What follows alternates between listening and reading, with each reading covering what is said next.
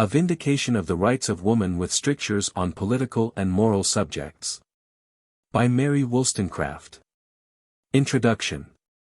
After considering the historic page, and viewing the living world with anxious solicitude, the most melancholy emotions of sorrowful indignation have depressed my spirits, and I have sighed when obliged to confess that either nature has made a great difference between man and man, or that the civilization, which has hitherto taken place in the world, has been very partial. I have turned over various books written on the subject of education, and patiently observed the conduct of parents and the management of schools, but what has been the result?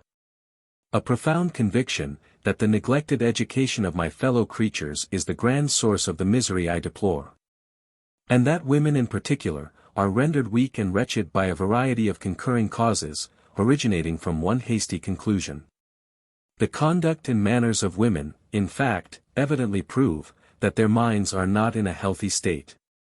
For, like the flowers that are planted in too rich a soil, strength and usefulness are sacrificed to beauty. And the flaunting leaves, after having pleased a fastidious eye, fade, disregarded on the stalk, long before the season when they ought to have arrived at maturity. One cause of this barren blooming I attribute to a false system of education, gathered from the books written on this subject by men, who, considering females rather as women than human creatures, have been more anxious to make them alluring mistresses than rational wives. And the understanding of the sex has been so bubbled by this specious homage, that the civilized women of the present century, with a few exceptions, are only anxious to inspire love, when they ought to cherish a nobler ambition, and by their abilities and virtues exact respect. In a treatise, therefore, on female rights and manners, the works which have been particularly written for their improvement must not be overlooked. Especially when it is asserted, in direct terms, that the minds of women are enfeebled by false refinement, that the books of instruction, written by men of genius, have had the same tendency as more frivolous productions. And that, in the true style of Mohammedanism, they are only considered as females, and not as a part of the human species, when improvable reason is allowed to be the dignified distinction, which raises men above the brute creation, and puts a natural scepter in a feeble hand. Yet, because I am a woman, I would not lead my readers to suppose, that I mean violently to agitate the contested question respecting the equality and inferiority of the sex. But as the subject lies in my way, and I cannot pass it over without subjecting the main tendency of my reasoning to misconstruction, I shall stop a moment to deliver, in a few words, my opinion. In the government of the physical world, it is observable that the female, in general, is inferior to the male. The male pursues, the female yields, this is the law of nature, and it does not appear to be suspended or abrogated in favor of woman. This physical superiority cannot be denied, and it is a noble prerogative. But not content with this natural preeminence, men endeavor to sink us still lower, merely to render us alluring objects for a moment. And women, intoxicated by the adoration which men, under the influence of their senses, pay them, do not seek to obtain a durable interest in their hearts, or to become the friends of the fellow creatures who find amusement in their society. I am aware of an obvious inference. From every quarter have I heard exclamations against masculine women, but where are they to be found? If, by this appellation, men mean to inveigh against their ardor in hunting, shooting, and gaming, I shall most cordially join in the cry. But if it be, against the imitation of manly virtues, or, more properly speaking, the attainment of those talents and virtues, the exercise of which ennobles the human character, and which raise females in the scale of animal being, when they are comprehensively termed mankind, all those who view them with a philosophical eye must, I should think, wish with me, that they may every day grow more and more masculine. This discussion naturally divides the subject. I shall first consider women in the grand light of human creatures, who, in common with men, are placed on this earth to unfold their faculties. And afterwards I shall more particularly point out their peculiar designation. I wish also to steer clear of an error, which many respectable writers have fallen into. For the instruction which has hitherto been addressed to women, has rather been applicable to ladies, if the little indirect advice, that is scattered through Sandford and Merton, be accepted. But, addressing my sex in a firmer tone, I pay particular attention to those in the middle class, because they appear to be in the most natural state. Perhaps the seeds of false refinement, immorality, and vanity have ever been shed by the great. Weak, artificial beings raised above the common wants and affections of their race, in a premature unnatural manner, undermine the very foundation of virtue, and spread corruption through the whole mass of society. As a class of mankind they have the strongest claim to pity. The education of the rich tends to render them vain and helpless, and the unfolding mind is not strengthened by the practice of those duties which dignify the human character. They only live to amuse themselves, and by the same law which in nature invariably produces certain effects, they soon only afford barren amusement. But as I purpose taking a separate view of the different ranks of society, and of the moral character of women, in each, this hint is, for the present, sufficient. And I have only alluded to the subject, because it appears to me to be the very essence of an introduction to give a cursory account of the contents of the work it introduces. My own sex, I hope, will excuse me, if I treat them like rational creatures, instead of flattering their fascinating graces, and viewing them as if they were in a state of perpetual childhood, unable to stand alone. I earnestly wish to point out in what true dignity in human happiness consists. I wish to persuade women to endeavor to acquire strength, both of mind and body, and to convince them, that the soft phrases, susceptibility of heart, delicacy of sentiment, and refinement of taste, are almost synonymous with epithets of weakness, and that those beings who are only the objects of pity and that kind of love, which has been termed its sister, will soon become objects of contempt. Dismissing then those pretty feminine phrases, which the men condescendingly use to soften our slavish dependence, and despising that weak elegancy of mind, exquisite sensibility, and sweet docility of manners, supposed to be the sexual characteristics of the weaker vessel, I wish to show that elegance is inferior to virtue, that the first object of laudable ambition is to obtain a character as a human being, regardless of the distinction of sex, and that secondary views should be brought to this simple touchstone. This is a rough sketch of my plan. And should I express my conviction with the energetic emotions that I feel whenever I think of the subject, the dictates of experience and reflection will be felt by some of my readers. Animated by this important object, I shall disdain to cull my phrases or polish my style. I aim at being useful, and sincerity will render me unaffected. For wishing rather to persuade by the force of my arguments, than dazzle by the elegance of my language, I shall not waste my time in rounding periods, nor in fabricating the turgid bombast of artificial feelings, which, coming from the head, never reach the heart. I shall be employed about things, not words.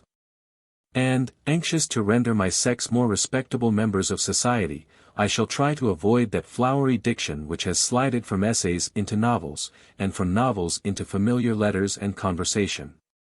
These pretty nothings, these caricatures of the real beauty of sensibility, dropping glibly from the tongue, vitiate the taste, and create a kind of sickly delicacy that turns away from simple unadorned truth.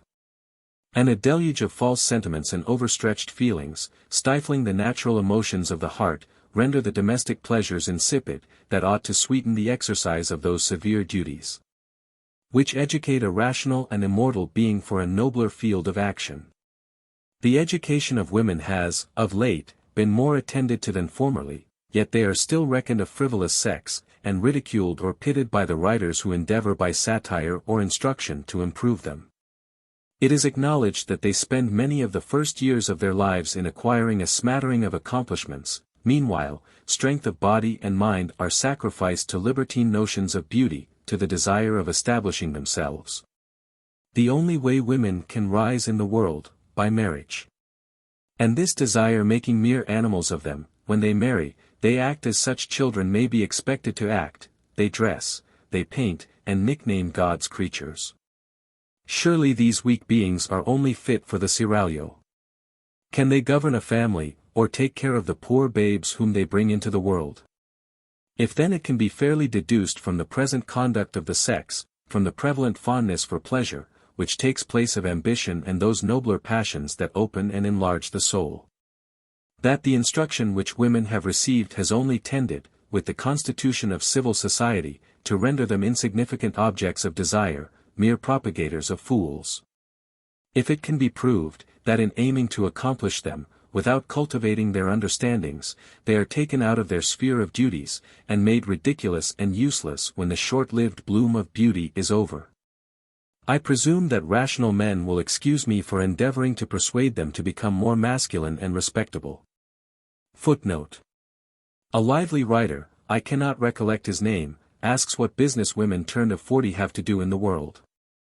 Indeed, the word masculine is only a bugbear. There is little reason to fear that women will acquire too much courage or fortitude.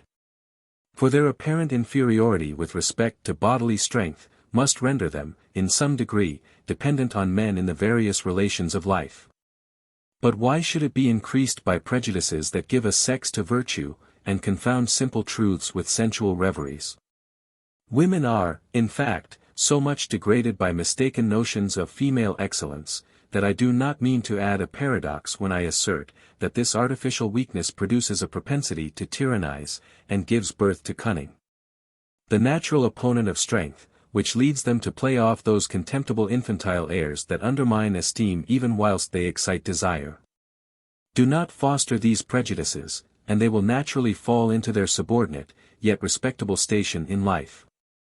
It seems scarcely necessary to say, that I now speak of the sex in general. Many individuals have more sense than their male relatives.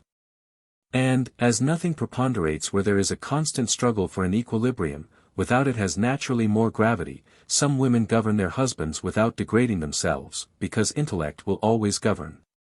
Vindication of the Rights of Woman. Chapter 1. The Rights and Involved Duties of Mankind Considered. In the present state of society, it appears necessary to go back to first principles in search of the most simple truths, and to dispute with some prevailing prejudice every inch of ground. To clear my way, I must be allowed to ask some plain questions, and the answers will probably appear as unequivocal as the axioms on which reasoning is built. Though, when entangled with various motives of action, they are formally contradicted, either by the words or conduct of men. In what does man's preeminence over the brute creation consist? The answer is as clear as that a half is less than the whole, in reason. What acquirement exalts one being above another? Virtue, we spontaneously reply. For what purpose were the passions implanted? That man by struggling with them might attain a degree of knowledge denied to the brutes, whispers experience. Consequently, the perfection of our nature and capability of happiness, must be estimated by the degree of reason, virtue, and knowledge, that distinguish the individual, and direct the laws which bind society, and that from the exercise of reason.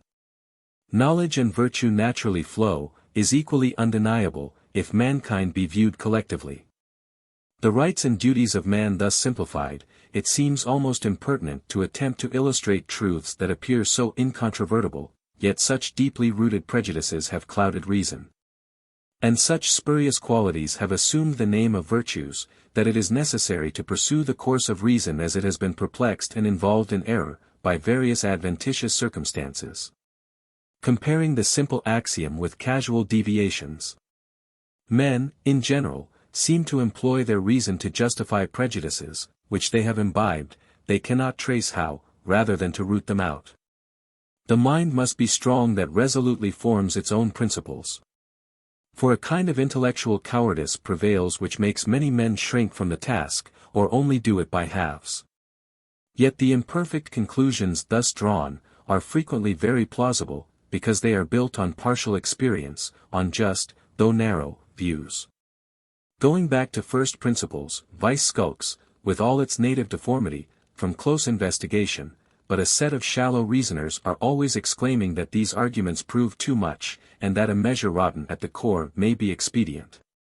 Thus expediency is continually contrasted with simple principles, till truth is lost in a mist of words, virtue in forms, and knowledge rendered a sounding nothing, by the specious prejudices that assume its name.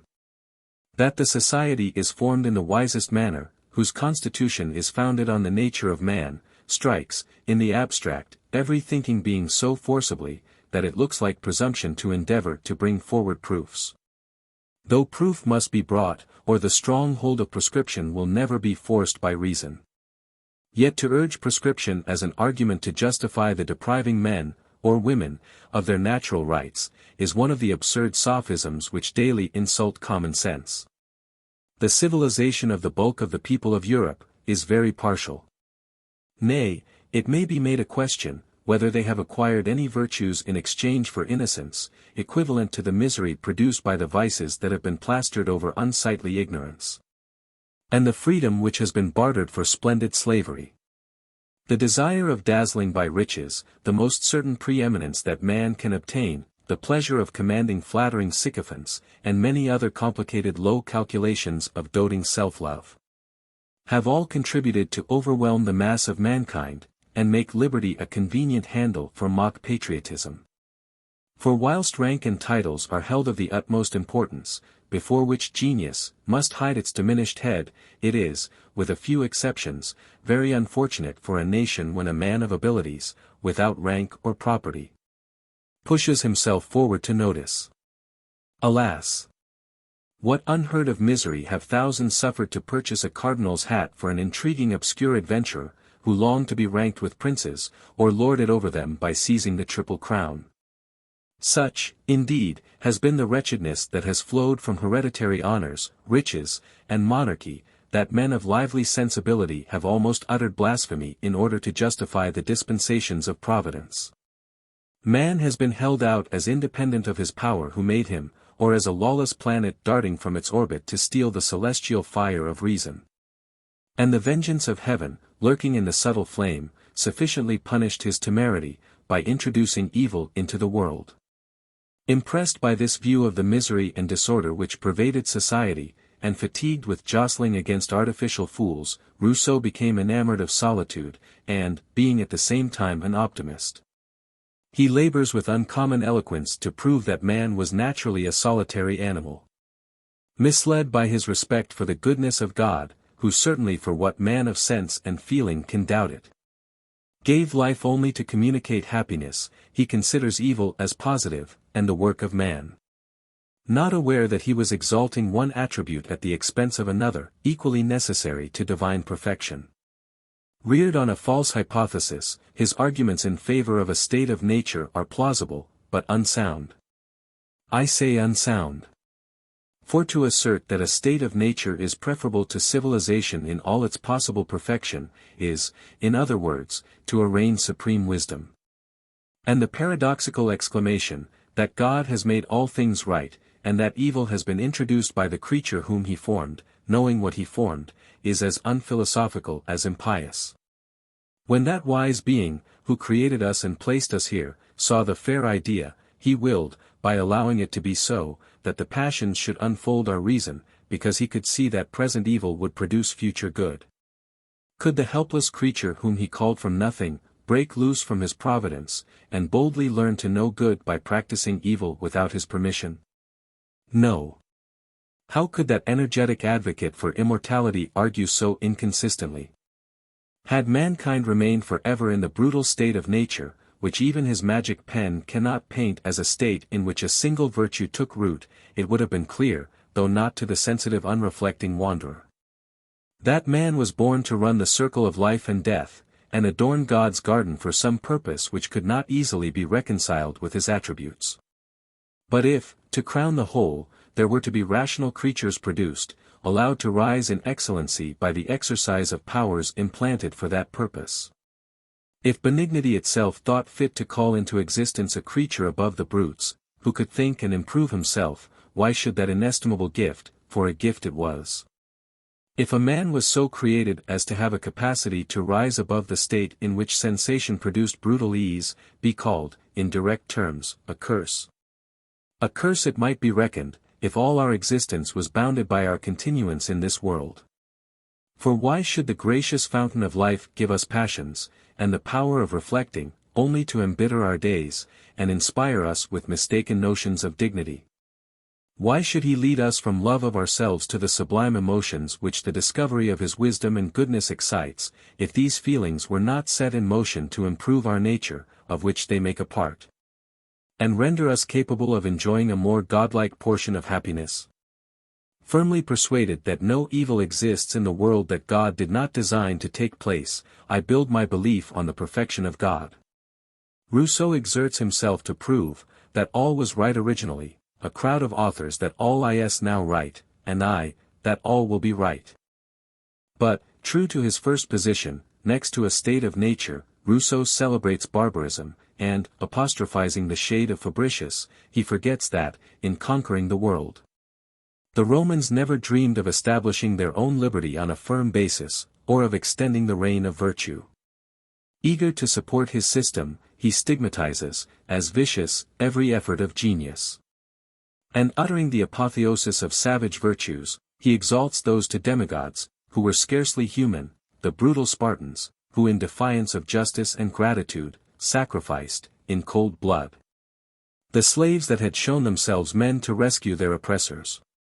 Disgusted with artificial manners and virtues, the citizen of Geneva, instead of properly sifting the subject, threw away the wheat with the chaff, without waiting to inquire whether the evils, which his ardent soul turned from indignantly, were the consequence of civilization, or the vestiges of barbarism. He saw vice trampling on virtue, and the semblance of goodness taking place of the reality. He saw talents bent by power to sinister purposes, and never thought of tracing the gigantic mischief up to arbitrary power, up to the hereditary distinctions that clash with the mental superiority that naturally raises a man above his fellows. He did not perceive that the regal power, in a few generations, introduces idiotism into the noble stem, and holds out baits to render thousands idle and vicious. Nothing can set the regal character in a more contemptible point of view, than the various crimes that have elevated men to the supreme dignity. Vile intrigues, unnatural crimes, and every vice that degrades our nature, have been the steps to this distinguished eminence. Yet millions of men have supinely allowed the nerveless limbs of the posterity of such rapacious prowlers, to rest quietly on their ensanguined thrones. What but a pestilential vapor can hover over society, when its chief director is only instructed in the invention of crimes, or the stupid routine of childish ceremonies? Will men never be wise? Will they never cease to expect corn from tares, and figs from thistles? It is impossible for any man, when the most favorable circumstances concur, to acquire sufficient knowledge and strength of mind to discharge the duties of a king, entrusted with uncontrolled power. How then must they be violated when his very elevation is an insuperable bar to the attainment of either wisdom or virtue, when all the feelings of a man are stifled by flattery, and reflection shut out by pleasure? Surely it is madness to make the fate of thousands depend on the caprice of a weak fellow creature, whose very station sinks him necessarily below the meanest of his subjects.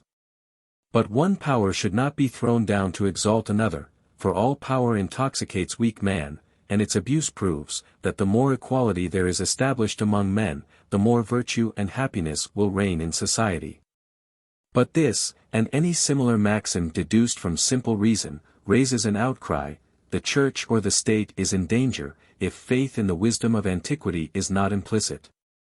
And they who, roused by the sight of human calamity, dare to attack human authority, are reviled as despisers of God, and enemies of man. These are bitter calumnies, yet they reached one of the best of men, Dr. Price, whose ashes still preach peace, and whose memory demands a respectful pause, when subjects are discussed that lay so near his heart. After attacking the sacred majesty of kings, I shall scarcely excite surprise, by adding my firm persuasion, that every profession, in which great subordination of rank constitutes its power, is highly injurious to morality. A standing army, for instance, is incompatible with freedom, because subordination and rigor are the very sinews of military discipline, and despotism is necessary to give vigor to enterprises that one will direct. A spirit inspired by romantic notions of honor, a kind of morality founded on the fashion of the age, can only be felt by a few officers, whilst the main body must be moved by command, like the waves of the sea. For the strong wind of authority pushes the crowd of subalterns forward, they scarcely know or care why, with headlong fury. Besides, nothing can be so prejudicial to the morals of the inhabitants of country towns, as the occasional residence of a set of idle superficial young men, whose only occupation is gallantry, and whose polished manners render vice more dangerous. By concealing its deformity under gay ornamental drapery. An air of fashion, which is but a badge of slavery, and proves that the soul has not a strong individual character, awes simple country people into an imitation of the vices, when they cannot catch the slippery graces of politeness. Every corps is a chain of despots, who, submitting and tyrannizing without exercising their reason, become dead weights of vice and folly on the community. A man of rank or fortune, sure of rising by interest, has nothing to do but to pursue some extravagant freak, whilst the needy gentleman, who is to rise, as the phrase turns, by his merit, becomes a servile parasite or vile pander. Sailors, the naval gentlemen, come under the same description, only their vices assume a different and a grosser cast. They are more positively indolent, when not discharging the ceremonials of their station. Whilst the insignificant fluttering of soldiers may be termed active idleness.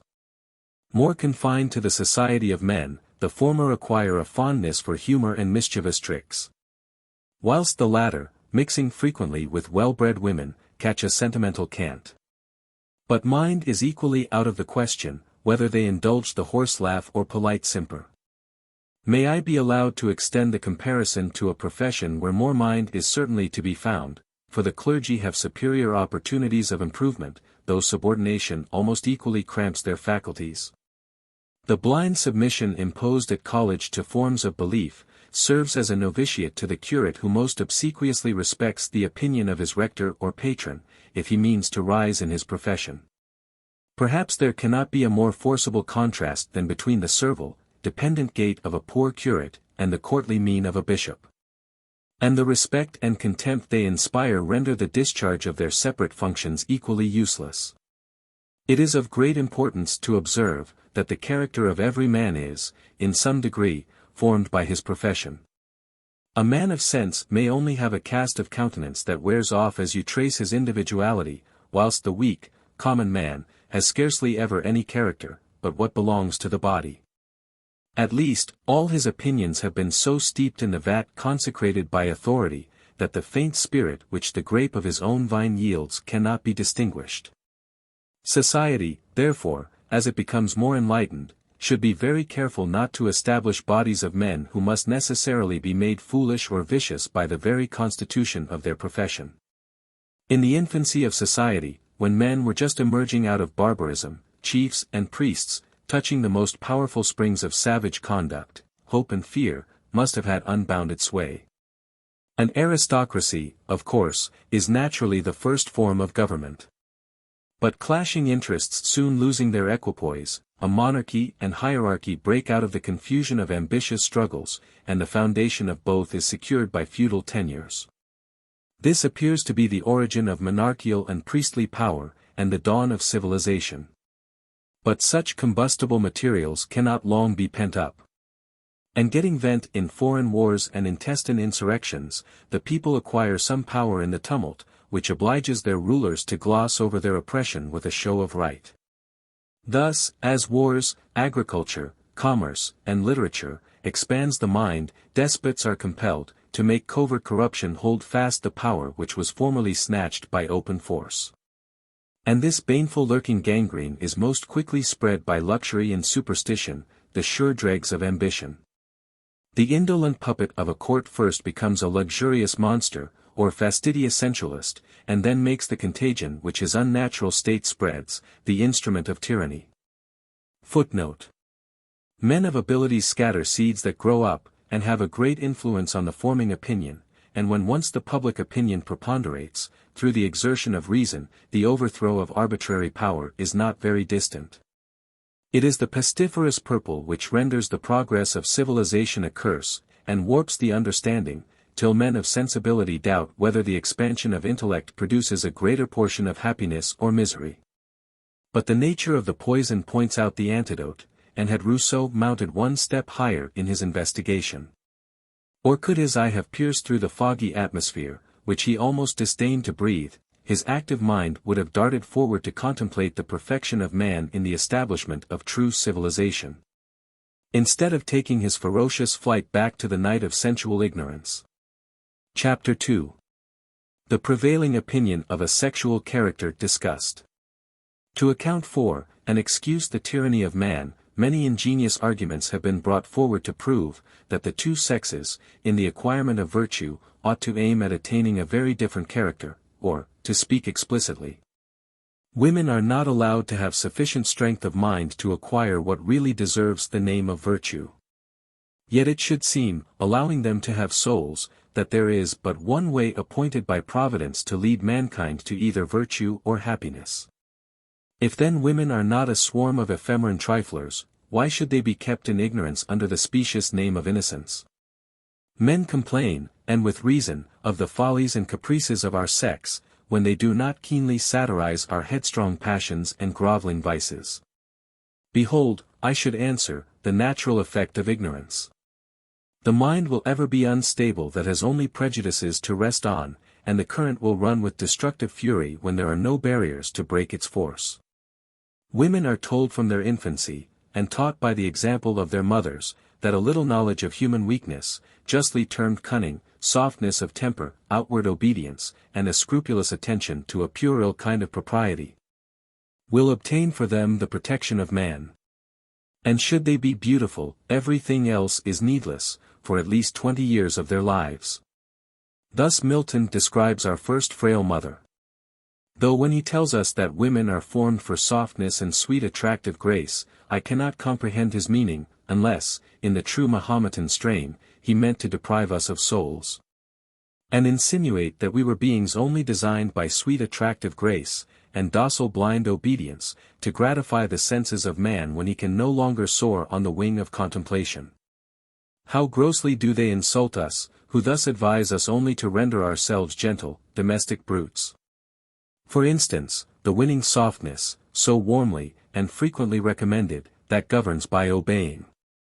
What childish expressions, and how insignificant is the being, can it be an immortal one? Who will condescend to govern by such sinister methods? Certainly, says Lord Bacon, man is of kin to the beasts by his body, and if he be not of kin to God by his spirit, he is a base and ignoble creature. Men, indeed, appear to me to act in a very unphilosophical manner, when they try to secure the good conduct of women by attempting to keep them always in a state of childhood. Rousseau was more consistent when he wished to stop the progress of reason in both sexes.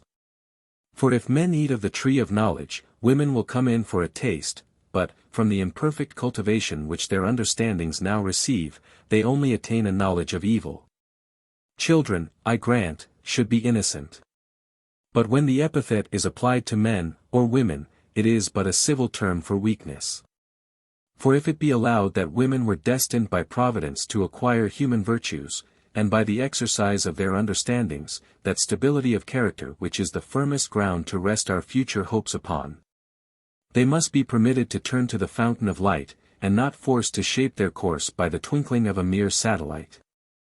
Milton, I grant, was of a very different opinion. For he only bends to the indefeasible right of beauty, though it would be difficult to render two passages, which I now mean to contrast, consistent, but into similar inconsistencies are great men often led by their senses. To whom thus Eve with perfect beauty adorned. My author and disposer, what thou bidst, unargued I obey. So God ordains. God is thy law, thou mine, to know no more. Is woman's happiest knowledge and her praise. These are exactly the arguments that I have used to children. But I have added, your reason is now gaining strength, and, till it arrives at some degree of maturity, you must look up to me for advice, then you ought to think, and only rely on God. Yet, in the following lines, Milton seems to coincide with me, when he makes Adam thus expostulate with his Maker. Hast thou not made me here thy substitute? And these inferior far beneath me set? Among unequals what society can sort, what harmony or delight? Which must be mutual, in proportion due, given and received. But in disparity, the one intense, the other still remiss, cannot well suit with either, but soon prove tedious alike. Of fellowship I speak, such as I seek fit to participate. All rational delight In treating, therefore, of the manners of women, let us, disregarding sensual arguments, trace what we should endeavor to make them in order to cooperate, if the expression be not too bold, with the Supreme Being. By individual education, I mean, for the sense of the word is not precisely defined, such an attention to a child as will slowly sharpen the senses, form the temper, regulate the passions, as they begin to ferment, and set the understanding to work before the body arrives at maturity. So that the man may only have to proceed, not to begin, the important task of learning to think and reason. To prevent any misconstruction, I must add, that I do not believe that a private education can work the wonders which some sanguine writers have attributed to it. Men and women must be educated, in a great degree, by the opinions and manners of the society they live in. In every age there has been a stream of popular opinion that has carried all before it, and given a family character, as it were, to the century.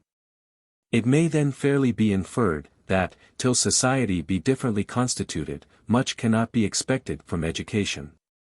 It is, however, sufficient for my present purpose to assert, that, whatever effect circumstances have on the abilities, every being may become virtuous by the exercise of its own reason. For if but one being was created with vicious inclinations, that is, positively bad, what can save us from atheism? Or if we worship a god, is not that god a devil?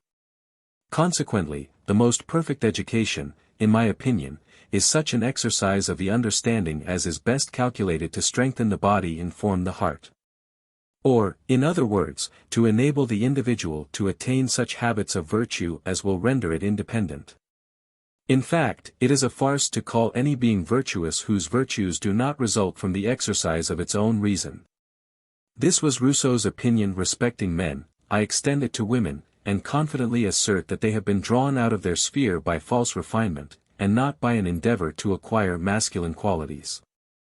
Still the regal homage which they receive is so intoxicating, that, till the manners of the times are changed, and formed on more reasonable principles, it may be impossible to convince them that the illegitimate power, which they obtain by degrading themselves, is a curse, and that they must return to nature and equality, if they wish to secure the placid satisfaction that unsophisticated affections impart. But for this epoch we must wait, perhaps, till kings and nobles, enlightened by reason, and, preferring the real dignity of man to childish state, throw off their gaudy hereditary trappings. And if then women do not resign the arbitrary power of beauty, they will prove that they have less mind than man. I may be accused of arrogance. Still I must declare, what I firmly believe, that all the writers who have written on the subject of female education and manners, from Rousseau to Dr. Gregory, have contributed to render women more artificial, weaker characters, than they would otherwise have been, and, consequently, more useless members of society. I might have expressed this conviction in a lower key. But I am afraid it would have been the whine of affectation, and not the faithful expression of my feelings, of the clear result, which experience and reflection have led me to draw. When I come to that division of the subject, I shall advert to the passages that I more particularly disapprove of, in the works of the authors I have just alluded to. But it is first necessary to observe, that my objection extends to the whole purport of those books, which tend, in my opinion, to degrade one half of the human species, and render women pleasing at the expense of every solid virtue. Though to reason on Rousseau's ground, if man did attain a degree of perfection of mind when his body arrived at maturity, it might be proper in order to make a man and his wife one, that she should rely entirely on his understanding. And the graceful ivy, clasping the oak that supported it, would form a whole in which strength and beauty would be equally conspicuous. But, alas! Husbands, as well as their helpmates, are often only overgrown children. Nay, thanks to early debauchery, scarcely men in their outward form, and if the blind lead the blind, one need not come from heaven to tell us the consequence. Many are the causes that, in the present corrupt state of society, contribute to enslave women by cramping their understandings and sharpening their senses. One, perhaps, that silently does more mischief than all the rest, is their disregard of order. To do everything in an orderly manner, is a most important precept, which women, who, generally speaking, receive only a disorderly kind of education, seldom attend to with that degree of exactness that men who from their infancy are broken into method, observe.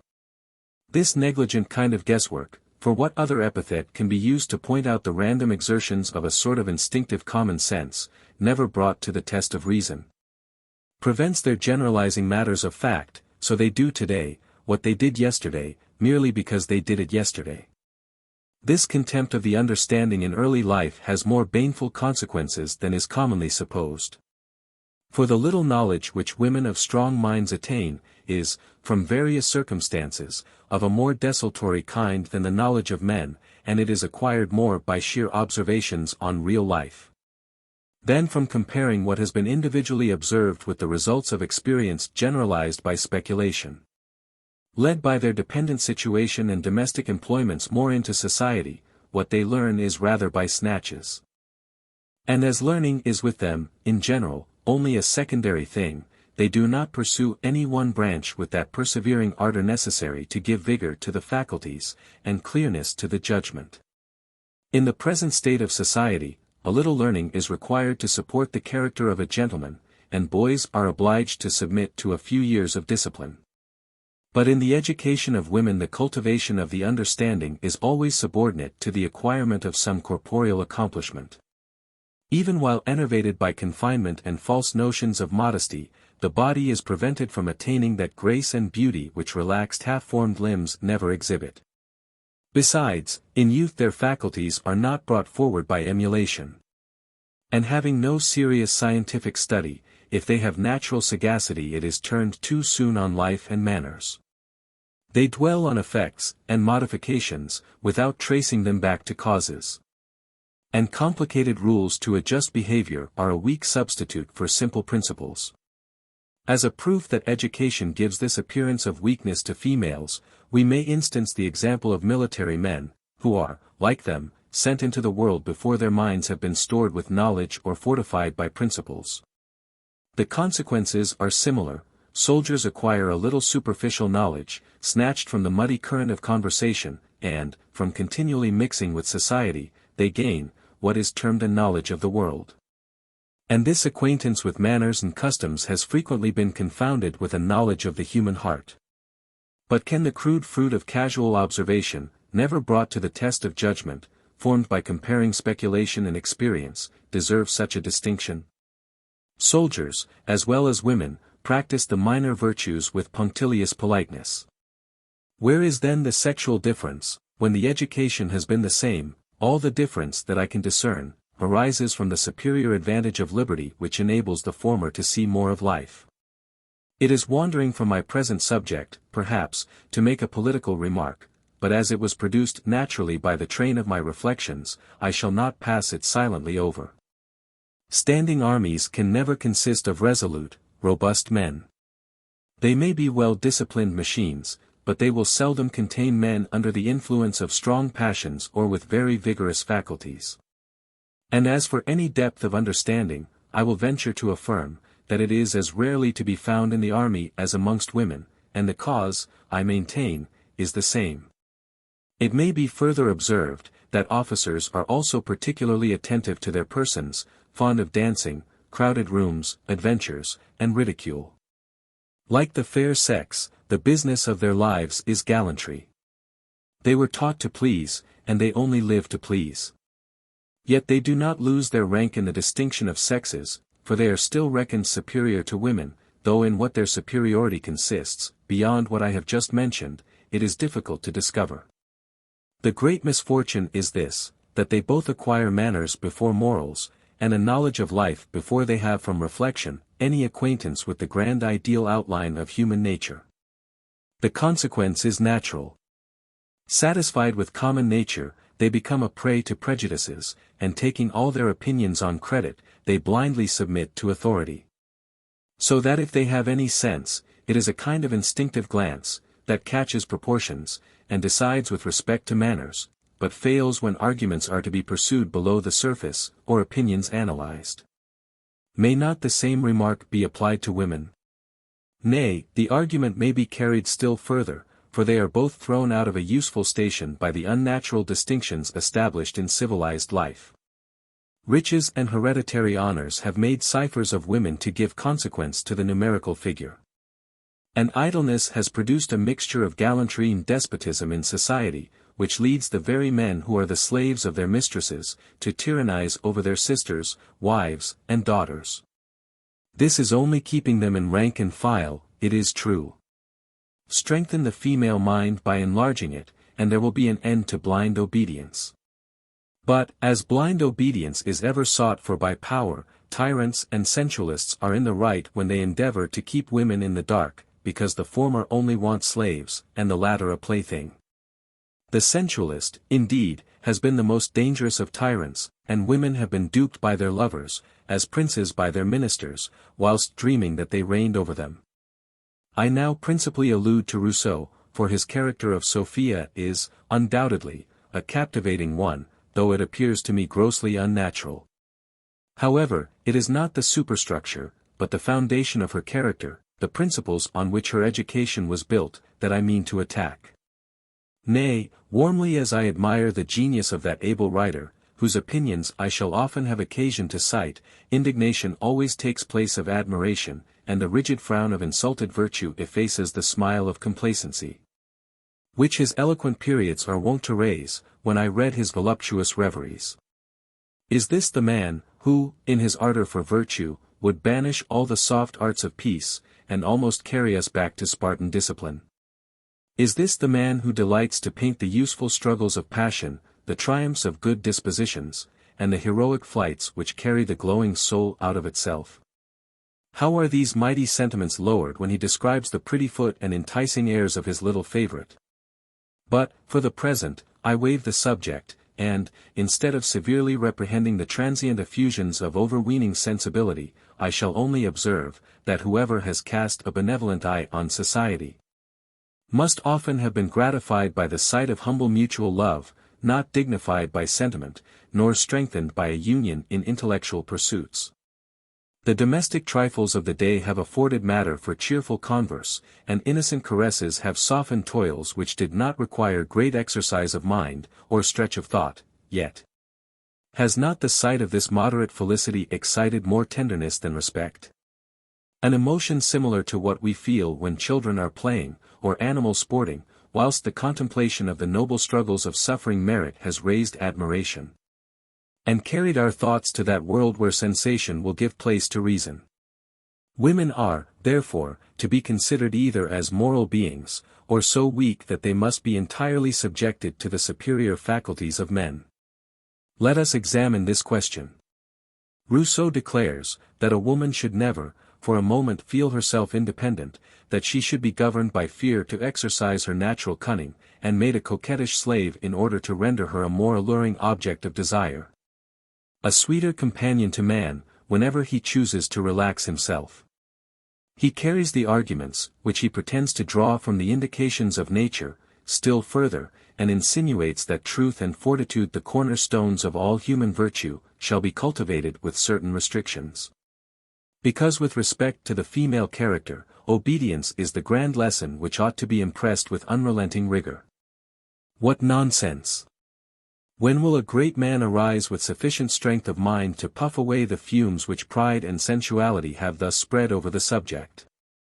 If women are by nature inferior to men, their virtues must be the same in quality, if not in degree, or virtue is a relative idea, consequently, their conduct should be founded on the same principles, and have the same aim.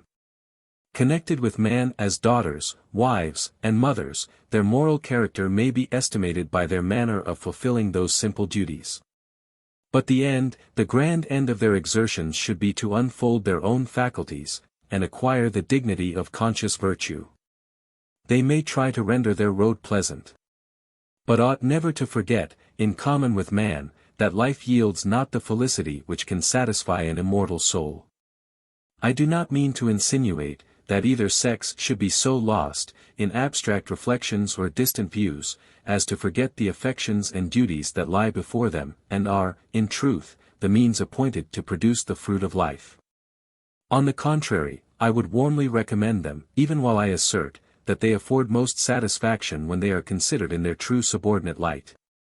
Probably the prevailing opinion, that woman was created for man, may have taken its rise from Moses's poetical story. Yet, as very few it is presumed, who have bestowed any serious thought on the subject, ever supposed that Eve was, literally speaking, one of Adam's ribs, the deduction must be allowed to fall to the ground. Or, only be so far admitted as it proves that man, from the remotest antiquity, found it convenient to exert his strength to subjugate his companion, and his invention to show that she ought to have her neck bent under the yoke. Because she as well as the brute creation, was created to do his pleasure. Let it not be concluded, that I wish to invert the order of things.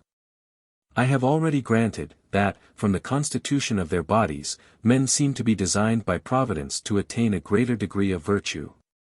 I speak collectively of the whole sex. But I see not the shadow of a reason to conclude that their virtues should differ in respect to their nature. In fact, how can they, if virtue has only one eternal standard? I must, therefore, if I reason consequentially, as strenuously maintain, that they have the same simple direction, as that there is a God. It follows then, that cunning should not be opposed to wisdom, little cares to great exertions, nor insipid softness, varnished over with the name of gentleness, to that fortitude which grand views alone can inspire. I shall be told, that woman would then lose many of her peculiar graces, and the opinion of a well-known poet might be quoted to refute my unqualified assertions. For Pope has said, in the name of the whole male sex. Yet ne'er so sure are passions to create, as when she touched the brink of all we hate. In what light this sally places men and women, I shall leave to the judicious to determine. Meanwhile I shall content myself with observing, that I cannot discover why, unless they are mortal, females should always be degraded by being made subservient to love or lust.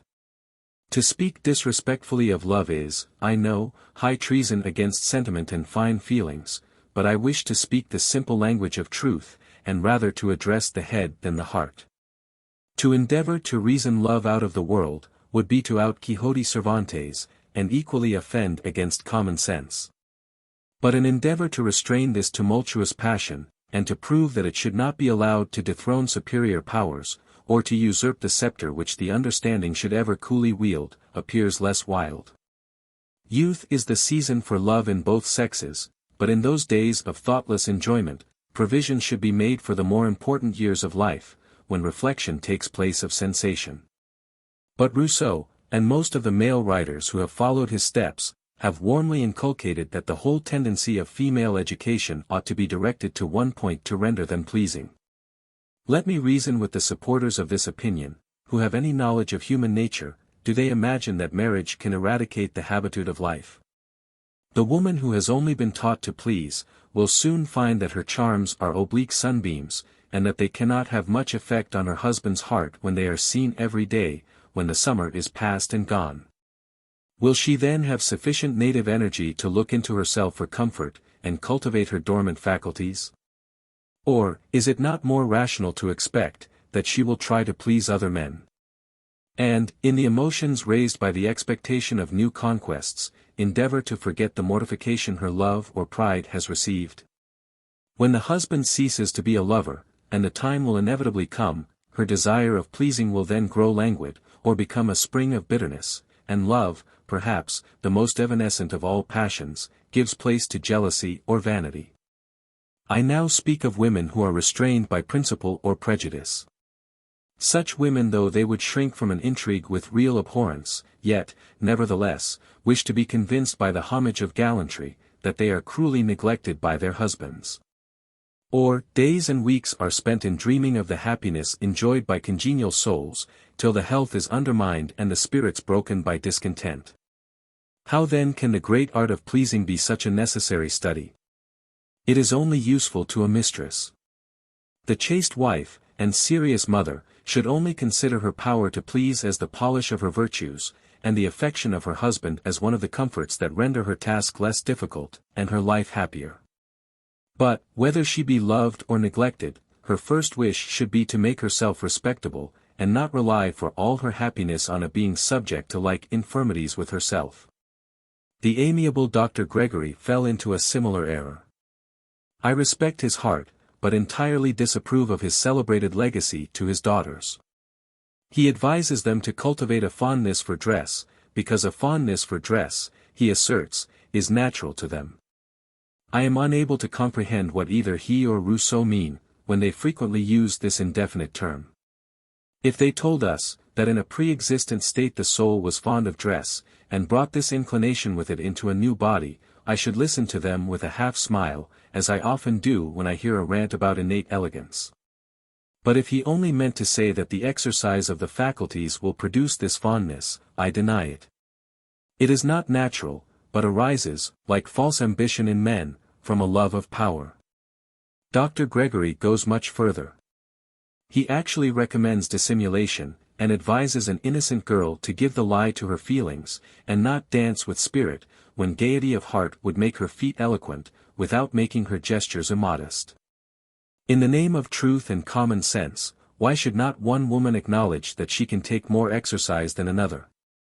Or, in other words, that she has a sound constitution. And why to damp innocent vivacity, is she darkly to be told, that men will draw conclusions which she little thinks of? Let the libertine draw what inference he pleases. But, I hope, that no sensible mother will restrain the natural frankness of youth, by instilling such indecent cautions. Out of the abundance of the heart the mouth speaketh. And a wiser than Solomon hath said, that the heart should be made clean, and not trivial ceremonies observed, which it is not very difficult to fulfill with scrupulous exactness when vice reigns in the heart. Women ought to endeavor to purify their hearts. But can they do so when their uncultivated understandings make them entirely dependent on their senses for employment and amusement, when no noble pursuit sets them above the little vanities of the day? Or enables them to curb the wild emotions that agitate a reed over which every passing breeze has power? To gain the affections of a virtuous man, is affectation necessary? Nature has given woman a weaker frame than man. But, to ensure her husband's affections, must a wife, who, by the exercise of her mind and body, whilst she was discharging the duties of a daughter, wife, and mother, has allowed her constitution to retain its natural strength, and her nerves a healthy tone, is she, I say, to condescend, to use art, and feign a sickly delicacy, in order to secure her husband's affection? Weakness may excite tenderness, and gratify the arrogant pride of man, but the lordly caresses of a protector will not gratify a noble mind that pants for and deserves to be respected. Fondness is a poor substitute for friendship. In a seraglio, I grant, that all these arts are necessary. The epicure must have his palate tickled, or he will sink into apathy, but have women so little ambition as to be satisfied with such a condition? Can they supinely dream life away in the lap of pleasure, or in the languor of weariness, rather than assert their claim to pursue reasonable pleasures, and render themselves conspicuous, by practicing the virtues which dignify mankind? Surely she has not an immortal soul who can loiter life away, merely employed to adorn her person, that she may amuse the languid hours, and soften the cares of a fellow creature who is willing to be enlivened by her smiles and tricks, when the serious business of life is over. Besides, the woman who strengthens her body and exercises her mind will, by managing her family and practicing various virtues, become the friend, and not the humble dependent of her husband. And if she deserves his regard by possessing such substantial qualities, she will not find it necessary to conceal her affection, nor to pretend to an unnatural coldness of constitution to excite her husband's passions. In fact, if we revert to history, we shall find that the women who have distinguished themselves have neither been the most beautiful nor the most gentle of their sex. Nature, or to speak with strict propriety God, has made all things right. But man has sought him out many inventions to mar the work. I now allude to that part of Dr. Gregory's treatise, where he advises a wife never to let her husband know the extent of her sensibility or affection. Voluptuous precaution. And as ineffectual as absurd. Love, from its very nature, must be transitory. To seek for a secret that would render it constant, would be as wild a search as for the philosopher's stone, or the grand panacea. And the discovery would be equally useless, or rather pernicious to mankind. The most holy band of society is friendship. It has been well said, by a shrewd satirist, that rare as true love is, true friendship is still rarer. This is an obvious truth, and the cause not lying deep, will not elude a slight glance of inquiry. Love, the common passion, in which chance and sensation take place of choice and reason, is in some degree, felt by the mass of mankind. For it is not necessary to speak, at present, of the emotions that rise above or sink below love. This passion, naturally increased by suspense and difficulties, draws the mind out of its accustomed state, and exalts the affections. But the security of marriage, allowing the fever of love to subside, a healthy temperature is thought insipid, only by those who have not sufficient intellect to substitute the calm tenderness of friendship, the confidence of respect, instead of blind admiration, and the sensual emotions of fondness. This is, must be, the course of nature. Friendship or indifference inevitably succeeds love. And this constitution seems perfectly to harmonize with the system of government which prevails in the moral world. Passions are spurs to action, and open the mind, but they sink into mere appetites, become a personal momentary gratification, when the object is gained, and the satisfied mind rests in enjoyment. The man who had some virtue whilst he was struggling for a crown, often becomes a voluptuous tyrant when it graces his brow. And, when the lover is not lost in the husband, the dotard a prey to childish caprices, and fond jealousies, neglects the serious duties of life, and the caresses which should excite confidence in his children are lavished on the overgrown child, his wife. In order to fulfill the duties of life, and to be able to pursue with vigor the various employments which form the moral character, a master and mistress of a family ought not to continue to love each other with passion. I mean to say, that they ought not to indulge those emotions which disturb the order of society, and engross the thoughts that should be otherwise employed. The mind that has never been engrossed by one object wants vigor, if it can long be so, it is weak. A mistaken education, a narrow, uncultivated mind, and many sexual prejudices, tend to make women more constant than men. But, for the present, I shall not touch on this branch of the subject. I will go still further, and advance, without dreaming of a paradox, that an unhappy marriage is often very advantageous to a family, and that the neglected wife is, in general, the best mother. And this would almost always be the consequence, if the female mind was more enlarged, for, it seems to be the common dispensation of Providence, that what we gain in present enjoyment should be deducted from the treasure of life, experience. And that when we are gathering the flowers of the day and reveling in pleasure, the solid fruit of toil and wisdom should not be caught at the same time. The way lies before us, we must turn to the right or left. And he who will pass life away in bounding from one pleasure to another, must not complain if he neither acquires wisdom nor respectability of character. Supposing for a moment, that the soul is not immortal, and that man was only created for the present scene, I think we should have reason to complain that love, infantine fondness, ever grew insipid and palled upon the sense. Let us eat, drink, and love, for tomorrow we die, would be in fact the language of reason, the morality of life, and who but a fool would part with a reality for a fleeting shadow? But, if awed by observing the improvable powers of the mind, we disdain to confine our wishes or thoughts to such a comparatively mean field of action, that only appears grand and important as it is connected with a boundless prospect and sublime hopes. What necessity is there for falsehood in conduct, and why must the sacred majesty of truth be violated to detain a deceitful good that saps the very foundation of virtue? Why must the female mind be tainted by coquettish arts to gratify the sensualist, and prevent love from subsiding into friendship or compassionate tenderness, when there are not qualities on which friendship can be built? Let the honest heart show itself, and reason teach passion to submit to necessity. Or, let the dignified pursuit of virtue and knowledge raise the mind above those emotions which rather embitter than sweeten the cup of life, when they are not restrained within due bounds. I do not mean to allude to the romantic passion, which is the concomitant of genius. Who can clip its wings? But that grand passion not proportioned to the puny enjoyments of life, is only true to the sentiment, and feeds on itself. The passions which have been celebrated for their durability have always been unfortunate. They have acquired strength by absence and constitutional melancholy. The fancy has hovered round a form of beauty dimly seen, but familiarity might have turned admiration into disgust, or, at least, into indifference, and allowed the imagination leisure to start fresh game. With perfect propriety, according to this view of things, does Rousseau make the mistress of his soul, Eloisa, love Saint-Preux, when life was fading before her, but this is no proof of the immortality of the passion.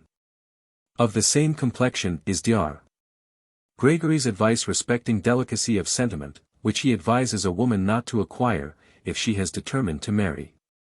This determination, however, perfectly consistent with his former advice, he calls indelicate, and earnestly persuades his daughters to conceal it.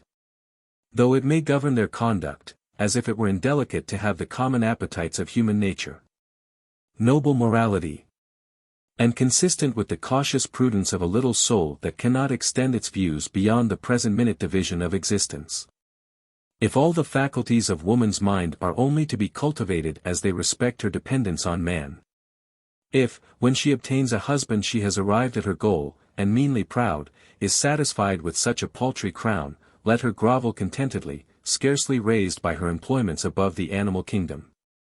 But, if she is struggling for the prize of her high calling, let her cultivate her understanding without stopping to consider what character the husband may have whom she is destined to marry. Let her only determine, without being too anxious about present happiness, to acquire the qualities that ennoble a rational being, and a rough, inelegant husband may shock her taste without destroying her peace of mind. She will not model her soul to suit the frailties of her companion, but to bear with them. His character may be a trial, but not an impediment to virtue. If Dr. Gregory confined his remark to romantic expectations of constant love and congenial feelings, he should have recollected, that experience will banish what advice can never make us cease to wish for. When the imagination is kept alive at the expense of reason. I own it frequently happens, that women who have fostered a romantic unnatural delicacy of feeling, waste their lives in imagining how happy they should have been with a husband who could love them with a fervid increasing affection every day. And all day. But they might as well pine married as single, and would not be a jot more unhappy with a bad husband than longing for a good one. That a proper education, or, to speak with more precision, a well-stored mind, would enable a woman to support a single life with dignity, I grant. But that she should avoid cultivating her taste, lest her husband should occasionally shock it, is quitting a substance for a shadow. To say the truth, I do not know of what use is an improved taste, if the individual be not rendered more independent of the casualties of life, if new sources of enjoyment, only dependent on the solitary operations of the mind, are not opened. People of taste, married or single, without distinction, will ever be disgusted by various things that touch not less observing minds. On this conclusion the argument must not be allowed to hinge. But in the whole sum of enjoyment is taste to be denominated a blessing? The question is, whether it procures most pain or pleasure.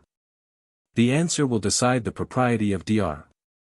Gregory's advice, and show how absurd and tyrannic it is thus to lay down a system of slavery, or to attempt to educate moral beings by any other rules than those deduced from pure reason, which apply to the whole species.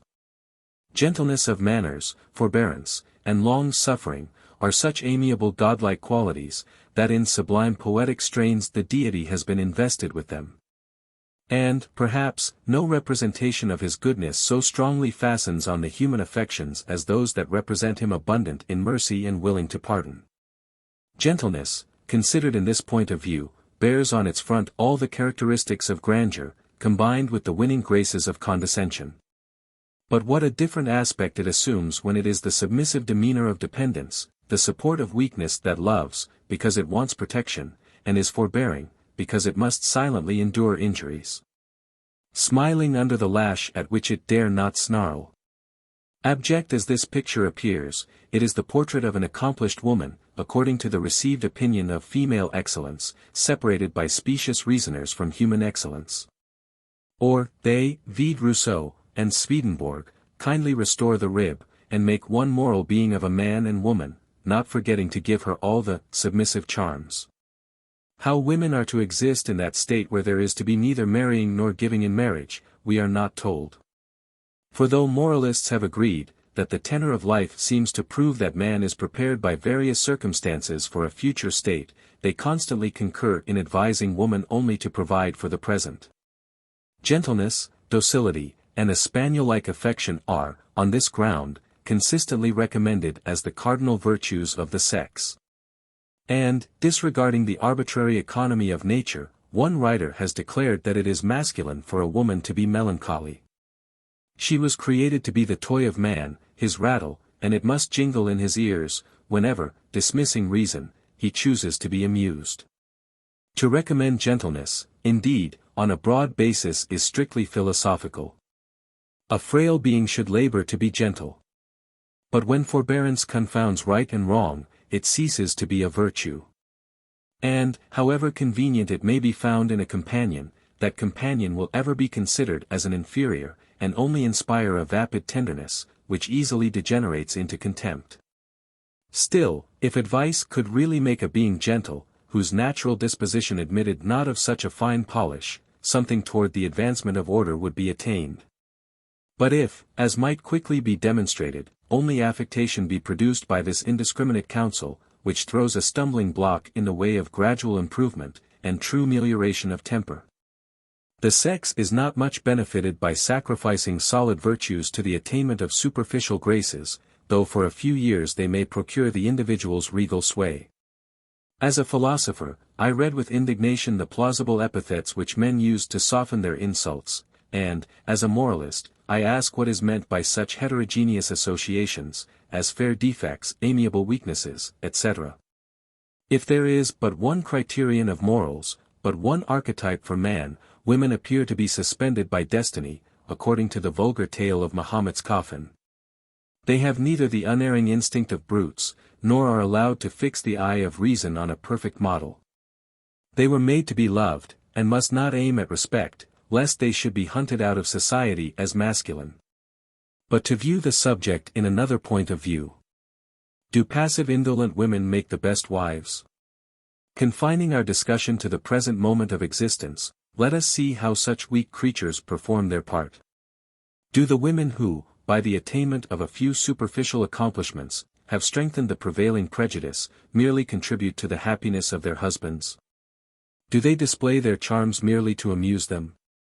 And have women, who have early imbibed notions of passive obedience, sufficient character to manage a family or educate children? So far from it, that, after surveying the history of woman, I cannot help agreeing with the severest satirist, considering the sex as the weakest as well as the most oppressed half of the species. What does history disclose but marks of inferiority, and how few women have emancipated themselves from the galling yoke of sovereign man? So few, that the exceptions remind me of an ingenious conjecture respecting Newton, that he was probably a being of a superior order, accidentally caged in a human body. In the same style I have been led to imagine that the few extraordinary women who have rushed in eccentrical directions out of the orbit prescribed to their sex, were male spirits, confined by mistake in a female frame. But if it be not philosophical to think of sex when the soul is mentioned, the inferiority must depend on the organs, or the heavenly fire, which is to ferment the clay, is not given in equal portions. But avoiding, as I have hitherto done, any direct comparison of the two sexes collectively, or frankly acknowledging the inferiority of woman, according to the present appearance of things, I shall only insist that men have increased that inferiority till women are almost sunk below the standard of rational creatures.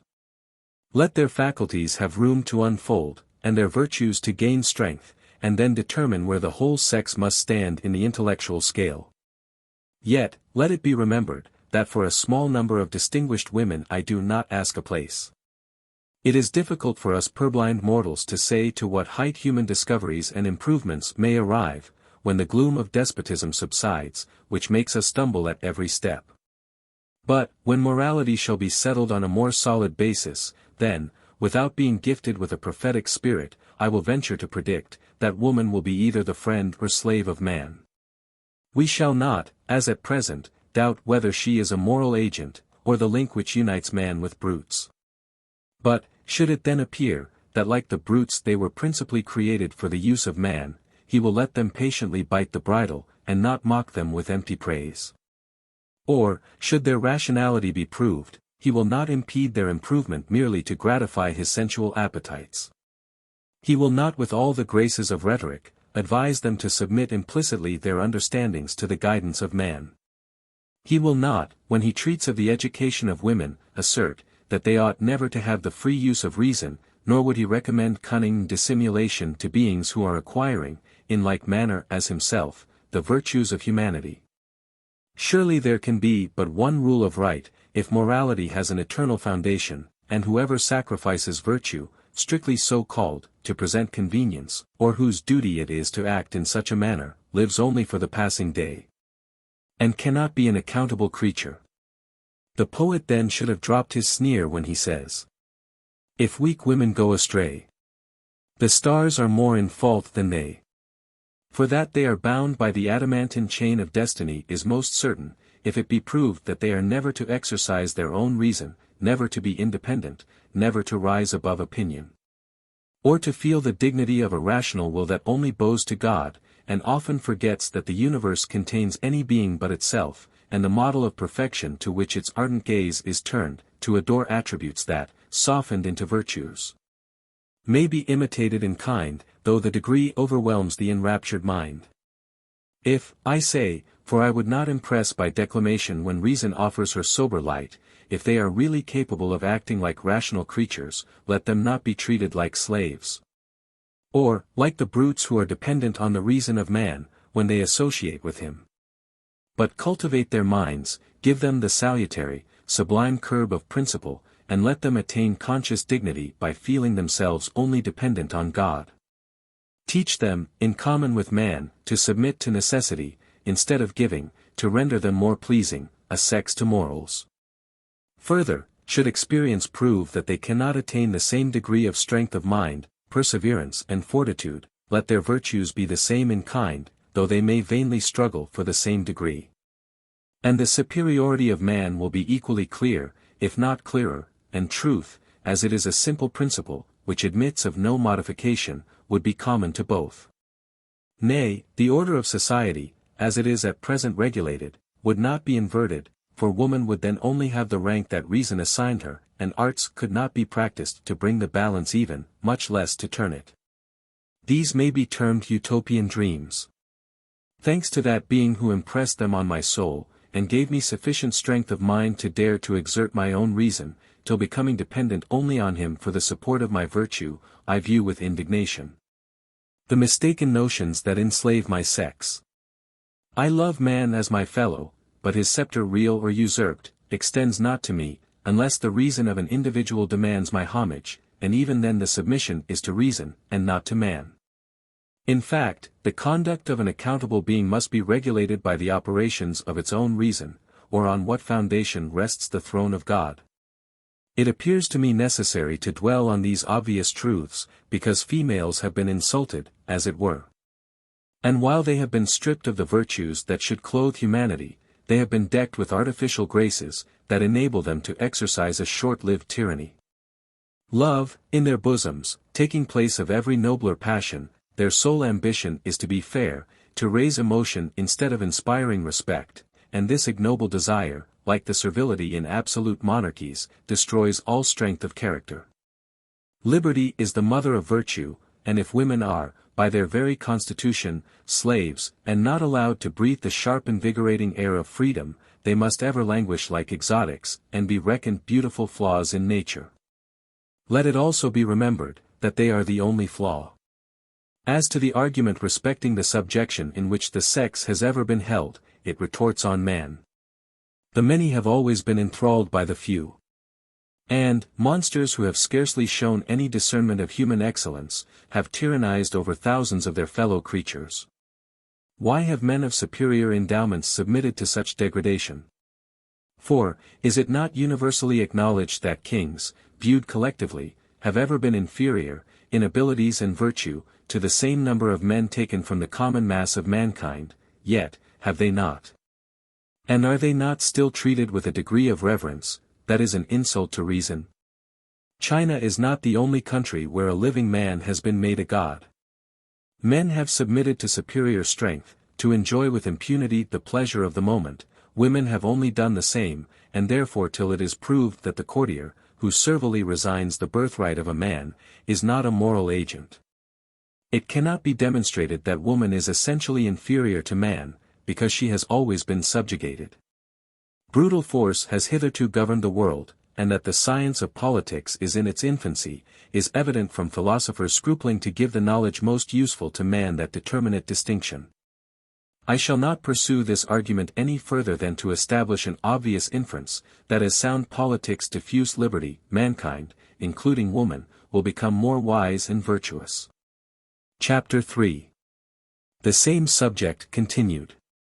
Bodily strength from being the distinction of heroes is now sunk into such unmerited contempt, that men as well as women, seem to think it unnecessary, the latter, as it takes from their feminine graces, and from that lovely weakness, the source of their undue power.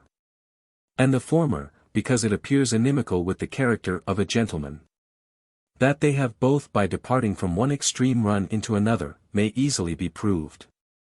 But at first may be proper to observe, that a vulgar error has obtained a degree of credit, which has given force to a false conclusion, in which an effect has been mistaken for a cause.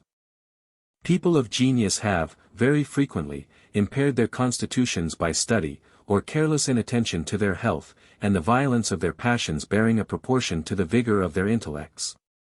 The sword's destroying the scabbard has become almost proverbial, and superficial observers have inferred from thence, that men of genius have commonly weak, or to use a more fashionable phrase, delicate constitutions. Yet the contrary, I believe, will appear to be the fact. For, on diligent inquiry, I find that strength of mind has, in most cases, been accompanied by superior strength of body, natural soundness of constitution, not that robust tone of nerves and vigor of muscles, which arise from bodily labor, when the mind is quiescent, or only directs the hands.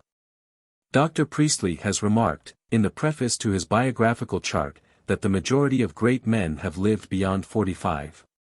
And, considering the thoughtless manner in which they lavish their strength, when investigating a favorite science, they have wasted the lamp of life, forgetful of the midnight hour.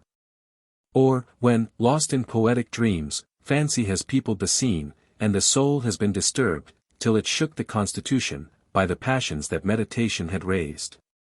Whose objects, the baseless fabric of a vision, faded before the exhausted eye, they must have had iron frames. Shakespeare never grasped the airy dagger with a nerveless hand, nor did Milton tremble when he led Satan far from the confines of his dreary prison. These were not the ravings of imbecility, the sickly effusions of distempered brains, but the exuberance of fancy, that, in a fine frenzy, wandering, was not continually reminded of its material shackles. I am aware, that this argument would carry me further than it may be supposed I wish to go.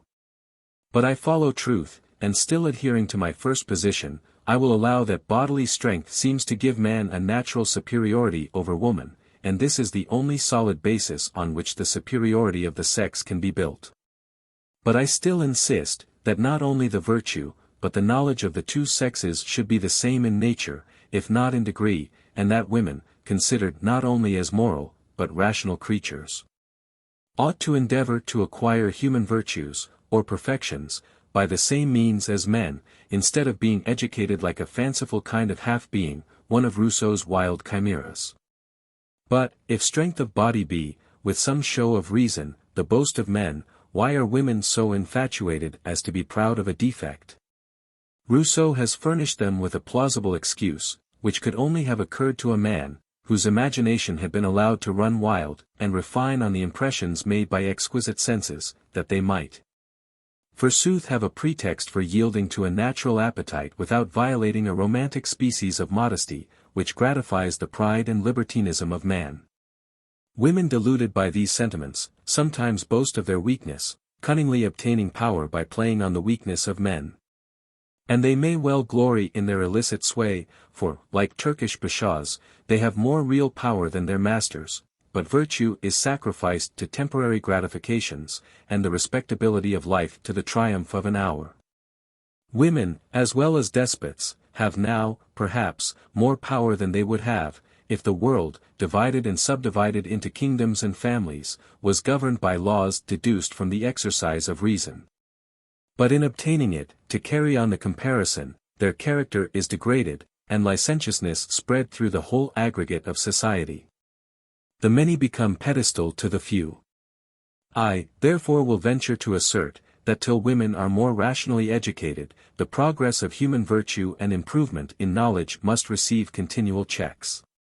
And if it be granted, that woman was not created merely to gratify the appetite of man, nor to be the upper servant, who provides his meals and takes care of his linen, it must follow, that the first care of those mothers or fathers who really attend to the education of females, should be, if not to strengthen the body, at least, not to destroy the constitution by mistaken notions of beauty and female excellence. Nor should girls ever be allowed to imbibe the pernicious notion that a defect can, by any chemical process of reasoning, become an excellence. In this respect, I am happy to find, that the author of one of the most instructive books, that our country has produced for children, coincides with me in opinion. I shall quote his pertinent remarks to give the force of his respectable authority to reason. Footnote. A respectable old man gives the following sensible account of the method he pursued when educating his daughter. I endeavored to give both to her mind and body a degree of vigor, which is seldom found in the female sex. As soon as she was sufficiently advanced in strength to be capable of the lighter labors of husbandry and gardening, I employed her as my constant companion. Celine, for that was her name, soon acquired a dexterity in all these rustic employments which I considered with equal pleasure and admiration. If women are in general feeble both in body and mind, it arises less from nature than from education. We encourage a vicious indolence and inactivity, which we falsely call delicacy. Instead of hardening their minds by the severe principles of reason and philosophy, we breed them to useless arts, which terminate in vanity and sensuality. In most of the countries which I had visited, they are taught nothing of an higher nature than a few modulations of the voice, or useless postures of the body. Their time is consumed in sloth or trifles, and trifles become the only pursuits capable of interesting them. We seem to forget, that it is upon the qualities of the female sex, that our own domestic comforts and the education of our children must depend. And what are the comforts or the education which a race of beings corrupted from their infancy, and unacquainted with all the duties of life, are fitted to bestow? To touch a musical instrument with useless skill, to exhibit their natural or affected graces, to the eyes of indolent and debauched young men, who dissipate their husbands' patrimony in riotous and unnecessary expenses, these are the only arts cultivated by women in most of the polished nations I had seen. And the consequences are uniformly such as may be expected to proceed from such polluted sources, private misery, and public servitude. But, Celine's education was regulated by different views, and conducted upon severer principles. If that can be called severity which opens the mind to a sense of moral and religious duties, and most effectually arms it against the inevitable evils of life. Mr. Days, Sandford and Merton, Volume 3. But should it be proved that woman is naturally weaker than man, from whence does it follow that it is natural for her to labor to become still weaker than nature intended her to be? Arguments of this cast are an insult to common sense, and savor of passion. The divine right of husbands, like the divine right of kings, may, it is to be hoped, in this enlightened age, be contested without danger, and though conviction may not silence many boisterous disputants, yet, when any prevailing prejudice is attacked, the wise will consider, and leave the narrow-minded to rail with thoughtless vehemence at innovation. The mother, who wishes to give true dignity of character to her daughter, must, regardless of the sneers of ignorance, proceed on a plan diametrically opposite to that which Rousseau has recommended with all the deluding charms of eloquence and philosophical sophistry, for his eloquence renders absurdities plausible, and his dogmatic conclusions puzzle, without convincing those who have not ability to refute them. Throughout the whole animal kingdom every young creature requires almost continual exercise, and the infancy of children, conformable to this intimation, should be passed in harmless gambols, that exercise the feet and hands, without requiring very minute direction from the head, or the constant attention of a nurse. In fact, the care necessary for self-preservation is the first natural exercise of the understanding, as little inventions to amuse the present moment unfold the imagination. But these wise designs of nature are counteracted by mistaken fondness or blind zeal. The child is not left a moment to its own direction, particularly a girl, and thus rendered dependent. Dependence is called natural.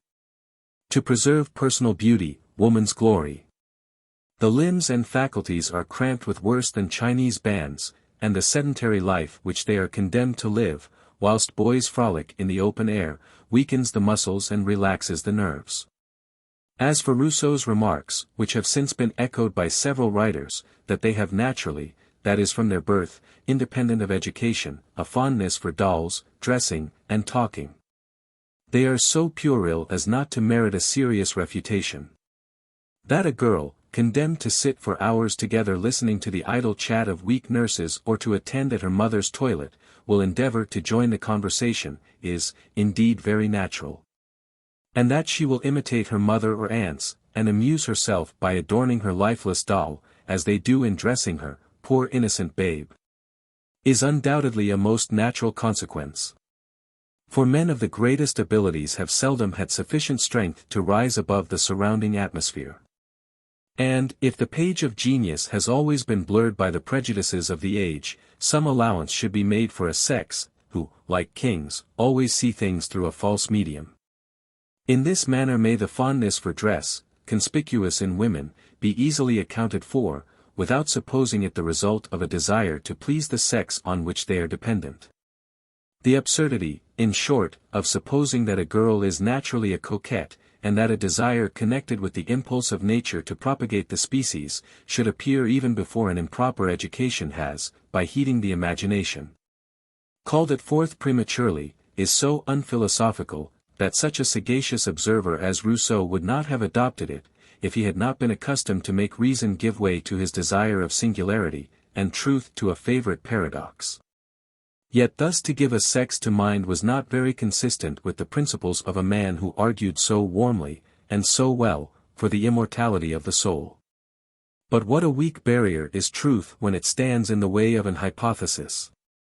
Rousseau respected, almost adored virtue, and yet allowed himself to love with sensual fondness. His imagination constantly prepared inflammable fuel for his inflammable senses.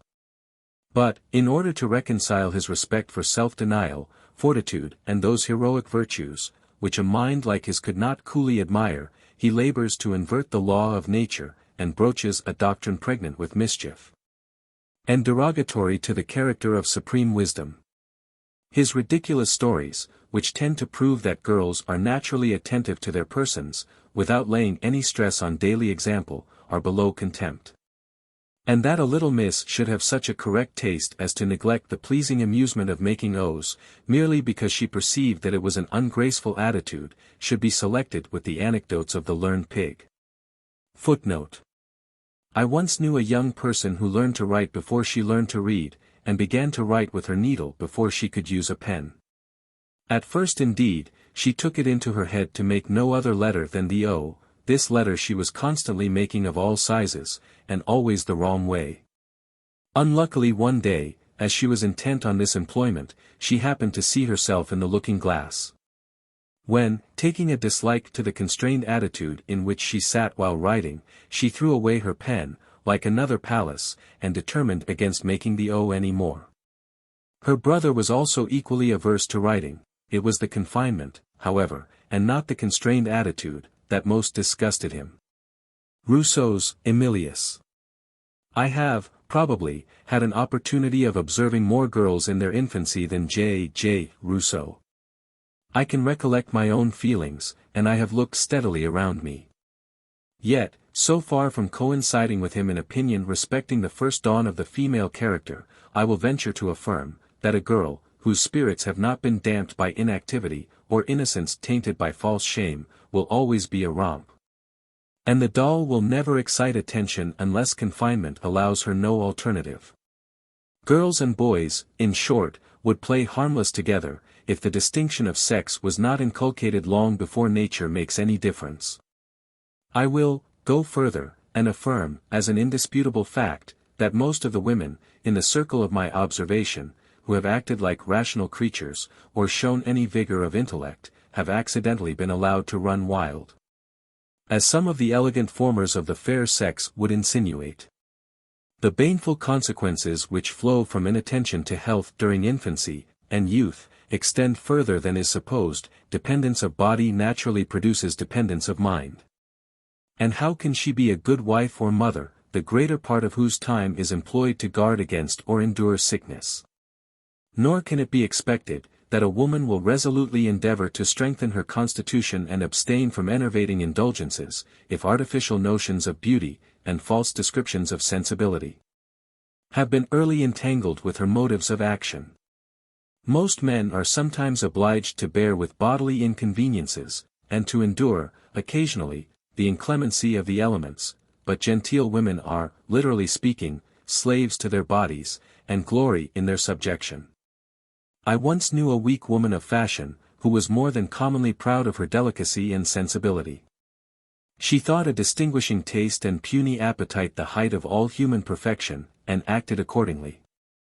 I have seen this weak sophisticated being neglect all the duties of life, yet recline with self-complacency on a sofa, and boast of her want of appetite as a proof of delicacy that extended to, or, perhaps, arose from, her exquisite sensibility, for it is difficult to render intelligible such ridiculous jargon. Yet, at the moment, I have seen her insult a worthy old gentlewoman, whom unexpected misfortunes had made dependent on her ostentatious bounty, and who, in better days, had claims on her gratitude. Is it possible that a human creature should have become such a weak and depraved being, if, like the Sybarites, dissolved in luxury, everything like virtue had not been worn away, or never impressed by precept, a poor substitute it is true, for cultivation of mind, though it serves as a fence against vice? Such a woman is not a more irrational monster than some of the Roman emperors, who were depraved by lawless power. Yet, since kings have been more under the restraint of law, and the curb, however weak, of honor, the records of history are not filled with such unnatural instances of folly and cruelty. Nor does the despotism that kills virtue and genius in the bud, hover over Europe with that destructive blast which desolates Turkey, and renders the men, as well as the soil unfruitful. Women are everywhere in this deplorable state. For, in order to preserve their innocence, as ignorance is courteously termed, truth is hidden from them, and they are made to assume an artificial character before their faculties have acquired any strength. Taught from their infancy, that beauty is woman's scepter, the mind shapes itself to the body, and, roaming round its gilt cage, only seeks to adorn its prison. Men have various employments and pursuits which engage their attention, and give a character to the opening mind. But women, confined to one, and having their thoughts constantly directed to the most insignificant part of themselves, seldom extend their views beyond the triumph of the hour. But was their understanding once emancipated from the slavery to which the pride and sensuality of man and their short-sighted desire, like that of dominion in tyrants, of present sway, has subjected them? We should probably read of their weaknesses with surprise. I must be allowed to pursue the argument a little farther. Perhaps, if the existence of an evil being was allowed, who, in the allegorical language of Scripture, went about seeking whom he should devour, he could not more effectually degrade the human character than by giving a man absolute power. This argument branches into various ramifications.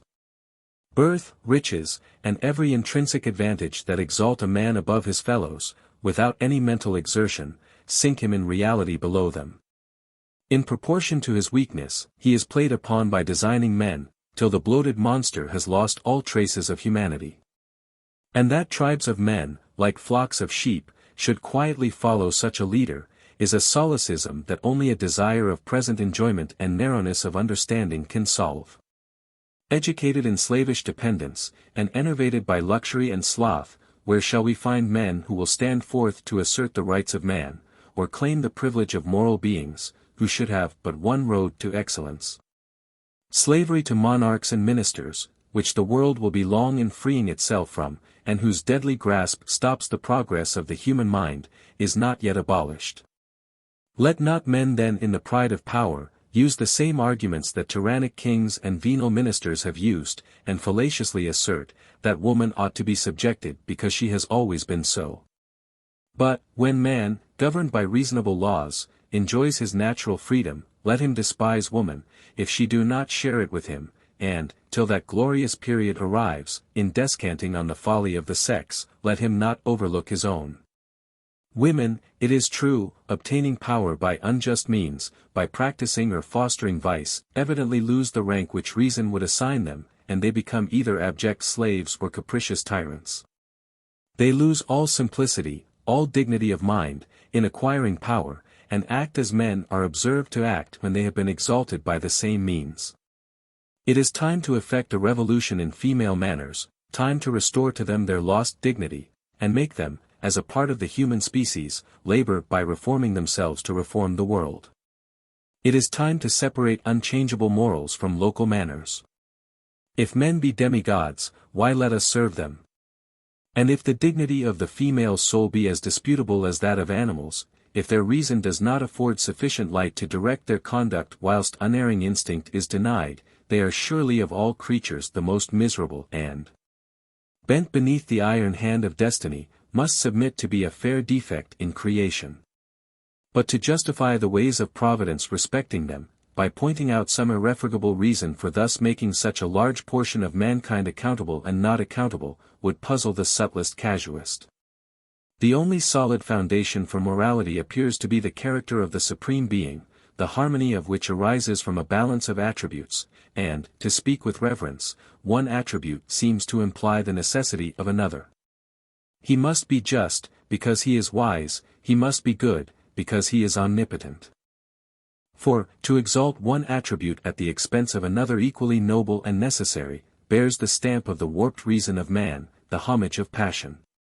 Man, accustomed to bow down to power in his savage state, can seldom divest himself of this barbarous prejudice even when civilization determines how much superior mental is to bodily strength. And his reason is clouded by these crude opinions, even when he thinks of the deity. His omnipotence is made to swallow up, or preside over his other attributes, and those mortals are supposed to limit his power irreverently, who think that it must be regulated by his wisdom. I disclaim that species of humility which, after investigating nature, stops at the author. The high and lofty one, who inhabiteth eternity, doubtless possesses many attributes of which we can form no conception. But reason tells me that they cannot clash with those I adore, and I am compelled to listen to her voice. It seems natural for man to search for excellence, and either to trace it in the object that he worships, or blindly to invest it with perfection as a garment.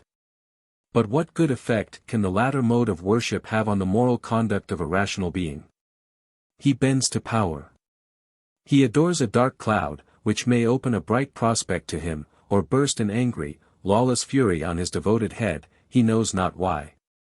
And, supposing that the deity acts from the vague impulse of an undirected will, man must also follow his own, or act according to rules, deduced from principles which he disclaims as irreverent.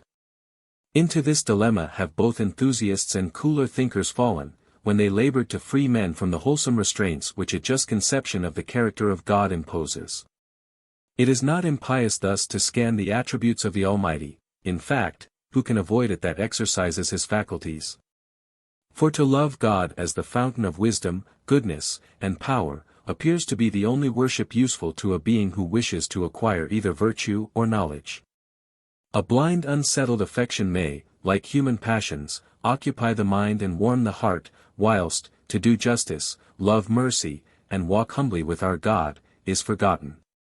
I shall pursue this subject still further, when I consider religion in a light opposite to that recommended by Dr. Gregory, who treats it as a matter of sentiment or taste. To return from this apparent digression. It were to be wished, that women would cherish an affection for their husbands, founded on the same principle that devotion ought to rest upon. No other firm base is there under heaven, for let them beware of the fallacious light of sentiment. Too often used as a softer phrase for sensuality. It follows then, I think, that from their infancy women should either be shut up like Eastern princes, or educated in such a manner as to be able to think and act for themselves.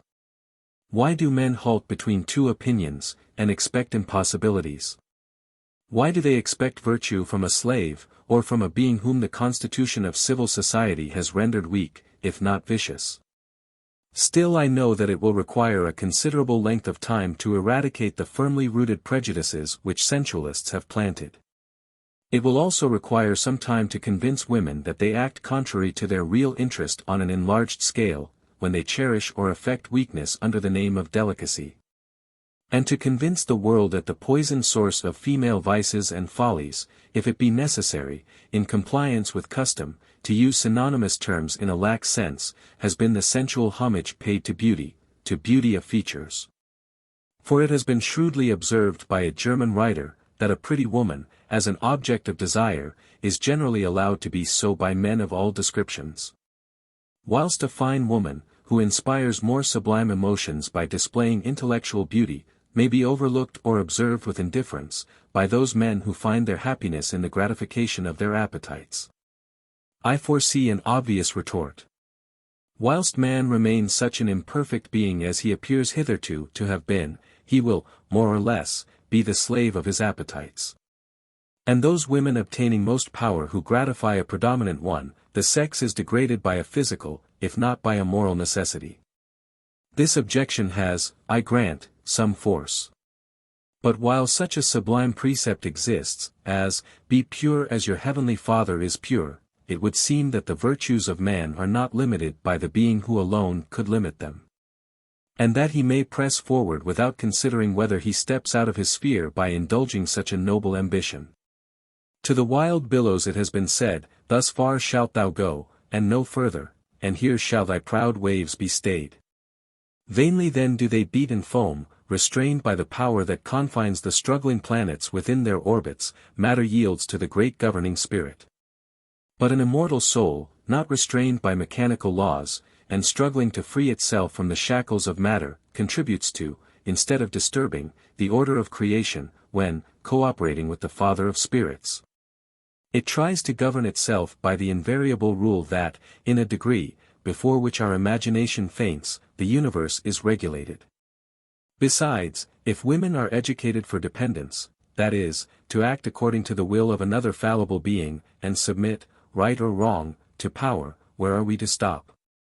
Are they to be considered as viceregents, allowed to reign over a small domain, and answerable for their conduct to a higher tribunal, liable to error?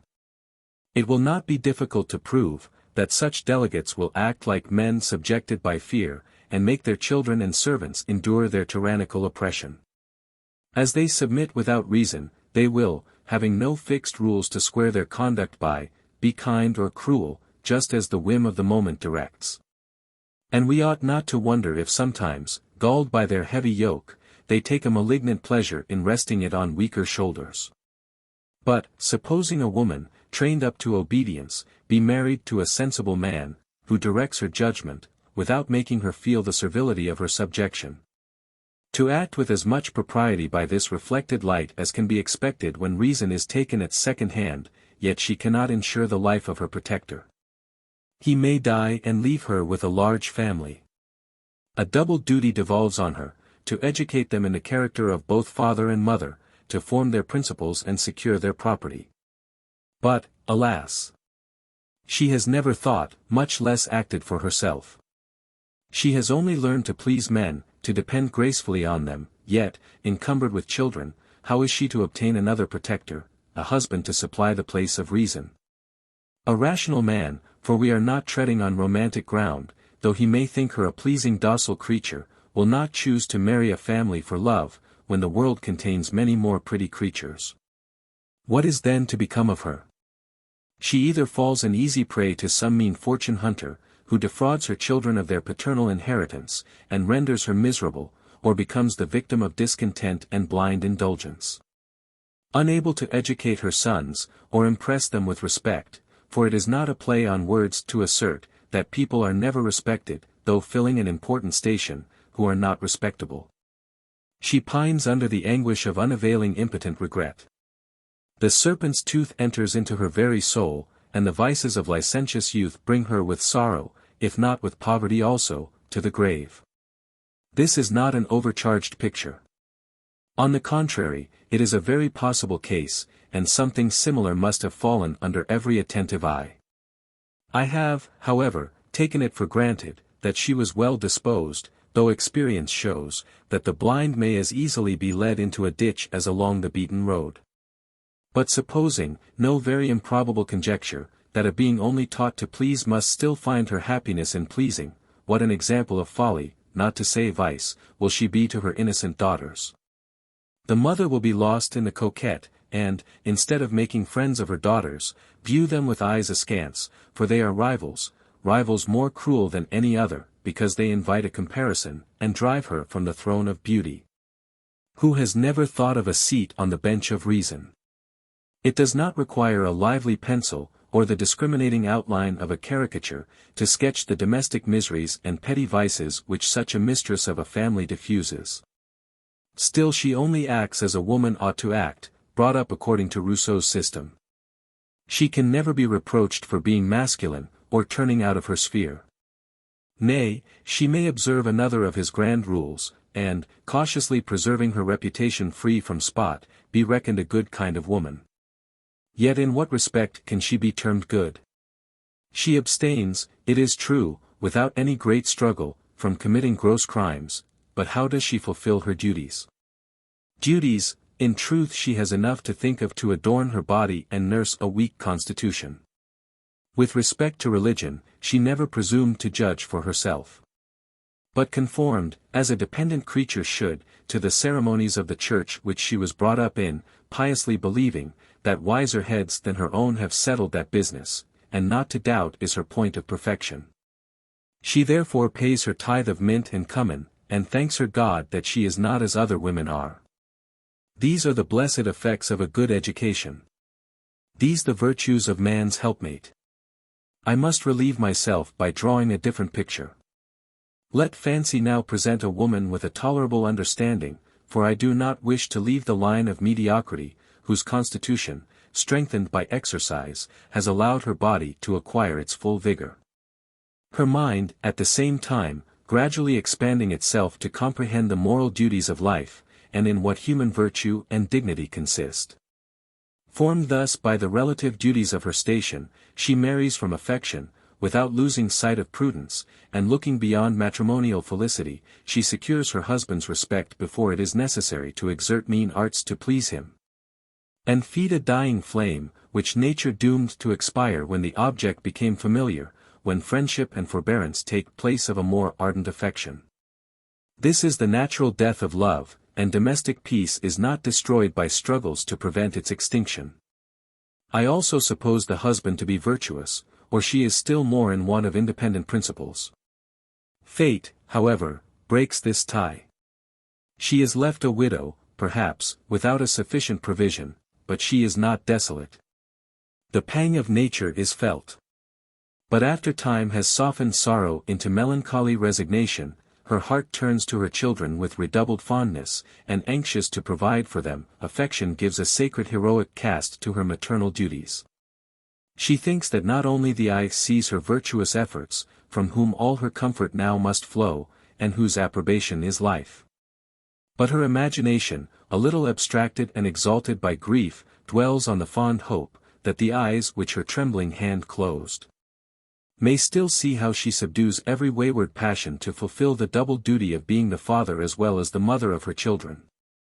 Raised to heroism by misfortunes, she represses the first faint dawning of a natural inclination, before it ripens into love, and in the bloom of life forgets her sex, forgets the pleasure of an awakening passion, which might again have been inspired and returned.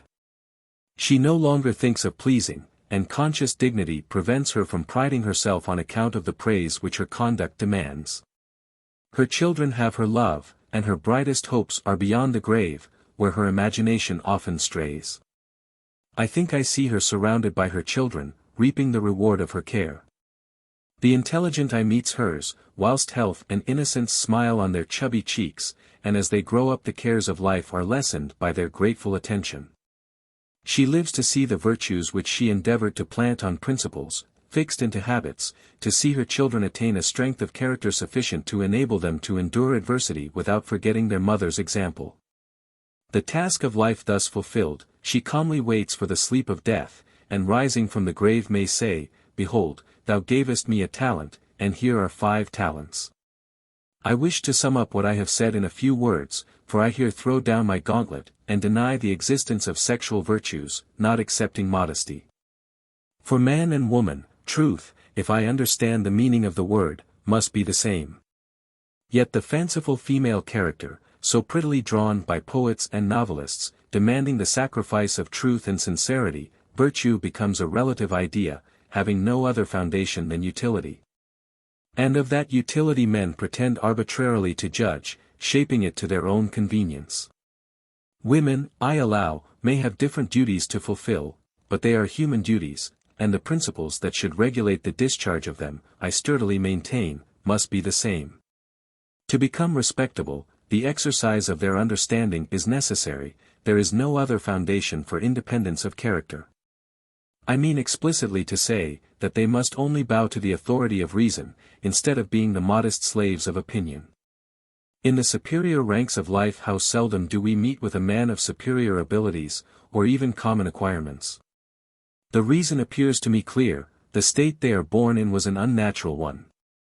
The human character has ever been formed by the employments the individual, or class pursues. And if the faculties are not sharpened by necessity, they must remain obtuse. The argument may fairly be extended to women. For seldom occupied by serious business, the pursuit of pleasure gives that insignificancy to their character which renders the society of the great so insipid. The same want of firmness, produced by a similar cause, forces them both to fly from themselves to noisy pleasures, and artificial passions, till vanity takes place of every social affection. And the characteristics of humanity can scarcely be discerned. Such are the blessings of civil governments, as they are at present organized, that wealth and female softness equally tend to debase mankind, and are produced by the same cause. But allowing women to be rational creatures, they should be incited to acquire virtues which they may call their own, for how can a rational being be ennobled by anything that is not obtained by its own exertions? Chapter 4. Observations on the state of degradation to which woman is reduced. By various causes. That woman is naturally weak, or degraded by a concurrence of circumstances is, I think, clear. But this position I shall simply contrast with a conclusion, which I have frequently heard fall from sensible men in favor of an aristocracy, that the mass of mankind cannot be anything, or the obsequious slaves, who patiently allow themselves to be penned up, would feel their own consequence, and spurn their chains. Men, they further observe, submit everywhere to oppression, when they have only to lift up their heads to throw off the yoke. Yet, instead of asserting their birthright, they quietly lick the dust, and say, Let us eat and drink, for tomorrow we die. Women, I argue from analogy, are degraded by the same propensity to enjoy the present moment. And, at last, despise the freedom which they have not sufficient virtue to struggle to attain. But I must be more explicit. With respect to the culture of the heart, it is unanimously allowed that sex is out of the question. But the line of subordination in the mental powers is never to be passed over. Only, absolute in loveliness, the portion of rationality granted to woman is, indeed, very scanty. For, denying her genius and judgment, it is scarcely possible to divine what remains to characterize intellect. The stamina of immortality, if I may be allowed the phrase, is the perfectibility of human reason. For, was man created perfect, or did a flood of knowledge break in upon him, when he arrived at maturity, that precluded error, I should doubt whether his existence would be continued after the dissolution of the body. But in the present state of things, every difficulty in morals, that escapes from human discussion, and equally baffles the investigation of profound thinking, and the lightning glance of genius, is an argument on which I build my belief of the immortality of the soul. Reason is, consequentially, the simple power of improvement, or, more properly speaking, of discerning truth. Every individual is in this respect a world in itself. More or less may be conspicuous in one being than other. But the nature of reason must be the same in all, if it be an emanation of divinity, the tie that connects the creature with the Creator, for, can that soul be stamped with the heavenly image, that is not perfected by the exercise of its own reason? Yet outwardly ornamented with elaborate care, and so adorned to delight man, that with honor he may love, vide Milton, the soul of woman is not allowed to have this distinction, and man, ever placed between her and reason. She is always represented as only created to see through a gross medium, and to take things on trust. But, dismissing these fanciful theories, and considering woman as a whole, let it be what it will, instead of a part of man, the inquiry is, whether she has reason or not. If she has, which, for a moment, I will take for granted, she was not created merely to be the solace of man, and the sexual should not destroy the human character. Into this error men have, probably, been led by viewing education in a false light. Not considering it as the first step to form a being advancing gradually toward perfection, this word is not strictly just, but I cannot find a better, but only as a preparation for life. On this sensual error, for I must call it so, has the false system of female manners been reared, which robs the whole sex of its dignity, and classes the brown and fair with the smiling flowers that only adorn the land. This has ever been the language of men, and the fear of departing from a supposed sexual character, has made even women of superior sense adopt the same sentiments. Thus understanding, strictly speaking, has been denied to woman. And instinct, sublimated into wit and cunning, for the purposes of life, has been substituted in its stead. The power of generalizing ideas, of drawing comprehensive conclusions from individual observations, is the only acquirement for an immortal being, that really deserves the name of knowledge. Merely to observe, without endeavoring to account for anything, may, in a very incomplete manner, serve as the common sense of life, but where is the store laid up that is to clothe the soul when it leaves the body? This power has not only been denied to women, but writers have insisted that it is inconsistent, with a few exceptions, with their sexual character. Let men prove this, and I shall grant that woman only exists for man. I must, however, previously remark, that the power of generalizing ideas, to any great extent, is not very common amongst men or women. But this exercise is the true cultivation of the understanding. And everything conspires to render the cultivation of the understanding more difficult in the female than the male world. I am naturally led by this assertion to the main subject of the present chapter, and shall now attempt to point out some of the causes that degrade the sex, and prevent women from generalizing their observations. I shall not go back to the remote annals of antiquity to trace the history of woman. It is sufficient to allow, that she has always been either a slave or a despot, and to remark, that each of these situations equally retards the progress of reason. The grand source of female folly and vice has ever appeared to me to arise from narrowness of mind. And the very constitution of civil governments has put almost insuperable obstacles in the way to prevent the cultivation of the female understanding, yet virtue can be built on no other foundation. The same obstacles are thrown in the way of the rich, and the same consequences ensue. Necessity has been proverbially termed the mother of invention, the aphorism may be extended to virtue. It is an acquirement, and an acquirement to which pleasure must be sacrificed, and who sacrifices pleasure when it is within the grasp, whose mind has not been opened and strengthened by adversity, or the pursuit of knowledge goaded on by necessity. Happy is it when people have the cares of life to struggle with, for these struggles prevent their becoming a prey to enervating vices, merely from idleness. But, if from their birth men and women are placed in a torrid zone, with the meridian sun of pleasure darting directly upon them, how can they sufficiently brace their minds to discharge the duties of life? Or even to relish the affections that carry them out of themselves? Pleasure is the business of a woman's life, according to the present modification of society, and while it continues to be so, little can be expected from such weak beings. Inheriting, in a lineal descent from the first fair defect in nature, the sovereignty of beauty, they have, to maintain their power, resigned their natural rights, which the exercise of reason might have procured them, and chosen rather to be short-lived queens than labor to attain the sober pleasures that arise from equality.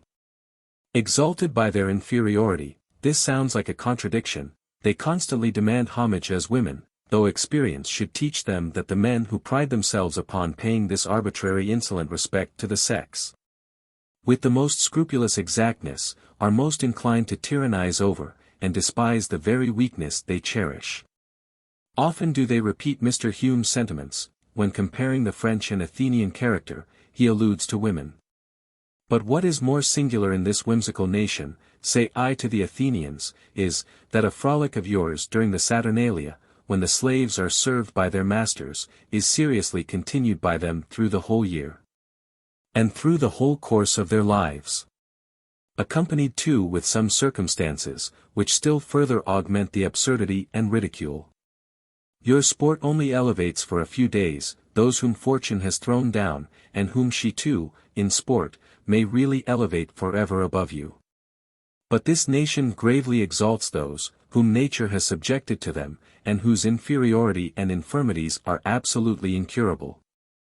The women, though without virtue, are their masters and sovereigns. Ah! Why do women, I write with affectionate solicitude, condescend to receive a degree of attention and respect from strangers, different from that reciprocation of civility which the dictates of humanity and the politeness of civilization authorize between man and man? And why do they not discover, when, in the noon of beauty's power, that they are treated like queens only to be deluded by hollow respect, till they are led to resign, or not assume, their natural prerogatives? Confined then in cages, like the feathered race, they have nothing to do but to plume themselves, and stalk with mock majesty from perch to perch. It is true, they are provided with food and raiment, for which they neither toil nor spin. But health, liberty, and virtue are given in exchange. But, where, amongst mankind has been found sufficient strength of mind to enable a being to resign these adventitious prerogatives? One who rising with the calm dignity of reason above opinion, dared to be proud of the privileges inherent in man. And it is vain to expect it whilst hereditary power chokes the affections, and nips reason in the bud. The passions of men have thus placed women on thrones, and, till mankind become more reasonable, it is to be feared that women will avail themselves of the power which they attain with the least exertion, and which is the most indisputable. They will smile, yes, they will smile, though told that in beauty's empire is no mean, and woman either slave or queen, is quickly scorned when not adored. But the adoration comes first, and the scorn is not anticipated. Louis the XIVth, in particular, spread factitious manners, and caught in a specious way, the whole nation in his toils. For establishing an artful chain of despotism, he made it the interest of the people at large, individually to respect his station, and support his power. And women, whom he flattered by a puerile attention to the whole sex, obtained in his reign that prince-like distinction so fatal to reason and virtue. A king is always a king, and a woman always a woman, and a wit, always a wit, might be added. For the vain fooleries of wits and beauties to obtain attention, and make conquests, are much upon a par, his authority and her sex ever stand between them and rational converse. With a lover, I grant she should be so, and her sensibility will naturally lead her to endeavor to excite emotion, not to gratify her vanity but her heart. This I do not allow to be coquetry, it is the artless impulse of nature. I only exclaim against the sexual desire of conquest, when the heart is out of the question. This desire is not confined to women. I have endeavored, says Lord Chesterfield, to gain the hearts of 20 women, whose persons I would not have given a fig for. The libertine who in a gust of passion, takes advantage of unsuspecting tenderness, is a saint when compared with this cold-hearted rascal, for I like to use significant words. Yet only taught to please, women are always on the watch to please, and with true heroic ardor endeavor to gain hearts merely to resign, or spurn them, when the victory is decided, and conspicuous. I must descend to the minutiae of the subject. I lament that women are systematically degraded by receiving the trivial attentions, which men think it manly to pay to the sex, when, in fact, they are insultingly supporting their own superiority. It is not condescension to bow to an inferior. So ludicrous, in fact, do these ceremonies appear to me, that I scarcely am able to govern my muscles, when I see a man start with eager, and serious solicitude to lift a handkerchief, or shut a door, when the lady could have done it herself. Had she only moved a pace or two? A wild wish has just flown from my heart to my head, and I will not stifle it though it may excite a hoarse laugh. I do earnestly wish to see the distinction of sex confounded in society, unless where love animates the behavior. For this distinction is, I am firmly persuaded, the foundation of the weakness of character ascribed to woman. Is the cause why the understanding is neglected, whilst accomplishments are acquired with sedulous care, and the same cause accounts for their preferring the graceful before the heroic virtues. Mankind, including every description, wish to be loved and respected for something, and the common herd will always take the nearest road to the completion of their wishes. The respect paid to wealth and beauty is the most certain and unequivocal. And of course, will always attract the vulgar eye of common minds. Abilities and virtues are absolutely necessary to raise men from the middle rank of life into notice. And the natural consequence is notorious, the middle rank contains most virtue and abilities. Men have thus, in one station, at least, an opportunity of exerting themselves with dignity, and of rising by the exertions which really improve a rational creature. But the whole female sex are, till their character is formed, in the same condition as the rich, for they are born, I now speak of a state of civilization, with certain sexual privileges, and whilst they are gratuitously granted them. Few will ever think of works of supererogation, to obtain the esteem of a small number of superior people. When do we hear of women, who starting out of obscurity, boldly claim respect on account of their great abilities or daring virtues? Where are they to be found? To be observed, to be attended to be taken notice of with sympathy, complacency, and approbation, are all the advantages which they seek. True. My male readers will probably exclaim. But let them, before they draw any conclusion, recollect, that this was not written originally as descriptive of women, but of the rich. In Dr. Smith's theory of moral sentiments, I have found a general character of people of rank and fortune, that in my opinion, might with the greatest propriety be applied to the female sex. I refer the sagacious reader to the whole comparison. But must be allowed to quote a passage to enforce an argument that I mean to insist on, as the one most conclusive against a sexual character. For if, excepting warriors, no great men of any denomination, have ever appeared amongst the nobility, may it not be fairly inferred, that their local situation swallowed up the man, and produced a character similar to that of women? Who are localized, if I may be allowed the word, by the rank they are placed in, by courtesy. Women, commonly called ladies, are not to be contradicted in company, are not allowed to exert any manual strength.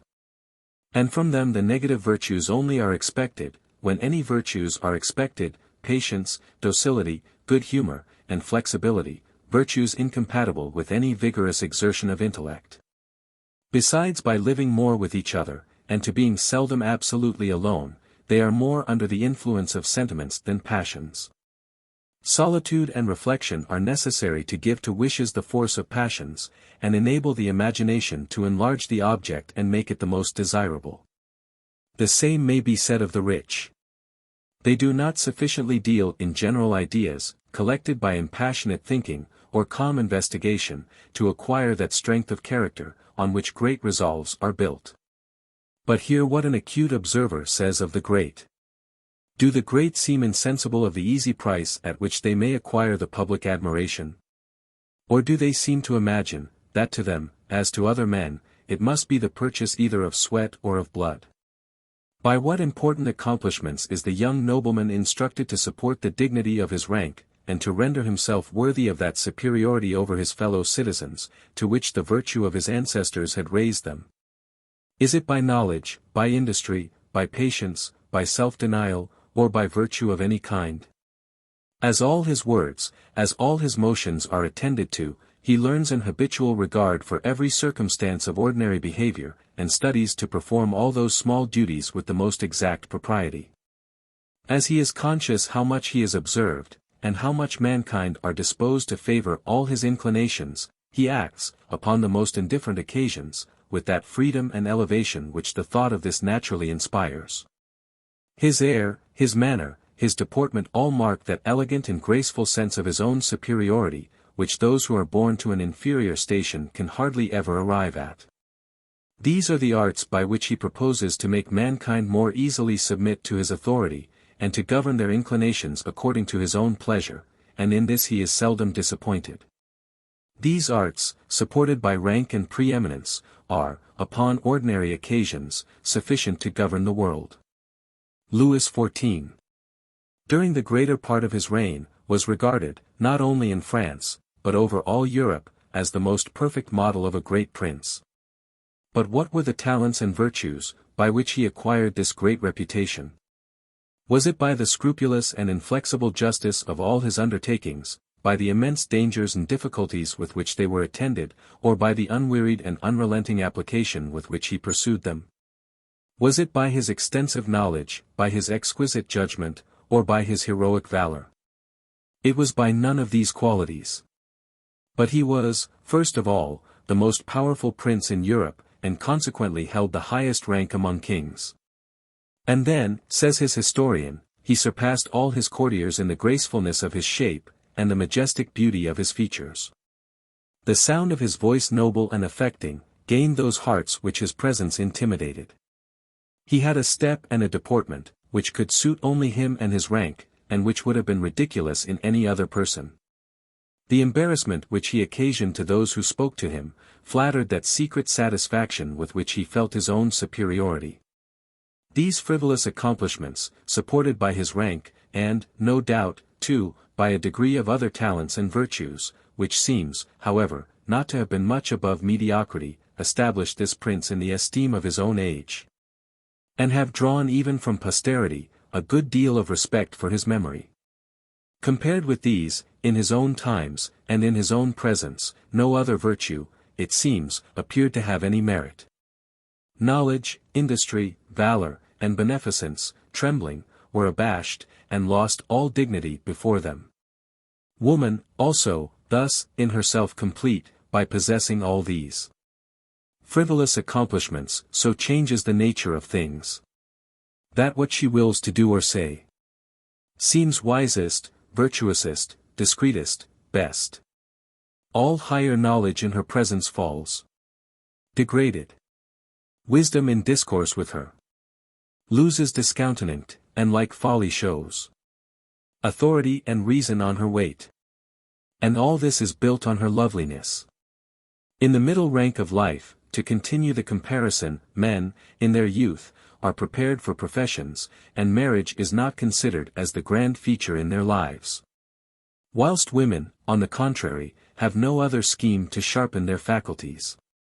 It is not business, extensive plans, or any of the excursive flights of ambition, that engross their attention.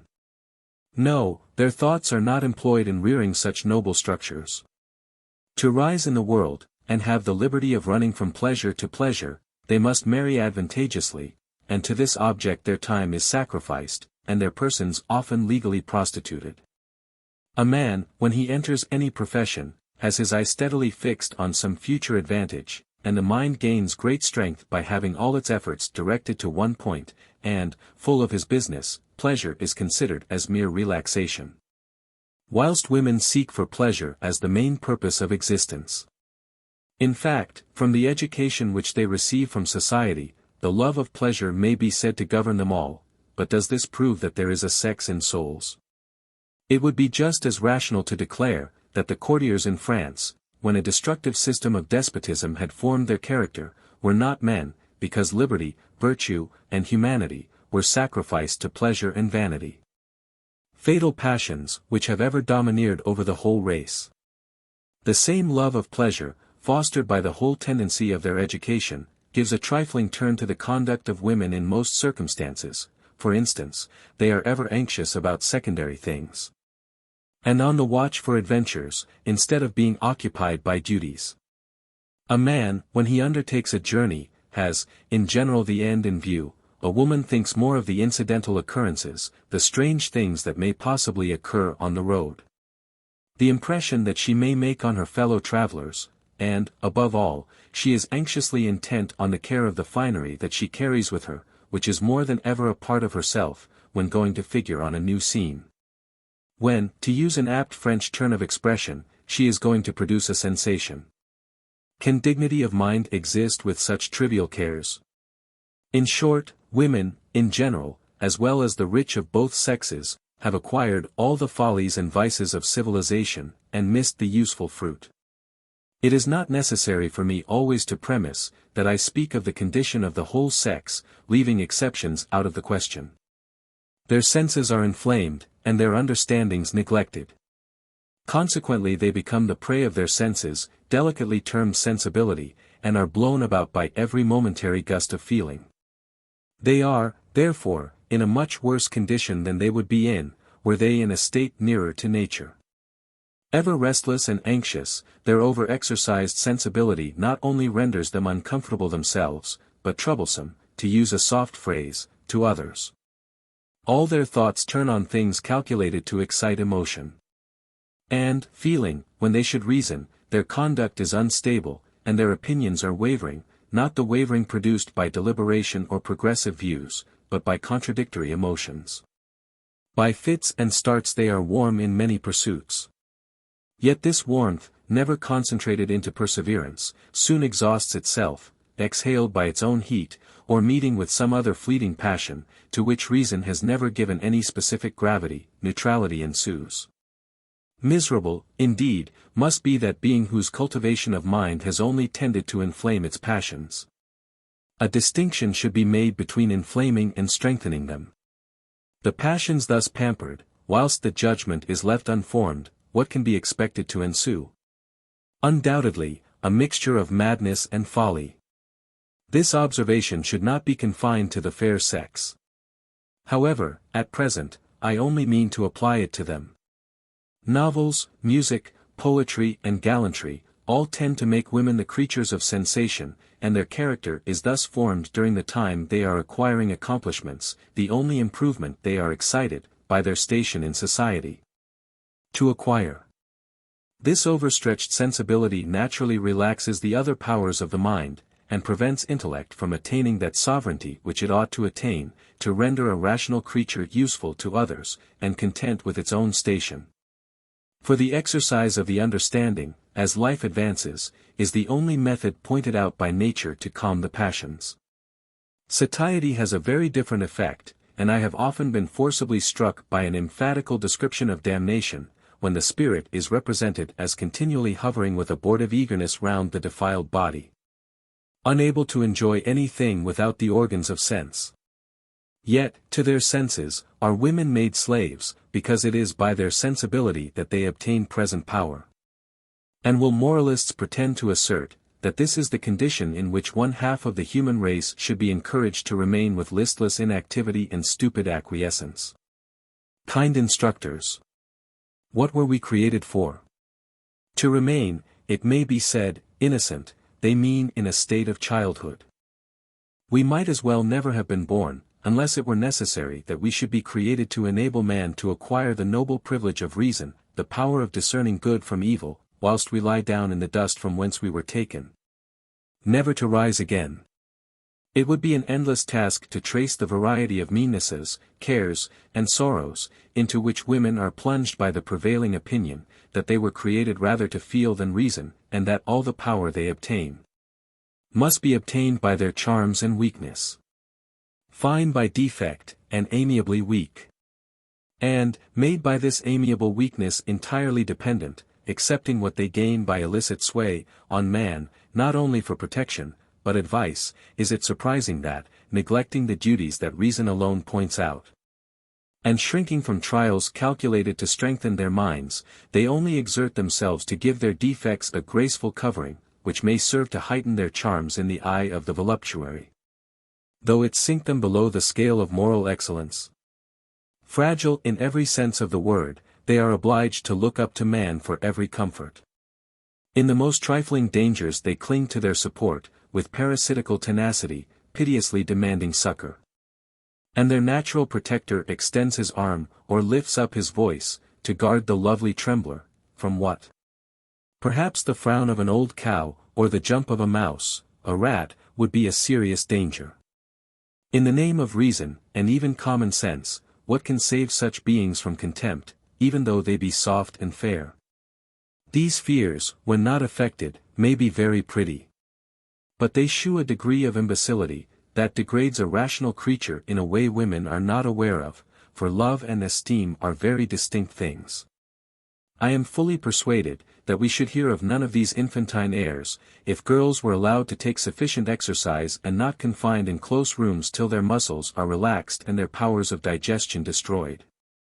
To carry the remark still further, if fear in girls, instead of being cherished, perhaps, created, were treated in the same manner as cowardice in boys, we should quickly see women with more dignified aspects. It is true, they could not then with equal propriety be termed the sweet flowers that smile in the walk of man, but they would be more respectable members of society, and discharge the important duties of life by the light of their own reason. Educate women like men, says Rousseau, and the more they resemble our sex the less power will they have over us. This is the very point I aim at. I do not wish them to have power over men, but over themselves. In the same strain have I heard men argue against instructing the poor, for many are the forms that aristocracy assumes. Teach them to read and write, say they, and you take them out of the station assigned them by nature. An eloquent Frenchman has answered them, I will borrow his sentiments.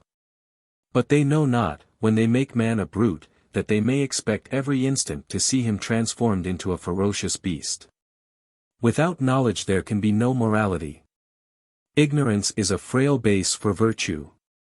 Yet, that it is the condition for which woman was organized, has been insisted upon by the writers who have most vehemently argued in favor of the superiority of man, a superiority not in degree, but essence. Though, to soften the argument, they have labored to prove, with chivalrous generosity, that the sexes ought not to be compared. Man was made to reason, woman to feel, and that together, flesh and spirit, they make the most perfect whole, by blending happily reason and sensibility into one character. And what is sensibility? Quickness of sensation, quickness of perception. Delicacy. Thus is it defined by Dr. Johnson, and the definition gives me no other idea than of the most exquisitely polished instinct. I discern not a trace of the image of God in either sensation or matter. Refined 70 times 7, they are still material, intellect dwells not there, nor will fire ever make lead gold. I come round to my old argument. If woman be allowed to have an immortal soul, she must have as the employment of life, an understanding to improve. And when, to render the present state more complete, though everything proves it to be but a fraction of a mighty sum, she is incited by present gratification to forget her grand destination. Nature is counteracted, or she was born only to procreate and rot. Or, granting brutes, of every description, a soul, though not a reasonable one, the exercise of instinct and sensibility may be the step, which they are to take, in this life, towards the attainment of reason in the next. So that through all eternity they will lag behind man, who, why we cannot tell, had the power given him of attaining reason in his first mode of existence. When I treat of the peculiar duties of women, as I should treat of the peculiar duties of a citizen or father, it will be found that I do not mean to insinuate, that they should be taken out of their families, speaking of the majority. He that hath wife and children, says Lord Bacon, hath given hostages to fortune, for they are impediments to great enterprises either of virtue or mischief. Certainly the best works, and of greatest merit for the public, have proceeded from the unmarried or childless men. I say the same of women. But, the welfare of society is not built on extraordinary exertions. And were it more reasonably organized, there would be still less need of great abilities, or heroic virtues. In the regulation of a family, in the education of children, understanding, in an unsophisticated sense, is particularly required, strength both of body and mind. Yet the men who, by their writings, have most earnestly labored to domesticate women, have endeavored by arguments dictated by a gross appetite, that satiety had rendered fastidious, to weaken their bodies and cramp their minds. But, if even by these sinister methods they really persuaded women, by working on their feelings, to stay at home, and fulfill the duties of a mother and mistress of a family, I should cautiously oppose opinions that led women to right conduct. by prevailing on them to make the discharge of a duty the business of life, though reason were insulted. Yet, and I appeal to experience, if by neglecting the understanding they are as much, nay, more attached from these domestic duties, than they could be by the most serious intellectual pursuit, though it may be observed that the mass of mankind will never vigorously pursue an intellectual object, I may be allowed to infer, that reason is absolutely necessary to enable a woman to perform any duty properly, and I must again repeat, that sensibility is not reason. The comparison with the rich still occurs to me, for, when men neglect the duties of humanity, women will do the same, a common stream hurries them both along with thoughtless celerity.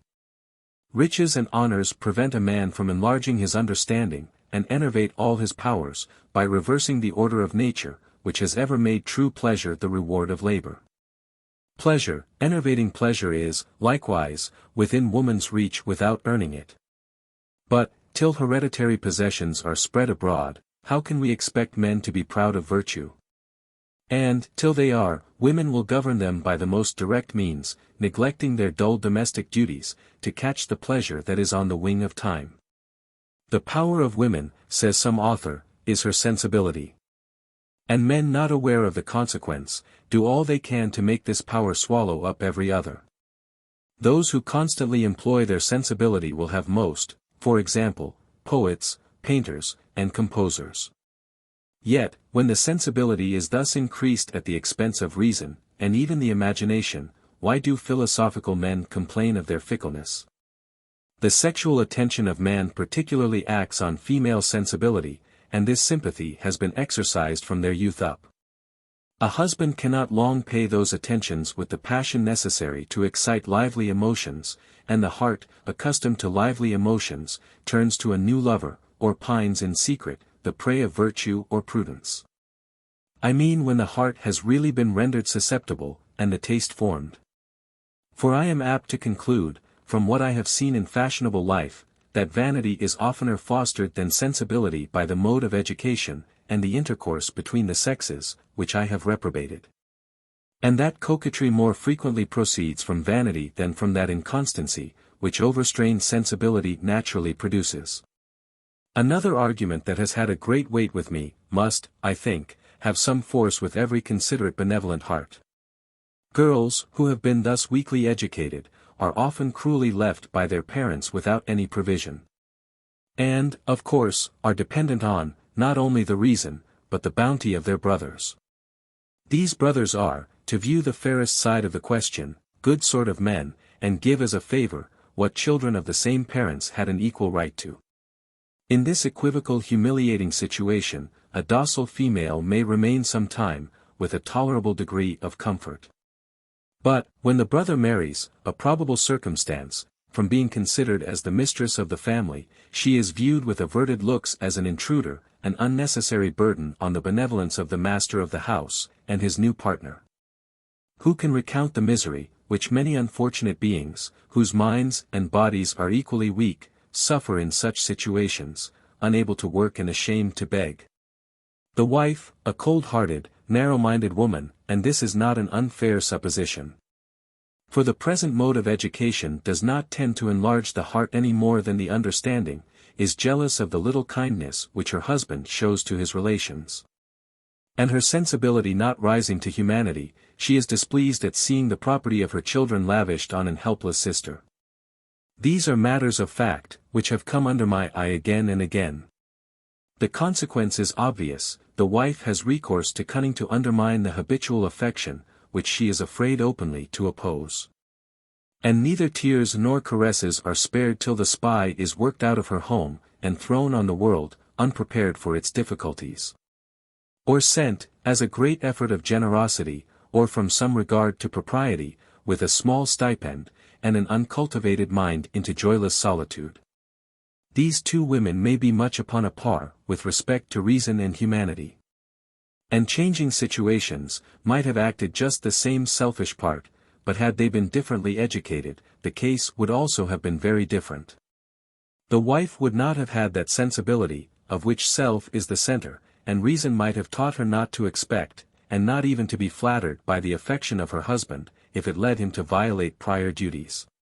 She would wish not to love him, merely because he loved her, but on account of his virtues, and the sister might have been able to struggle for herself, instead of eating the bitter bread of dependence.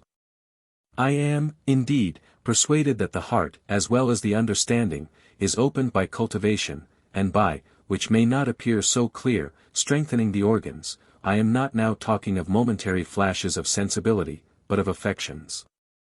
And, perhaps, in the education of both sexes, the most difficult task is so to adjust instruction as not to narrow the understanding, whilst the heart is warmed by the generous juices of spring, just raised by the electric fermentation of the season, nor to dry up the feelings by employing the mind in investigations remote from life.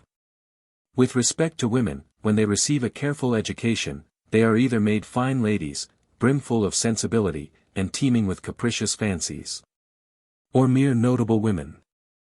The latter are often friendly, honest creatures, and have a shrewd kind of good sense joined with worldly prudence, that often render them more useful members of society than the fine sentimental lady, though they possess neither greatness of mind nor taste.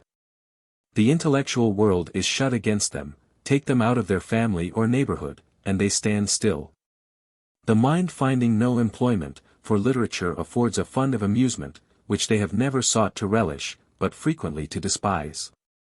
The sentiments and taste of more cultivated minds appear ridiculous, even in those whom chance and family connections have led them to love, but in mere acquaintance they think it all affectation. A man of sense can only love such a woman on account of her sex, and respect her, because she is a trusty servant. He lets her, to preserve his own peace, scold the servants, and go to church in clothes made of the very best materials. A man of her own size of understanding would, probably, not agree so well with her, for he might wish to encroach on her prerogative, and manage some domestic concerns himself. Yet women, whose minds are not enlarged by cultivation, or the natural selfishness of sensibility expanded by reflection, are very unfit to manage a family. For by an undue stretch of power, they are always tyrannizing to support a superiority that only rests on the arbitrary distinction of fortune. The evil is sometimes more serious, and domestics are deprived of innocent indulgences, and made to work beyond their strength, in order to enable the notable woman to keep a better table, and outshine her neighbors in finery and parade. If she attend to her children, it is, in general, to dress them in a costly manner, and, whether this attention arises from vanity or fondness, it is equally pernicious. Besides, how many women of this description pass their days, or, at least their evenings, discontentedly.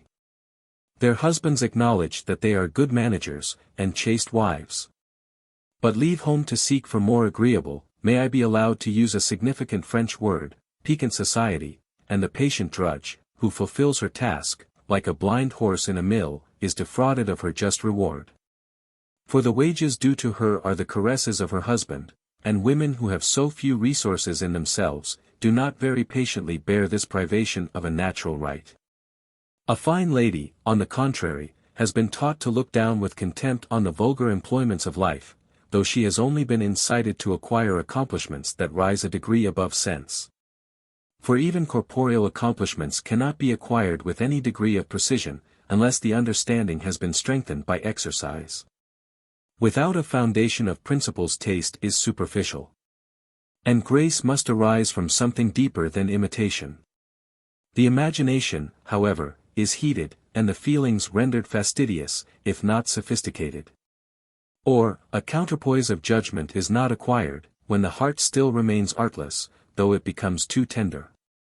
These women are often amiable, and their hearts are really more sensible to general benevolence, more alive to the sentiments that civilize life, than the square-elbowed family drudge, but, wanting a due proportion of reflection in self-government, they only inspire love, and are the mistresses of their husbands, whilst they have any hold on their affections, and the platonic friends of his male acquaintance. These are the fair defects in nature. The women who appear to be created not to enjoy the fellowship of man, but to save him from sinking into absolute brutality, by rubbing off the rough angles of his character, and by playful dalliance to give some dignity to the appetite that draws him to them. Gracious Creator of the whole human race! Hast thou created such a being as woman, who can trace thy wisdom in thy works, and feel that thou alone art by thy nature, exalted above her, for no better purpose? Can she believe that she was only made to submit to man her equal? A being, who, like her, was sent into the world to acquire virtue? Can she consent to be occupied merely to please him, merely to adorn the earth, when her soul is capable of rising to thee? And can she rest supinely dependent on man for reason, when she ought to mount with him the arduous steeps of knowledge? Yet, if love be the supreme good, let women be only educated to inspire it, and let every charm be polished to intoxicate the senses, but, if they are moral beings, let them have a chance to become intelligent. And let love to man be only a part of that glowing flame of universal love, which, after encircling humanity, mounts in grateful incense to God. To fulfill domestic duties much resolution is necessary, and a serious kind of perseverance that requires a more firm support than emotions, however lively and true to nature. To give an example of order, the soul of virtue, some austerity of behavior must be adopted, scarcely to be expected from a being who, from its infancy, has been made the weathercock of its own sensations. Whoever rationally means to be useful, must have a plan of conduct, and, in the discharge of the simplest duty, we are often obliged to act contrary to the present impulse of tenderness or compassion. Severity is frequently the most certain, as well as the most sublime proof of affection. And the want of this power over the feelings, and of that lofty, dignified affection, which makes a person prefer the future good of the beloved object to a present gratification, is the reason why so many fond mothers spoil their children. And has made it questionable, whether negligence or indulgence is most hurtful, but I am inclined to think, that the latter has done most harm. Mankind seem to agree, that children should be left under the management of women during their childhood. Now, from all the observation that I have been able to make, women of sensibility are the most unfit for this task, because they will infallibly, carried away by their feelings, spoil a child's temper. The management of the temper, the first and most important branch of education, requires the sober steady eye of reason, a plan of conduct equally distant from tyranny and indulgence. Yet these are the extremes that people of sensibility alternately fall into, always shooting beyond the mark. I have followed this train of reasoning much further, till I have concluded, that a person of genius is the most improper person to be employed in education, public or private. Minds of this rare species see things too much in masses, and seldom, if ever, have a good temper. That habitual cheerfulness, termed good humor, is, perhaps, as seldom united with great mental powers, as with strong feelings. And those people who follow, with interest and admiration, the flights of genius, or, with cooler approbation suck in the instruction, which has been elaborately prepared for them by the profound thinker, ought not to be disgusted, if they find the former choleric, and the latter morose. Because liveliness of fancy, and a tenacious comprehension of mind, are scarcely compatible with that pliant urbanity which leads a man, at least to bend to the opinions and prejudices of others, instead of roughly confronting them. But, treating of education or manners, minds of a superior class are not to be considered, they may be left to chance. It is the multitude, with moderate abilities, who call for instruction, and catch the color of the atmosphere they breathe. This respectable concourse, I contend, men and women, should not have their sensations heightened in the hot bed of luxurious indolence, at the expense of their understanding. For, unless there be a ballast of understanding, they will never become either virtuous or free. An aristocracy, founded on property, or sterling talents, will ever sweep before it, the alternately timid and ferocious slaves of feeling. Numberless are the arguments, to take another view of the subject, brought forward with a show of reason, because supposed to be deduced from nature, that men have used morally and physically to degrade the sex. I must notice a few. The female understanding has often been spoken of with contempt, as arriving sooner at maturity than the male. I shall not answer this argument by alluding to the early proofs of reason, as well as genius. In Cowley, Milton, and Pope, many other names might be added. But only appeal to experience to decide whether young men, who are early introduced into company, and examples now abound, do not acquire the same precocity. So notorious is this fact, that the bare mentioning of it must bring before people, who at all mix in the world. The idea of a number of swaggering apes of men whose understandings are narrowed by being brought into the society of men when they ought to have been spinning a top or twirling a hoop. It has also been asserted, by some naturalists, that men do not attain their full growth and strength till 30, but that women arrive at maturity by 20. I apprehend that they reason on false ground, led astray by the male prejudice, which deems beauty the perfection of woman, mere beauty of features and complexion, the vulgar acceptation of the world. Whilst male beauty is allowed to have some connection with the mind, strength of body, and that character of countenance, which the French term a physiognomy, women do not acquire before 30, any more than men. The little artless tricks of children, it is true, are particularly pleasing and attractive. Yet, when the pretty freshness of youth is worn off, these artless graces become studied airs, and disgust every person of taste. In the countenance of girls we only look for vivacity and bashful modesty.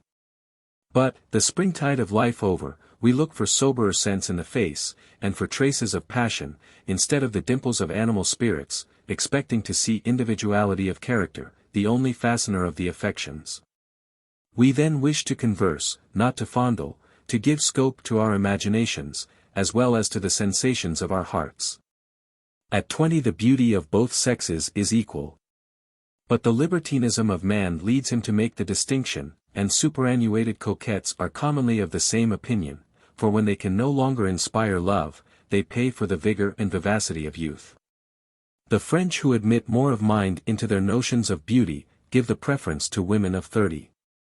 I mean to say, that they allow women to be in their most perfect state, when vivacity gives place to reason, and to that majestic seriousness of character, which marks maturity, or, the resting point. In youth, till 20 the body shoots out. Till 30 the solids are attaining a degree of density, and the flexible muscles, growing daily more rigid, give character to the countenance. That is, they trace the operations of the mind with the iron pen of fate, and tell us not only what powers are within, but how they have been employed. It is proper to observe, that animals who arrive slowly at maturity, are the longest lived, and of the noblest species. Men cannot, however, claim any natural superiority from the grandeur of longevity. For in this respect nature has not distinguished the male. Polygamy is another physical degradation. And a plausible argument for a custom, that blasts every domestic virtue, is drawn from the well-attested fact, that in the countries where it is established, more females are born than males. This appears to be an indication of nature, and to nature apparently reasonable speculations must yield.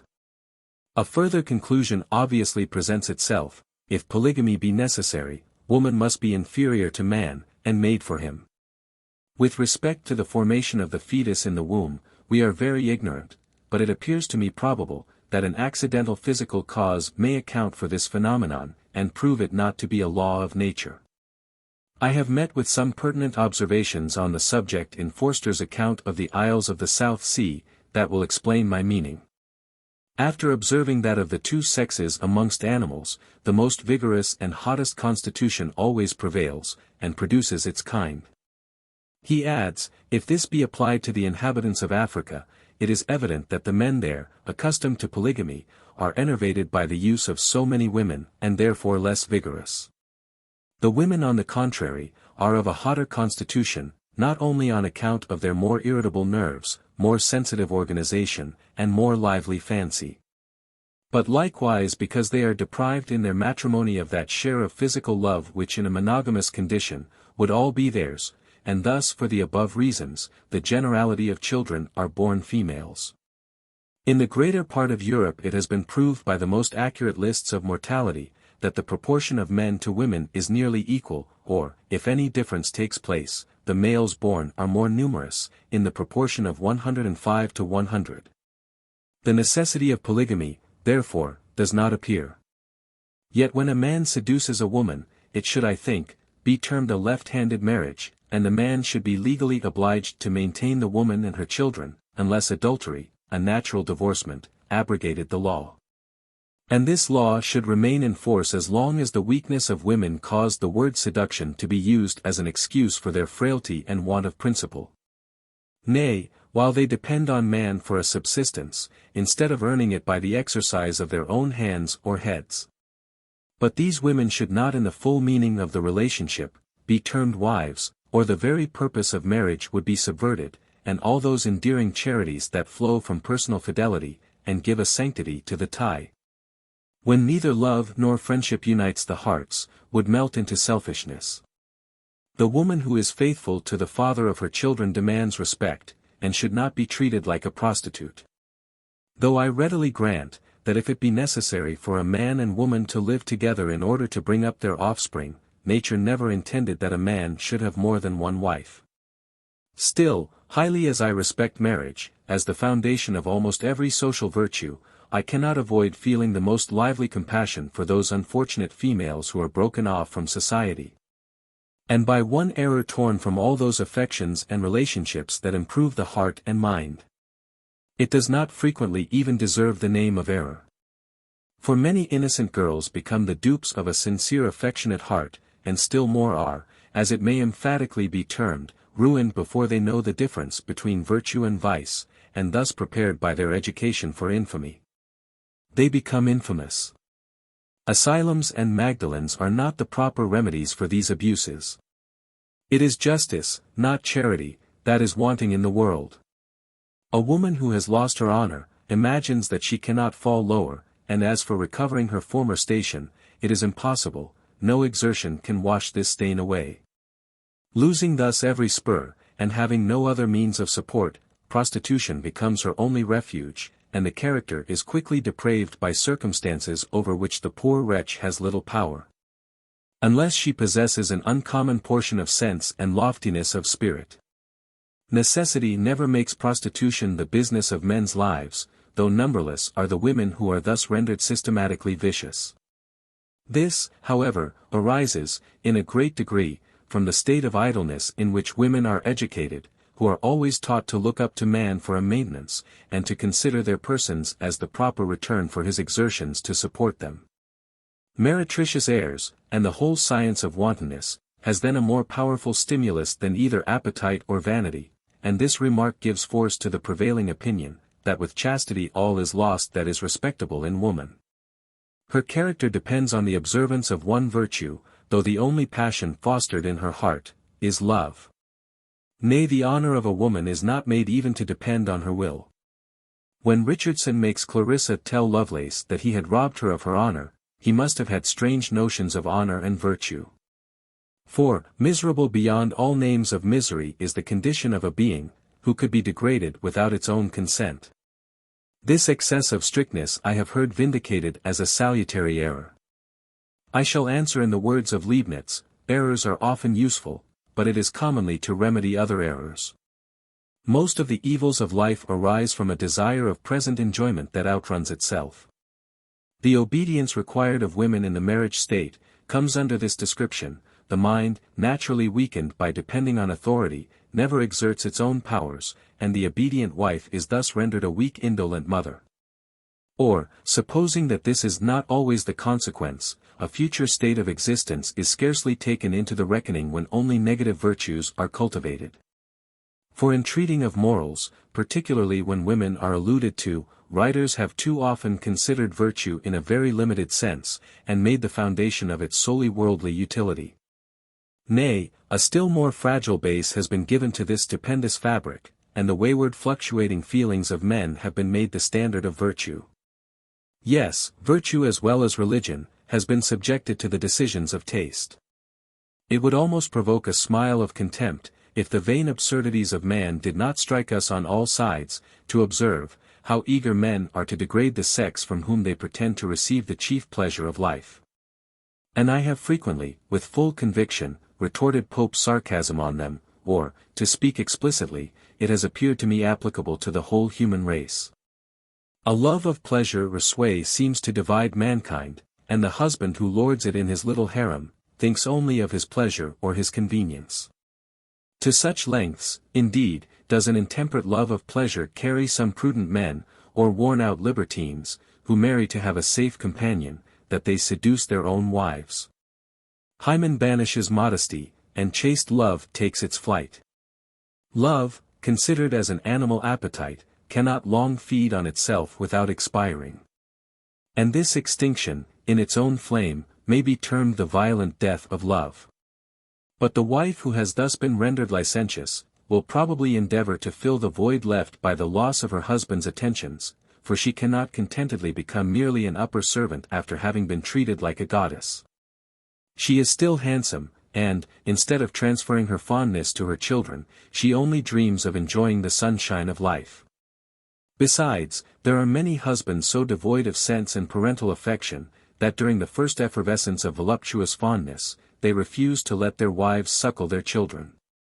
They are only to dress and live to please them, and love, even innocent love, soon sinks into lasciviousness when the exercise of a duty is sacrificed to its indulgence. Personal attachment is a very happy foundation for friendship. Yet, when even two virtuous young people marry, it would, perhaps, be happy if some circumstance checked their passion. If the recollection of some prior attachment, or disappointed affection, made it on one side, at least, rather a match founded on esteem. In that case they would look beyond the present moment, and try to render the whole of life respectable, by forming a plan to regulate a friendship which only death ought to dissolve. Friendship is a serious affection. The most sublime of all affections, because it is founded on principle, and cemented by time. The very reverse may be said of love. In a great degree, love and friendship cannot subsist in the same bosom. Even when inspired by different objects they weaken or destroy each other, and for the same object can only be felt in succession. The vain fears and fond jealousies, the winds which fan the flame of love, when judiciously or artfully tempered, are both incompatible with the tender confidence and sincere respect of friendship. Love, such as the glowing pen of genius has traced, exists not on earth, or only resides in those exalted, fervid imaginations that have sketched such dangerous pictures. Dangerous, because they not only afford a plausible excuse to the voluptuary, who disguises sheer sensuality under a sentimental veil, but as they spread affectation, and take from the dignity of virtue. Virtue, as the very word imports, should have an appearance of seriousness, if not austerity, and to endeavor to trick her out in the garb of pleasure, because the epithet has been used as another name for beauty, is to exalt her on a quicksand. A most insidious attempt to hasten her fall by apparent respect. Virtue and pleasure are not, in fact, so nearly allied in this life as some eloquent writers have labored to prove. Pleasure prepares the fading wreath, and mixes the intoxicating cup, but the fruit which virtue gives, is the recompense of toil, and, gradually seen as it ripens, only affords calm satisfaction. Nay, appearing to be the result of the natural tendency of things, it is scarcely observed. Bread, the common food of life, seldom thought of as a blessing, supports the constitution, and preserves health.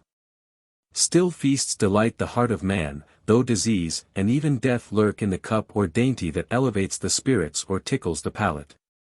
The lively heated imagination in the same style, draws the picture of love, as it draws every other picture, with those glowing colors, which the daring hand will steal from the rainbow that is directed by a mind, condemned, in a world like this, to prove its noble origin, by panting after unattainable perfection.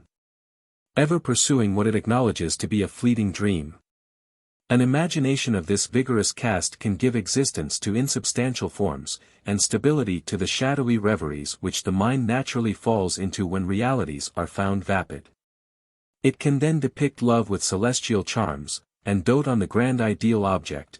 It can imagine a degree of mutual affection that shall refine the soul, and not expire when it has served as a scale to heavenly. And, like devotion, make it absorb every meaner affection and desire.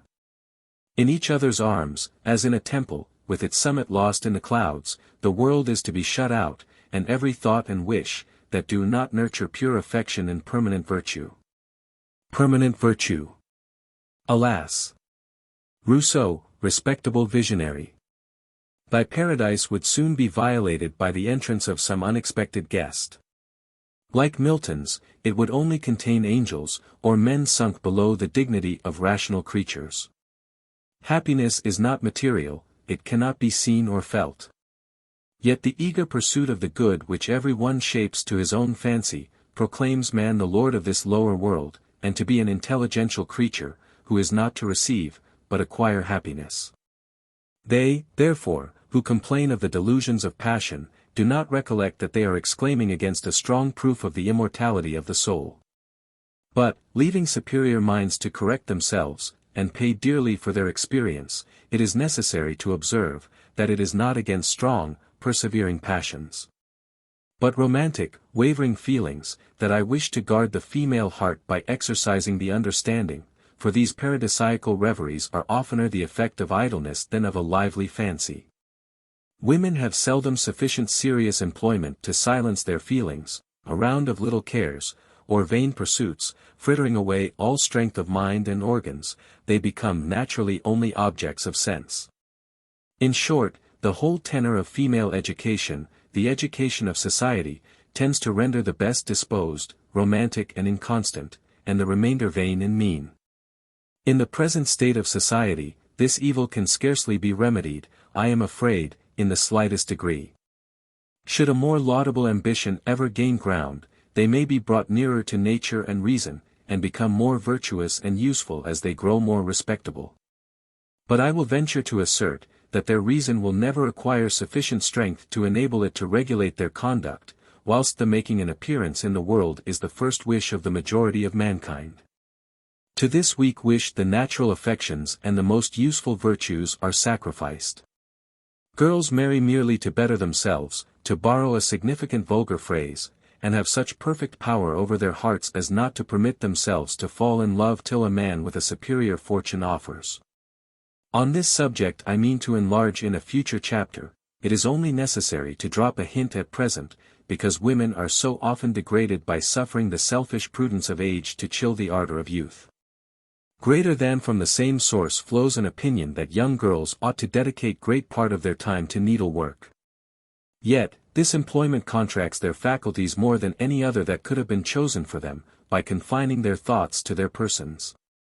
Men order their clothes to be made, and have done with the subject. Women make their own clothes, necessary or ornamental, and are continually talking about them, and their thoughts follow their hands. It is not indeed the making of necessaries that weakens the mind, but the frippery of dress. For when a woman in the lower rank of life makes her husband's and children's clothes, she does her duty, this is part of her business, but when women work only to dress better than they could otherwise afford, it is worse than sheer loss of time. To render the poor virtuous, they must be employed, and women in the middle rank of life, did they not ape the fashions of the nobility, without catching their ease, might employ them, whilst they themselves managed their families, instructed their children, and exercised their own minds. Gardening, experimental philosophy, and literature, would afford them subjects to think of, and matter for conversation, that in some degree would exercise their understandings. The conversation of French women, who are not so rigidly nailed to their chairs, to twist lappets, and not rib bands, is frequently superficial. But, I contend, that it is not half so insipid as that of those English women, whose time is spent in making caps, bonnets, and the whole mischief of trimmings, not to mention shopping, bargain hunting, etc. etc. And it is the decent, prudent women, who are most degraded by these practices, for their motive is simply vanity. The wanton, who exercises her taste to render her person alluring, has something more in view. These observations all branch out of a general one, which I have before made, and which cannot be too often insisted upon, for, speaking of men, women, or professions, it will be found that the employment of the thoughts shapes the character both generally and individually. The thoughts of women ever hover around their persons, and is it surprising that their persons are reckoned most valuable? Yet some degree of liberty of mind is necessary even to form the person. And this may be one reason why some gentle wives have so few attractions beside that of sex. Add to this, sedentary employments render the majority of women sickly, and false notions of female excellence make them proud of this delicacy, though it be another fetter, that by calling the attention continually to the body, cramps the activity of the mind. Women of quality seldom do any of the manual part of their dress, consequently only their taste is exercised, and they acquire, by thinking less of the finery, when the business of their toilet is over, that ease which seldom appears in the deportment of women, who dress merely for the sake of dressing. In fact, the observation with respect to the middle rank, the one in which talents thrive best, extends not to women.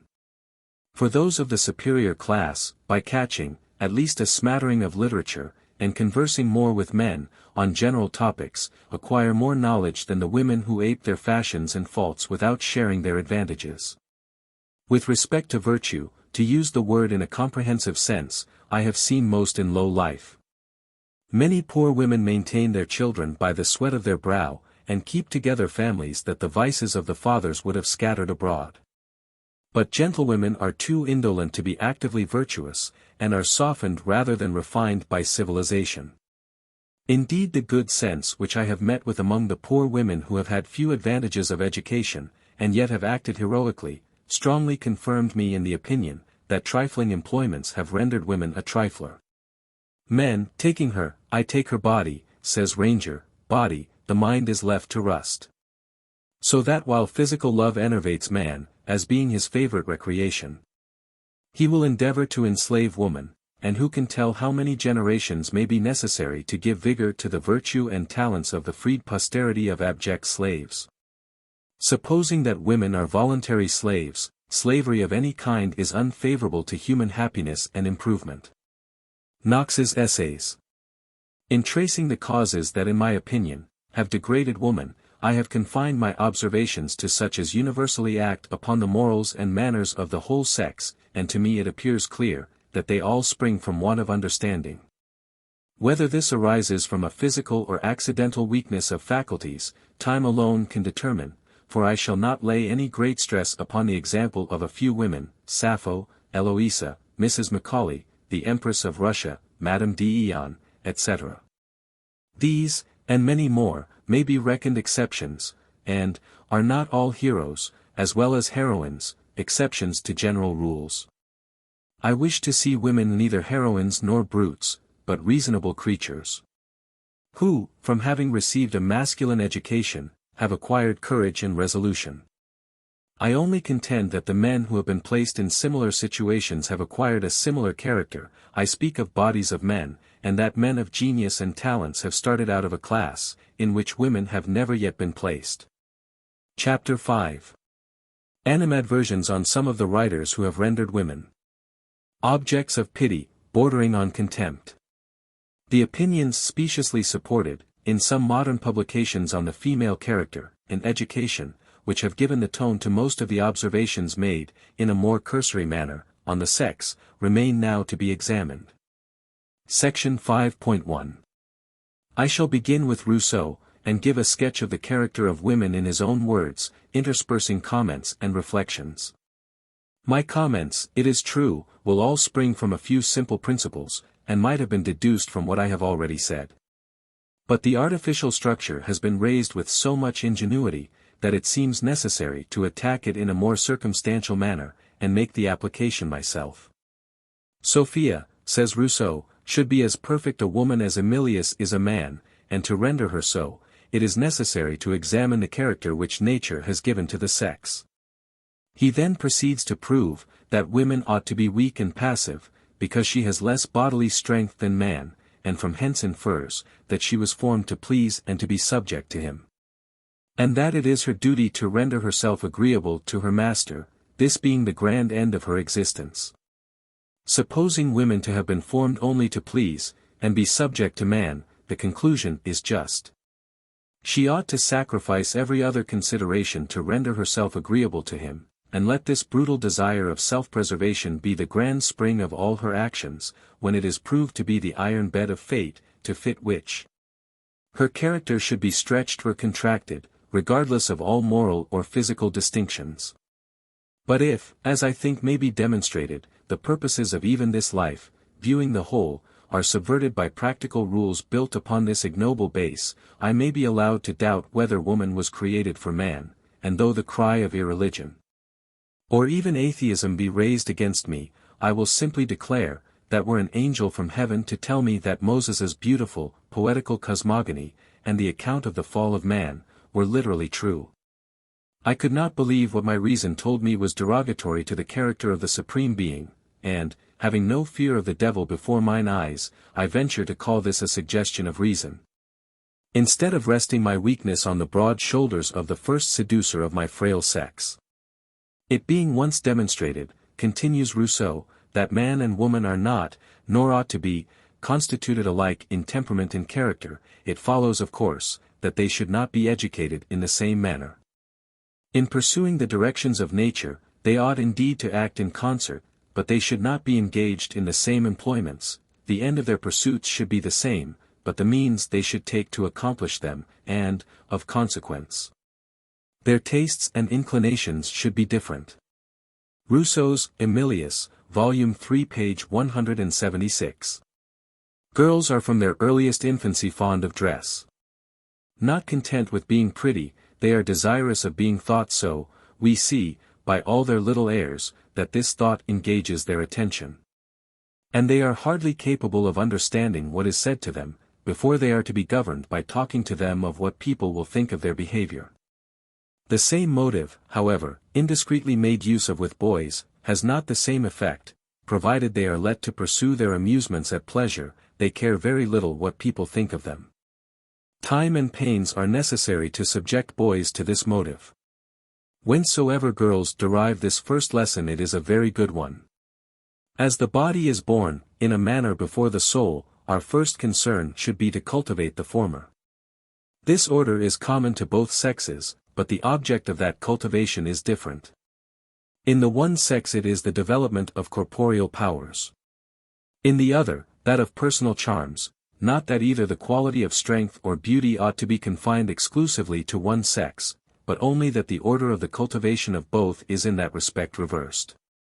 Women certainly require as much strength as to enable them to move and act gracefully, and men as much address as to qualify them to act with ease. Children of both sexes have a great many amusements in common. And so they ought, have they not also many such when they are grown up? Each sex has also its peculiar taste to distinguish in this particular. Boys love sports of noise and activity. To beat the drum, to whip the top, and to drag about their little carts. Girls, on the other hand, are fonder of things of show and ornament, such as mirrors, trinkets, and dolls. The doll is the peculiar amusement of the females. From whence we see their taste plainly adapted to their destination. The physical part of the art of pleasing lies in dress, and this is all which children are capacitated to cultivate of that art. Here then we see a primary propensity firmly established, which you need only to pursue and regulate. The little creature will doubtless be very desirous to know how to dress up her doll, to make its sleeve knots, its flounces, its head dress, etc. She is obliged to have so much recourse to the people about her, for their assistance in these articles, that it would be much more agreeable to her to owe them all to her own industry. Hence we have a good reason for the first lessons which are usually taught these young females, in which we do not appear to be setting them a task, but obliging them, by instructing them in what is immediately useful to themselves. And, in fact, almost all of them learn with reluctance to read and write, but very readily apply themselves to the use of their needles. They imagine themselves already grown up, and think with pleasure that such qualifications will enable them to decorate themselves. This is certainly only an education of the body. But Rousseau is not the only man who has indirectly said that merely the person of a young woman, without any mind, unless animal spirits come under that description, is very pleasing. To render it weak, and what some may call beautiful, the understanding is neglected, and girls forced to sit still, play with dolls, and listen to foolish conversations. The effect of habit is insisted upon as an undoubted indication of nature. I know it was Rousseau's opinion that the first years of youth should be employed to form the body, though in educating Emilius he deviates from this plan. Yet the difference between strengthening the body, on which strength of mind in a great measure depends, and only giving it an easy motion, is very wide. Rousseau's observations, it is proper to remark, were made in a country where the art of pleasing was refined only to extract the grossness of vice. He did not go back to nature, or his ruling appetite disturbed the operations of reason, else he would not have drawn these crude inferences. In France, boys and girls, particularly the latter, are only educated to please, to manage their persons, and regulate their exterior behavior. And their minds are corrupted at a very early age, by the worldly and pious cautions they receive, to guard them against immodesty. I speak of past times. The very confessions which mere children are obliged to make, and the questions asked by the holy men, I assert these facts on good authority, were sufficient to impress a sexual character. And the education of society was a school of coquetry and art. At the age of 10 or 11, nay, often much sooner, girls began to coquette, and talked, unreproved, of establishing themselves in the world by marriage. In short, they were made women, almost from their very birth, and compliments were listened to instead of instruction. These, weakening the mind, nature was supposed to have acted like a stepmother, when she formed this afterthought of creation.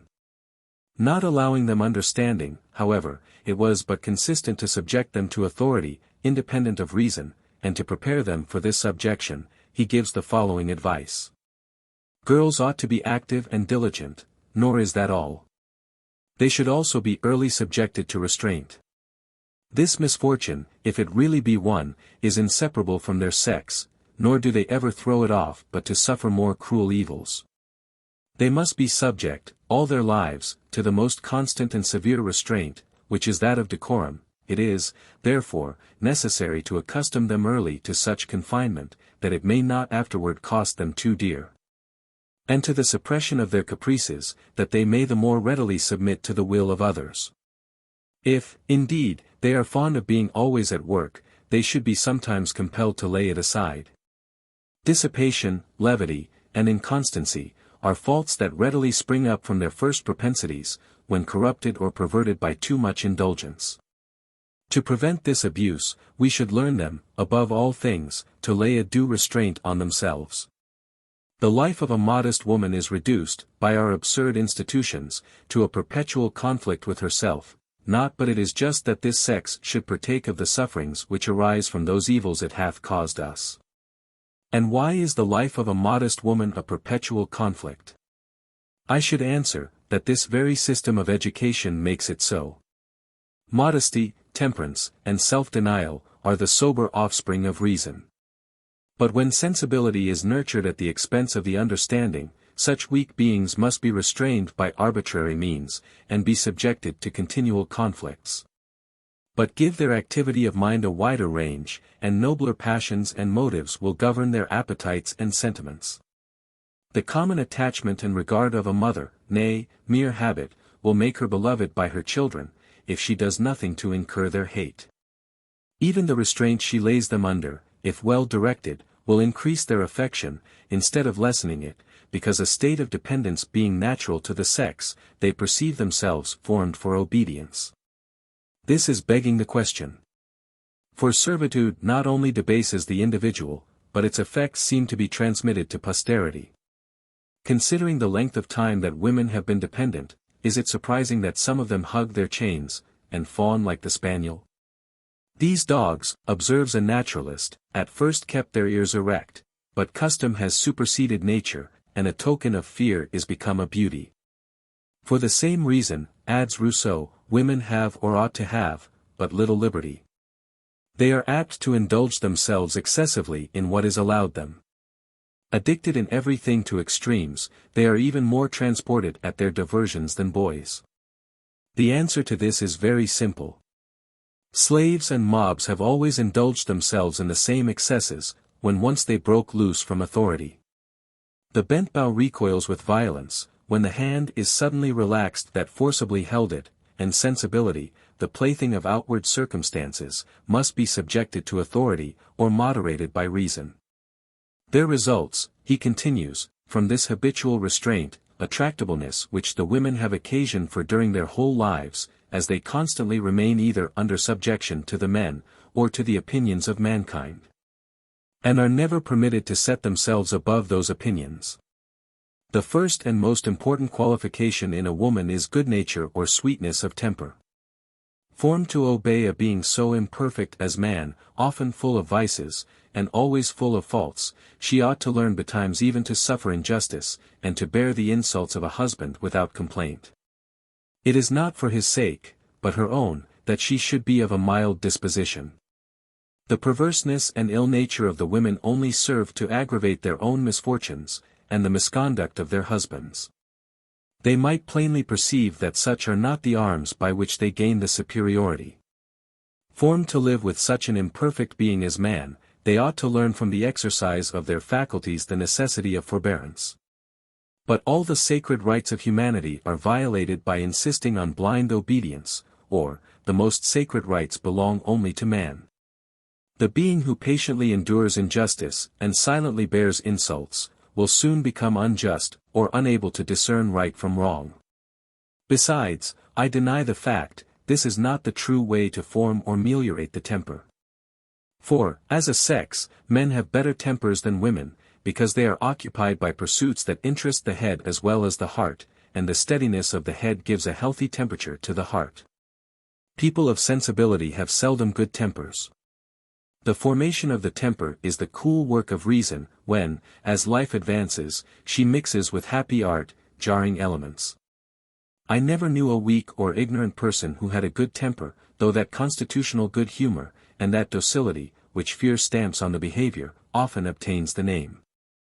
I say behavior, for genuine meekness never reached the heart or mind, unless as the effect of reflection. And, that simple restraint produces a number of peccant humors in domestic life, many sensible men will allow, who find some of these gentle irritable creatures, very troublesome companions. Each sex, he further argues, should preserve its peculiar tone and manner. A meek husband may make a wife impertinent. But mildness of disposition on the woman's side will always bring a man back to reason, at least if he be not absolutely a brute, and will sooner or later triumph over him. True, the mildness of reason, but abject fear always inspires contempt. And tears are only eloquent when they flow down fair cheeks. Of what materials can that heart be composed, which can melt when insulted, and instead of revolting at injustice, kiss the rod? Is it unfair to infer, that her virtue is built on narrow views and selfishness, who can caress a man, with true feminine softness, the very moment when he treats her tyrannically? Nature never dictated such insincerity. And though prudence of this sort be termed a virtue, morality becomes vague when any part is supposed to rest on falsehood. These are mere expedients, and expedients are only useful for the moment. Let the husband beware of trusting too implicitly to this servile obedience. For if his wife can with winning sweetness caress him when angry, and when she ought to be angry, unless contempt had stifled a natural effervescence, she may do the same after parting with a lover. These are all preparations for adultery.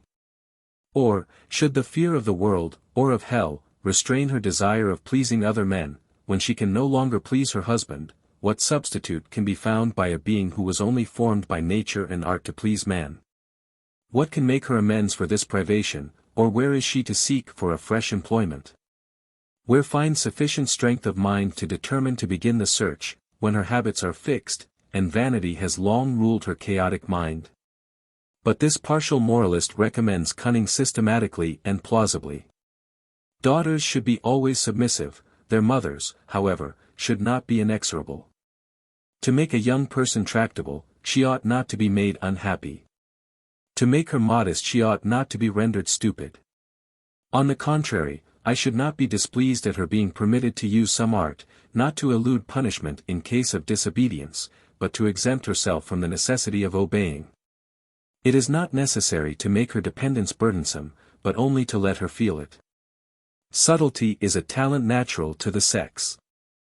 And as I am persuaded, all our natural inclinations are right and good in themselves, I am of opinion this should be cultivated as well as the others, it is requisite for us only to prevent its abuse.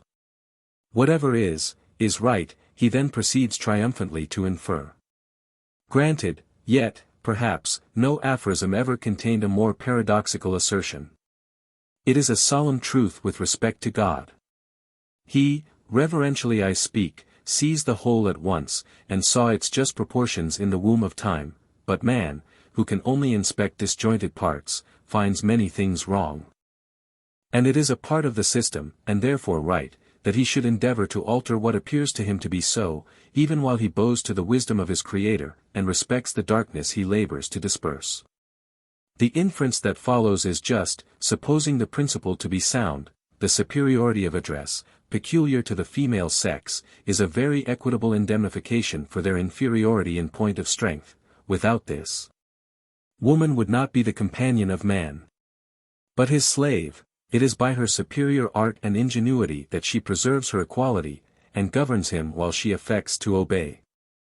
Woman has everything against her, as well our faults as her own timidity and weakness. She has nothing in her favor, but her subtlety and her beauty. Is it not very reasonable, therefore, she should cultivate both? Greatness of mind can never dwell with cunning or address, for I shall not boggle about words, when their direct signification is insincerity and falsehood. But content myself with observing, that if any class of mankind be so created that it must necessarily be educated by rules, not strictly deducible from truth, virtue is an affair of convention. How could Rousseau dare to assert, after giving this advice, that in the grand end of existence, the object of both sexes should be the same, when he well knew, that the mind formed by its pursuits is expanded by great views swallowing up little ones, or that it becomes itself little? Men have superior strength of body, but were it not for mistaken notions of beauty, women would acquire sufficient to enable them to earn their own subsistence, the true definition of independence, and to bear those bodily inconveniences and exertions that are requisite to strengthen the mind. Let us then, by being allowed to take the same exercise as boys, not only during infancy, but youth, arrive at perfection of body, that we may know how far the natural superiority of man extends. For what reason or virtue can be expected from a creature when the seed-time of life is neglected? None. Did not the winds of heaven casually scatter many useful seeds in the fallow ground? Beauty cannot be acquired by dress, and coquetry is an art not so early and speedily attained. While girls are yet young, however, they are in a capacity to study agreeable gesture, a pleasing modulation of voice, an easy carriage and behavior, as well as to take the advantage of gracefully adapting their looks and attitudes to time, place, and occasion. Their application, therefore, should not be solely confined to the arts of industry and the needle, when they come to display other talents, whose utility is already apparent. For my part, one would have a young Englishwoman cultivate her agreeable talents, in order to please her future husband, with as much care and assiduity as a young Circassian cultivates hers, to fit her for the harem of an Eastern bashaw. To render women completely insignificant, he adds, the tongues of women are very voluble, they speak earlier, more readily, and more agreeably than the men. They are accused also of speaking much more, but so it ought to be, and I should be very ready to convert this reproach into a compliment. Their lips and eyes have the same activity, and for the same reason. A man speaks of what he knows, a woman of what pleases her, the one requires knowledge, the other taste. The principal object of a man's discourse should be what is useful, that of a woman's what is agreeable. There ought to be nothing in common between their different conversation but truth. We ought not, therefore, to restrain the prattle of girls, in the same manner as we should that of boys, with that severe question, to what purpose are you talking? But by another, which is no less difficult to answer, how will your discourse be received? In infancy, while they are as yet incapable to discern good from evil, they ought to observe it as a law, never to say anything disagreeable to those whom they are speaking to. What will render the practice of this rule also the more difficult, is that it must ever be subordinate to the former, of never speaking falsely or telling an untruth. To govern the tongue in this manner must require great address indeed, and it is too much practiced both by men and women. Out of the abundance of the heart how few speak. So few, that I, who love simplicity, would gladly give up politeness for a quarter of the virtue that has been sacrificed to an equivocal quality, which, at best, should only be the polish of virtue. But to complete the sketch.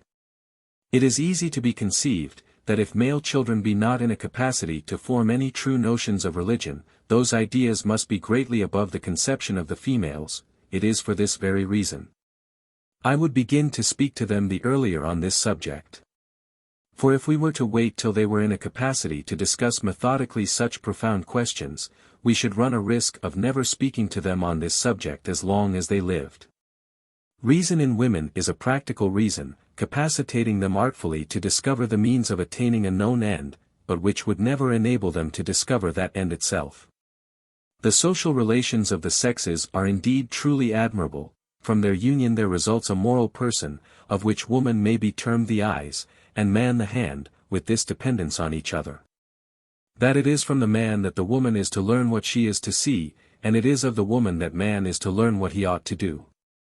If woman could recur to the first principles of things as well as man, and man was capacitated to enter into their minutiae as well as woman, always independent of each other, they would live in perpetual discord, and their union could not subsist.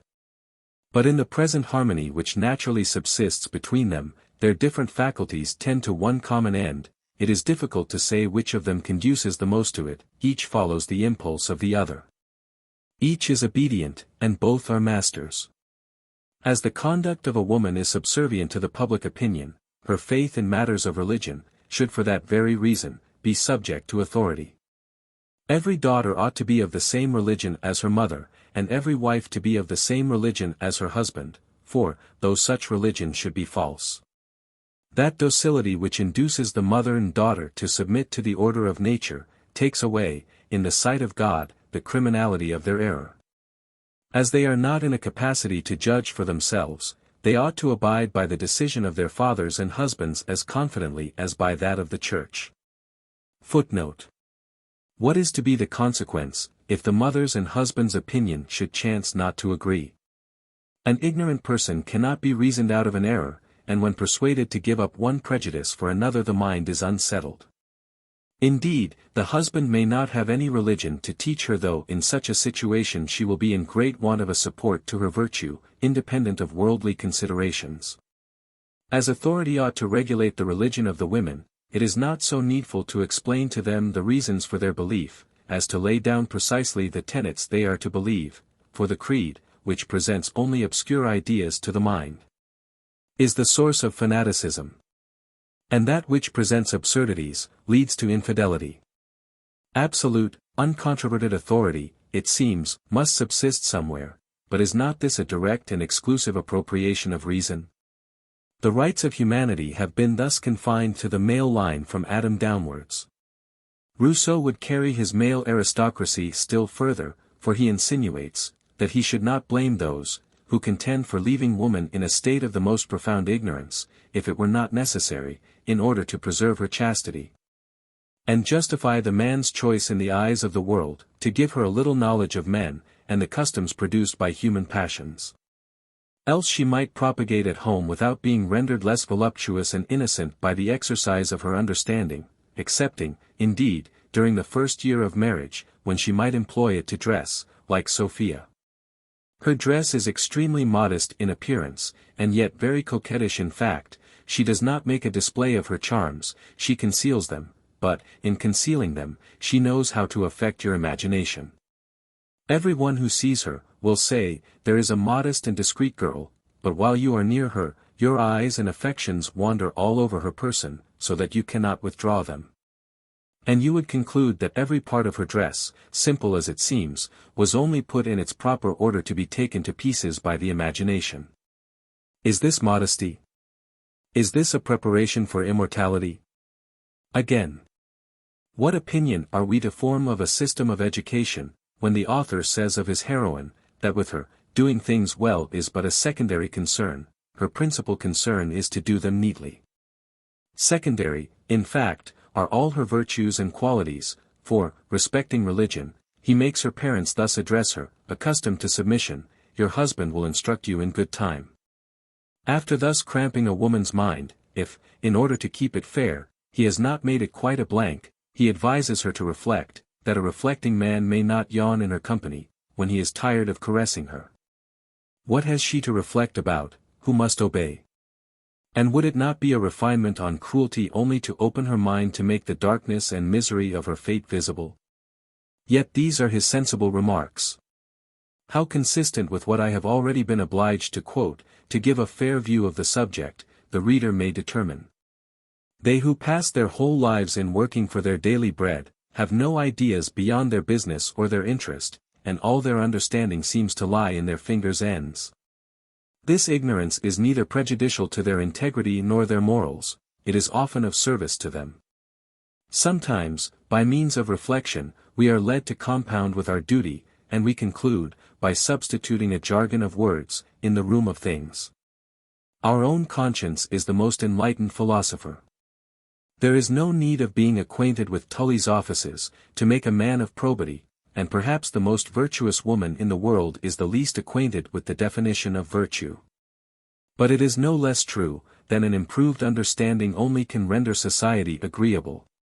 And it is a melancholy thing for a father of a family, who is fond of home, to be obliged to be always wrapped up in himself, and to have nobody about him to whom he can impart his sentiments. Besides, how should a woman void of reflection be capable of educating her children? How should she discern what is proper for them? How should she incline them to those virtues she is unacquainted with, or to that merit of which she has no idea? She can only soothe or chide them, render them insolent or timid, she will make them formal coxcombs, or ignorant blockheads, but will never make them sensible or amiable. How indeed should she, when her husband is not always at hand to lend her his reason, when they both together make but one moral being? A blind will, eyes without hands, would go a very little way. And perchance his abstract reason, that should concentrate the scattered beams of her practical reason, may be employed in judging of the flavor of wine, descanting on the sauces most proper for turtle. Or, more profoundly intent at a card table, he may be generalizing his ideas as he bets away his fortune, leaving all the minutiae of education to his helpmate or chance. But, granting that woman ought to be beautiful, innocent, and silly, to render her a more alluring and indulgent companion, what is her understanding sacrificed for? And why is all this preparation necessary only, according to Rousseau's own account, to make her the mistress of her husband, a very short time? For no man ever insisted more on the transient nature of love.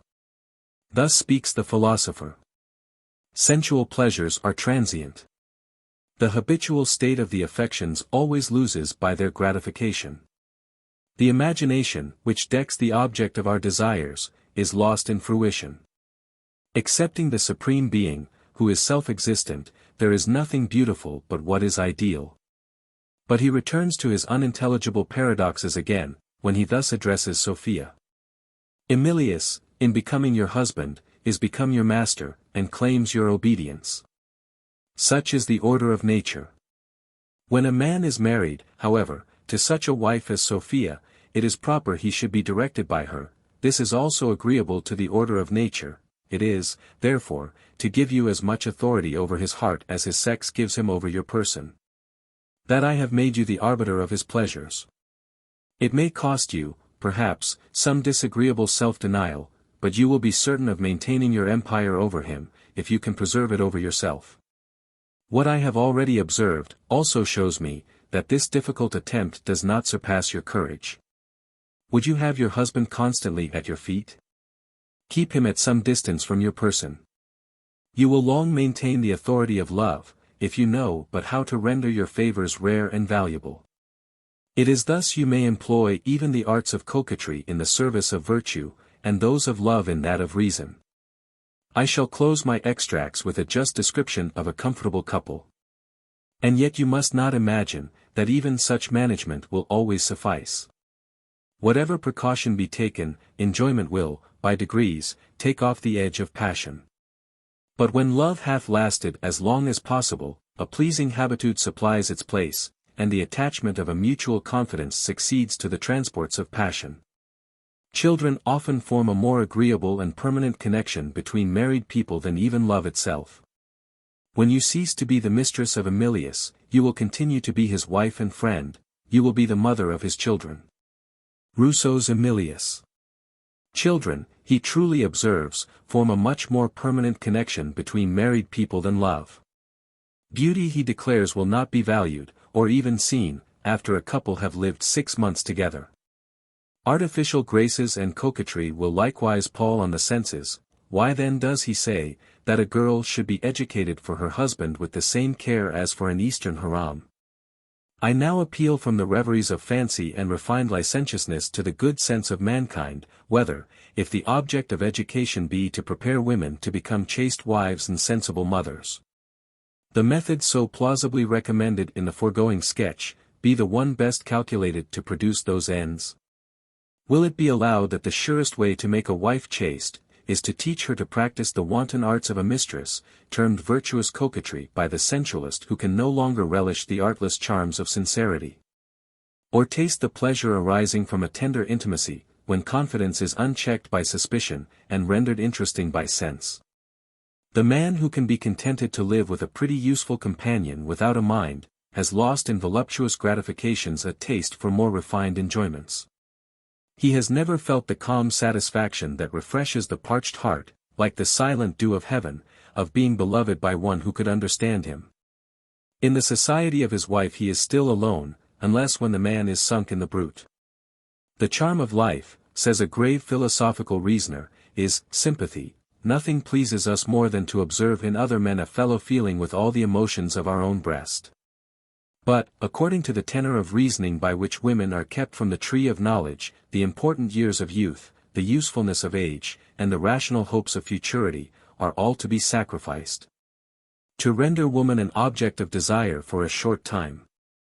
Besides, how could Rousseau expect them to be virtuous and constant when reason is neither allowed to be the foundation of their virtue, nor truth the object of their inquiries? But all Rousseau's errors in reasoning arose from sensibility, and sensibility to their charms women are very ready to forgive. When he should have reasoned he became impassioned, and reflection inflamed his imagination, instead of enlightening his understanding. Even his virtues also led him farther astray. For, born with a warm constitution and lively fancy, nature carried him toward the other sex with such eager fondness, that he soon became lascivious. Had he given way to these desires, the fire would have extinguished itself in a natural manner, but virtue, and a romantic kind of delicacy, made him practice self-denial. Yet, when fear, delicacy, or virtue restrained him, he debauched his imagination, and reflecting on the sensations to which fancy gave force, he traced them in the most glowing colors, and sunk them deep into his soul. He then sought for solitude, not to sleep with the man of nature, or calmly investigate the causes of things under the shade where Sir Isaac Newton indulged contemplation, but merely to indulge his feelings. And so warmly has he painted what he forcibly felt, that, interesting the heart and inflaming the imagination of his readers, in proportion to the strength of their fancy, they imagine that their understanding is convinced, when they only sympathize with a poetic writer, who skillfully exhibits the objects of sense, most voluptuously shadowed, or gracefully veiled. And thus making us feel, whilst dreaming that we reason, erroneous conclusions are left in the mind. Why was Rousseau's life divided between ecstasy and misery? Can any other answer be given than this, that the effervescence of his imagination produced both, but, had his fancy been allowed to cool, it is possible that he might have acquired more strength of mind. Still, if the purpose of life be to educate the intellectual part of man, all with respect to him was right. Yet, had not death led to a nobler scene of action, it is probable that he would have enjoyed more equal happiness on earth, and have felt the calm sensations of the man of nature. Instead of being prepared for another stage of existence by nourishing the passions which agitate the civilized man. But peace to his manes. I war not with his ashes, but his opinions.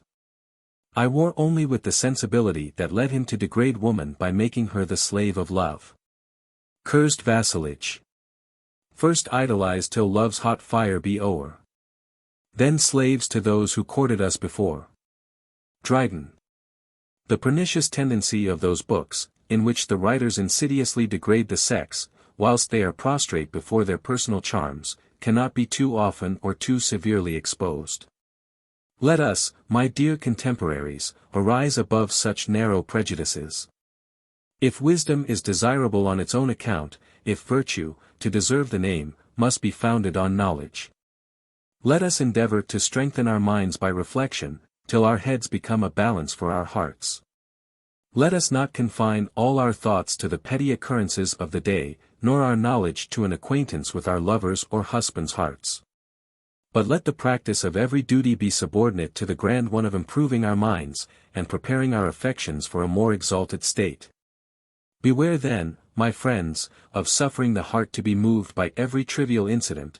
The reed is shaken by a breeze, and annually dies, but the oak stands firm, and for ages braves the storm. Were we, indeed, only created to flutter our hour out and die, why let us then indulge sensibility, and laugh at the severity of reason? Yet, alas! Even then we should want strength of body and mind, and life would be lost in feverish pleasures or wearisome languor. But the system of education, which I earnestly wish to see exploded, seems to presuppose, what ought never to be taken for granted, that virtue shields us from the casualties of life. And that fortune, slipping off her bandage, will smile on a well-educated female, and bring in her hand an Emilius or a Telemachus. Whilst, on the contrary, the reward which virtue promises to her votaries is confined, it is clear, to their own bosoms. And often must they contend with the most vexatious worldly cares, and bear with the vices and humours of relations for whom they can never feel a friendship. There have been many women in the world who, instead of being supported by the reason and virtue of their fathers and brothers, have strengthened their own minds by struggling with their vices and follies. Yet have never met with a hero, in the shape of a husband, who, paying the debt that mankind owed them, might chance to bring back their reason to its natural dependent state, and restore the usurped prerogative, of rising above opinion, to man. Section 5.2. Dr. Fordyce's sermons have long made a part of a young woman's library, nay, girls at school are allowed to read them. But I should instantly dismiss them from my pupils, if I wished to strengthen her understanding, by leading her to form sound principles on a broad basis, or, were I only anxious to cultivate her taste. Though they must be allowed to contain many sensible observations. Dr. Fordyce may have had a very laudable end in view. But these discourses are written in such an affected style, that were it only on that account, and had I nothing to object against his mellifluous precepts, I should not allow girls to peruse them. Unless I design to hunt every spark of nature out of their composition, melting every human quality into female weakness and artificial grace. I say artificial, for true grace arises from some kind of independence of mind. Children, careless of pleasing, and only anxious to amuse themselves, are often very graceful. And the nobility who have mostly lived with inferiors, and always had the command of money, acquire a graceful ease of deportment, which should rather be termed habitual grace of body, than that superior gracefulness which is truly the expression of the mind. This mental grace, not noticed by vulgar eyes, often flashes across a rough countenance, and irradiating every feature, shows simplicity and independence of mind. It is then we read characters of immortality in the eye, and see the soul in every gesture, though when at rest, neither the face nor limbs may have much beauty to recommend them, or the behavior anything peculiar to attract universal attention. The mass of mankind, however, look for more tangible beauty, yet simplicity is, in general, admired, when people do not consider what they admire, and can there be simplicity without sincerity? But, to have done with remarks that are in some measure desultory, though naturally excited by the subject. In declamatory periods Dr. Fordyce spins out Rousseau's eloquence. And in most sentimental rant, details his opinions respecting the female character, and the behavior which woman ought to assume to render her lovely. He shall speak for himself, for thus he makes nature address man. Behold these smiling innocents, whom I have graced with my fairest gifts, and committed to your protection, behold them with love and respect, treat them with tenderness and honor. They are timid and want to be defended. They are frail. Oh, do not take advantage of their weakness. Let their fears and blushes endear them. Let their confidence in you never be abused. But is it possible, that any of you can be such barbarians, so supremely wicked, as to abuse it? Can you find in your hearts to despoil the gentle, trusting creatures of their treasure, or do anything to strip them of their native robe of virtue. Cursed be the impious hand that would dare to violate the unblemished form of chastity. Thou wretch! Thou ruffian! Forbear, nor venture to provoke heaven's fiercest vengeance. I know not any comment that can be made seriously on this curious passage, and I could produce many similar ones. And some, so very sentimental, that I have heard rational men use the word indecent, when they mention them with disgust. Footnote. Can you? Would be the most emphatical comment, were it drawled out in a whining voice. Throughout there is a display of cold, artificial feelings, and that parade of sensibility which boys and girls should be taught to despise as the sure mark of a little vain mind. Florid appeals are made to heaven, and to the beauteous innocence, the fairest images of heaven here below, whilst sober sense is left far behind. This is not the language of the heart, nor will it ever reach it, though the ear may be tickled. I shall be told, perhaps, that the public have been pleased with these volumes. True, and Hervey's Meditations are still read, though he equally sinned against sense and taste. I particularly object to the lover-like phrases of pumped-up passion, which are everywhere interspersed. If women be ever allowed to walk without leading strings, why must they be cajoled into virtue by artful flattery and sexual compliments? Speak to them the language of truth and soberness, and away with the lullaby strains of condescending endearment. Let them be taught to respect themselves as rational creatures, and not led to have a passion for their own insipid persons. It moves my gall to hear a preacher descanting on dress and needlework, and still more, to hear him address the British fair, the fairest of the fair, as if they had only feelings. Even recommending piety, he uses the following argument. Never, perhaps, does a fine woman strike more deeply, than when, composed into pious recollection, and possessed with the noblest considerations, she assumes, without knowing it, superior dignity in new graces. So that the beauties of holiness seem to radiate about her, and the bystanders are almost induced to fancy her already worshipping amongst her kindred angels. Why are women to be thus bred up with a desire of conquest? The very epithet, used in this sense, gives me a sickly qualm. Does religion and virtue offer no stronger motives, no brighter reward? Must they always be debased by being made to consider the sex of their companions? Must they be taught always to be pleasing? And when levelling their small artillery at the heart of man, is it necessary to tell them that a little sense is sufficient to render their attention incredibly soothing? As a small degree of knowledge entertains in a woman, so from a woman, though for a different reason, a small expression of kindness delights, particularly if she have beauty. I should have supposed for the same reason. Why are girls to be told that they resemble angels, but to sink them below women? Or, that a gentle, innocent female is an object that comes nearer to the idea which we have formed of angels than any other? Yet they are told, at the same time, that they are only like angels when they are young and beautiful. Consequently, it is their persons, not their virtues, that procure them this homage. Idle empty words. What can such delusive flattery lead to, but vanity and folly? The lover, it is true, has a poetic license to exalt his mistress, his reason is the bubble of his passion, and he does not utter a falsehood when he borrows the language of adoration. His imagination may raise the idol of his heart, unblamed, above humanity, and happy would it be for women, if they were only flattered by the men who love them, I mean, who love the individual, not the sex. But should a grave preacher interlard his discourses with such fooleries? In sermons or novels, however, voluptuousness is always true to its text. Men are allowed by moralists to cultivate, as nature directs, different qualities, and assume the different characters, that the same passions, modified almost to infinity, give to each individual. A virtuous man may have a choleric or a sanguine constitution, be gay or grave, unreproved, be firm till be is almost overbearing, or, weakly submissive, have no will or opinion of his own. But all women are to be levelled, by meekness and docility, into one character of yielding softness and gentle compliance. I will use the preacher's own words.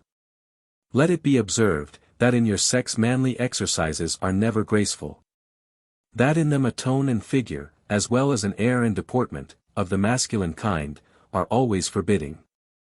And that men of sensibility desire in every woman soft features, and a flowing voice, a form not robust, and demeanor delicate and gentle.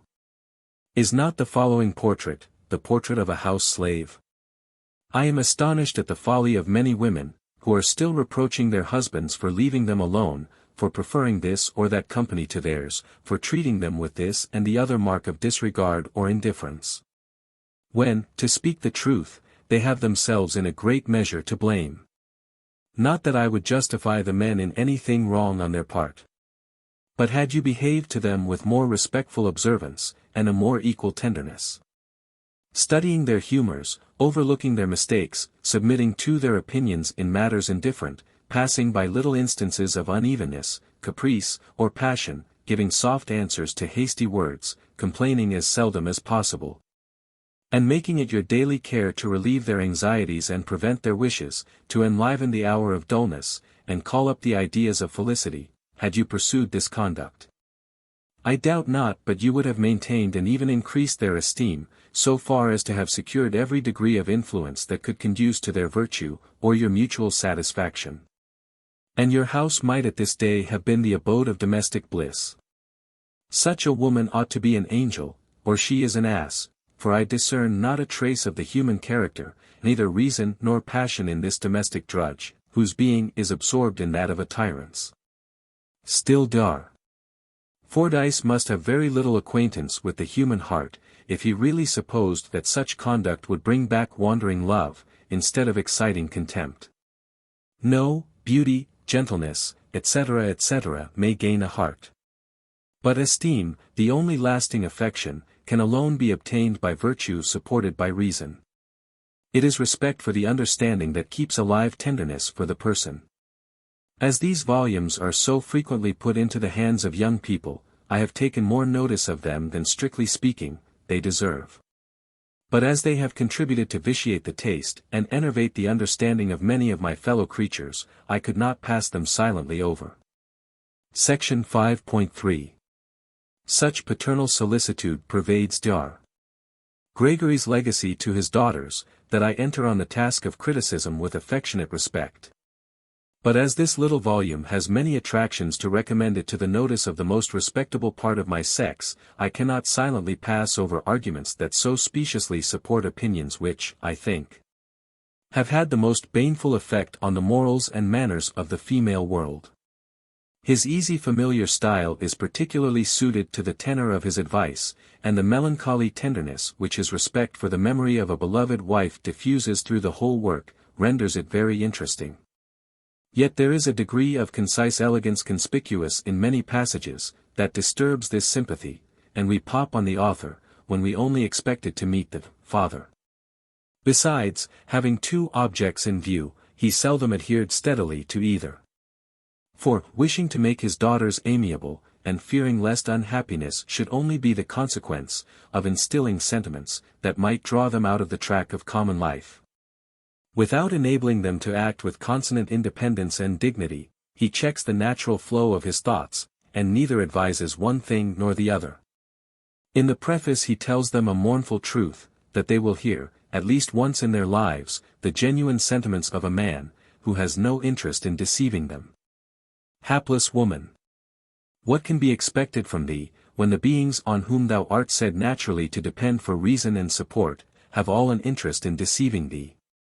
This is the root of the evil that has shed a corroding mildew on all thy virtues, and blighting in the bud thy opening faculties, has rendered thee the weak thing thou art. It is this separate interest, this insidious state of warfare, that undermines morality, and divides mankind. If love has made some women wretched, how many more has the cold unmeaning intercourse of gallantry rendered vain and useless? Yet this heartless attention to the sex is reckoned so manly, so polite, that till society is very differently organized, I fear, this vestige of Gothic manners will not be done away by a more reasonable and affectionate mode of conduct. Besides, to strip it of its imaginary dignity, I must observe, that in the most civilized European states, this lip service prevails in a very great degree, accompanied with extreme dissoluteness of morals. In Portugal, the country that I particularly allude to, it takes place of the most serious moral obligations, for a man is seldom assassinated when in the company of a woman. The savage hand of rapine is unnerved by this chivalrous spirit. And, if the stroke of vengeance cannot be stayed, the lady is entreated to pardon the rudeness and depart in peace, though sprinkled, perhaps, with her husband's or brother's blood. I shall pass over his strictures on religion, because I mean to discuss that subject in a separate chapter. The remarks relative to behavior, though many of them very sensible, I entirely disapprove of, because it appears to me to be beginning, as it were at the wrong end.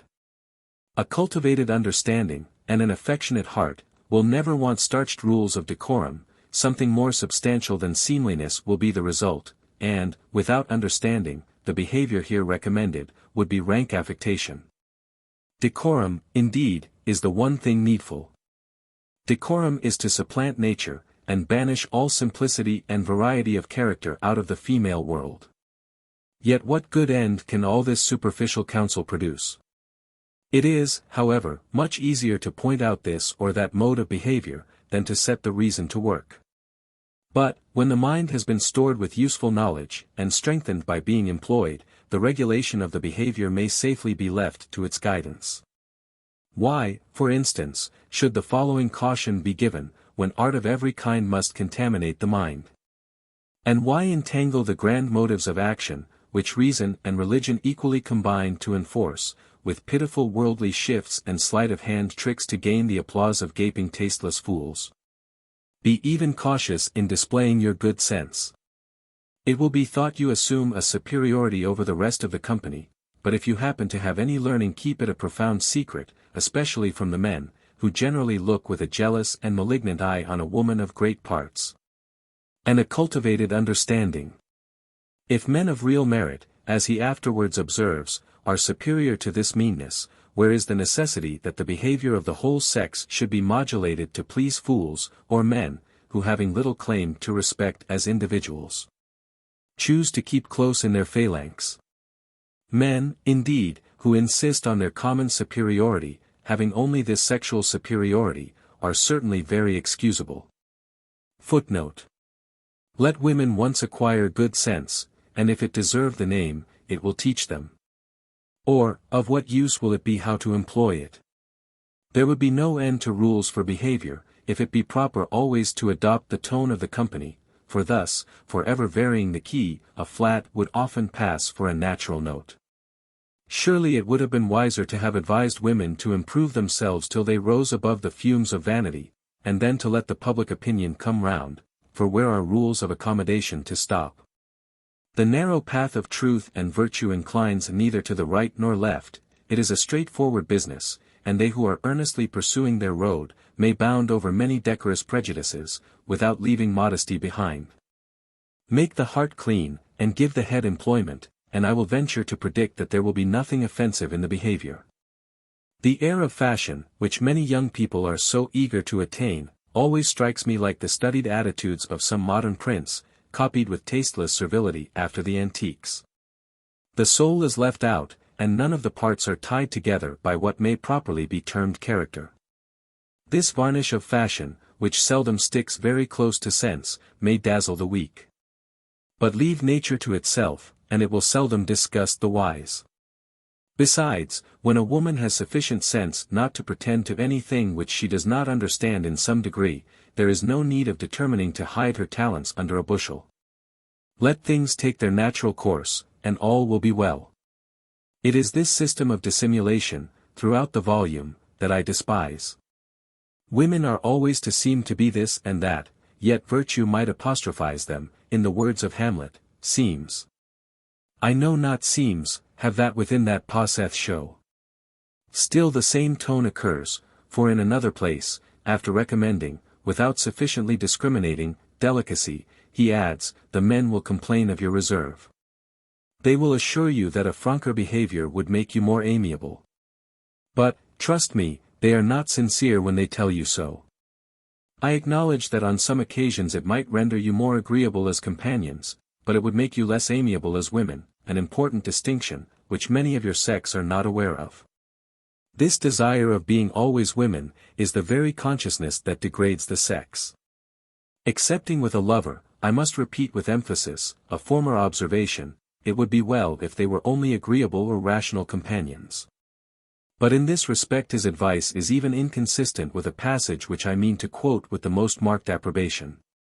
The sentiment, that a woman may allow all innocent freedoms, provided her virtue is secure, is both grossly indelicate and dangerous, and has proved fatal to many of your sex. With this opinion I perfectly coincide. A man, or a woman, of any feeling must always wish to convince a beloved object that it is the caresses of the individual, not the sex, that is received and returned with pleasure, and, that the heart, rather than the senses, is moved. Without this natural delicacy, love becomes a selfish personal gratification that soon degrades the character. I carry this sentiment still further.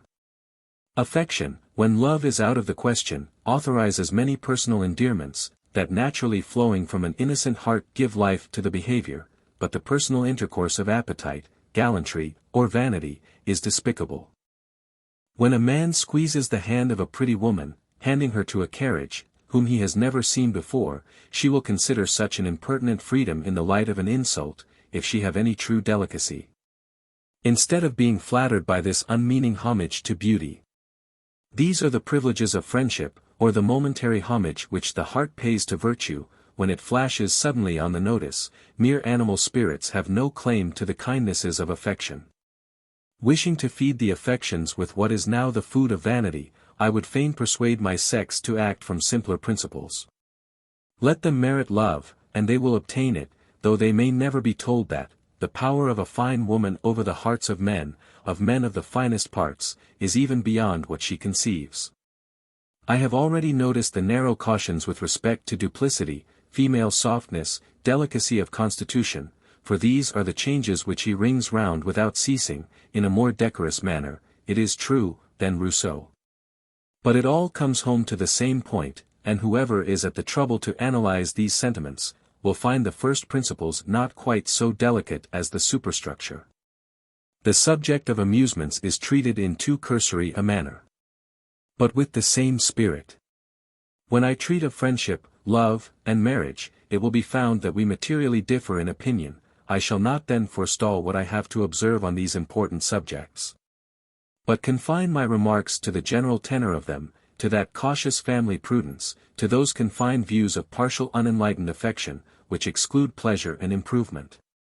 By vainly wishing to ward off sorrow and error, and by thus guarding the heart and mind, destroy also all their energy. It is far better to be often deceived than never to trust, to be disappointed in love, than never to love, to lose a husband's fondness, than forfeit his esteem. Happy would it be for the world, and for individuals, of course, if all this unavailing solicitude to attain worldly happiness, on a confined plan, were turned into an anxious desire to improve the understanding. Wisdom is the principal thing, therefore get wisdom, and with all thy gettings get understanding. How long, ye simple ones, will ye love simplicity, and hate knowledge? Saith wisdom to the daughters of men. Section 5.4.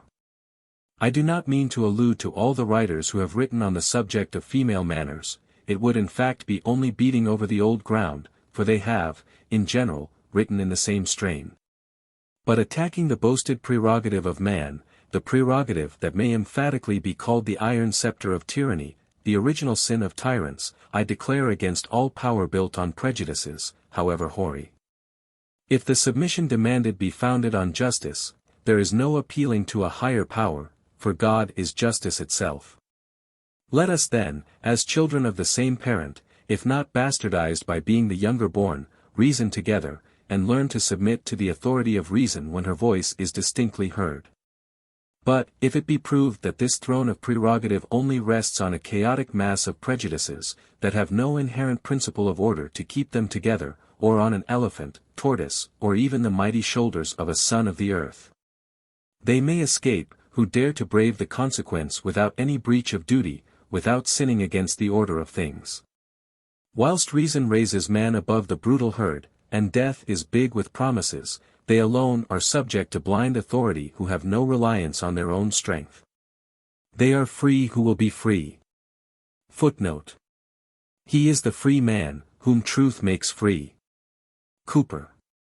The being who can govern itself, has nothing to fear in life, but if anything is dearer than its own respect, the price must be paid to the last farthing.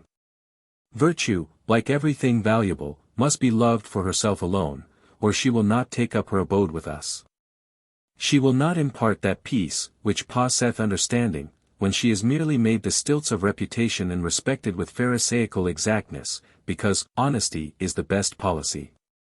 That the plan of life which enables us to carry some knowledge and virtue into another world, is the one best calculated to ensure content in this, cannot be denied.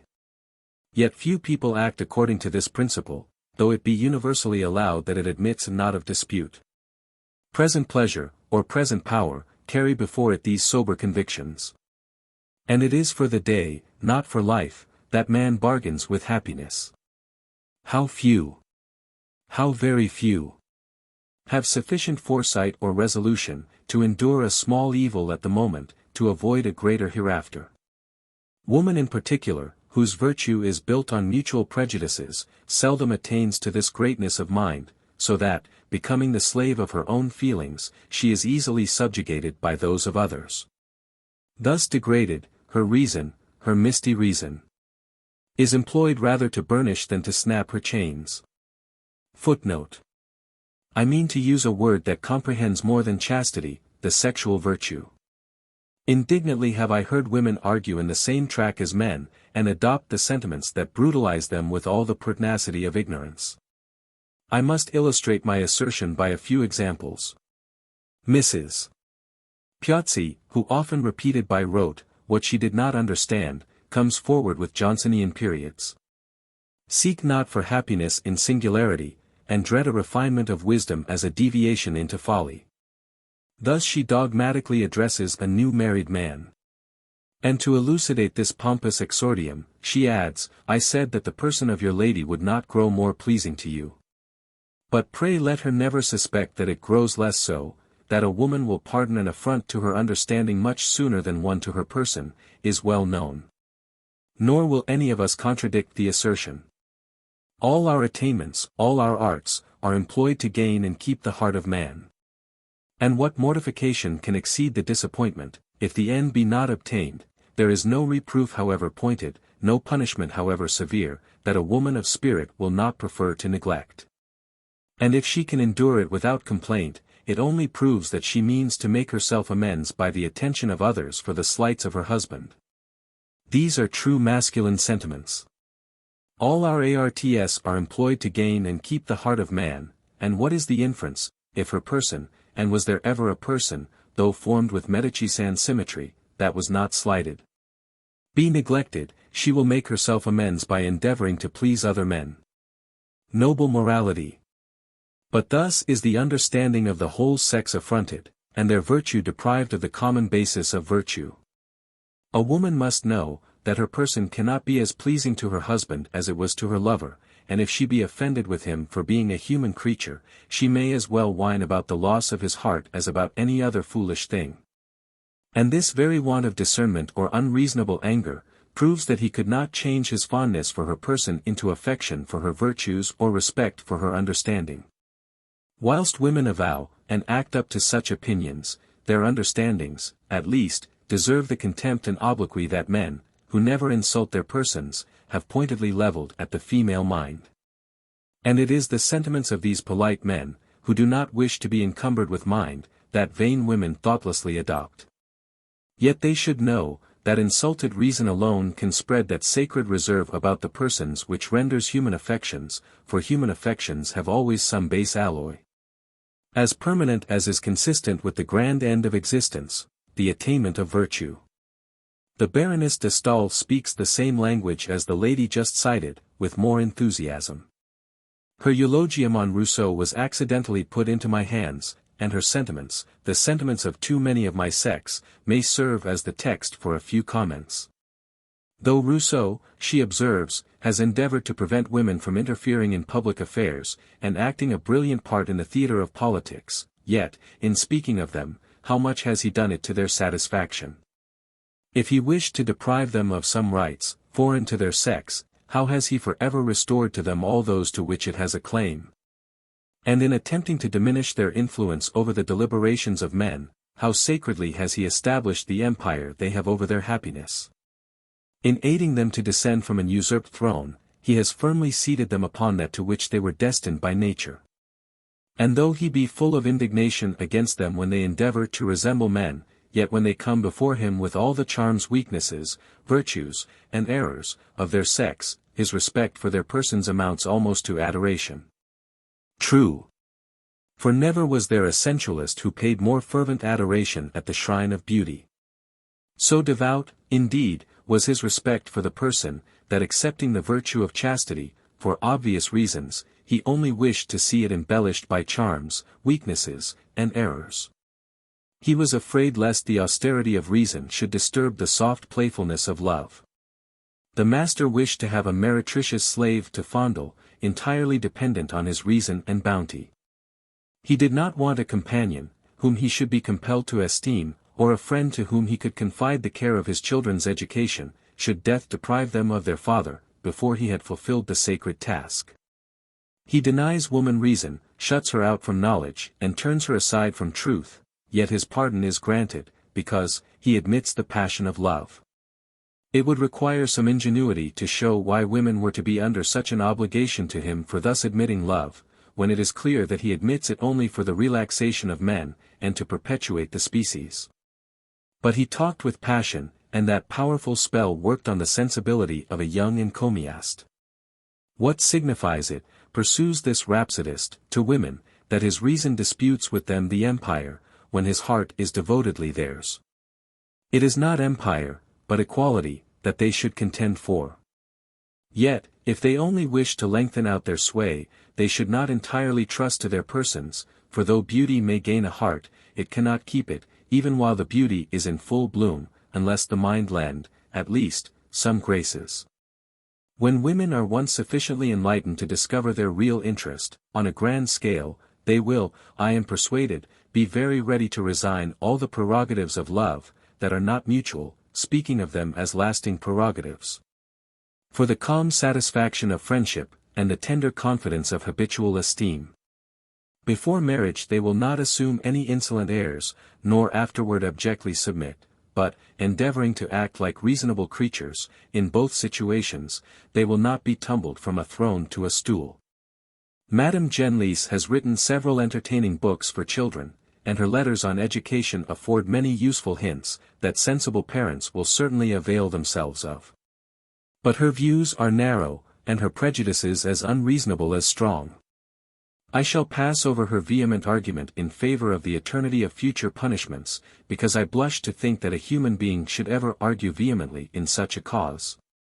And only make a few remarks on her absurd manner of making the parental authority supplant reason. For everywhere does she inculcate not only blind submission to parents, but to the opinion of the world.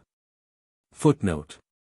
A person is not to act in this or that way, though convinced they are right in so doing, because some equivocal circumstances may lead the world to suspect that they acted from different motives.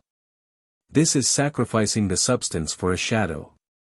Let people but watch their own hearts, and act rightly as far as they can judge, and they may patiently wait till the opinion of the world comes round.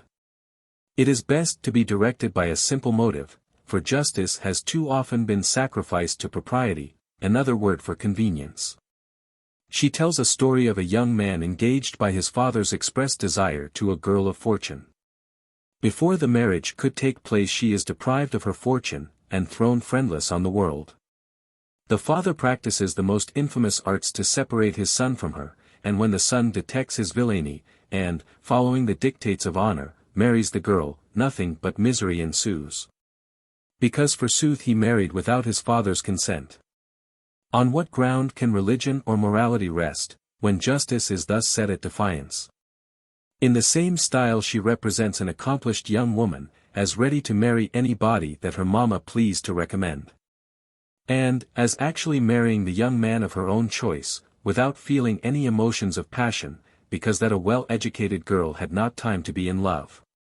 Is it possible to have much respect for a system of education that thus insults reason and nature? Many similar opinions occur in her writings, mixed with sentiments that do honor to her head and heart. Yet so much superstition is mixed with her religion, and so much worldly wisdom with her morality, that I should not let a young person read her works, unless I could afterwards converse on the subjects, and point out the contradictions. Mrs. Chapone's letters are written with such good sense, and unaffected humility, and contain so many useful observations, that I only mention them to pay the worthy writer this tribute of respect. I cannot, it is true, always coincide in opinion with her, but I always respect her. The very word respect brings Mrs. Macaulay to my remembrance. The woman of the greatest abilities, undoubtedly, that this country has ever produced. And yet this woman has been suffered to die without sufficient respect being paid to her memory. Posterity, however, will be more just. And remember that Catherine Macaulay was an example of intellectual acquirements supposed to be incompatible with the weakness of her sex. In her style of writing, indeed, no sex appears, for it is like the sense it conveys, strong and clear. I will not call hers a masculine understanding, because I admit not of such an arrogant assumption of reason. But I contend that it was a sound one, and that her judgment, the matured fruit of profound thinking, was a proof that a woman can acquire judgment, in the full extent of the word. Possessing more penetration than sagacity, more understanding than fancy, she writes with sober energy, and argumentative closeness. Yet sympathy and benevolence give an interest to her sentiments, and that vital heat to arguments, which forces the reader to weigh them. Footnote. Coinciding in opinion with Mrs. Macaulay relative to many branches of education, I refer to her valuable work, instead of quoting her sentiments to support my own. When I first thought of writing these strictures I anticipated Mrs. Macaulay's approbation with a little of that sanguine ardor which it has been the business of my life to depress, but soon heard with the sickly qualm of disappointed hope, and the still seriousness of regret, that she was no more. Section 5.5. Taking a view of the different works which have been written on education, Lord Chesterfield's letters must not be silently passed over. Not that I mean to analyze his unmanly, immoral system, or even to cull any of the useful shrewd remarks which occur in his frivolous correspondence, no. I only mean to make a few reflections on the avowed tendency of them, the art of acquiring an early knowledge of the world. An art, I will venture to assert, that preys secretly, like the worm in the bud, on the expanding powers, and turns to poison the generous juices which should mount with vigor in the youthful frame, inspiring warm affections and great resolves.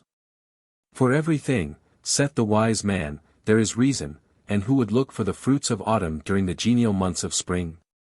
But this is mere declamation, and I mean to reason with those worldly wise instructors, who, instead of cultivating the judgment, instill prejudices, and render hard the heart that gradual experience would only have cooled.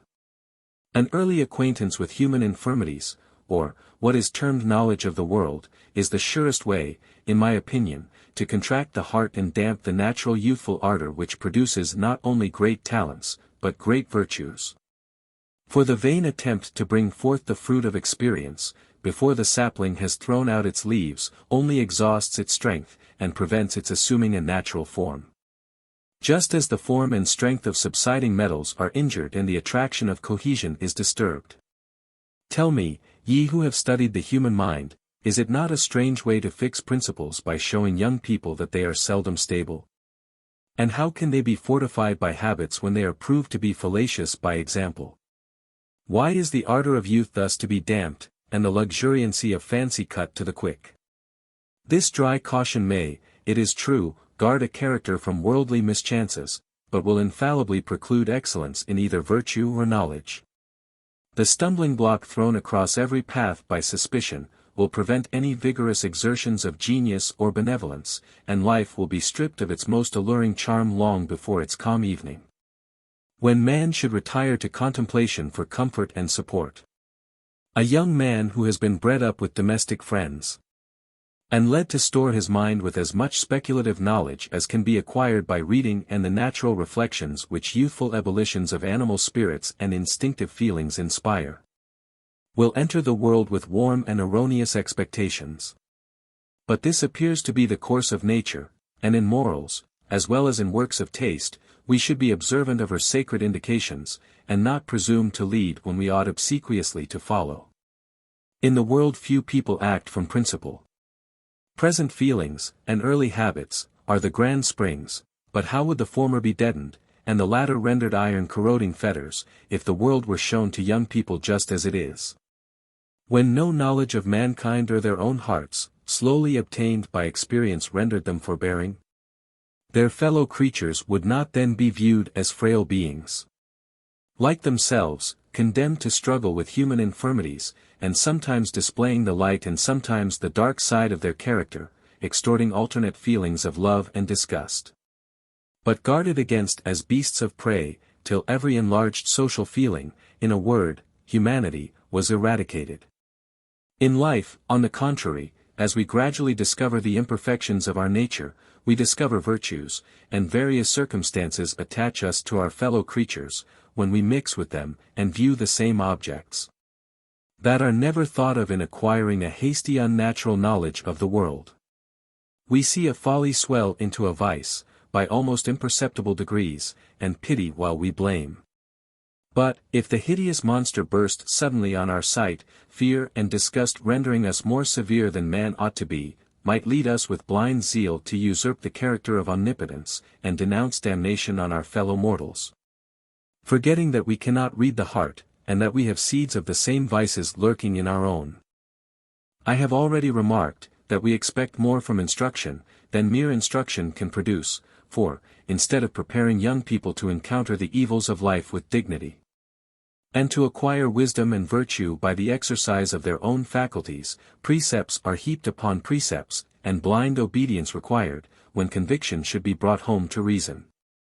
Suppose, for instance, that a young person in the first ardor of friendship deifies the beloved object, what harm can arise from this mistaken enthusiastic attachment? Perhaps it is necessary for virtue first to appear in a human form to impress youthful hearts, the ideal model, which a more matured and exalted mind looks up to, and shapes for itself, would elude their sight. He who loves not his brother whom he hath seen, how can he love God? Ask the wisest of men. It is natural for youth to adorn the first object of its affection with every good quality, and the emulation produced by ignorance, or, to speak with more propriety, by inexperience, brings forward the mind capable of forming such an affection. And when, in the lapse of time, perfection is found not to be within the reach of mortals, virtue, abstractly, is thought beautiful, and wisdom sublime. Admiration then gives place to friendship, properly so called, because it is cemented by esteem, and the being walks alone only dependent on heaven for that emulous panting after perfection which ever glows in a noble mind. But this knowledge a man must gain by the exertion of his own faculties, and this is surely the blessed fruit of disappointed hope. For he who delighteth to diffuse happiness and show mercy to the weak creatures, who are learning to know him, never implanted a good propensity to be a tormenting ignis fatuus. Our trees are now allowed to spread with wild luxuriance, nor do we expect by force to combine the majestic marks of time with youthful graces, but wait patiently till they have struck deep their root, and braved many a storm. Is the mind then, which, in proportion to its dignity advances more slowly towards perfection, to be treated with less respect? To argue from analogy, everything around us is in a progressive state. And when an unwelcome knowledge of life produces almost a satiety of life, and we discover by the natural course of things that all that is done under the sun is vanity, we are drawing near the awful close of the drama. The days of activity and hope are over, and the opportunities which the first stage of existence has afforded of advancing in the scale of intelligence, must soon be summed up. A knowledge at this period of the futility of life, or earlier, if obtained by experience, is very useful, because it is natural. But when a frail being is shown the follies and vices of man, that he may be taught prudently to guard against the common casualties of life by sacrificing his heart, surely it is not speaking harshly to call it the wisdom of this world, contrasted with the nobler fruit of piety and experience. I will venture a paradox, and deliver my opinion without reserve, if men were only born to form a circle of life and death, it would be wise to take every step that foresight could suggest to render life happy. Moderation in every pursuit would then be supreme wisdom, and the prudent voluptuary might enjoy a degree of content, though he neither cultivated his understanding nor kept his heart pure. Prudence, supposing we were mortal, would be true wisdom, or, to be more explicit, would procure the greatest portion of happiness, considering the whole of life, but knowledge beyond the conveniences of life would be a curse. Why should we injure our health by close study? The exalted pleasure which intellectual pursuits afford would scarcely be equivalent to the hours of languor that follow. Especially, if it be necessary to take into the reckoning the doubts and disappointments that cloud our researches. Vanity and vexation close every inquiry, for the cause which we particularly wish to discover flies like the horizon before us as we advance. The ignorant, on the contrary, resemble children, and suppose, that if they could walk straight forward they should at last arrive where the earth and clouds meet. Yet, disappointed as we are in our researches, the mind gains strength by the exercise, sufficient, perhaps, to comprehend the answers which, in another step of existence, it may receive to the anxious questions it asked. When the understanding with feeble wing was fluttering round the visible effects to dive into the hidden cause. The passions also, the winds of life, would be useless, if not injurious, did the substance which composes our thinking being, after we have thought in vain, only become the support of vegetable life, and invigorate a cabbage, or blush in a rose. The appetites would answer every earthly purpose, and produce more moderate and permanent happiness. But the powers of the soul that are of little use here, and, probably, disturb our animal enjoyments, even while conscious dignity makes us glory in possessing them, prove that life is merely an education, a state of infancy, of which the only hopes worth cherishing should not be sacrificed. I mean, therefore, to infer, that we ought to have a precise idea of what we wish to attain by education, for the immortality of the soul is contradicted by the actions of many people, who firmly profess the belief. If you mean to secure ease and prosperity on earth as the first consideration, and leave futurity to provide for itself, you act prudently in giving your child an early insight into the weaknesses of his nature. You may not, it is true, make an inkle of him, but do not imagine that he will stick to more than the letter of the law, who has very early imbibed a mean opinion of human nature. Nor will he think it necessary to rise much above the common standard. He may avoid gross vices, because honesty is the best policy, but he will never aim at attaining great virtues. The example of writers and artists will illustrate this remark. I must therefore venture to doubt, whether what has been thought an axiom in morals, may not have been a dogmatical assertion made by men who have coolly seen mankind through the medium of books, and say, in direct contradiction to them, that the regulation of the passions is not always wisdom. On the contrary, it should seem, that one reason why men have superior judgment and more fortitude than women, is undoubtedly this, that they give a freer scope to the grand passions, and by more frequently going astray, enlarge their minds. If then, by the exercise of their own reason, they fix on some stable principle, they have probably to thank the force of their passions, nourished by false views of life, and permitted to overleap the boundary that secures content. But if, in the dawn of life, we could soberly survey the scenes before us as in perspective, and see everything in its true colors, how could the passions gain sufficient strength to unfold the faculties? Let me now, as from an eminence, survey the world stripped of all its false delusive charms. The clear atmosphere enables me to see each object in its true point of view, while my heart is still. I am calm as the prospect in a morning when the mists, slowly dispersing, silently unveil the beauties of nature, refreshed by rest. In what light will the world now appear? I rub my eyes and think, perchance, that I am just awaking from a lively dream.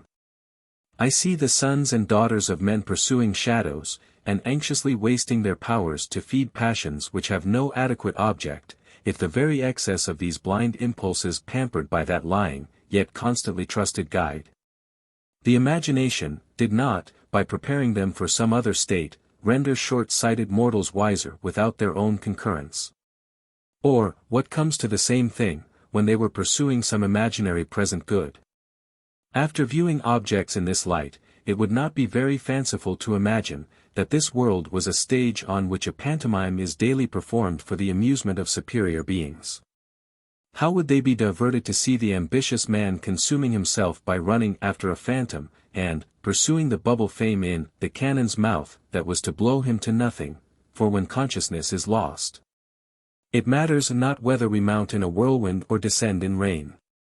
And should they compassionately invigorate his sight, and show him the thorny path which led to eminence, that like a quicksand sinks as he ascends, disappointing his hopes when almost within his grasp?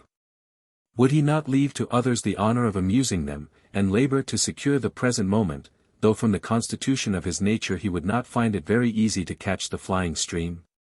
Such slaves are we to hope and fear. But, vain as the ambitious man's pursuit would be, he is often striving for something more substantial than fame, that indeed would be the veriest meteor, the wildest fire that could lure a man to ruin. What? Renounce the most trifling gratification to be applauded when he should be no more. Wherefore this struggle, whether man is mortal or immortal, if that noble passion did not really raise the being above his fellows? And love? What diverting scenes would it produce? Pantaloon's tricks must yield to more egregious folly. To see a mortal adorn an object with imaginary charms, and then fall down and worship the idol which he had himself set up, how ridiculous! But what serious consequences ensue to rob man of that portion of happiness, which the deity by calling him into existence has, or, on what can his attributes rest, indubitably promised? Would not all the purposes of life have been much better fulfilled if he had only felt what has been termed physical love? And, would not the sight of the object, not seen through the medium of the imagination, soon reduce the passion to an appetite, if reflection, the noble distinction of man, did not give it force? And make it an instrument to raise him above this earthy dross, by teaching him to love the centre of all perfection, whose wisdom appears clearer and clearer in the works of nature, in proportion as reason is illuminated and exalted by contemplation, and by acquiring that love of order which the struggles of passion produce. The habit of reflection, and the knowledge attained by fostering any passion, might be shown to be equally useful though the object be proved equally fallacious. For they would all appear in the same light, if they were not magnified by the governing passion implanted in us by the Author of all good, to call forth and strengthen the faculties of each individual, and enable it to attain all the experience that an infant can obtain, who does certain things, it cannot tell why. I descend from my height, and mixing with my fellow creatures, feel myself hurried along the common stream. Ambition, love, hope, and fear, exert their wonted power, though we be convinced by reason that their present and most attractive promises are only lying dreams. But had the cold hand of circumspection damped each generous feeling before it had left any permanent character, or fixed some habit, what could be expected, but selfish prudence and reason just rising above instinct? Who that has read Dean Swift's disgusting description of the Yahoos, an insipid one of Houyhnhnm with a philosophical eye, can avoid seeing the futility of degrading the passions, or making man rest in contentment? The youth should act. For had he the experience of a grey head, he would be fitter for death than life, though his virtues, rather residing in his head than his heart, could produce nothing great, and his understanding prepared for this world, would not, by its noble flights, prove that it had a title to a better. Besides, it is not possible to give a young person a just view of life. He must have struggled with his own passions before he can estimate the force of the temptation which betrayed his brother into vice. Those who are entering life, and those who are departing, see the world from such very different points of view, that they can seldom think alike, unless the unfledged reason of the former never attempted a solitary flight. When we hear of some daring crime, it comes full upon us in the deepest shade of turpitude, and raises indignation, but the eye that gradually saw the darkness thicken, must observe it with more compassionate forbearance. The world cannot be seen by an unmoved spectator, we must mix in the throng, and feel as men feel before we can judge of their feelings. If we mean, in short, to live in the world to grow wiser and better, and not merely to enjoy the good things of life, we must attain a knowledge of others at the same time that we become acquainted with ourselves. Knowledge acquired any other way only hardens the heart and perplexes the understanding.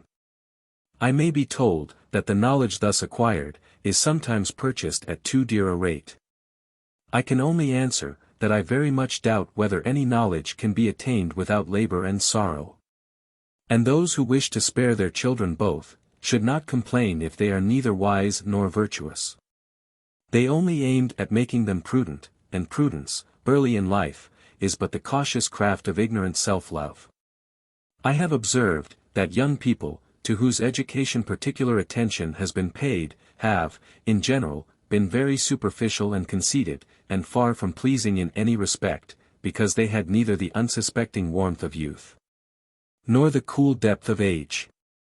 I cannot help imputing this unnatural appearance principally to that hasty premature instruction, which leads them presumptuously to repeat all the crude notions they have taken upon trust, so that the careful education which they received makes them all their lives the slaves of prejudices. Mental as well as bodily exertion is, at first, irksome, so much so, that the many would fain let others both work and think for them. An observation which I have often made will illustrate my meaning. When in a circle of strangers, or acquaintances, a person of moderate abilities, asserts an opinion with heat, I will venture to affirm, for I have traced this fact home, very often, that it is a prejudice. These echoes have a high respect for the understanding of some relation or friend, and without fully comprehending the opinions, which they are so eager to retail, they maintain them with a degree of obstinacy that would surprise even the person who concocted them. I know that a kind of fashion now prevails of respecting prejudices, and when any one dares to face them, though actuated by humanity and armed by reason, he is superciliously asked, whether his ancestors were fools. No, I should reply. Opinions, at first, of every description, were all, probably, considered, and therefore were founded on some reason. Yet not unfrequently, of course, it was rather a local expedient than a fundamental principle, that would be reasonable at all times. But, moss-covered opinions assume the disproportioned form of prejudices, when they are indolently adopted only because age has given them a venerable aspect, though the reason on which they were built ceases to be a reason, or cannot be traced. Why are we to love prejudices, merely because they are prejudices? A prejudice is a fond obstinate persuasion, for which we can give no reason. For the moment a reason can be given for an opinion, it ceases to be a prejudice, though it may be an error in judgment, and are we then advised to cherish opinions only to set reason at defiance? This mode of arguing, if arguing it may be called, reminds me of what is vulgarly termed a woman's reason. For women sometimes declare that they love, or believe certain things, because they love, or believe them. It is impossible to converse with people to any purpose, who, in this style, only use affirmatives and negatives. Before you can bring them to a point, to start fairly from, you must go back to the simple principles that were antecedent to the prejudices broached by power. And it is 10 to 1 but you are stopped by the philosophical assertion, that certain principles are as practically false as they are abstractly true. Nay, it may be inferred, that reason has whispered some doubts, for it generally happens that people assert their opinions with the greatest heat when they begin to waver. Striving to drive out their own doubts by convincing their opponent, they grow angry when those gnawing doubts are thrown back to prey on themselves. The fact is, that men expect from education, what education cannot give. A sagacious parent or tutor may strengthen the body and sharpen the instruments by which the child is to gather knowledge, but the honey must be the reward of the individual's own industry. It is almost as absurd to attempt to make a youth wise by the experience of another, as to expect the body to grow strong by the exercise which is only talked of, or seen. Many of those children whose conduct has been most narrowly watched, become the weakest men, because their instructors only instill certain notions into their minds, that have no other foundation than their authority. And if they are loved or respected, the mind is cramped in its exertions and wavering in its advances. The business of education in this case, is only to conduct the shooting tendrils to a proper pole. Yet after laying precept upon precept, without allowing a child to acquire judgment itself, parents expect them to act in the same manner by this borrowed fallacious light, as if they had illuminated it themselves.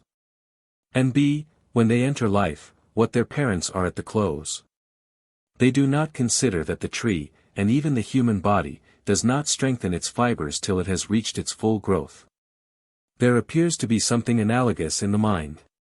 The senses and the imagination give a form to the character, during childhood and youth. And the understanding as life advances, gives firmness to the first fair purposes of sensibility, till virtue, arising rather from the clear conviction of reason than the impulse of the heart. Morality is made to rest on a rock against which the storms of passion vainly beat.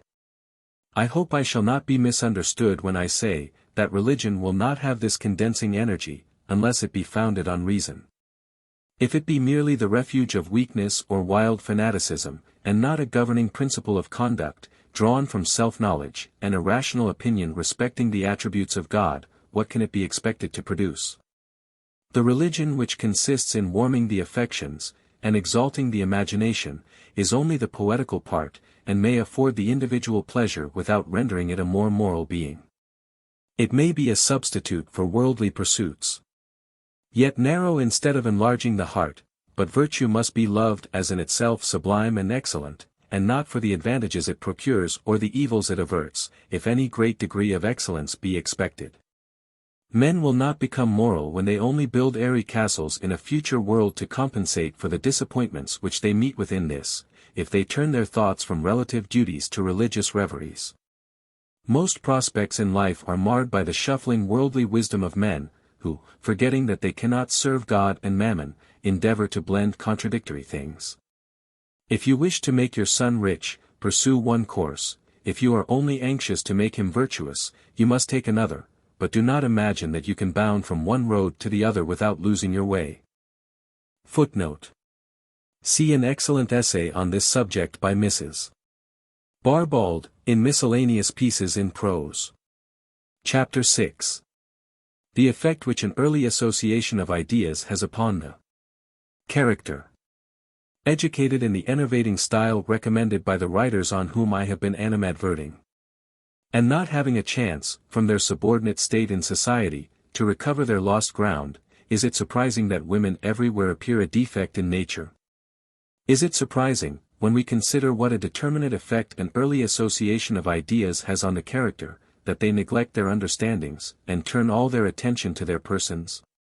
The great advantages which naturally result from storing the mind with knowledge, are obvious from the following considerations.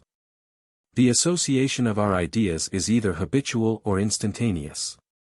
And the latter mode seems rather to depend on the original temperature of the mind than on the will. When the ideas, and matters of fact, are once taken in, they lie by for use, till some fortuitous circumstance makes the information dart into the mind with illustrative force, that has been received at very different periods of our lives. Like the lightning's flash are many recollections, one idea assimilating and explaining another, with astonishing rapidity. I do not now allude to that quick perception of truth, which is so intuitive that it baffles research, and makes us at a loss to determine whether it is reminiscence or ratiocination, lost sight of in its celerity, that opens the dark cloud. Over those instantaneous associations we have little power, for when the mind is once enlarged by excursive flights, or profound reflection, the raw materials, will, in some degree, arrange themselves. The understanding, it is true, may keep us from going out of drawing when we group our thoughts, or transcribe from the imagination the warm sketches of fancy, but the animal spirits, the individual character give the coloring. Over this subtle electric fluid, how little power do we possess, and over it how little power can reason obtain. These fine intractable spirits appear to be the essence of genius, and beaming in its eagle eye, produce in the most eminent degree the happy energy of associating thoughts that surprise, delight, and instruct.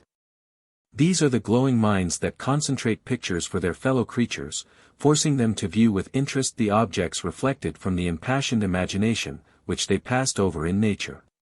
Footnote. I have sometimes, when inclined to laugh at materialists, asked whether, as the most powerful effects in nature are apparently produced by fluids, the magnetic, etc., the passions might not be fine volatile fluids that embraced humanity, keeping the more refractory elementary parts together, or whether they were simply a liquid fire that pervaded the more sluggish materials, giving them life and heat. I must be allowed to explain myself. The generality of people cannot see or feel poetically, they want fancy, and therefore fly from solitude in search of sensible objects.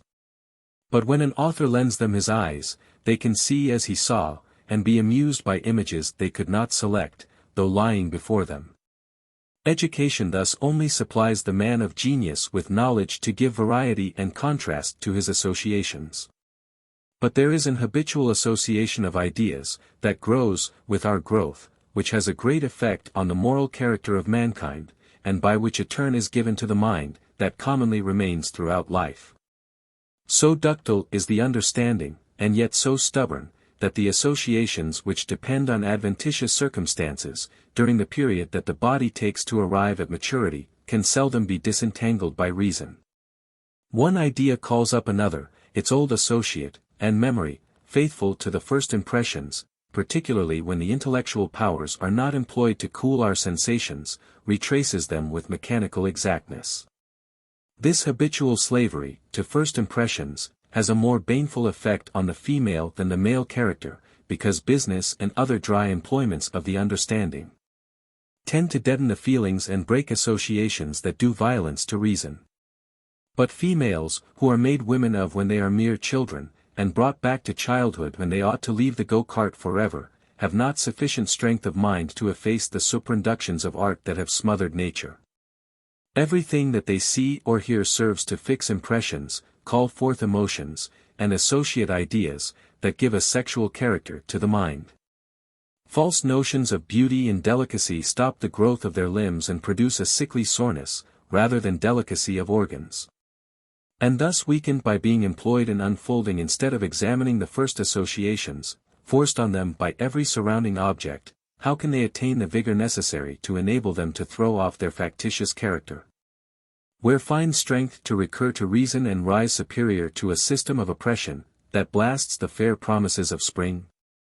This cruel association of ideas, which everything conspires to twist into all their habits of thinking, or, to speak with more precision, of feeling, receives new force when they begin to act a little for themselves. For they then perceive, that it is only through their address to excite emotions in men, that pleasure and power are to be obtained. Besides, all the books professedly written for their instruction, which make the first impression on their minds, all inculcate the same opinions. Educated in worse than Egyptian bondage, it is unreasonable, as well as cruel, to upbraid them with faults that can scarcely be avoided, unless a degree of native vigor be supposed, that falls to the lot of very few amongst mankind. For instance, the severest sarcasms have been leveled against the sex, and they have been ridiculed for repeating a set of phrases learnt by rote, when nothing could be more natural, considering the education they receive. And that their highest praise is to obey, unargued, the will of man. If they are not allowed to have reason sufficient to govern their own conduct, why, all they learn, must be learned by rote. And when all their ingenuity is called forth to adjust their dress, a passion for a scarlet coat, is so natural, that it never surprised me. And, allowing Pope's summary of their character to be just, that every woman is at heart a rake, why should they be bitterly censured for seeking a congenial mind, and preferring a rake to a man of sense? Rakes know how to work on their sensibility, whilst the modest merit of reasonable men has, of course, less effect on their feelings, and they cannot reach the heart by the way of the understanding, because they have few sentiments in common.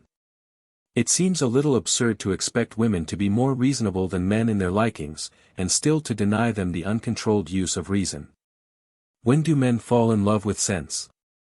When do they, with their superior powers and advantages, turn from the person to the mind? And how can they then expect women, who are only taught to observe behavior, and acquire manners rather than morals, to despise what they have been all their lives laboring to attain? Where are they suddenly to find judgment enough to weigh patiently the sense of an awkward virtuous man, when his manners, of which they are made critical judges, are rebuffing, and his conversation cold and dull? Because it does not consist of pretty repartees, or well-turned compliments.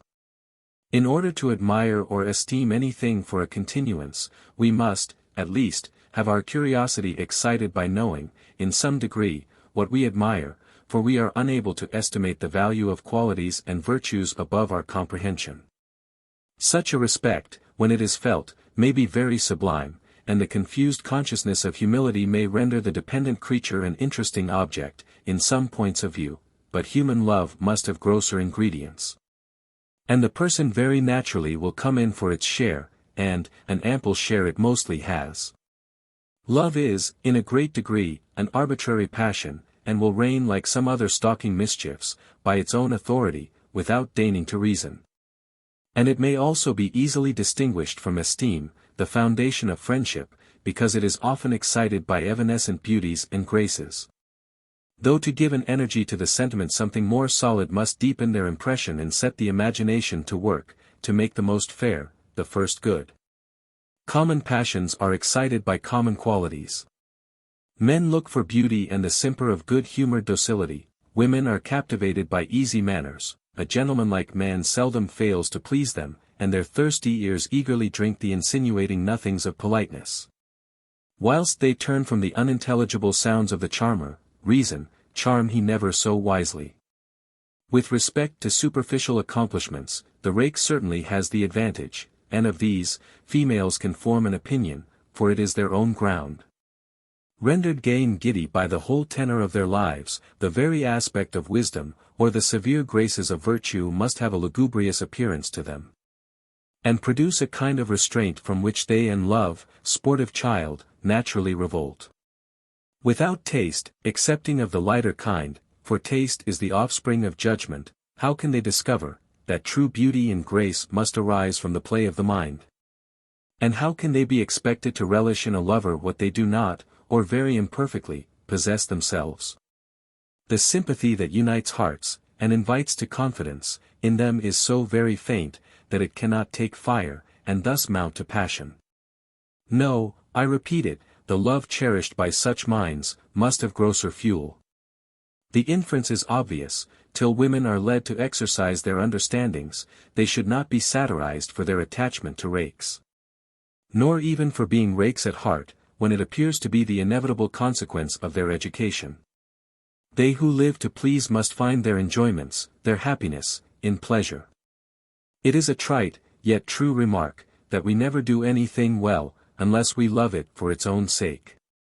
Supposing, however, for a moment, that women were, in some future revolution of time, to become, what I sincerely wish them to be, even love would acquire more serious dignity, and be purified in its own fires. And virtue giving true delicacy to their affections, they would turn with disgust from a rake. Reasoning then, as well as feeling, the only province of woman, at present, they might easily guard against exterior graces, and quickly learn to despise the sensibility that had been excited and hackneyed in the ways of women, whose trade was vice, and allurements wanton airs. They would recollect that the flame, one must use appropriate expressions, which they wished to light up, had been exhausted by lust, and that the sated appetite, losing all relish for pure and simple pleasures, could only be roused by licentious arts of variety. What satisfaction could a woman of delicacy promise herself in a union with such a man, when the very artlessness of her affection might appear insipid? Thus does Dryden describe the situation. Where love is duty on the female side, on there's mere sensual gust, and sought with surly pride. But one grand truth women have yet to learn, though much it imports them to act accordingly. In the choice of a husband they should not be led astray by the qualities of a lover, for a lover the husband, even supposing him to be wise and virtuous, cannot long remain. Were women more rationally educated, could they take a more comprehensive view of things, they would be contented to love but once in their lives, and after marriage calmly let passion subside into friendship, into that tender intimacy, which is the best refuge from care, yet is built on such pure, still affections, that idle jealousies would not be allowed to disturb the discharge of the sober duties of life, nor to engross the thoughts that ought to be otherwise employed. This is a state in which many men live, but few, very few women. And the difference may easily be accounted for, without recurring to a sexual character. Men, for whom we are told women are made, have too much occupied the thoughts of women. And this association has so entangled love, with all their motives of action. And, to harp a little on an old string, having been solely employed either to prepare themselves to excite love, or actually putting their lessons in practice, they cannot live without love. But, when a sense of duty, or fear of shame, obliges them to restrain this pampered desire of pleasing beyond certain lengths, too far for delicacy, it is true, though far from criminality, they obstinately determine to love. I speak of their passion, their husbands to the end of the chapter, and then acting the part which they foolishly exacted from their lovers, they become abject wooers, and fond slaves. Men of wit and fancy are often rakes, and fancy is the food of love. Such men will inspire passion. Half the sex, in its present infantine state, would pine for a Lovelace, a man so witty, so graceful, and so valiant. And can they deserve blame for acting according to principles so constantly inculcated? They want a lover and protector, and behold him kneeling before them, bravery prostrate to beauty. The virtues of a husband are thus thrown by love into the background, and gay hopes, or lively emotions, banish reflection till the day of reckoning comes. And come it surely will, to turn the sprightly lover into a surly suspicious tyrant, who contemptuously insults the very weakness he fostered. Or, supposing the rake reformed, he cannot quickly get rid of old habits. When a man of abilities is first carried away by his passions, it is necessary that sentiment and taste varnish the enormities of vice, and give a zest to brutal indulgences, but when the gloss of novelty is worn off, and pleasure palls upon the sense, lasciviousness becomes barefaced, and enjoyment only the desperate effort of weakness flying from reflection as from a legion of devils. Oh! Virtue, thou art not an empty name. All that life can give, thou givest. If much comfort cannot be expected from the friendship of a reformed rake of superior abilities, what is the consequence when he lacketh sense, as well as principles? Verily misery in its most hideous shape. When the habits of weak people are consolidated by time, a reformation is barely possible, and actually makes the beings miserable who have not sufficient mind to be amused by innocent pleasure. Like the tradesman who retires from the hurry of business, nature presents to them only a universal blank, and the restless thoughts prey on the damped spirits. Their reformation as well as his retirement actually makes them wretched, because it deprives them of all employment, by quenching the hopes and fears that set in motion their sluggish minds. If such be the force of habit, if such be the bondage of folly, how carefully ought we to guard the mind from storing up vicious associations. And equally careful should we be to cultivate the understanding, to save the poor wight from the weak dependent state of even harmless ignorance. For it is the right use of reason alone which makes us independent of everything, excepting the unclouded reason, whose service is perfect freedom. Chapter 7. Modesty comprehensively considered and not as a sexual virtue. Modesty. Sacred offspring of sensibility and reason. True delicacy of mind. May I unblamed presume to investigate thy nature, and trace to its covert the mild charm, that mellowing each harsh feature of a character, renders what would otherwise only inspire cold admiration, lovely. Thou that smoothest the wrinkles of wisdom, and softenest the tone of the more sublime virtues till they all melt into humanity. Thou that spreadest the ethereal cloud that surrounding love heightens every beauty, it half shades, breathing those coy sweets that steal into the heart and charm the senses, modulate for me the language of persuasive reason. Till I rouse my sex from the flowery bed, on which they supinely sleep life away. In speaking of the association of our ideas, I have noticed two distinct modes. And in defining modesty, it appears to me equally proper to discriminate that purity of mind, which is the effect of chastity, from a simplicity of character that leads us to form a just opinion of ourselves. Equally distant from vanity or presumption, though by no means incompatible with a lofty consciousness of our own dignity. Modesty in the latter signification of the term, is that soberness of mind which teaches a man not to think more highly of himself than he ought to think, and should be distinguished from humility, because humility is a kind of self-abasement. A modest man often conceives a great plan, and tenaciously adheres to it, conscious of his own strength, till success gives it a sanction that determines its character. Milton was not arrogant when he suffered a suggestion of judgment to escape him that proved a prophecy, nor was General Washington when he accepted of the command of the American forces.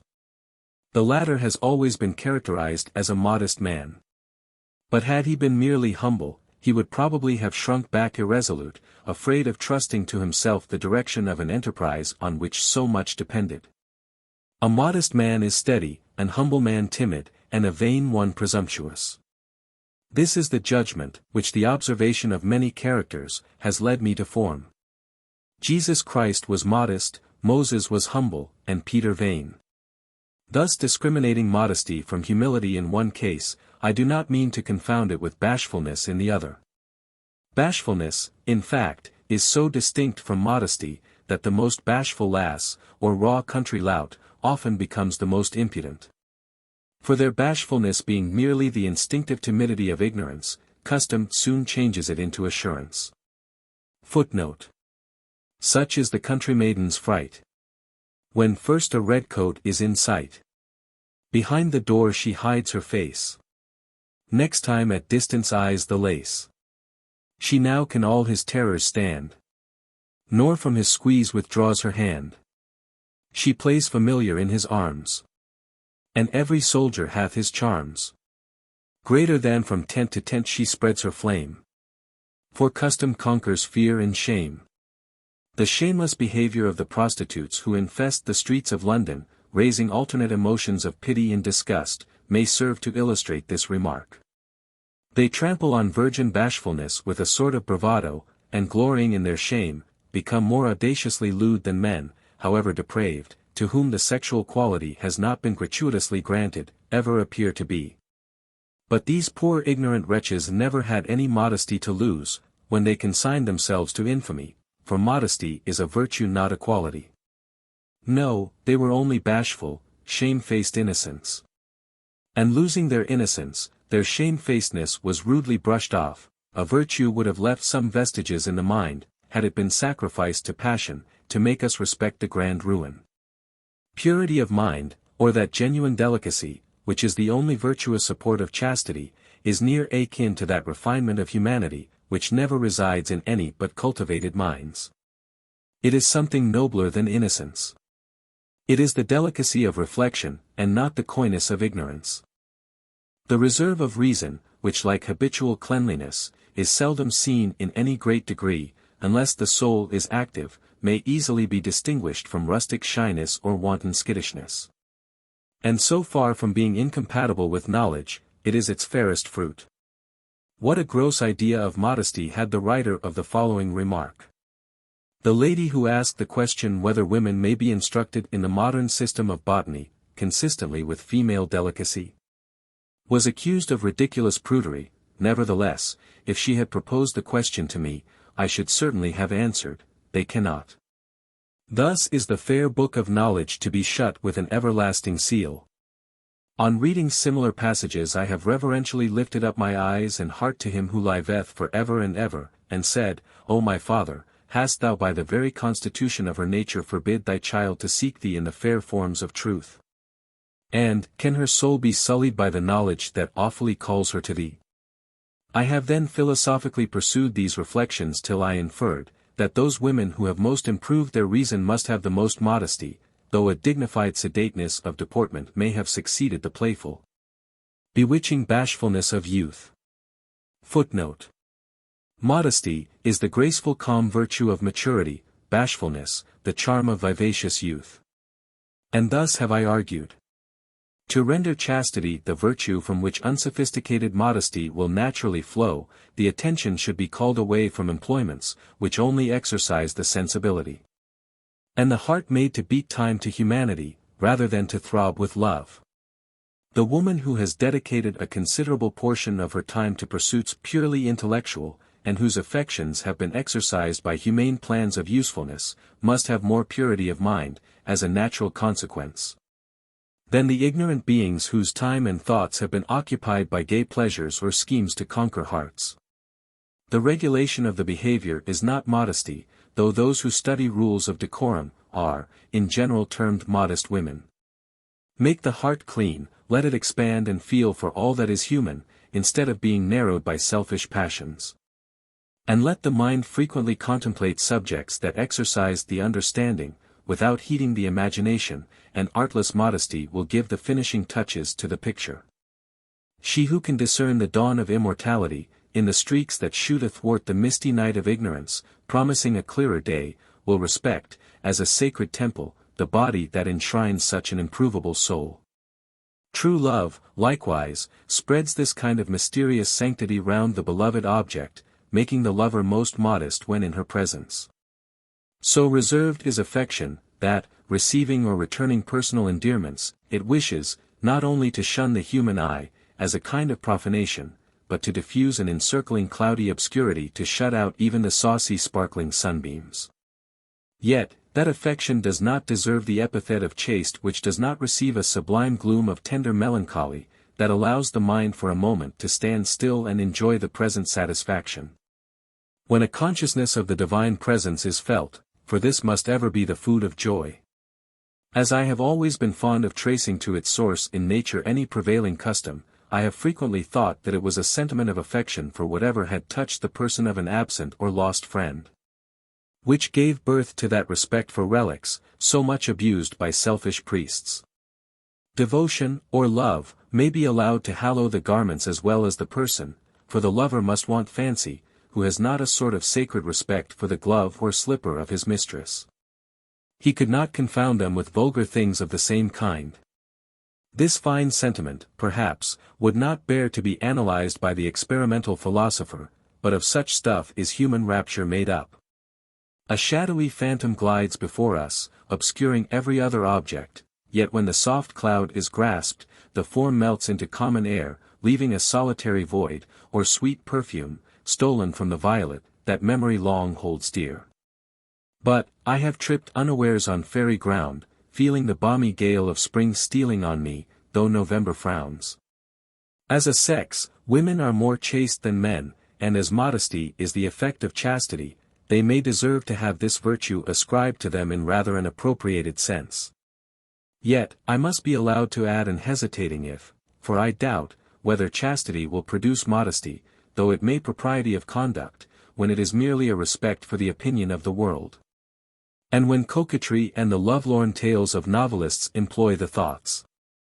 Nay, from experience and reason, I should be led to expect to meet with more modesty amongst men than women, simply because men exercise their understandings more than women. But, with respect to propriety of behavior, excepting one class of females, women have evidently the advantage. What can be more disgusting than that impudent dross of gallantry, thought so manly, which makes many men stare insultingly at every female they meet? Is this respect for the sex?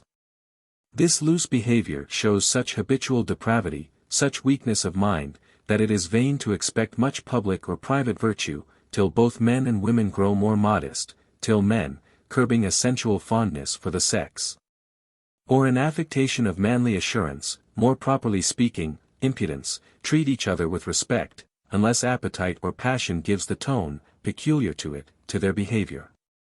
I mean even personal respect, the modest respect of humanity, and fellow-feeling, not the libidinous mockery of gallantry, nor the insolent condescension of protectorship. To carry the observation still further, modesty must heartily disclaim, and refuse to dwell with that debauchery of mind, which leads a man coolly to bring forward, without a blush, indecent allusions, or obscene witticisms, in the presence of a fellow creature. Women are now out of the question, for then it is brutality. Respect for man, as man is the foundation of every noble sentiment. How much more modest is the libertine who obeys the call of appetite or fancy, than the lewd joker who sets the table in a roar. This is one of the many instances in which the sexual distinction respecting modesty has proved fatal to virtue and happiness. It is, however, carried still further, and woman, weak woman, made by her education the slave of sensibility, is required, on the most trying occasions, to resist that sensibility. Can anything, says Knox, be more absurd than keeping women in a state of ignorance, and yet so vehemently to insist on their resisting temptation? Thus when virtue or honor make it proper to check a passion, the burden is thrown on the weaker shoulders, contrary to reason and true modesty, which, at least, should render the self-denial mutual, to say nothing of the generosity of bravery, supposed to be a manly virtue. In the same strain runs Rousseau's and Dr. Gregory's advice respecting modesty, strangely miscalled. For they both desire a wife to leave it in doubt, whether sensibility or weakness led her to her husband's arms. The woman is immodest who can let the shadow of such a doubt remain on her husband's mind a moment. But to state the subject in a different light. The want of modesty, which I principally deplore as subversive of morality, arises from the state of warfare so strenuously supported by voluptuous men as the very essence of modesty, though, in fact, its bane. Because it is a refinement on sensual desire, that men fall into who have not sufficient virtue to relish the innocent pleasures of love. A man of delicacy carries his notions of modesty still further, for neither weakness nor sensibility will gratify him, he looks for affection.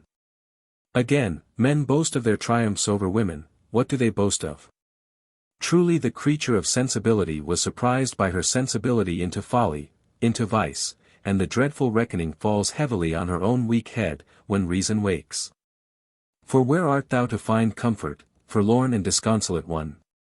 He who ought to have directed thy reason, and supported thy weakness, has betrayed thee. In a dream of passion thou consentedst to wander through flowery lawns, and heedlessly stepping over the precipice to which thy guide, instead of guarding, lured thee, thou startest from thy dream only to face a sneering, frowning world. And to find thyself alone in a waste, for he that triumphed in thy weakness is now pursuing new conquests. But for thee, there is no redemption on this side the grave. And what resource hast thou in an enervated mind to raise a sinking heart? Footnote. The poor moth fluttering round a candle, burns its wings. But, if the sexes be really to live in a state of warfare, if nature has pointed it out, let men act nobly, or let pride whisper to them, that the victory is mean when they merely vanquish sensibility. The real conquest is that over affection not taken by surprise, when, like Heloisa, a woman gives up all the world, deliberately, for love. I do not now consider the wisdom or virtue of such a sacrifice, I only contend that it was a sacrifice to affection, and not merely to sensibility, though she had her share. And I must be allowed to call her a modest woman, before I dismiss this part of the subject, by saying, that till men are more chaste, women will be immodest.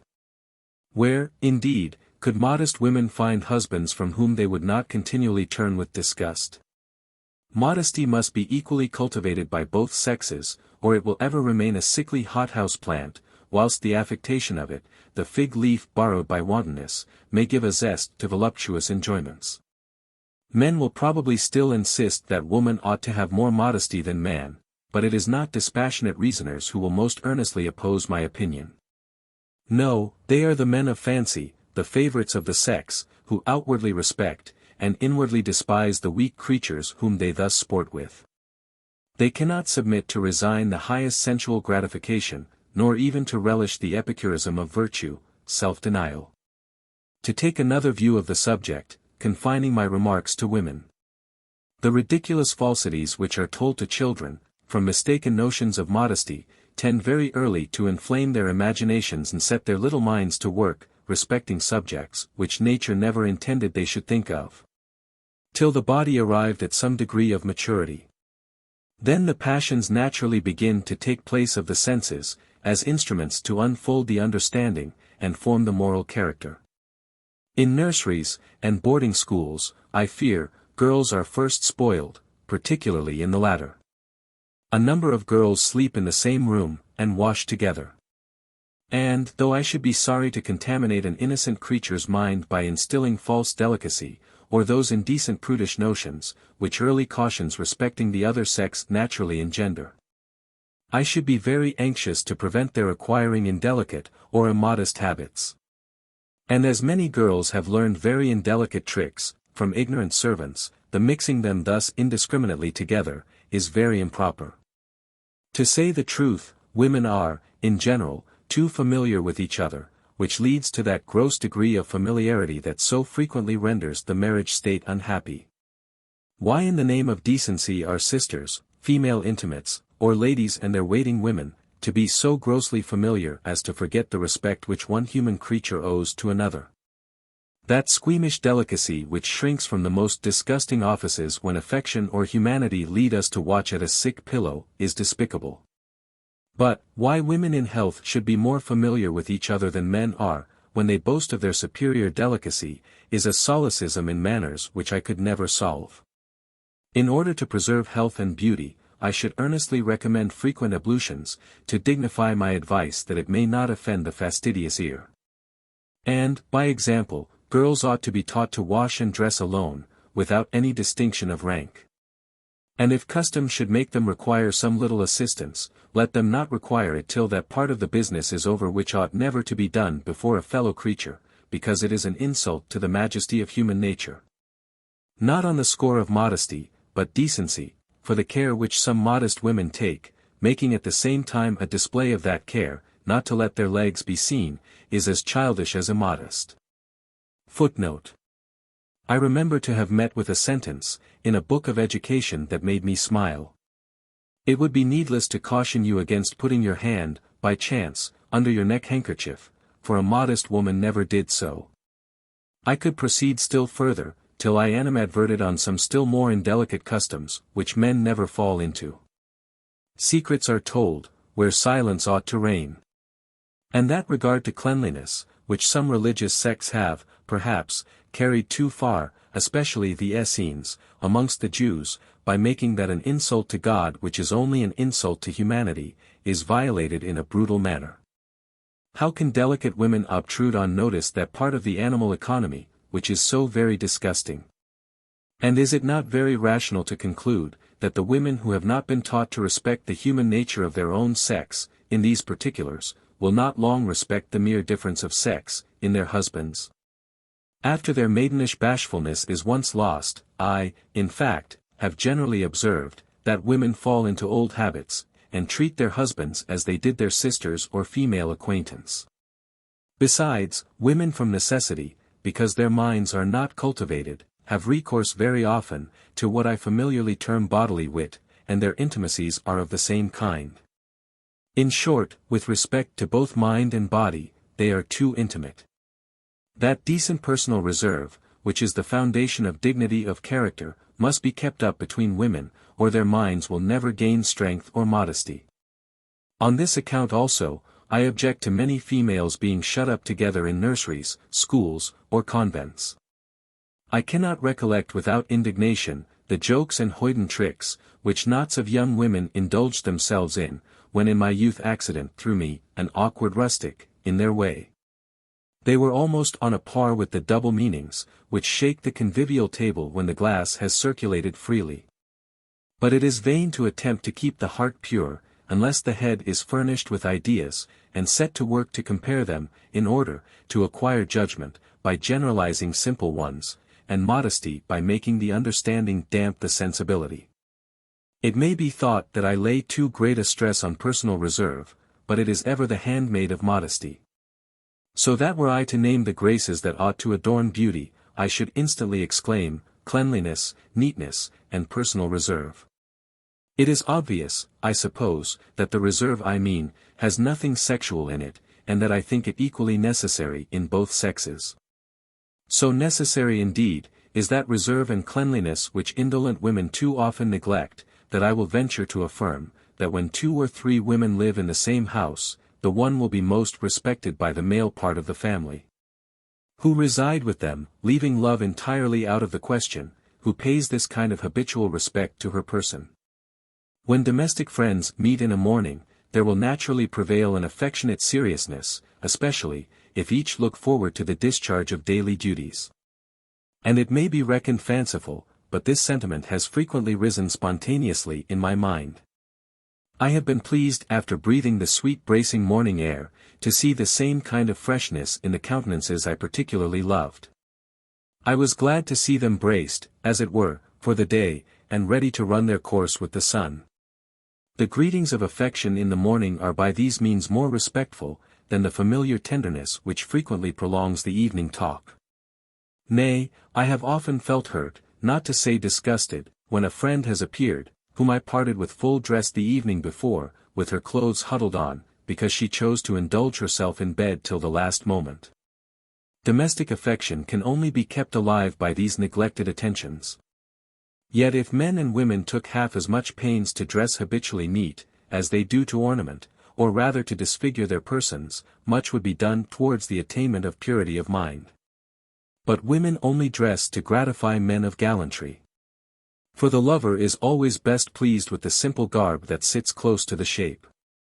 There is an impertinence in ornaments that rebuffs affection, because love always clings round the idea of home. As a sex, women are habitually indolent. And everything tends to make them so.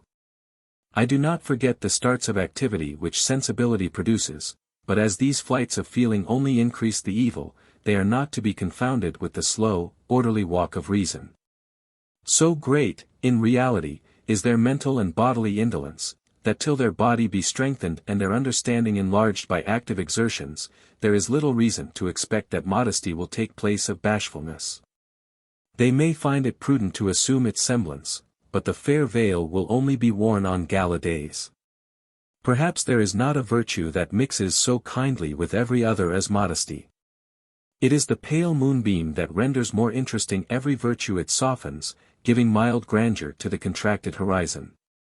Nothing can be more beautiful than the poetical fiction, which makes Diana with her silver crescent, the goddess of chastity.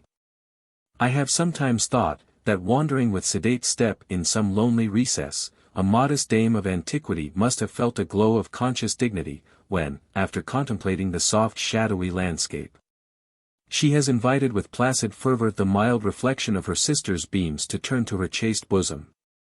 A Christian has still nobler motives to incite her to preserve her chastity and acquire modesty, for her body has been called the temple of the living God, of that God who requires more than modesty of mien. His eye searcheth the heart. And let her remember, that if she hopeth to find favor in the sight of purity itself, her chastity must be founded on modesty, and not on worldly prudence, or verily a good reputation will be her only reward. For that awful intercourse, that sacred communion, which virtue establishes between man and his Maker, must give rise to the wish of being pure as he is pure. After the foregoing remarks, it is almost superfluous to add, that I consider all those feminine airs of maturity, which succeed bashfulness, to which truth is sacrificed, to secure the heart of a husband. Or rather to force him to be still a lover when nature would, had she not been interrupted in her operations, have made love give place to friendship, as a modest. The tenderness which a man will feel for the mother of his children is an excellent substitute for the ardor of unsatisfied passion. But to prolong that ardor it is indelicate, not to say immodest, for women to feign an unnatural coldness of constitution. Women as well as men ought to have the common appetites and passions of their nature, they are only brutal when unchecked by reason, but the obligation to check them is the duty of mankind, not a sexual duty. Nature, in these respects, may safely be left to herself. Let women only acquire knowledge in humanity, and love will teach them modesty. There is no need of falsehoods, disgusting as futile, for studied rules of behavior only impose on shallow observers. A man of sense soon sees through, and despises the affectation. The behavior of young people, to each other, as men and women, is the last thing that should be thought of in education. In fact, behavior in most circumstances is now so much thought of, that simplicity of character is rarely to be seen. Yet, if men were only anxious to cultivate each virtue, and let it take root firmly in the mind, the grace resulting from it, its natural exterior mark, would soon strip affectation of its flaunting plumes. Because, fallacious as unstable, is the conduct that is not founded upon truth. Footnote.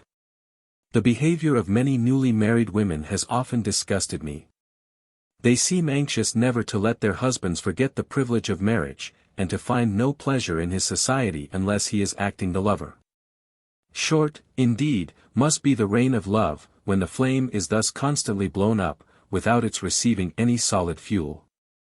Would ye, O my sisters, really possess modesty, ye must remember that the possession of virtue, of any denomination, is incompatible with ignorance and vanity.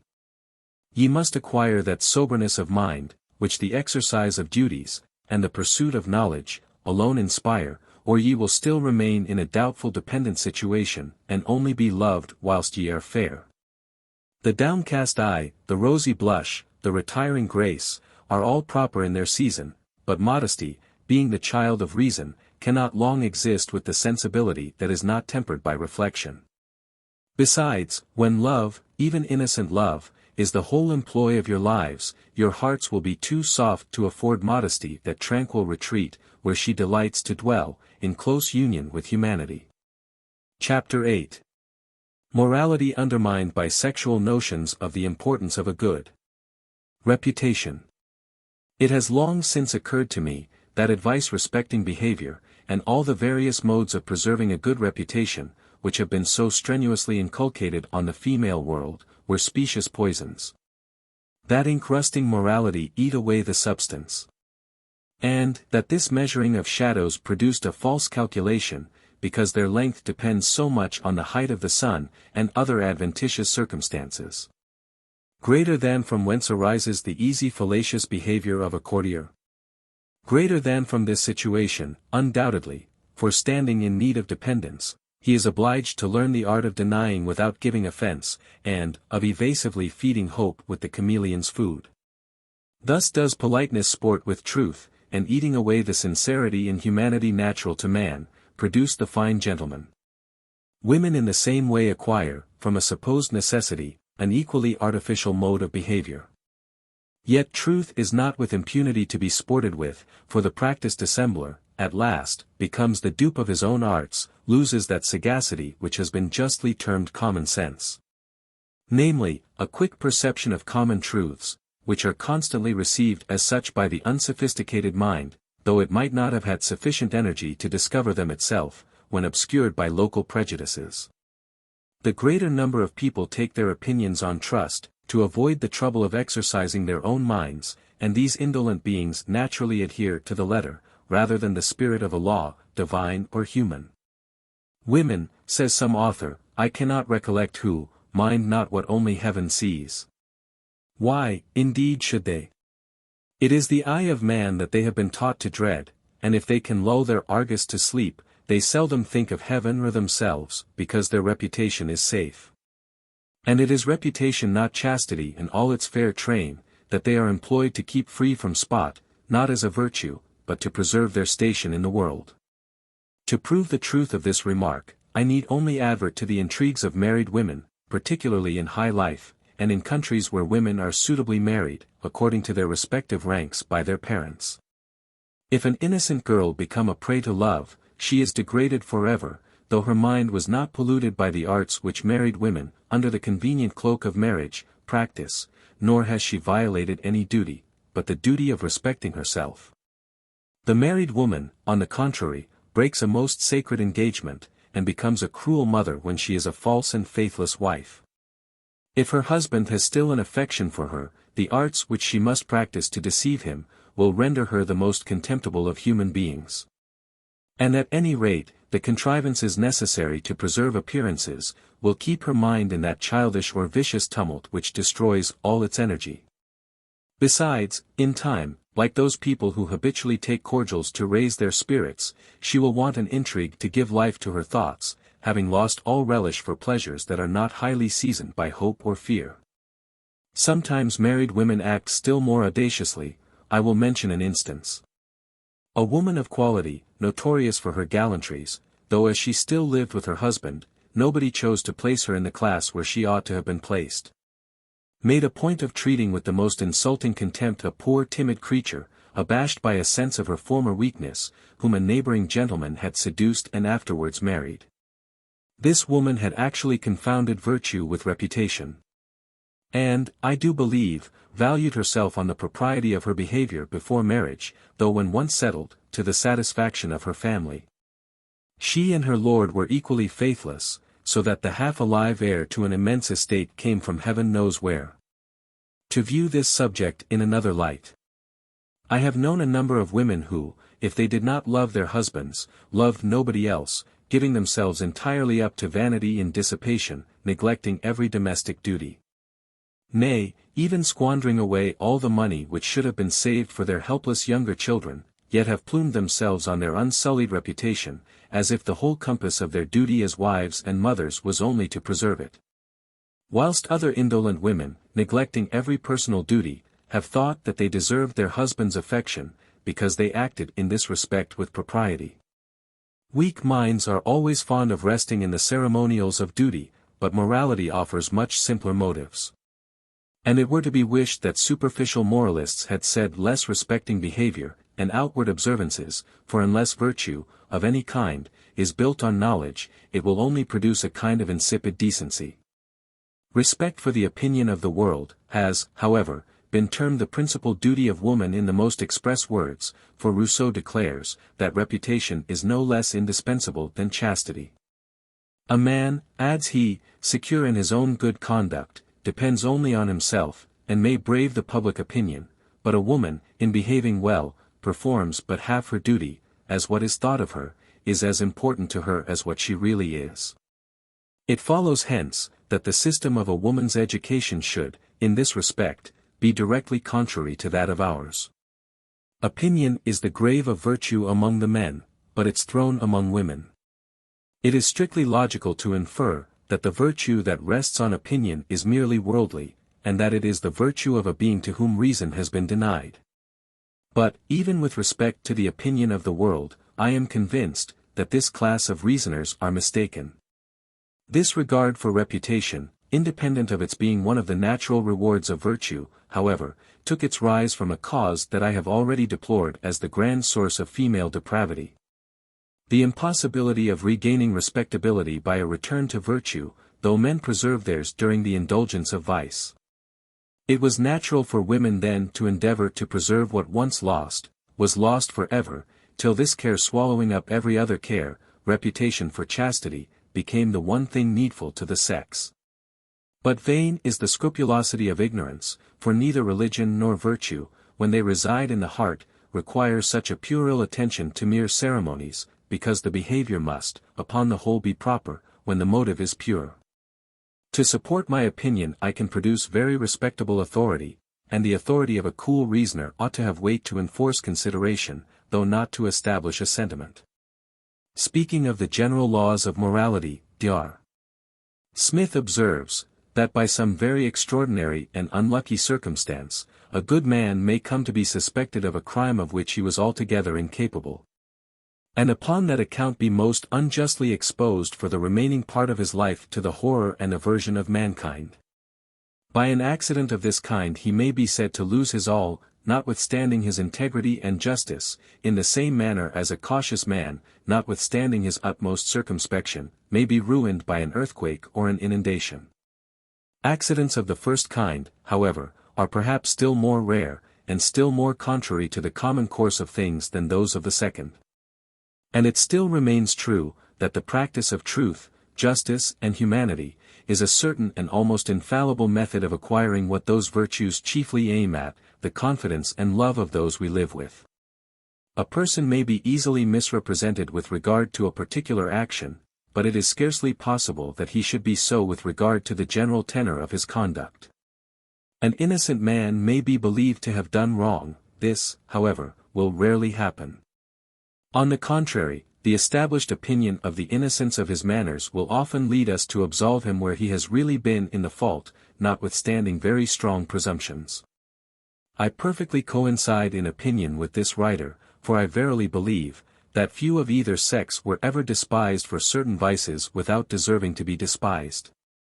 I speak not of the calumny of the moment, which hangs over a character, like one of the dense fogs of November over this metropolis, till it gradually subsides before the common light of day. I only contend that the daily conduct of the majority prevails to stamp their character with the impression of truth. Quietly does the clear light, shining day after day, refute the ignorant surmise, or malicious tale, which has thrown dirt on a pure character. A false light distorted, for a short time, its shadow, reputation. But it seldom fails to become just when the cloud is dispersed that produced the mistake in vision. Many people, undoubtedly in several respects, obtain a better reputation than, strictly speaking, they deserve, for unremitting industry will mostly reach its goal in all races. They who only strive for this paltry prize, like the Pharisees, who prayed at the corners of streets, to be seen of men, verily obtain the reward they seek, for the heart of man cannot be read by man. Still the fair fame that is naturally reflected by good actions, when the man is only employed to direct his steps aright, regardless of the lookers-on, is in general, not only more true but more sure. There are, it is true, trials when the good man must appeal to God from the injustice of man, and amidst the whining candor or hissing of envy, erect a pavilion in his own mind to retire to, till the rumor be overpast. Nay, the darts of undeserved censure may pierce an innocent tender bosom through with many sorrows, but these are all exceptions to general rules. And it is according to these common laws that human behavior ought to be regulated. The eccentric orbit of the comet never influences astronomical calculations respecting the invariable order established in the motion of the principal bodies of the solar system. I will then venture to affirm, that after a man has arrived at maturity, the general outline of his character in the world is just, allowing for the before-mentioned exceptions to the rule. I do not say, that a prudent, worldly-wise man, with only negative virtues and qualities, may not sometimes obtain a smoother reputation than a wiser or a better man. So far from it, that I am apt to conclude from experience, that where the virtue of two people is nearly equal, the most negative character will be liked best by the world at large, whilst the other may have more friends in private life. But the hills and dales, clouds and sunshine, conspicuous in the virtues of great men, set off each other. And though they afford envious weakness a fairer mark to shoot at, the real character will still work its way to light, though bespattered by weak affection, or ingenious malice. Footnote. I allude to various biographical writings, but particularly to Boswell's Life of Johnson. With respect to that anxiety to preserve a reputation hardly earned, which leads sagacious people to analyze it, I shall not make the obvious comment. But I am afraid that morality is very insidiously undermined, in the female world, by the attention being turned to the show instead of the substance. A simple thing is thus made strangely complicated. Nay, sometimes virtue and its shadow are set at variance. We should never, perhaps, have heard of Lucretia, had she died to preserve her chastity instead of her reputation.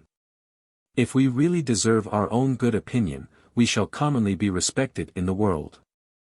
But if we pant after higher improvement and higher attainments, it is not sufficient to view ourselves as we suppose that we are viewed by others, though this has been ingeniously argued as the foundation of our moral sentiments. Smith. Because each bystander may have his own prejudices, besides the prejudices of his age or country. We should rather endeavor to view ourselves, as we suppose that being views us, who seeth each thought ripen into action, and whose judgment never swerves from the eternal rule of right. Righteous are all his judgments, just as merciful.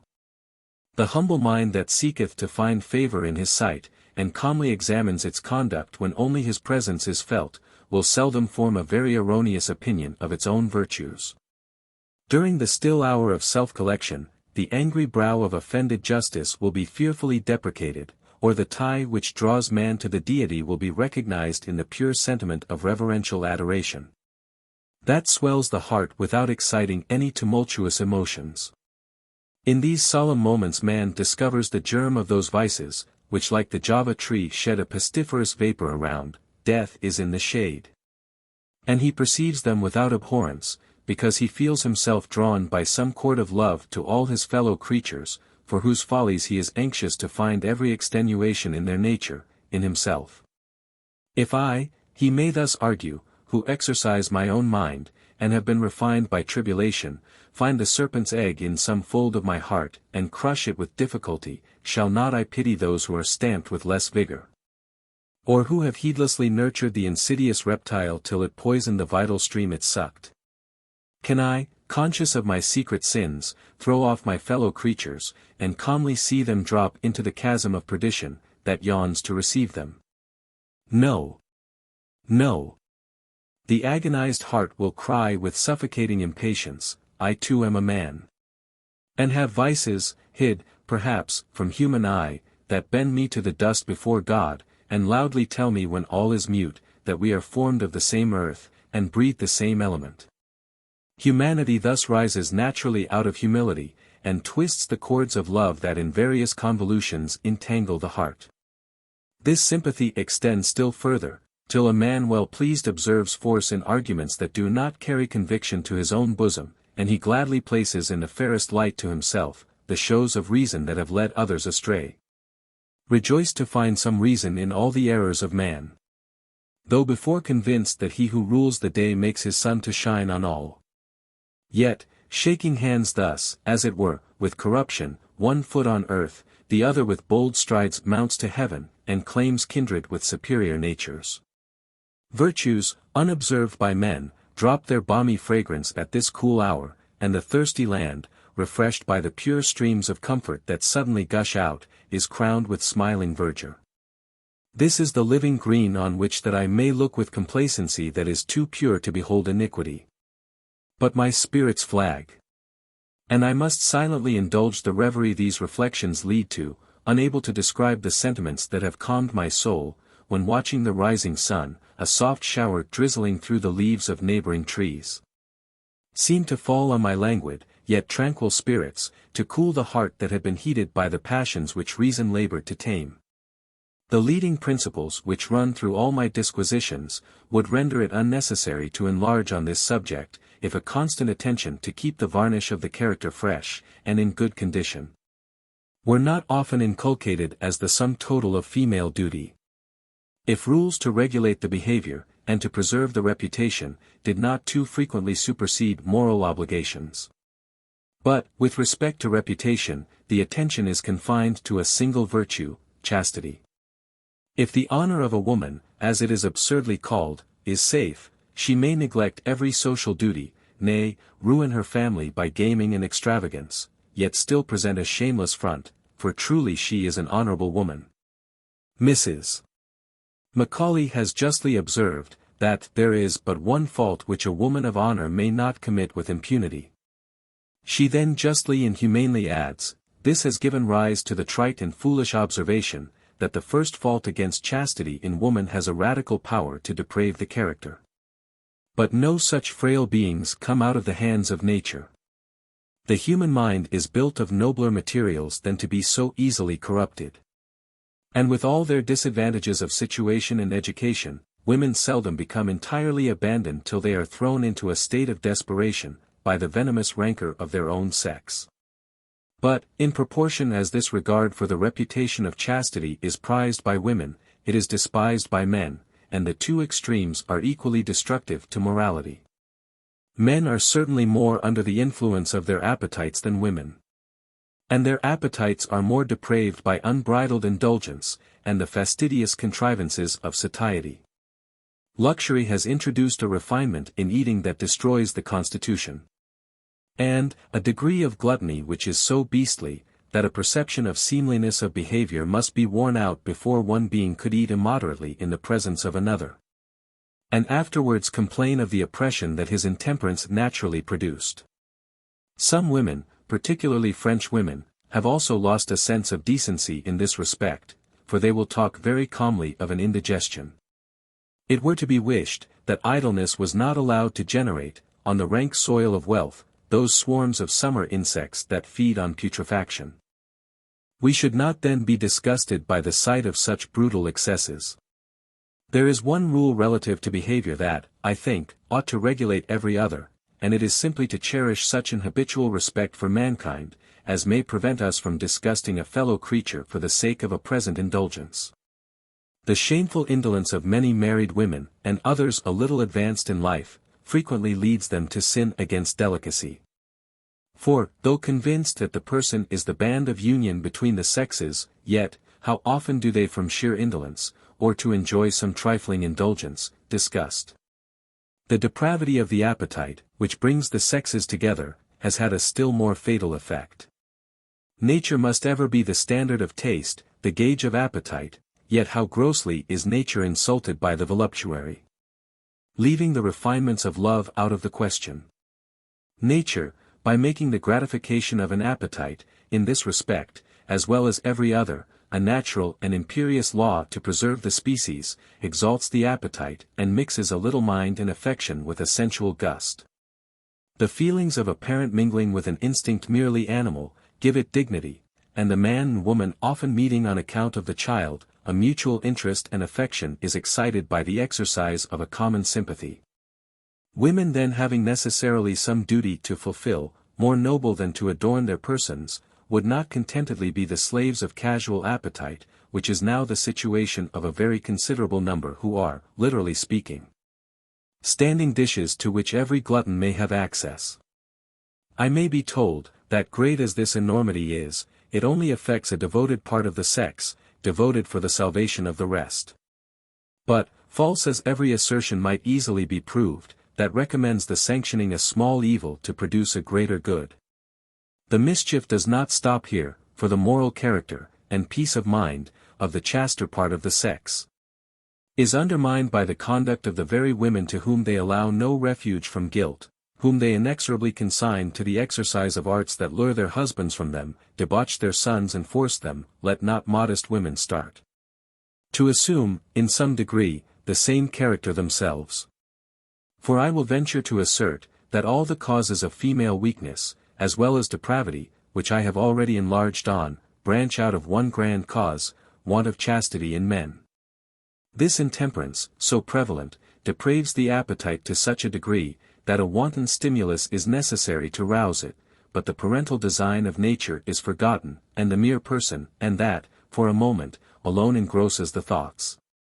So voluptuous, indeed, often grows the lustful prowler, that he refines on female softness. To satisfy this genius of men, women are made systematically voluptuous, and though they may not all carry their libertinism to the same height, yet this heartless intercourse with the sex, which they allow themselves, depraves both sexes. Because the taste of men is vitiated. And women, of all classes, naturally square their behavior to gratify the taste by which they obtain pleasure and power. Women becoming, consequently weaker, in mind and body, than they ought to be, were one of the grand ends of their being taken into the account, that of bearing and nursing children, have not sufficient strength to discharge the first duty of a mother. And sacrificing to lasciviousness the parental affection, that ennobles instinct, either destroy the embryo in the womb, or cast it off when born. Nature in everything demands respect, and those who violate her laws seldom violate them with impunity. The weak enervated women who particularly catch the attention of libertines, are unfit to be mothers, though they may conceive. So that the rich sensualist who has rioted among women, spreading depravity and misery, when he wishes to perpetuate his name, receives from his wife only an half-formed being that inherits both its father's and mother's weakness. Contrasting the humanity of the present age with the barbarism of antiquity, great stress has been laid on the savage custom of exposing the children whom their parents could not maintain.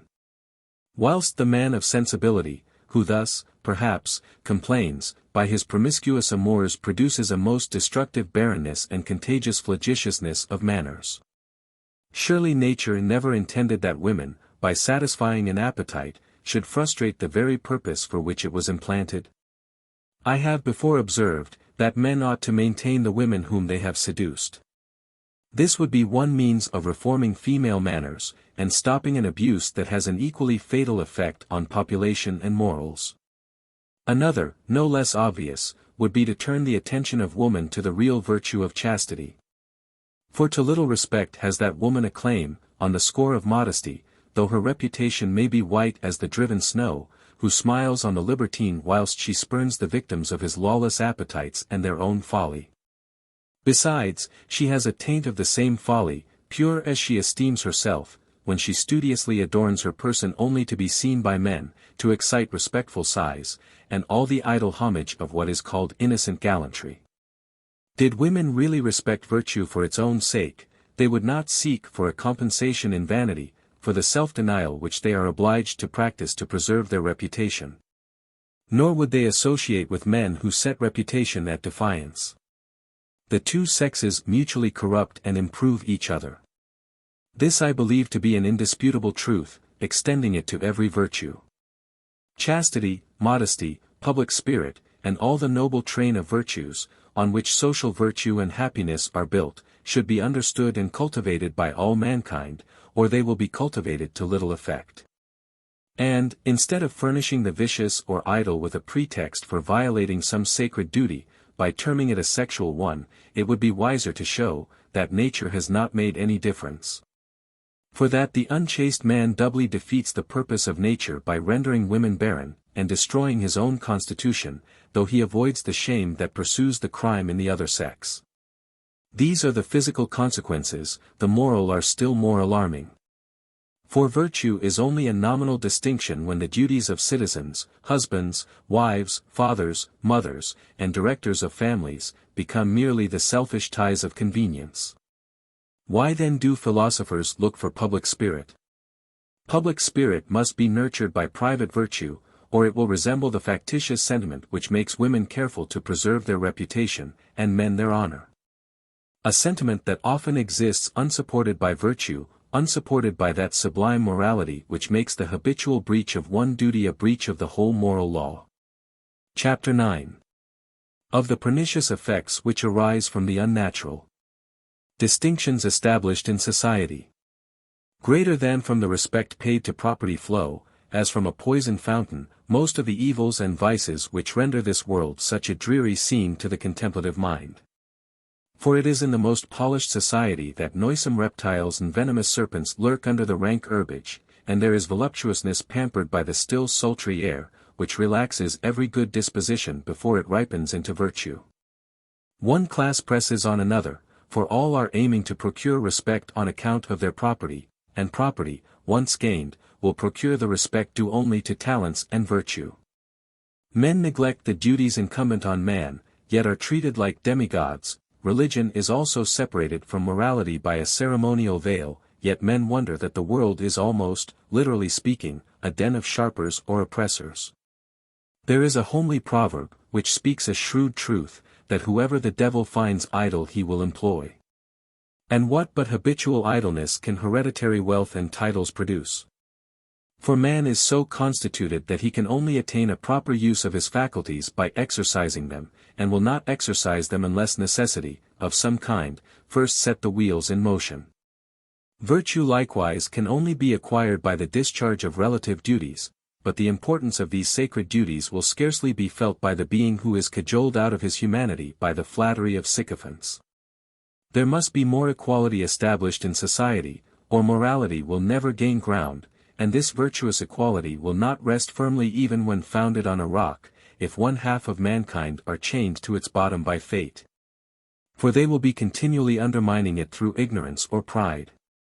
It is vain to expect virtue from women till they are, in some degree, independent of men, nay, it is vain to expect that strength of natural affection, which would make them good wives and good mothers. Whilst they are absolutely dependent on their husbands, they will be cunning, mean, and selfish, and the men who can be gratified by the fawning fondness, of spaniel-like affection, have not much delicacy, for love is not to be bought. In any sense of the word, its silken wings are instantly shriveled up when anything beside a return in kind is sought. Yet whilst wealth enervates men, and women live, as it were, by their personal charms, how can we expect them to discharge those ennobling duties which equally require exertion and self-denial? Hereditary property sophisticates the mind, and the unfortunate victims to it, if I may so express myself, swathed from their birth, seldom exert the locomotive faculty of body or mind. And, thus viewing everything through one medium, and that a false one, they are unable to discern in what true merit and happiness consist. False, indeed, must be the light when the drapery of situation hides the man, and makes him stalk in masquerade, dragging from one scene of dissipation to another the nerveless limbs that hang with stupid listlessness, and rolling round the vacant eye which plainly tells us that there is no mind at home. I mean, therefore, to infer, that the society is not properly organized which does not compel men and women to discharge their respective duties, by making it the only way to acquire that countenance from their fellow creatures, which every human being wishes some way to attain.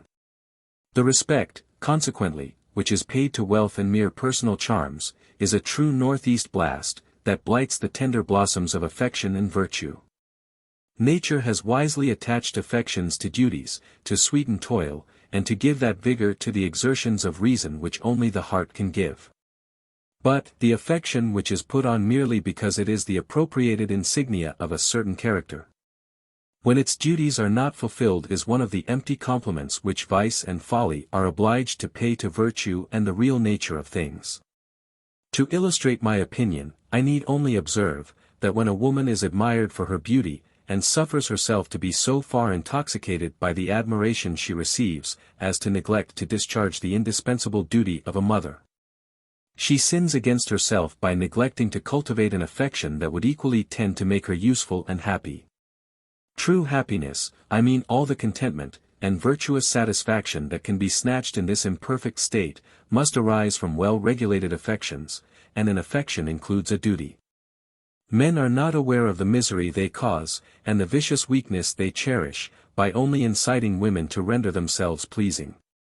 They do not consider, that they thus make natural and artificial duties clash, by sacrificing the comfort and respectability of a woman's life to voluptuous notions of beauty, when in nature they all harmonize. Cold would be the heart of a husband, were he not rendered unnatural by early debauchery, who did not feel more delight at seeing his child suckled by its mother, than the most artful wanton tricks could ever raise. Yet this natural way of cementing the matrimonial tie, and twisting esteem with fonder recollections, wealth leads women to spurn. To preserve their beauty, and wear the flowery crown of the day, that gives them a kind of right to reign for a short time over the sex, they neglect to stamp impressions on their husbands' hearts. That would be remembered with more tenderness when the snow on the head began to chill the bosom, than even their virgin charms. The maternal solicitude of a reasonable affectionate woman is very interesting. And the chastened dignity with which a mother returns the caresses that she and her child receive from a father who has been fulfilling the serious duties of his station, is not only a respectable, but a beautiful sight. So singular, indeed, are my feelings, and I have endeavored not to catch factitious ones, that after having been fatigued with the sight of insipid grandeur and the slavish ceremonies that with cumbrous pomp supplied the place of domestic affections, I have turned to some other scene to relieve my eye, by resting it on the refreshing green everywhere scattered by nature. I have then viewed with pleasure a woman nursing her children, and discharging the duties of her station with, perhaps, merely a servant maid to take off her hands the servile part of the household business. I have seen her prepare herself and children, with only the luxury of cleanliness, to receive her husband, who returning weary home in the evening, found smiling babes and a clean hearth. My heart has loitered in the midst of the group, and has even throbbed with sympathetic emotion, when the scraping of the well-known foot has raised a pleasing tumult. Whilst my benevolence has been gratified by contemplating this artless picture, I have thought that a couple of this description, equally necessary and independent of each other, because each fulfilled the respective duties of their station, possessed all that life could give, raised sufficiently above abject poverty not to be obliged to weigh the consequence of every farthing they spend, and having sufficient to prevent their attending to a frigid system of economy which narrows both heart and mind. I declare, so vulgar are my conceptions, that I know not what is wanted to render this the happiest as well as the most respectable situation in the world, but a taste for literature, to throw a little variety and interest into social converse, and some superfluous money to give to the needy, and to buy books. For it is not pleasant when the heart is opened by compassion, and the head active in arranging plans of usefulness, to have a prim urchin continually twitching back the elbow to prevent the hand from drawing out an almost empty purse, whispering at the same time some prudential maxim about the priority of justice. Destructive, however, as riches and inherited honors are to the human character, women are more debased and cramped, if possible by them, than men, because men may still, in some degree, unfold their faculties by becoming soldiers and statesmen.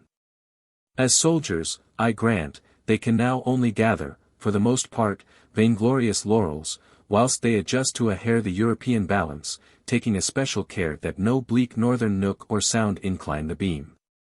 But the days of true heroism are over, when a citizen fought for his country like a Fabricius or a Washington, and then returned to his farm to let his virtuous fervor run in a more placid, but not a less salutary stream.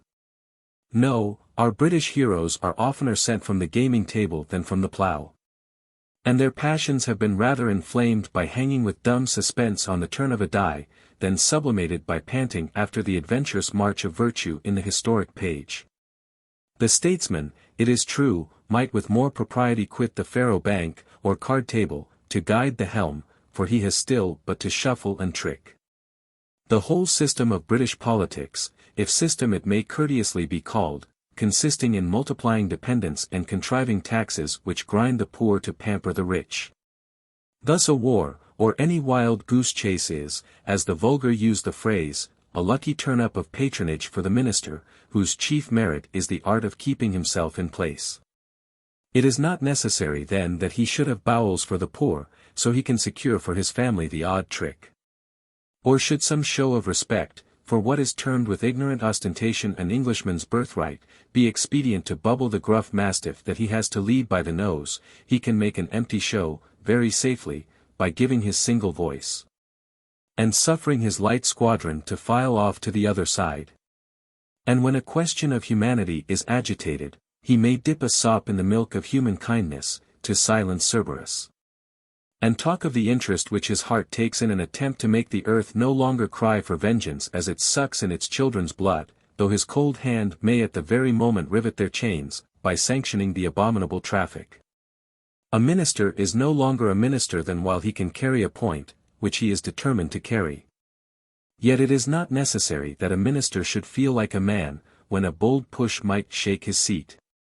But, to have done with these episodical observations, let me return to the more specious slavery which chains the very soul of woman, keeping her for ever under the bondage of ignorance.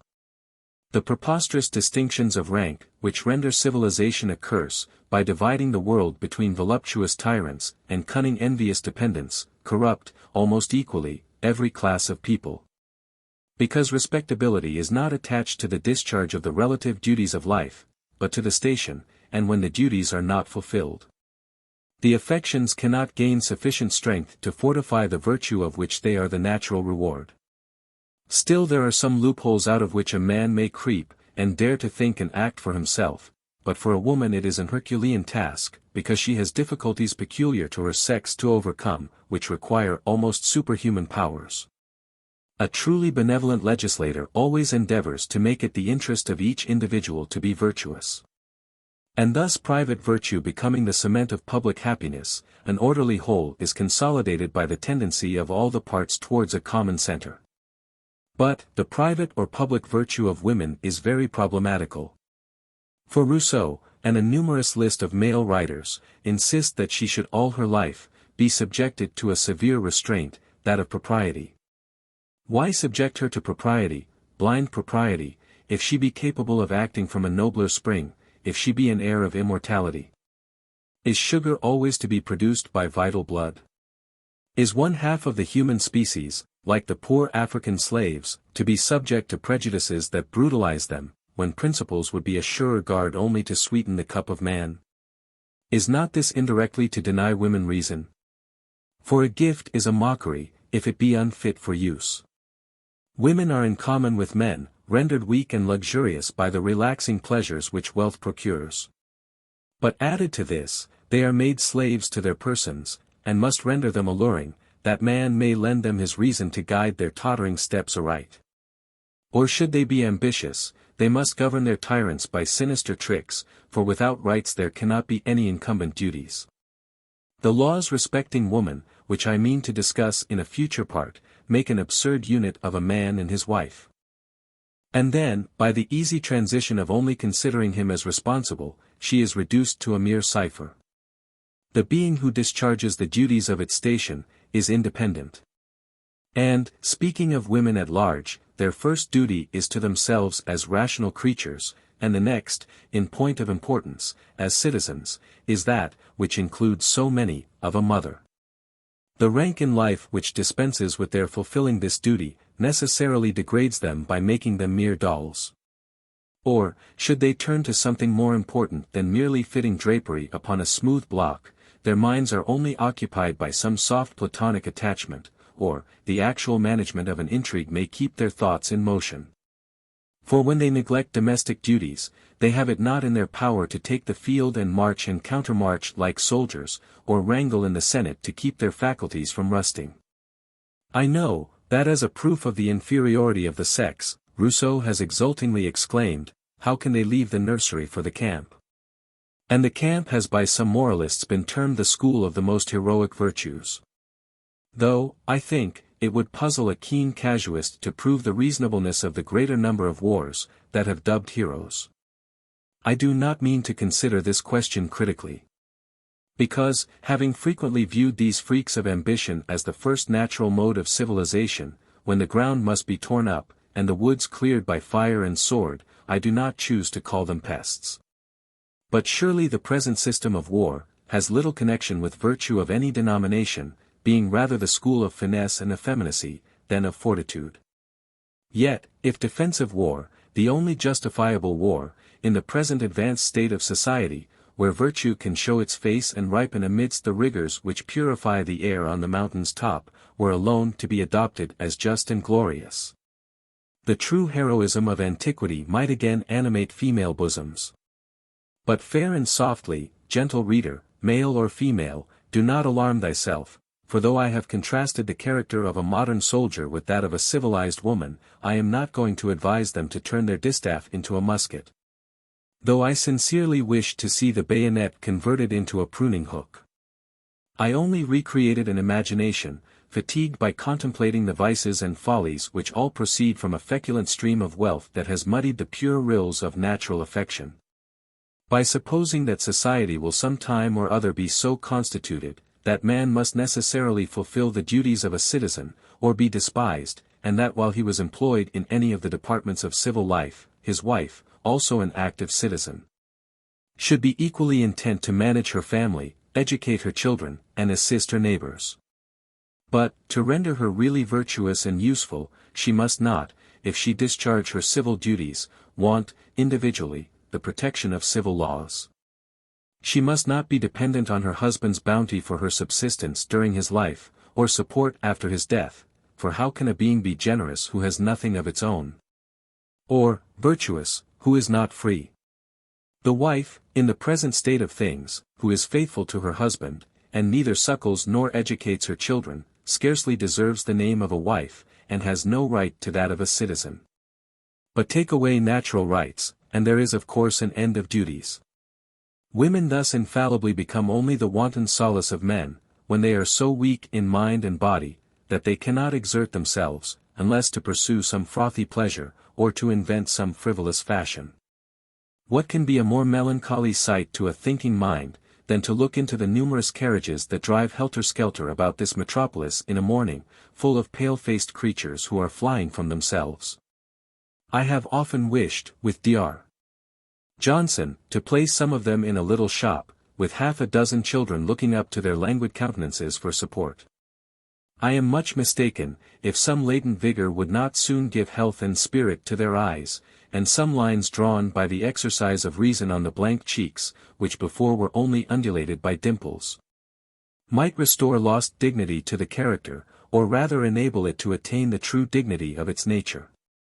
Virtue is not to be acquired even by speculation, much less by the negative supineness that wealth naturally generates. Besides, when poverty is more disgraceful than even vice, is not morality cut to the quick? Still, to avoid misconstruction, though I consider that women in the common walks of life are called to fulfill the duties of wives and mothers, by religion and reason, I cannot help lamenting that women of a superior caste have not a road open by which they can pursue more extensive plans of usefulness and independence. I may excite laughter, by dropping an hint, which I mean to pursue, some future time, for I really think that women ought to have representatives, instead of being arbitrarily governed without having any direct share allowed them in the deliberations of government. But, as the whole system of representation is now, in this country, only a convenient handle for despotism, they need not complain, for they are as well represented as a numerous class of hard-working mechanics, who pay for the support of royalty when they can scarcely stop their children's mouths with bread. How are they represented, whose very sweat supports the splendid stud of an heir apparent, or varnishes the chariot of some female favorite who looks down on shame. Taxes on the very necessaries of life, enable an endless tribe of idle princes and princesses to pass with stupid pomp before a gaping crowd, who almost worship the very parade which costs them so dear. This is mere Gothic grandeur, something like the barbarous, useless parade of having sentinels on horseback at Whitehall, which I could never view without a mixture of contempt and indignation. How strangely must the mind be sophisticated when this sort of state impresses it. But till these monuments of folly are levelled by virtue, similar follies will leaven the whole mass. For the same character, in some degree, will prevail in the aggregate of society, and the refinements of luxury, or the vicious repinings of envious poverty, will equally banish virtue from society, considered as the characteristic of that society. Or only allow it to appear as one of the stripes of the harlequin coat, worn by the civilized man. In the superior ranks of life, every duty is done by deputies, as if duties could ever be waived, and the vain pleasures which consequent idleness forces the rich to pursue, appear so enticing to the next rank, that the numerous scramblers for wealth sacrifice everything to tread on their heels. The most sacred trusts are then considered as sinecures, because they were procured by interest, and only sought to enable a man to keep good company. Women, in particular, all want to be ladies. Which is simply to have nothing to do, but listlessly to go they scarcely care where, for they cannot tell what. But what have women to do in society? I may be asked, but to loiter with easy grace. Surely you would not condemn them all to suckle fools, and chronicle small beer. No. Women might certainly study the art of healing, and be physicians as well as nurses. And midwifery, decency seems to allot to them, though I am afraid the word midwife, in our dictionaries, will soon give place to a couture, and one proof of the former delicacy of the sex be effaced from the language. They might, also study politics, and settle their benevolence on the broadest basis, for the reading of history will scarcely be more useful than the perusal of romances, if read as mere biography. If the character of the times, the political improvements, arts, etc. be not observed. In short, if it be not considered as the history of man, and not of particular men, who filled a niche in the temple of fame, and dropped into the black rolling stream of time, that silently sweeps all before it, into the shapeless void called eternity. For shape can it be called, that shape hath none. Business of various kinds, they might likewise pursue, if they were educated in a more orderly manner, which might save many from common and legal prostitution. Women would not then marry for a support, as men accept of places under government, and neglect the implied duties, nor would an attempt to earn their own subsistence, a most laudable one, sink them almost to the level of those poor abandoned creatures who live by prostitution. For are not milliners and mantua makers reckoned the next class? The few employments open to women, so far from being liberal, are menial. And when a superior education enables them to take charge of the education of children as governesses, they are not treated like the tutors of sons. Though even clerical tutors are not always treated in a manner calculated to render them respectable in the eyes of their pupils, to say nothing of the private comfort of the individual.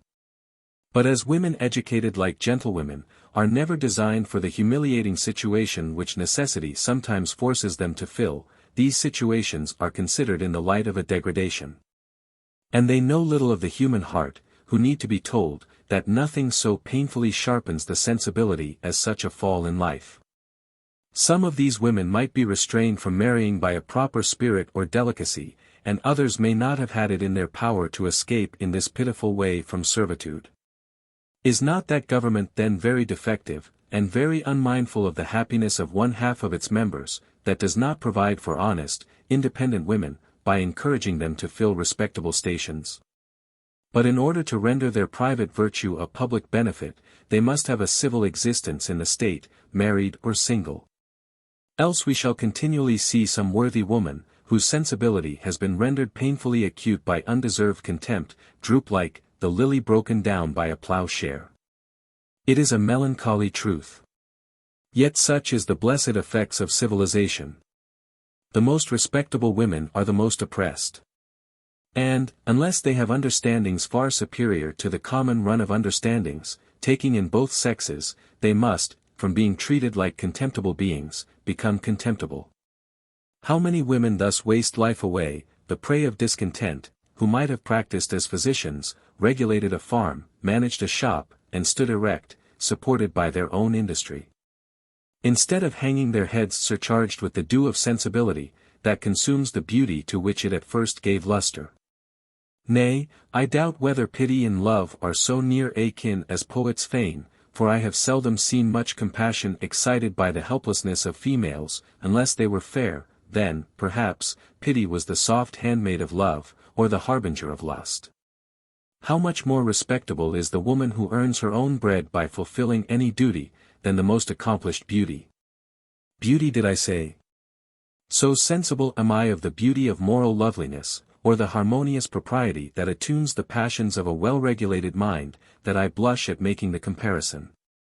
Yet I sigh to think how few women aim at attaining this respectability, by withdrawing from the giddy whirl of pleasure, or the indolent calm that stupefies the good sort of women it sucks in. Proud of their weakness, however, they must always be protected, guarded from care, and all the rough toils that dignify the mind. If this be the fiat of fate, if they will make themselves insignificant and contemptible, sweetly to waste life away, let them not expect to be valued when their beauty fades. For it is the fate of the fairest flowers to be admired and pulled to pieces by the careless hand that plucked them. In how many ways do I wish, from the purest benevolence, to impress this truth on my sex. Yet I fear that they will not listen to a truth, that dear-bought experience has brought home to many an agitated bosom, nor willingly resign the privileges of rank and sex for the privileges of humanity, to which those have no claim who do not discharge its duties. Those writers are particularly useful, in my opinion, who make man feel for man, independent of the station he fills, or the drapery of factitious sentiments. I then would fain convince reasonable men of the importance of some of my remarks and prevail on them to weigh dispassionately the whole tenor of my observations. I appeal to their understandings. And, as a fellow creature claim, in the name of my sex, some interest in their hearts. I entreat them to assist to emancipate their companion to make her a helpmeet for them. Would men but generously snap our chains, and be content with rational fellowship, instead of slavish obedience, they would find us more observant daughters, more affectionate sisters, more faithful wives, more reasonable mothers, in a word, better citizens. We should then love them with true affection, because we should learn to respect ourselves. And the peace of mind of a worthy man would not be interrupted by the idle vanity of his wife, nor his babes sent to nestle in a strange bosom, having never found a home in their mothers. Chapter 10. Parental Affection. Parental affection is, perhaps, the blindest modification of perverse self-love. For we have not, like the French two terms, l'amour propre, l'amour de soi-même, to distinguish the pursuit of a natural and reasonable desire, from the ignorant calculations of weakness. Parents often love their children in the most brutal manner, and sacrifice every relative duty to promote their advancement in the world. To promote, such is the perversity of unprincipled prejudices, the future welfare of the very beings whose present existence they embitter by the most despotic stretch of power. Power, in fact, is ever true to its vital principle, for in every shape it would reign without control or inquiry. Its throne is built across a dark abyss, which no eye must dare to explore, lest the baseless fabric should totter under investigation. Obedience, unconditional obedience, is the catchword of tyrants of every description, and to render assurance doubly sure, one kind of despotism supports another. Tyrants would have cause to tremble if reason were to become the rule of duty in any of the relations of life, for the light might spread till perfect day appeared. And when it did appear, how would men smile at the sight of the bugbears at which they started during the night of ignorance, or the twilight of timid inquiry? Parental affection, indeed, in many minds, is but a pretext to tyrannize where it can be done with impunity, for only good and wise men are content with the respect that will bear discussion. Convinced that they have a right to what they insist on, they do not fear reason, or dread the sifting of subjects that recur to natural justice, because they firmly believe, that the more enlightened the human mind becomes. The deeper root will just and simple principles take.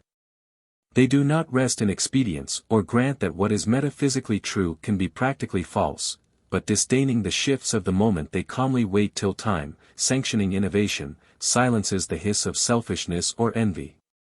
If the power of reflecting on the past, and darting the keen eye of contemplation into futurity, be the grand privilege of man, it must be granted that some people enjoy this prerogative in a very limited degree.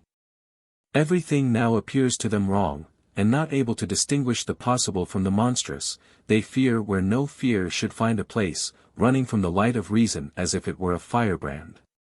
Yet the limits of the possible have never been defined to stop the sturdy innovator's hand. Woman, however, a slave in every situation to prejudice, seldom exerts enlightened maternal affection. For she either neglects her children, or spoils them by improper indulgence. Besides, the affection of some women for their children is, as I have before termed it, frequently very brutish, for it eradicates every spark of humanity. Justice, truth, everything is sacrificed by these Rebeccas, and for the sake of their own children they violate the most sacred duties, forgetting the common relationship that binds the whole family on earth together. Yet, reason seems to say, that they who suffer one duty, or affection to swallow up the rest, have not sufficient heart or mind to fulfill that one conscientiously. It then loses the venerable aspect of a duty, and assumes the fantastic form of a whim. As the care of children in their infancy is one of the grand duties annexed to the female character by nature, this duty would afford many forcible arguments for strengthening the female understanding, if it were properly considered. The formation of the mind must be begun very early, and the temper, in particular, requires the most judicious attention, an attention which women cannot pay who only love their children because they are their children, and seek no further for the foundation of their duty, than in the feelings of the moment. It is this want of reason in their affections which makes women so often run into extremes, and either be the most fond, or most careless and unnatural mothers. To be a good mother, a woman must have sense, and that independence of mind which few women possess who are taught to depend entirely on their husbands. Meek wives are, in general, foolish mothers. Wanting their children to love them best, and take their part, in secret, against the father, who is held up as a scarecrow. If they are to be punished, though they have offended the mother, the father must inflict the punishment. He must be the judge in all disputes, but I shall more fully discuss this subject when I treat of private education, now only mean to insist, that unless the understanding of woman be enlarged, and her character rendered more firm, by being allowed to govern her own conduct, she will never have sufficient sense or command of temper to manage her children properly.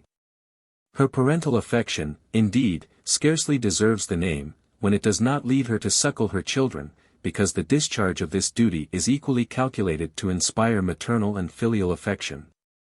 And it is the indispensable duty of men and women to fulfill the duties which give birth to affections that are the surest preservatives against vice. Natural affection, as it is termed, I believe to be a very weak tie. Affections must grow out of the habitual exercise of a mutual sympathy. And what sympathy does a mother exercise who sends her babe to a nurse, and only takes it from a nurse to send it to a school? In the exercise of their natural feelings, Providence has furnished women with a natural substitute for love. When the lover becomes only a friend and mutual confidence takes place of overstrained admiration, a child then gently twists the relaxing cord, and a mutual care produces a new mutual sympathy. But a child, though a pledge of affection, will not enliven it, if both father and mother are content to transfer the charge to hirelings. For they who do their duty by proxy should not murmur if they miss the reward of duty. Parental affection produces filial duty. Chapter 11. Duty to Parents. There seems to be an indolent propensity in man to make prescription always take place of reason, and to place every duty on an arbitrary foundation. The rights of kings are deduced in a direct line from the King of Kings, and that of parents from our first parent. Why do we thus go back for principles that should always rest on the same base, and have the same weight today that they had 1,000 years ago, and not a jot more? If parents discharge their duty, they have a strong hold and sacred claim on the gratitude of their children, but few parents are willing to receive the respectful affection of their offspring on such terms. They demand blind obedience, because they do not merit a reasonable service, and to render these demands of weakness and ignorance more binding, a mysterious sanctity is spread round the most arbitrary principle. For what other name can be given to the blind duty of obeying vicious or weak beings, merely because they obeyed a powerful instinct? The simple definition of the reciprocal duty, which naturally subsists between parent and child, may be given in a few words. The parent who pays proper attention to helpless infancy has a right to require the same attention when the feebleness of age comes upon him. But to subjugate a rational being to the mere will of another, after he is of age to answer to society for his own conduct, is a most cruel and undue stretch of power. And perhaps as injurious to morality, as those religious systems which do not allow right and wrong to have any existence, but in the divine will. I never knew a parent who had paid more than common attention to his children, disregarded. Dr. Johnson makes the same observation. On the contrary, the early habit of relying almost implicitly on the opinion of a respected parent is not easily shaken, even when matured reason convinces the child that his father is not the wisest man in the world. This weakness, for a weakness it is, though the epithet amiable may be tacked to it, a reasonable man must steel himself against. For the absurd duty, too often inculcated, of obeying a parent only on account of his being a parent, shackles the mind, and prepares it for a slavish submission to any power but reason. I distinguish between the natural and accidental duty due to parents. The parent who sedulously endeavors to form the heart and enlarge the understanding of his child, has given that dignity to the discharge of a duty, common to the whole animal world, that only reason can give. This is the parental affection of humanity, and leaves instinctive natural affection far behind. Such a parent acquires all the rights of the most sacred friendship, and his advice, even when his child is advanced in life, demands serious consideration. With respect to marriage, though after 21 a parent seems to have no right to withhold his consent on any account, yet 20 years of solicitude call for a return, and the son ought, at least, to promise not to marry for 2 or 3 years, should the object of his choice not entirely meet with the approbation of his first friend. But, respect for parents is, generally speaking, a much more debasing principle. It is only a selfish respect for property. The father who is blindly obeyed, is obeyed from sheer weakness, or from motives that degrade the human character. A great proportion of the misery that wanders, in hideous forms around the world, is allowed to rise from the negligence of parents. And still these are the people who are most tenacious of what they term a natural right, though it be subversive of the birthright of man, the right of acting according to the direction of his own reason. I have already very frequently had occasion to observe, that vicious or indolent people are always eager to profit by enforcing arbitrary privileges. And generally in the same proportion as they neglect the discharge of the duties which alone render the privileges reasonable. This is at the bottom, a dictate of common sense, or the instinct of self-defense, peculiar to ignorant weakness. Resembling that instinct, which makes a fish muddy the water it swims in to elude its enemy, instead of boldly facing it in the clear stream. Greater than from the clear stream of argument, indeed, the supporters of prescription, of every denomination, fly, and taking refuge in the darkness, which, in the language of sublime poetry, has been supposed to surround the throne of omnipotence. They dare to demand that implicit respect which is only due to his unsearchable ways. But, let me not be thought presumptuous, the darkness which hides our God from us, only respects speculative truths, it never obscures moral ones, they shine clearly, for God is light, and never, by the constitution of our nature, requires the discharge of a duty, the reasonableness of which does not beam on us when we open our eyes. The indolent parent of high rank may, it is true, extort a show of respect from his child, and females on the continent are particularly subject to the views of their families, who never think of consulting their inclination, or providing for the comfort of the poor victims of their pride. The consequence is notorious: these dutiful daughters become adulteresses, and neglect the education of their children, from whom they, in their turn, exact the same kind of obedience. Females, it is true, in all countries, are too much under the dominion of their parents. And few parents think of addressing their children in the following manner, though it is in this reasonable way that heaven seems to command the whole human race. It is your interest to obey me till you can judge for yourself. And the Almighty Father of all has implanted an affection in me to serve as a guard to you whilst your reason is unfolding. But when your mind arrives at maturity, you must only obey me, or rather respect my opinions, so far as they coincide with the light that is breaking in on your own mind. A slavish bondage to parents cramps every faculty of the mind, and Mr. Locke very judiciously observes, that, if the mind be curbed and humbled too much in children, if their spirits be abased and broken much by too strict an hand over them, they lose all their vigor and industry. This strict hand may, in some degree, account for the weakness of women, for girls, from various causes, are more kept down by their parents, in every sense of the word, than boys. The duty expected from them is, like all the duties arbitrarily imposed on women, more from a sense of propriety, more out of respect for decorum, than reason. And thus taught slavishly to submit to their parents, they are prepared for the slavery of marriage. I may be told that a number of women are not slaves in the marriage state. True, but they then become tyrants.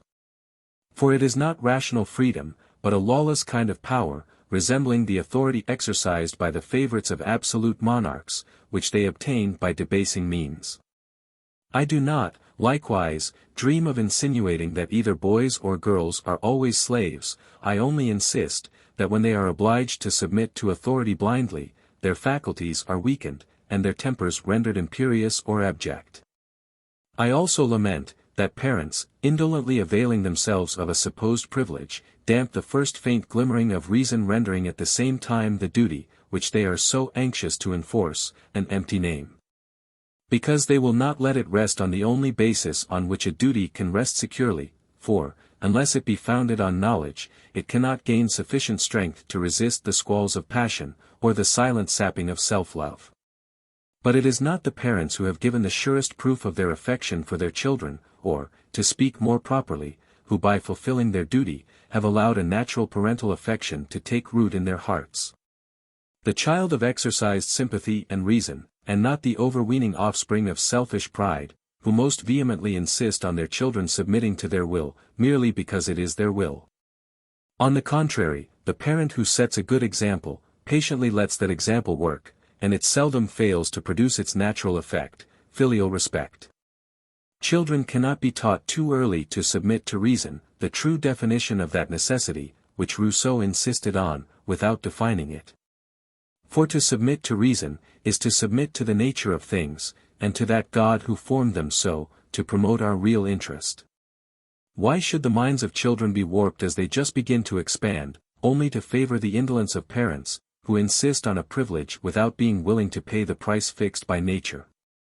I have before had occasion to observe, that a right always includes a duty, and I think it may, likewise fairly be inferred, that they forfeit the right, who do not fulfill the duty. It is easier, I grant, to command than reason. But it does not follow from hence, that children cannot comprehend the reason why they are made to do certain things habitually. For, from a steady adherence to a few simple principles of conduct flows that salutary power, which a judicious parent gradually gains over a child's mind.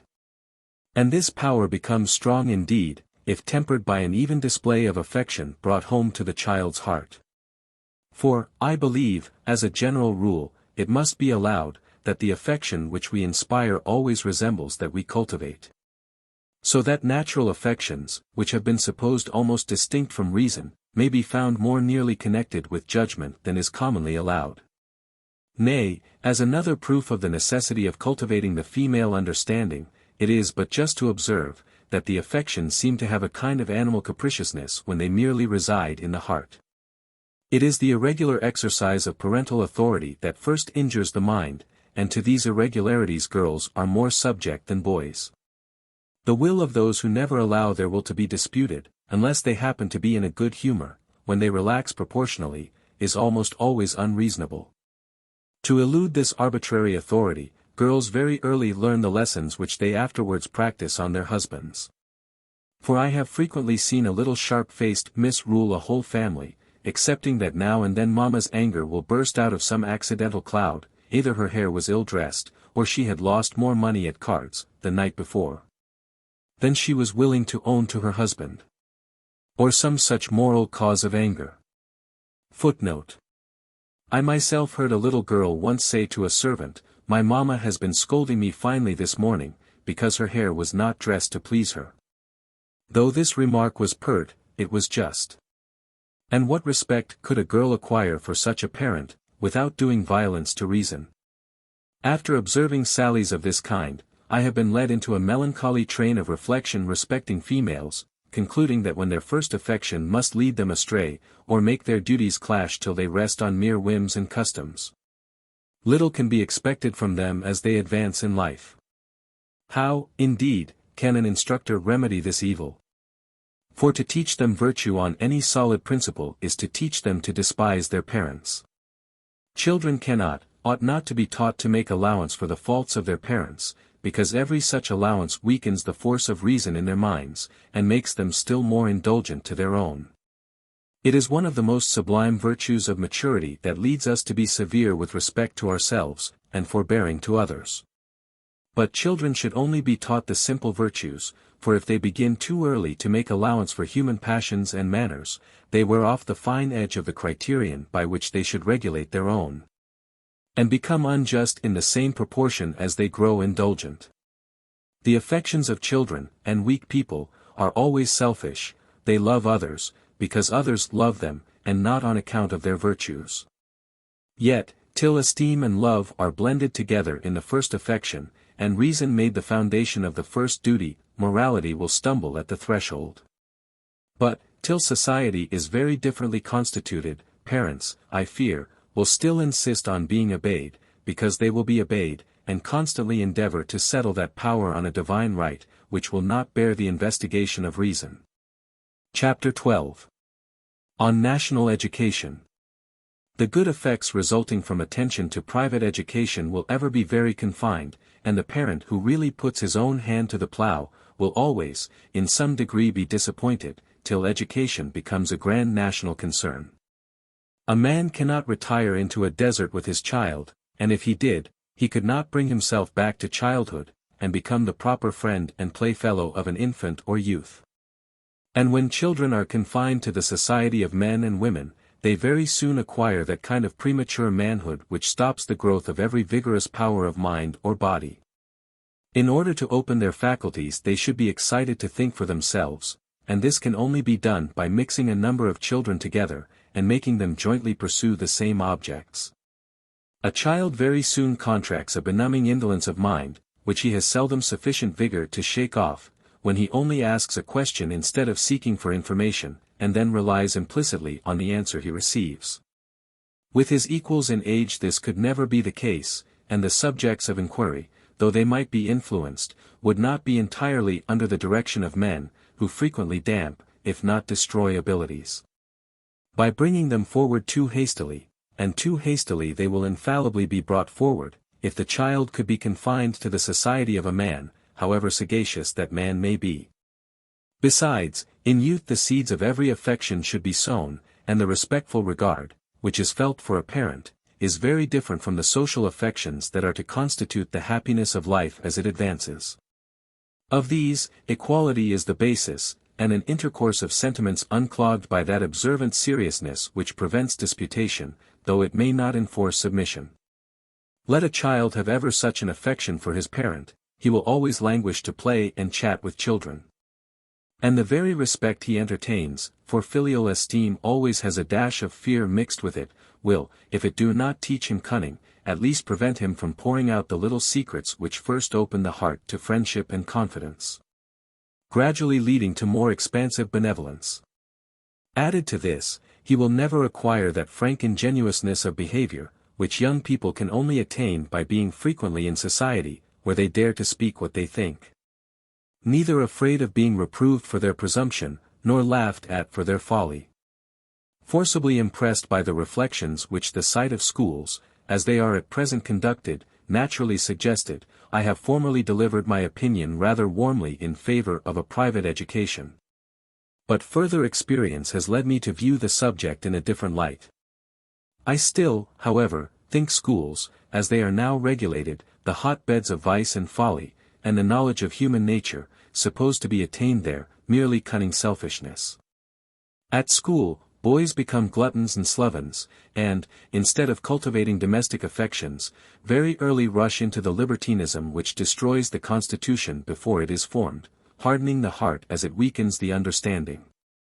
I should, in fact, be averse to boarding schools, if it were for no other reason than the unsettled state of mind which the expectation of the vacations produce.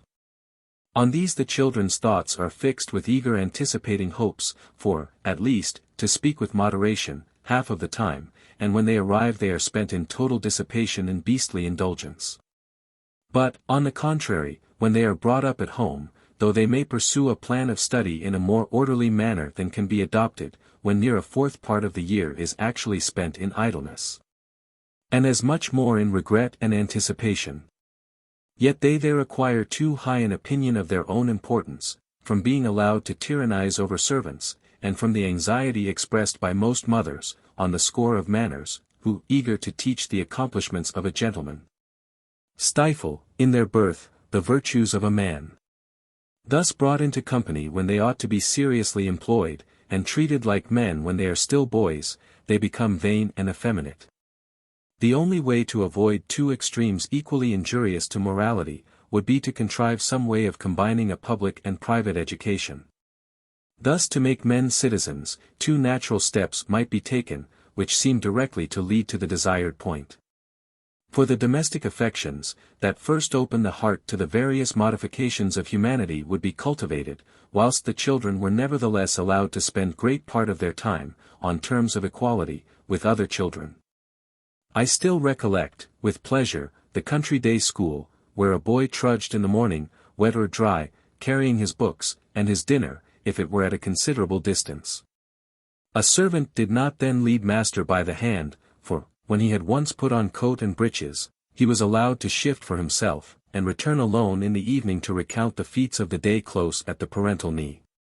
His father's house was his home, and was ever after fondly remembered. Nay, I appeal to some superior men who were educated in this manner, whether the recollection of some shady lane where they conned their lesson, or, of some stile, where they sat making a kite, or mending a bat, has not endeared their country to them. But, what boy ever recollected with pleasure the years he spent in close confinement, at an academy near London? Unless indeed he should by chance remember the poor scarecrow of an usher whom he tormented, or, the tart man, from whom he caught a cake, to devour it with the caddish appetite of selfishness. At boarding schools of every description, the relaxation of the junior boys is mischief, and of the senior, vice. Besides, in great schools what can be more prejudicial to the moral character, than the system of tyranny and abject slavery which is established amongst the boys, to say nothing of the slavery to forms, which makes religion worse than a farce? For what good can be expected from the youth who receives the sacrament of the Lord's Supper, to avoid forfeiting half a guinea, which he probably afterward spends in some sensual manner? Half the employment of the youths is to elude the necessity of attending public worship, and well they may, for such a constant repetition of the same thing must be a very irksome restraint on their natural vivacity. As these ceremonies have the most fatal effect on their morals, and as a ritual performed by the lips, when the heart and mind are far away, is not now stored up by our Church as a bank to draw on for the fees of the poor souls in purgatory, why should they not be abolished? But the fear of innovation, in this country, extends to everything. This is only a covert fear, the apprehensive timidity of indolent slugs, who guard, by sliming it over, the snug place, which they consider in the light of an hereditary estate, and eat, drink, and enjoy themselves, instead of fulfilling the duties, excepting a few empty forms, for which it was endowed. These are the people who most strenuously insist on the will of the founder being observed, crying out against all reformation, as if it were a violation of justice. I am now alluding particularly to the relics of popery retained in our colleges, where the Protestant members seem to be such sticklers for the established Church. But their zeal never makes them lose sight of the spoil of ignorance, which rapacious priests of superstitious memory have scraped together.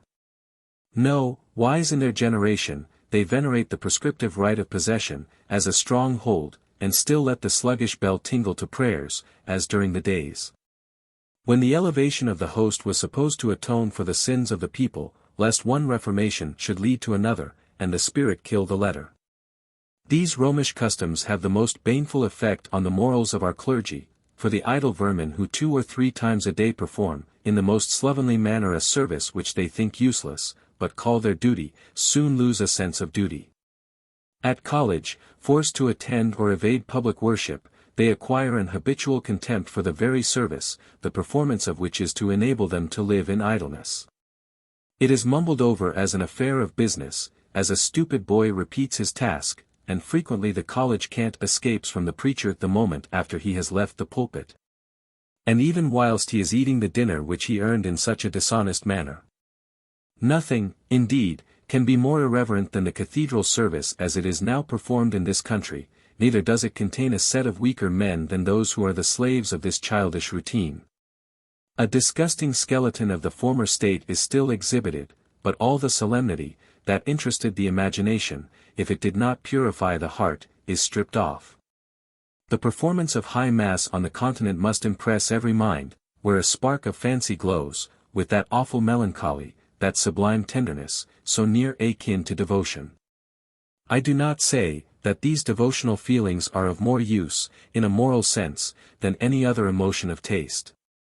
But I contend, that the theatrical pomp which gratifies our senses, is to be preferred to the cold parade that insults the understanding without reaching the heart. Amongst remarks on national education, such observations cannot be misplaced, especially as the supporters of these establishments, degenerated into puerilities, affect to be the champions of religion. Religion, pure source of comfort in this vale of tears.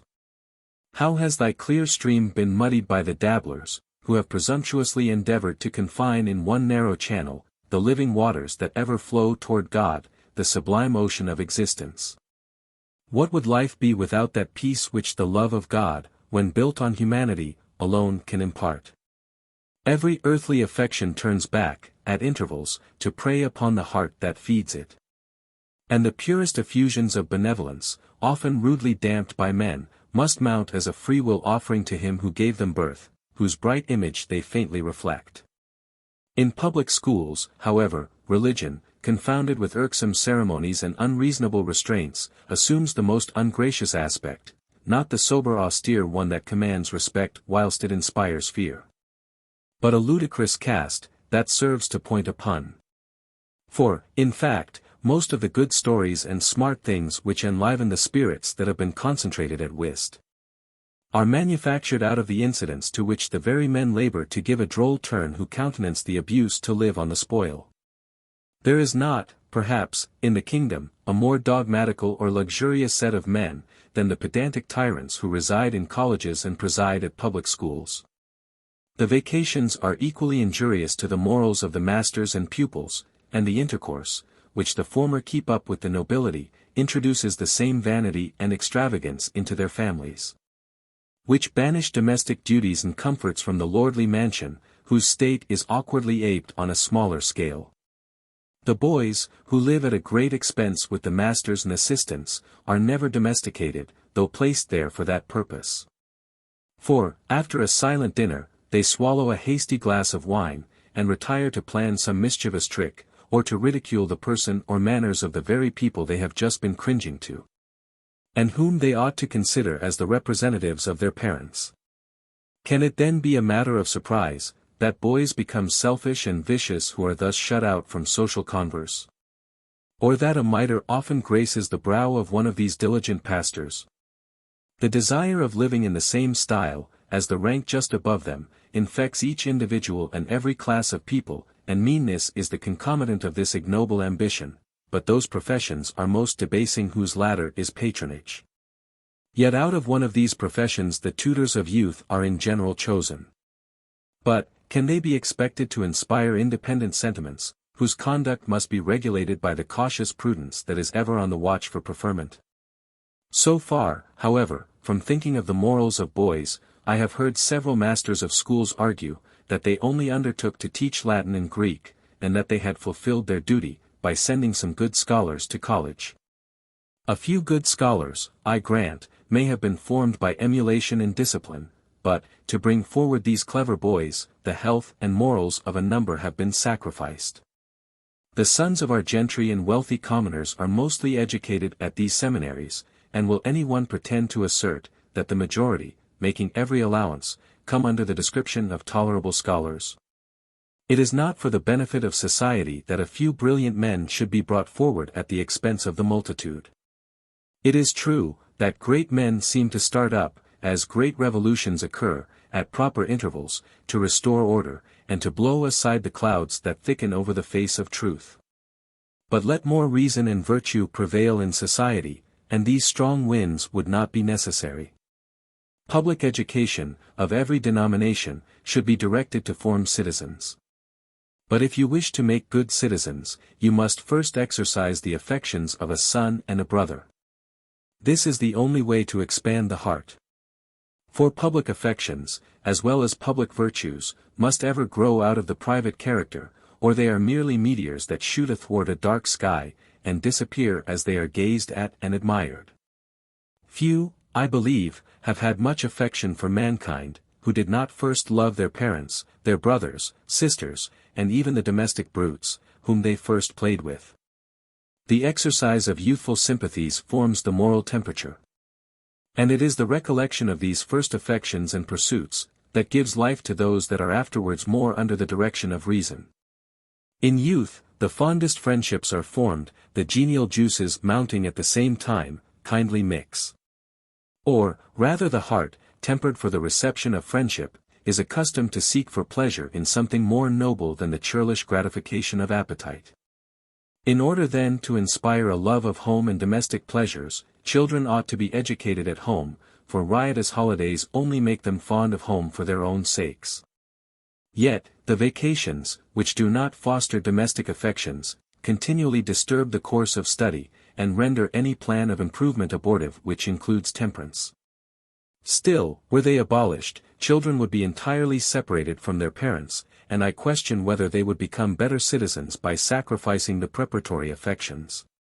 By destroying the force of relationships that render the marriage state as necessary as respectable. But, if a private education produce self-importance, or insulates a man in his family, the evil is only shifted, not remedied. This train of reasoning brings me back to a subject, on which I mean to dwell, the necessity of establishing proper day schools. But these should be national establishments, for whilst schoolmasters are dependent on the caprice of parents, little exertion can be expected from them, more than is necessary to please ignorant people. Indeed, the necessity of a master's giving the parents some sample of the boy's abilities, which during the vacation, is shown to every visitor, is productive of more mischief than would at first be supposed. For they are seldom done entirely, to speak with moderation, by the child itself. Thus the master countenances falsehoods, or winds the poor machine up to some extraordinary exertion, that injures the wheels, and stops the progress of gradual improvement. The memory is loaded with unintelligible words, to make a show of, without the understanding's acquiring any distinct ideas, but only that education deserves emphatically to be termed cultivation of mind, which teaches young people how to begin to think. The imagination should not be allowed to debauch the understanding before it gains strength, or vanity will become the forerunner of vice, for every way of exhibiting the acquirements of a child is injurious to its moral character. How much time is lost in teaching them to recite what they do not understand? Whilst, seated on benches, all in their best array, the mammas listen with astonishment to the parrot-like prattle, uttered in solemn cadences, with all the pomp of ignorance and folly. Such exhibitions only serve to strike the spreading fibers of vanity through the whole mind, for they neither teach children to speak fluently, nor behave gracefully. So far from it, that these frivolous pursuits might comprehensively be termed the study of affectation, for we now rarely see a simple, bashful boy, though few people of taste were ever disgusted by that awkward sheepishness so natural to the age. Which schools and an early introduction into society, have changed into impudence and apish grimace. Yet, how can these things be remedied whilst schoolmasters depend entirely on parents for a subsistence? And when so many rival schools hang out their lures to catch the attention of vain fathers and mothers, whose parental affection only leads them to wish that their children should outshine those of their neighbors.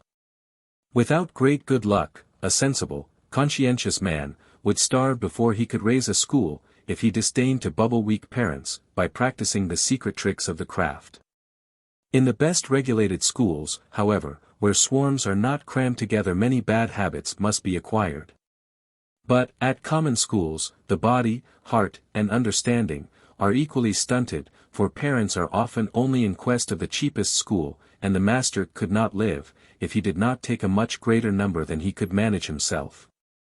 Nor will the scanty pittance, allowed for each child, permit him to hire ushers sufficient to assist in the discharge of the mechanical part of the business.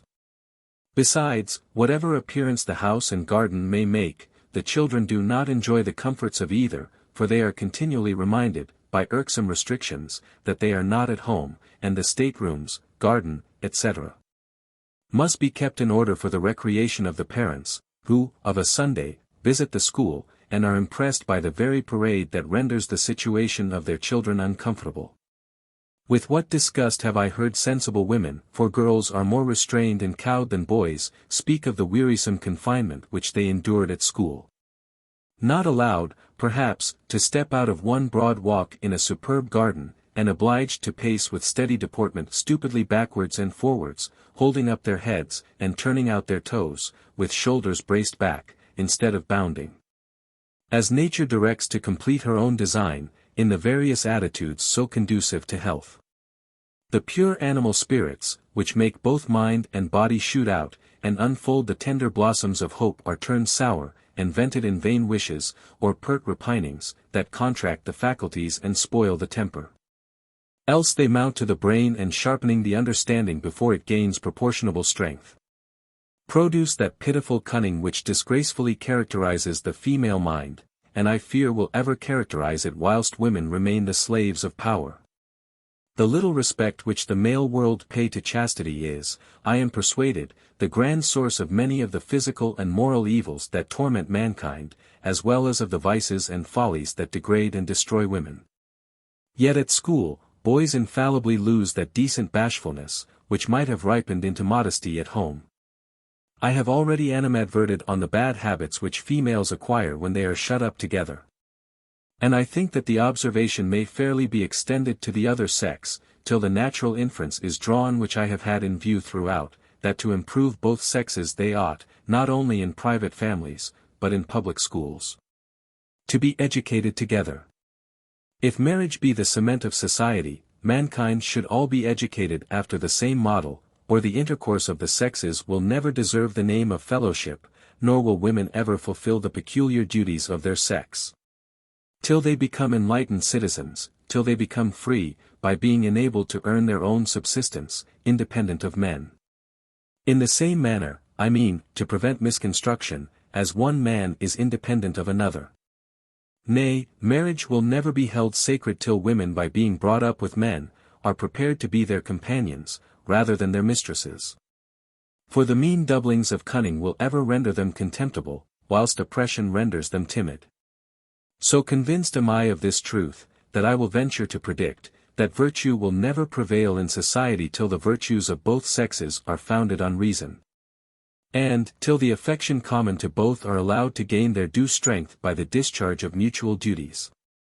Were boys and girls permitted to pursue the same studies together, those graceful decencies might early be inculcated which produce modesty, without those sexual distinctions that taint the mind.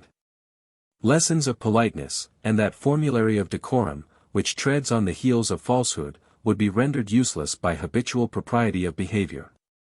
Not, indeed, put on for visitors like the courtly robe of politeness, but the sober effect of cleanliness of mind. Would not this simple elegance of sincerity be a chaste homage paid to domestic affections, far surpassing the meretricious compliments that shine with false luster in the heartless intercourse of fashionable life? But, till more understanding preponderate in society, there will ever be a want of heart and taste, and the harlot's rouge will supply the place of that celestial suffusion which only virtuous affections can give to the face. Gallantry, and what is called love, may subsist without simplicity of character, but the main pillars of friendship are respect and confidence. Esteem is never founded on it cannot tell what. A taste for the fine arts requires great cultivation, but not more than a taste for the virtuous affections, and both suppose that enlargement of mind which opens so many sources of mental pleasure. Why do people hurry to noisy scenes and crowded circles? I should answer, because they want activity of mind, because they have not cherished the virtues of the heart. They only, therefore, see and feel in the gross, and continually pine after variety, finding everything that is simple, insipid.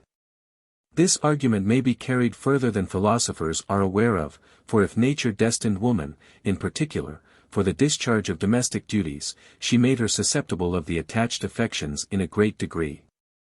Now women are notoriously fond of pleasure, and naturally must be so, according to my definition, because they cannot enter into the minutiae of domestic taste, lacking judgment the foundation of all taste. For the understanding, in spite of sensual cavillers, reserves to itself the privilege of conveying pure joy to the heart. With what a languid yawn have I seen an admirable poem thrown down, that a man of true taste returns to, again and again with rapture, and, whilst melody has almost suspended respiration, a lady has asked me where I bought my gown. I have seen also an eye glanced coldly over a most exquisite picture, rest, sparkling with pleasure, on a caricature rudely sketched. And whilst some terrific feature in nature has spread a sublime stillness through my soul, I have been desired to observe the pretty tricks of a lap dog, that my perverse fate forced me to travel with. Is it surprising, that such a tasteless being should rather caress this dog than her children? Or, that she should prefer the rant of flattery to the simple accents of sincerity? To illustrate this remark I must be allowed to observe, that men of the first genius, and most cultivated minds, have appeared to have the highest relish for the simple beauties of nature. And they must have forcibly felt, what they have so well described, the charm, which natural affections, and unsophisticated feelings spread round the human character. It is this power of looking into the heart, and responsively vibrating with each emotion, that enables the poet to personify each passion, and the painter to sketch with a pencil of fire. True taste is ever the work of the understanding employed in observing natural effects, and till women have more understanding, it is vain to expect them to possess domestic taste. Their lively senses will ever be at work to harden their hearts, and the emotion struck out of them will continue to be vivid and transitory, unless a proper education stores their minds with knowledge. It is the want of domestic taste, and not the acquirement of knowledge, that takes women out of their families, and tears the smiling babe from the breast that ought to afford it nourishment. Women have been allowed to remain in ignorance, and slavish dependence, many, very many years, and still we hear of nothing but their fondness of pleasure and sway, their preference of rakes and soldiers, their childish attachment to toys, and the vanity that makes them value accomplishments more than virtues. History brings forward a fearful catalogue of the crimes which their cunning has produced, when the weak slaves have had sufficient address to overreach their masters. In France, and in how many other countries have men been the luxurious despots, and women the crafty ministers? Does this prove that ignorance and dependence domesticate them? Is not their folly the byword of the libertines, who relax in their society, and do not men of sense continually lament, that an immoderate fondness for dress and dissipation carries the mother of a family for ever from home? Their hearts have not been debauched by knowledge, nor their minds led astray by scientific pursuits, yet, they do not fulfill the peculiar duties, which as women they are called upon by nature to fulfill. On the contrary, the state of warfare which subsists between the sexes, makes them employ those wiles, that frustrate the more open designs of force. When, therefore, I call women slaves, I mean in a political and civil sense. For, indirectly they obtain too much power, and are debased by their exertions to obtain illicit sway. Let an enlightened nation then try what effect reason would have to bring them back to nature, and their duty. And allowing them to share the advantages of education and government with man, see whether they will become better, as they grow wiser and become free. They cannot be injured by the experiment.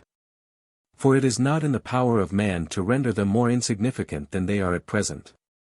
To render this practicable, day schools for particular ages should be established by government, in which boys and girls might be educated together.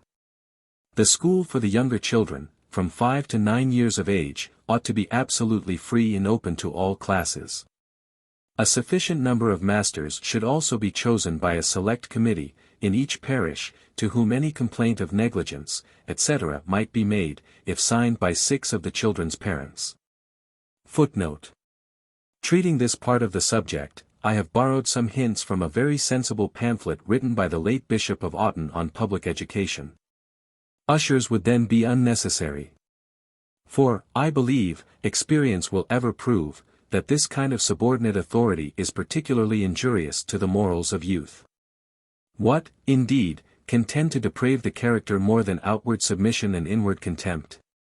Yet, how can boys be expected to treat an usher with respect, and the master seems to consider him in the light of a servant, and almost to countenance the ridicule which becomes the chief amusement of the boys during the play hours? But nothing of this kind could occur in an elementary day school, where boys and girls, the rich and poor, should meet together. And to prevent any of the distinctions of vanity, they should be dressed alike, and all obliged to submit to the same discipline, or leave the school. The schoolroom ought to be surrounded by a large piece of ground, in which the children might be usefully exercised, for at this age they should not be confined to any sedentary employment for more than an hour at a time. But these relaxations might all be rendered a part of elementary education, for many things improve and amuse the senses, when introduced as a kind of show, to the principles of which dryly laid down, children would turn a deaf ear. For instance, botany, mechanics, and astronomy. Reading, writing, arithmetic, natural history, and some simple experiments in natural philosophy, might fill up the day, but these pursuits should never encroach on gymnastic plays in the open air. The elements of religion, history, the history of man, and politics, might also be taught by conversations, in the Socratic form. After the age of 9, girls and boys, intended for domestic employments, or mechanical trades, ought to be removed to other schools, and receive instruction, in some measure appropriated to the destination of each individual. The two sexes being still together in the morning.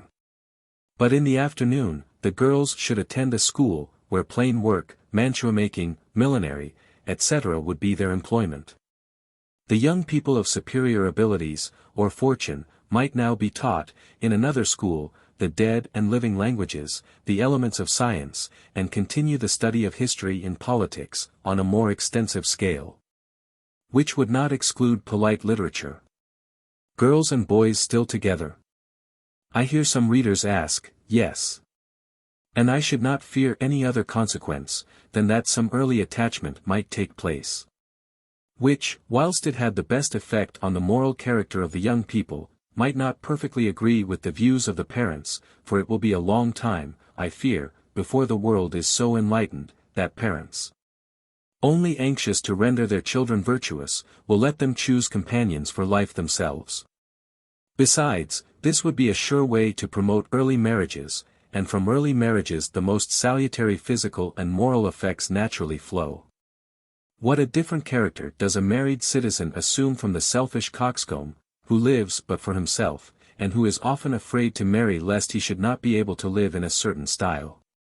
Great emergencies excepted, which would rarely occur in a society of which equality was the basis, a man could only be prepared to discharge the duties of public life, by the habitual practice of those inferior ones which form the man. In this plan of education, the constitution of boys would not be ruined by the early debaucheries, which now make men so selfish, nor girls rendered weak and vain, by indolence and frivolous pursuits. But, I presuppose, that such a degree of equality should be established between the sexes as would shut out gallantry and coquetry, yet allow friendship and love to temper the heart for the discharge of higher duties.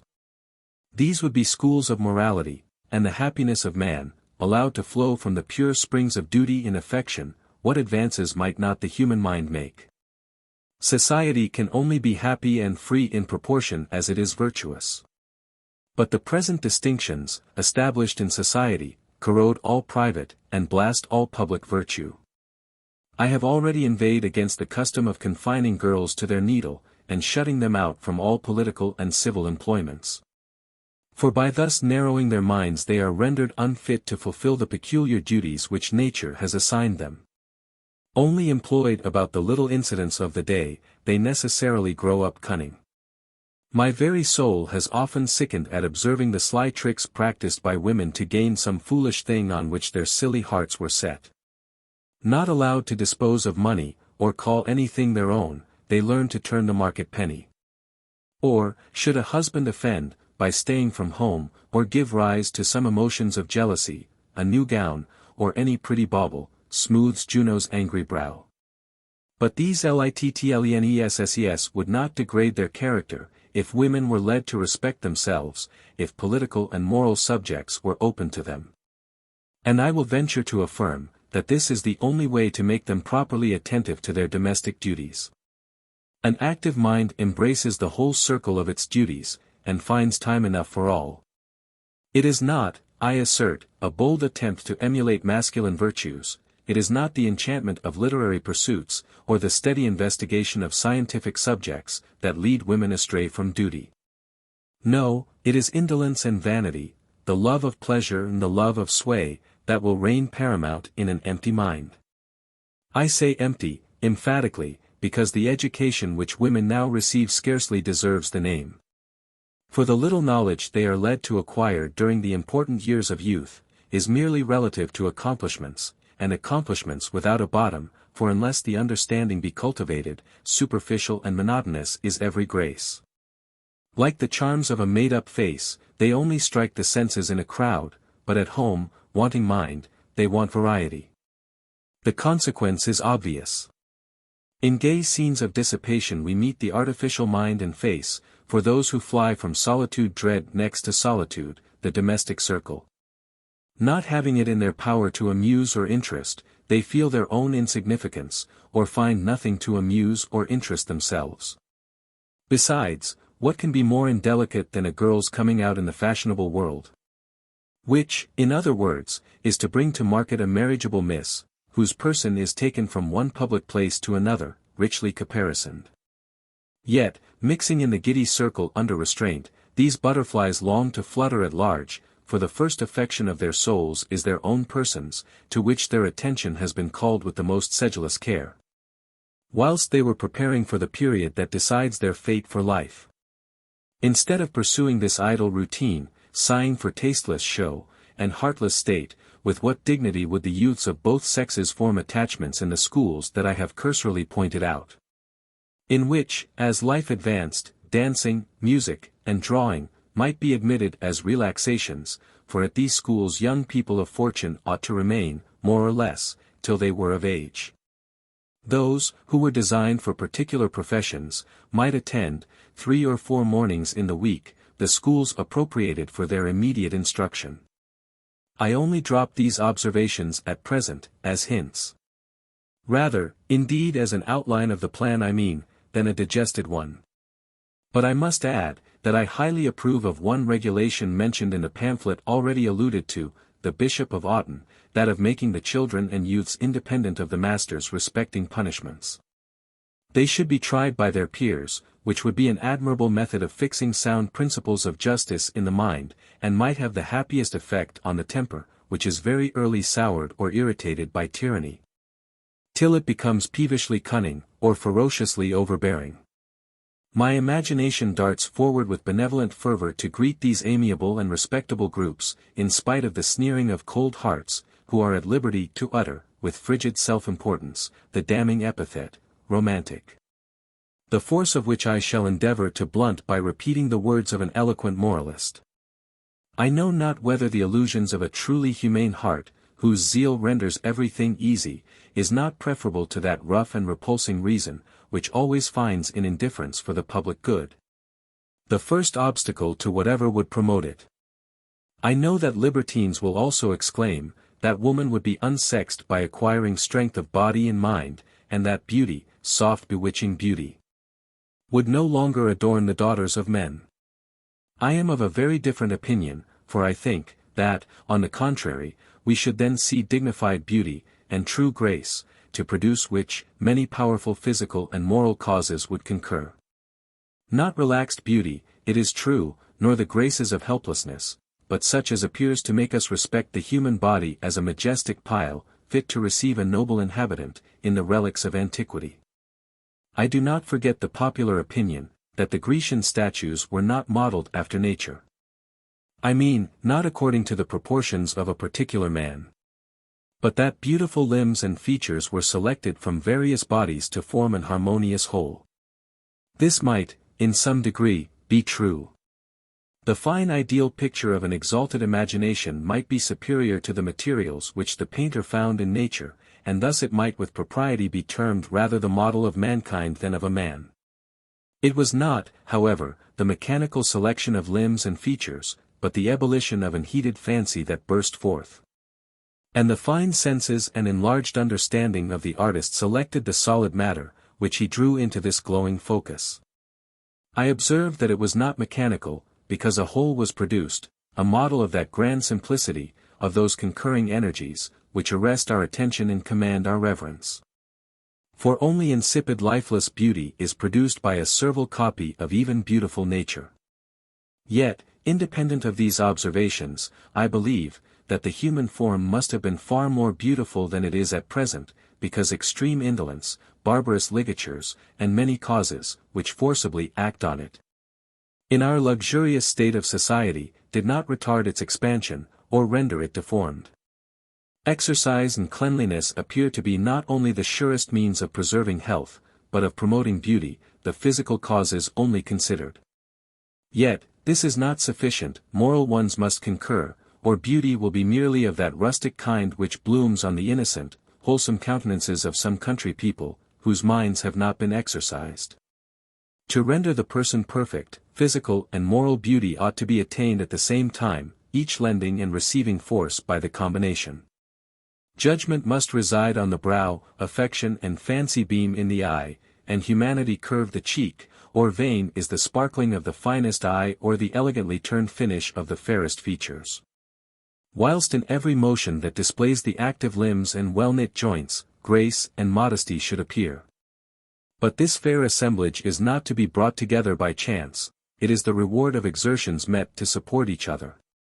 For judgment can only be acquired by reflection, affection, by the discharge of duties, and humanity by the exercise of compassion to every living creature. Humanity to animals should be particularly inculcated as a part of national education, for it is not at present one of our national virtues. Tenderness for their humble dumb domestics, amongst the lower class, is oftener to be found in a savage than a civilized state. For civilization prevents that intercourse which creates affection in the rude hut, or mud cabin, and leads uncultivated minds who are only depraved by the refinements which prevail in the society, where they are trodden under foot by the rich, to domineer over them to revenge the insults that they are obliged to bear from their superiors. This habitual cruelty is first caught at school, where it is one of the rare sports of the boys to torment the miserable brutes that fall in their way. The transition, as they grow up, from barbarity to brutes to domestic tyranny over wives, children, and servants, is very easy. Justice, or even benevolence, will not be a powerful spring of action, unless it extend to the whole creation.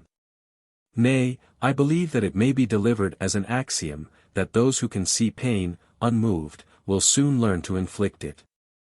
The vulgar are swayed by present feelings, and the habits which they have accidentally acquired. But on partial feelings much dependence cannot be placed, though they be just, for, when they are not invigorated by reflection, custom weakens them, till they are scarcely felt. The sympathies of our nature are strengthened by pondering cogitations, and deadened by thoughtless use. Macbeth's heart smote him more for one murder, the first, than for 100 subsequent ones, which were necessary to back it. But, when I used the epithet vulgar, I did not mean to confine my remark to the poor, for partial humanity, founded on present sensations or whim, is quite as conspicuous, if not more so, amongst the rich. The lady who sheds tears for the bird starved in a snare, and execrates the devils in the shape of men, who go to madness the poor ox, or whip the patient ass, tottering under a burden above its strength, will, nevertheless, keep her coachman and horses whole hours waiting for her, when the sharp frost bites, or the rain beats against the well-closed windows which do not admit a breath of air to tell her how roughly the wind blows without. And she who takes her dogs to bed, and nurses them with a parade of sensibility, when sick, will suffer her babes to grow up crooked in a nursery. This illustration of my argument is drawn from a matter of fact. The woman whom I allude to was handsome, reckoned very handsome, by those who do not miss the mind when the face is plump and fair, but her understanding had not been led from female duties by literature, nor her innocence debauched by knowledge. No, she was quite feminine, according to the masculine acceptation of the word. And, so far from loving these spoiled brutes that filled the place which her children ought to have occupied, she only lisped out a pretty mixture of French and English nonsense, to please the men who flocked round her. The wife, mother, and human creature, were all swallowed up by the factitious character, which an improper education, and the selfish vanity of beauty, had produced. I do not like to make a distinction without a difference, and I own that I have been as much disgusted by the fine lady who took her lapdog to her bosom, instead of her child, as by the ferocity of a man, who, beating his horse, declared, that he knew as well when he did wrong as a Christian. This brood of folly shows how mistaken they are who, if they allow women to leave their harems, do not cultivate their understanding, in order to plant virtues in their hearts. For had they sense, they might acquire that domestic taste which would lead them to love with reasonable subordination their whole family, from the husband to the house-dog. Nor would they ever insult humanity in the person of the most menial servant, by paying more attention to the comfort of a brute, than to that of a fellow-creature. My observations on national education are obviously hints. But I principally wish to enforce the necessity of educating the sexes together to perfect both, and of making children sleep at home, that they may learn to love home. Yet to make private support instead of smothering public affections, they should be sent to school to mix with a number of equals, for only by the jostlings of equality can we form a just opinion of ourselves. To render mankind more virtuous, and happier of course, both sexes must act from the same principle, but how can that be expected when only one is allowed to see the reasonableness of it? To render also the social compact truly equitable, and in order to spread those enlightening principles, which alone can ameliorate the fate of man, women must be allowed to found their virtue on knowledge. Which is scarcely possible unless they be educated by the same pursuits as men. For they are now made so inferior by ignorance and low desires, as not to deserve to be ranked with them, or, by the serpentine wrigglings of cunning they mount the tree of knowledge and only acquire sufficient to lead men astray. It is plain from the history of all nations, that women cannot be confined to merely domestic pursuits, for they will not fulfill family duties, unless their minds take a wider range, and whilst they are kept in ignorance. They become in the same proportion, the slaves of pleasure as they are the slaves of man. Nor can they be shut out of great enterprises, though the narrowness of their minds often make them mar what they are unable to comprehend. The libertinism, and even the virtues of superior men, will always give women, of some description, great power over them.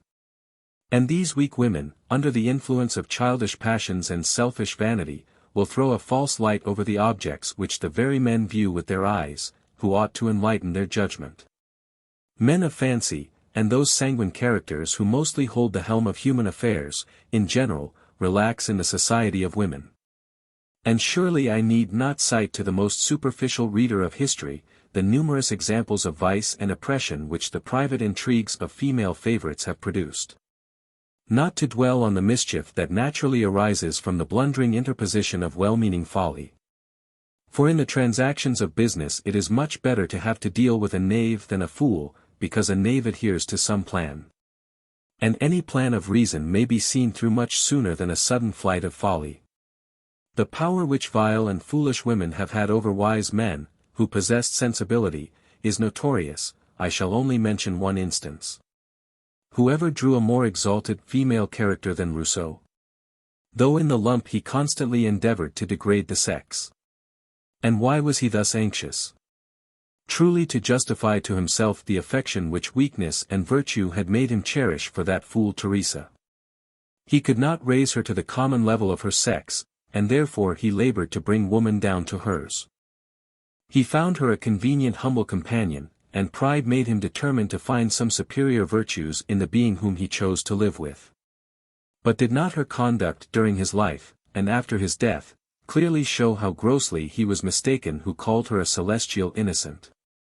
Nay, in the bitterness of his heart, he himself laments, that when his bodily infirmities made him no longer treat her like a woman, she ceased to have an affection for him. And it was very natural that she should, for having so few sentiments in common, when the sexual tie was broken, what was to hold her? To hold her affection whose sensibility was confined to one sex, nay, to one man, it requires sense to turn sensibility into the broad channel of humanity. Many women have not mind enough to have an affection for a woman, or a friendship for a man. But the sexual weakness that makes woman depend on man for a subsistence, produces a kind of cattish affection, which leads a wife to purr about her husband, as she would about any man who fed and caressed her.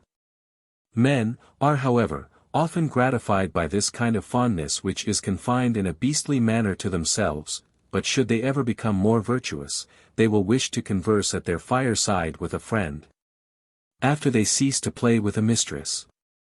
Besides, understanding is necessary to give variety and interest to sensual enjoyments, for low, indeed, in the intellectual scale, is the mind that can continue to love when neither virtue nor sense give a human appearance to an animal appetite. But sense will always preponderate. And if women are not, in general, brought more on a level with men, some superior women, like the Greek courtesans, will assemble the men of abilities around them, and draw from their families many citizens, who would have stayed at home.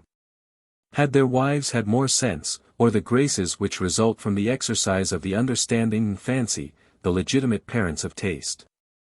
A woman of talents, if she be not absolutely ugly, will always obtain great power, raised by the weakness of her sex. And in proportion as men acquire virtue and delicacy, by the exertion of reason, they will look for both in women, but they can only acquire them in the same way that men do. In France or Italy have the women confined themselves to domestic life. Though they have not hitherto had a political existence, yet, have they not illicitly had great sway, corrupting themselves and the men with whose passions they played. In short, in whatever light I view the subject, reason and experience convince me, that the only method of leading women to fulfill their peculiar duties is to free them from all restraint by allowing them to participate the inherent rights of mankind. Make them free, and they will quickly become wise and virtuous, as men become more so. For the improvement must be mutual, or the justice which one half of the human race are obliged to submit to, retorting on their oppressors, the virtue of man will be worm-eaten by the insect whom he keeps under his feet. Let men take their choice. Man and woman were made for each other, though not to become one being, and if they will not improve women, they will deprave them. I speak of the improvement and emancipation of the whole sex, for I know that the behavior of a few women, who by accident, or following a strong bent of nature, have acquired a portion of knowledge superior to that of the rest of their sex, has often been overbearing. But there have been instances of women who, attaining knowledge, have not discarded modesty, nor have they always pedantically appeared to despise the ignorance which they labored to disperse in their own minds. The exclamations then which any advice respecting female learning commonly produces, especially from pretty women, often arise from envy. When they chance to see that even the luster of their eyes, and the flippant sportiveness of refined coquetry will not always secure them attention, during the whole evening. Should a woman of a more cultivated understanding endeavor to give a rational turn to the conversation, the common source of consolation is, that such women seldom get husbands. What arts have I not seen silly women use to interrupt by flirtation, a very significant word to describe such a maneuver, a rational conversation, which made the men forget that they were pretty women. But, allowing what is very natural to man, that the possession of rare abilities is really calculated to excite overweening pride. Disgusting in both men and women, in what a state of inferiority must the female faculties have rusted when such a small portion of knowledge as those women attained, who have sneeringly been termed learned women, could be singular. Sufficiently so to puff up the possessor, and excite envy in her contemporaries, and some of the other sex. Nay, has not a little rationality exposed many women to the severest censure? I advert to well-known facts, for I have frequently heard women ridiculed, and every little weakness exposed, only because they adopted the advice of some medical men, and deviated from the beaten track in their mode of treating their infants. I have actually heard this barbarous aversion to innovation carried still further, and a sensible woman stigmatized as an unnatural mother, who has thus been wisely solicitous to preserve the health of her children, when in the midst of her care she has lost one by some of the casualties of infancy which no prudence can ward off. Her acquaintance have observed, that this was the consequence of newfangled notions, the newfangled notions of ease and cleanliness.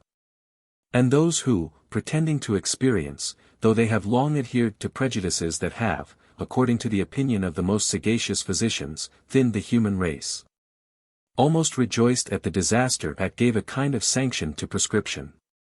Indeed, if it were only on this account, the national education of women is of the utmost consequence, for what a number of human sacrifices are made to that Moloch, prejudice. And in how many ways are children destroyed by the lasciviousness of man? The want of natural affection in many women, who are drawn from their duty by the admiration of men, and the ignorance of others, render the infancy of man a much more perilous state than that of brutes. Yet men are unwilling to place women in situations proper to enable them to acquire sufficient understanding to know how even to nurse their babes. So forcibly does this truth strike me, that I would rest the whole tendency of my reasoning upon it. For whatever tends to incapacitate the maternal character, takes woman out of her sphere. But it is vain to expect the present race of weak mothers either to take that reasonable care of a child's body, which is necessary to lay the foundation of a good constitution, supposing that it do not suffer for the sins of its fathers, or to manage its temper so judiciously that the child will not have, as it grows up, to throw off all that its mother, its first instructor, directly or indirectly taught, and unless the mind have uncommon vigor, womanish follies will stick to the character throughout life. The weakness of the mother will be visited on the children. And whilst women are educated to rely on their husbands for judgment, this must ever be the consequence, for there is no improving an understanding by halves, nor can any being act wisely from imitation. Because in every circumstance of life there is a kind of individuality, which requires an exertion of judgment to modify general rules. The being who can think justly in one track, will soon extend its intellectual empire.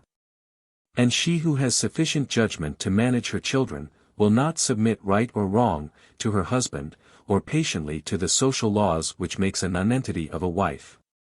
In public schools women, to guard against the errors of ignorance, should be taught the elements of anatomy in medicine, not only to enable them to take proper care of their own health, but to make them rational nurses of their infants, parents, and husbands. For the bills of mortality are swelled by the blunders of self-willed old women, who give nostrums of their own, without knowing anything of the human frame. It is likewise proper, only in a domestic view, to make women, acquainted with the anatomy of the mind, by allowing the sexes to associate together in every pursuit, and by leading them to observe the progress of the human understanding in the improvement of the sciences and arts, never forgetting the science of morality, nor the study of the political history of mankind. A man has been termed a microcosm. And every family might also be called a state. States, it is true, have mostly been governed by arts that disgrace the character of man. And the want of a just constitution, and equal laws, have so perplexed the notions of the worldly wise, that they more than question the reasonableness of contending for the rights of humanity.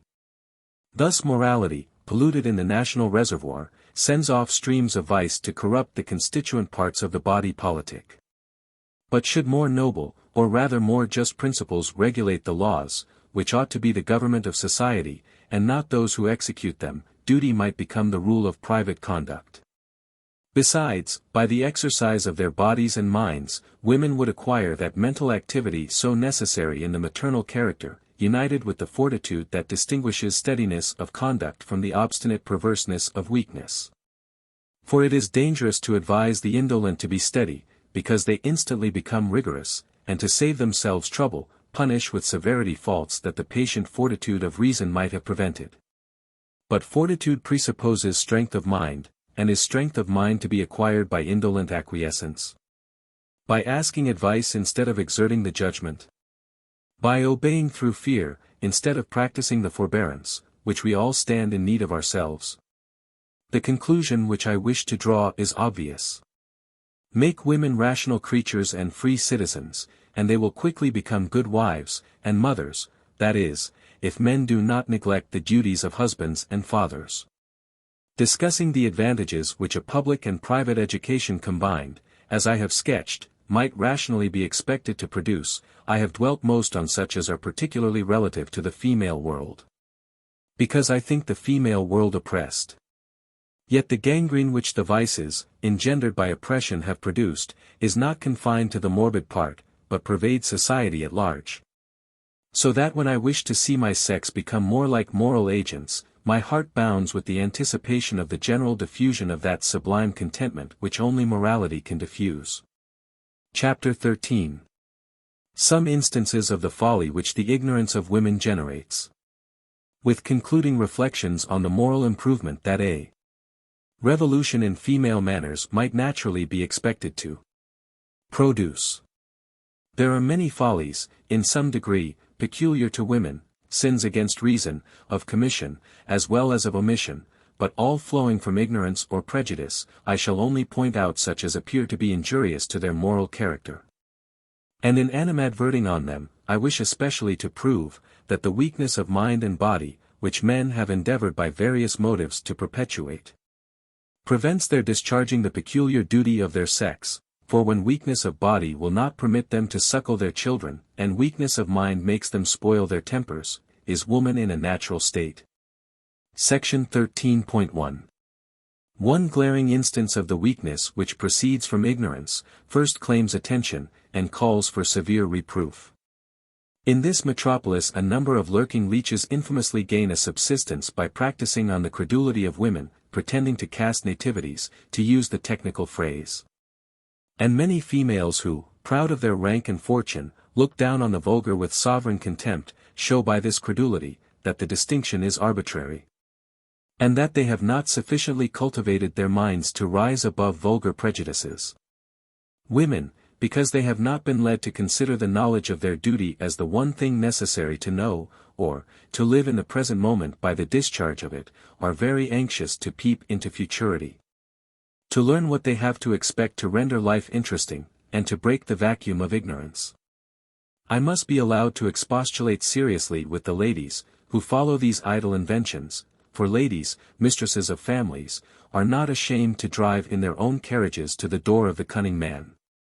And if any of them should peruse this work, I entreat them to answer to their own hearts the following questions, not forgetting that they are in the presence of God. Do you believe that there is but one God, and that he is powerful, wise, and good? Do you believe that all things were created by him, and that all beings are dependent on him?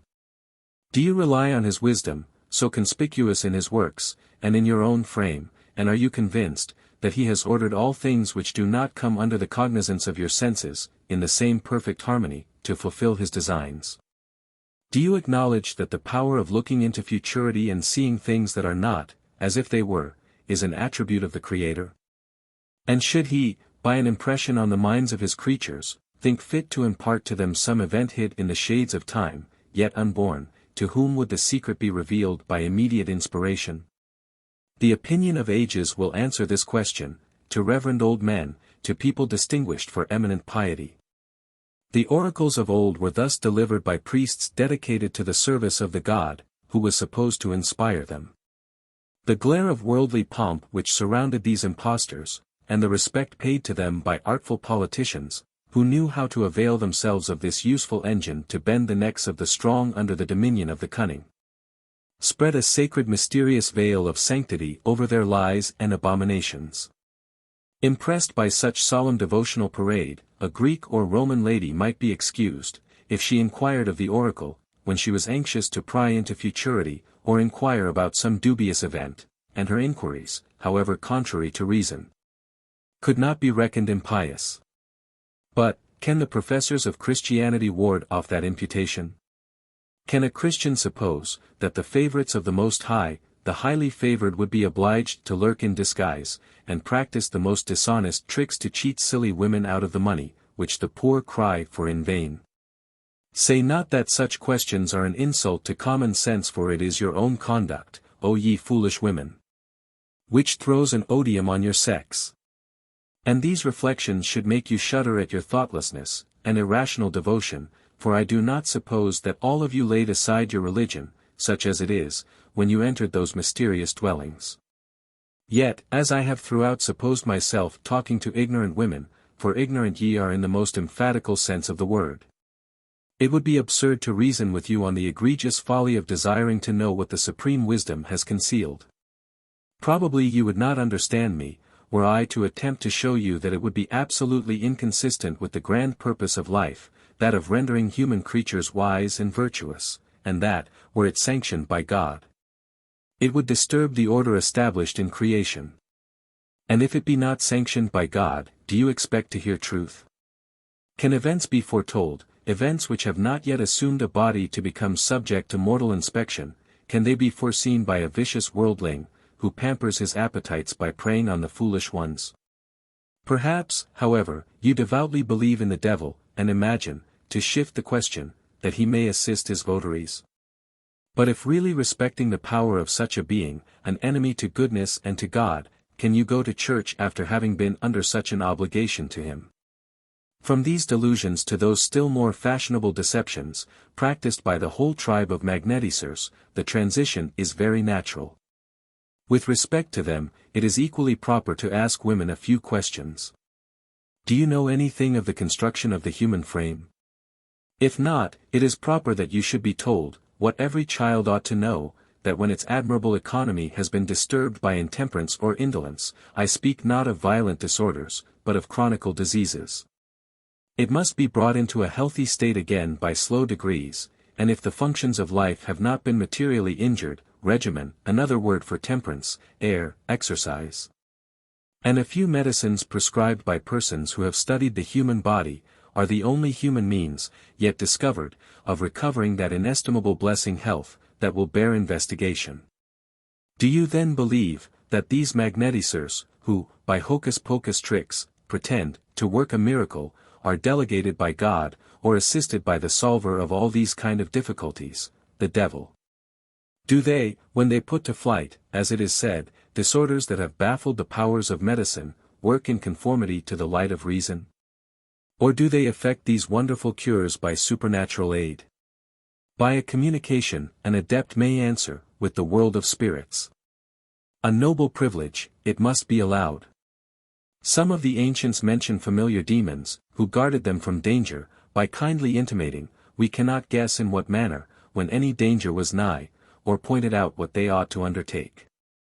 Yet the men who laid claim to this privilege, out of the order of nature, insisted, that it was the reward or consequence of superior temperance and piety. But the present workers of wonders are not raised above their fellows by superior temperance or sanctity. They do not cure for the love of God, but money. These are the priests of quackery, though it be true they have not the convenient expedient of selling masses for souls in purgatory, nor churches, where they can display crutches, and models of limbs made sound by a touch or a word. I am not conversant with the technical terms, nor initiated into the arcana, therefore I may speak improperly. But it is clear, that men who will not conform to the law of reason, and earn a subsistence in an honest way, by degrees, are very fortunate in becoming acquainted with such obliging spirits. We cannot, indeed, give them credit for either great sagacity or goodness, else they would have chosen more noble instruments, when they wished to show themselves the benevolent friends of man. It is, however, little short of blasphemy to pretend to such power. Greater than from the whole tenor of the dispensations of Providence, it appears evident to sober reason, that certain vices produce certain effects, and can any one so grossly insult the wisdom of God, as to suppose that a miracle will be allowed to disturb his general laws, to restore to health the intemperate and vicious, merely to enable them to pursue the same course with impunity? Be whole, and sin no more, said Jesus. And are greater miracles to be performed by those who do not follow his footsteps, who healed the body to reach the mind? The mentioning of the name of Christ, after such vile impostors, may displease some of my readers. I respect their warmth. But let them not forget, that the followers of these delusions bear his name, and profess to be the disciples of him, who said, by their works we should know who were the children of God or the servants of sin.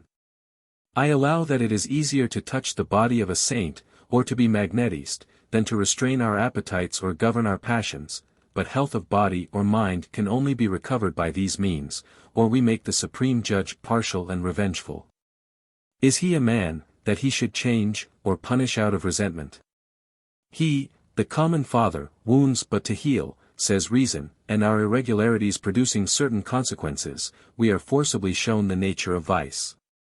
That thus learning to know good from evil, by experience, we may hate one and love the other, in proportion to the wisdom which we attain. The poison contains the antidote. And we either reform our evil habits, and cease to sin against our own bodies, to use the forcible language of Scripture, or a premature death, the punishment of sin, snaps the thread of life. Here an awful stop is put to our inquiries. But, why should I conceal my sentiments? Considering the attributes of God, I believe, that whatever punishment may follow, will tend, like the anguish of disease, to show the malignity of vice, for the purpose of reformation. Positive punishment appears so contrary to the nature of God, discoverable in all his works, and in our own reason, that I could sooner believe that the Deity paid no attention to the conduct of men, than that he punished without the benevolent design of reforming. To suppose only, that an all-wise and powerful being, as good as he is great, should create a being, foreseeing, that after 50 or 60 years of feverish existence, it would be plunged into never-ending woe, is blasphemy. On what will the worm feed that is never to die? On folly, on ignorance, say ye.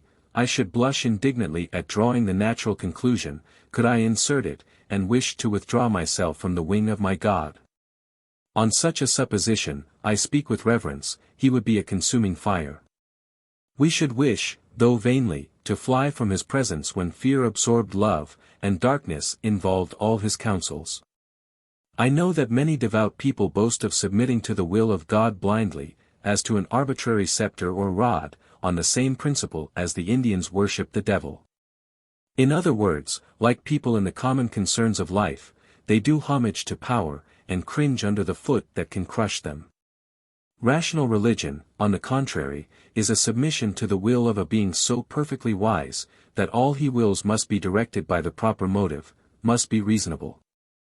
And, if thus we respect God, can we give credit to the mysterious insinuations which insult his laws? Can we believe, though it should stare us in the face, that he would work a miracle to authorize confusion by sanctioning an error? Yet we must either allow these impious conclusions, or treat with contempt every promise to restore health to a diseased body by supernatural means, or to foretell the incidents that can only be foreseen by God.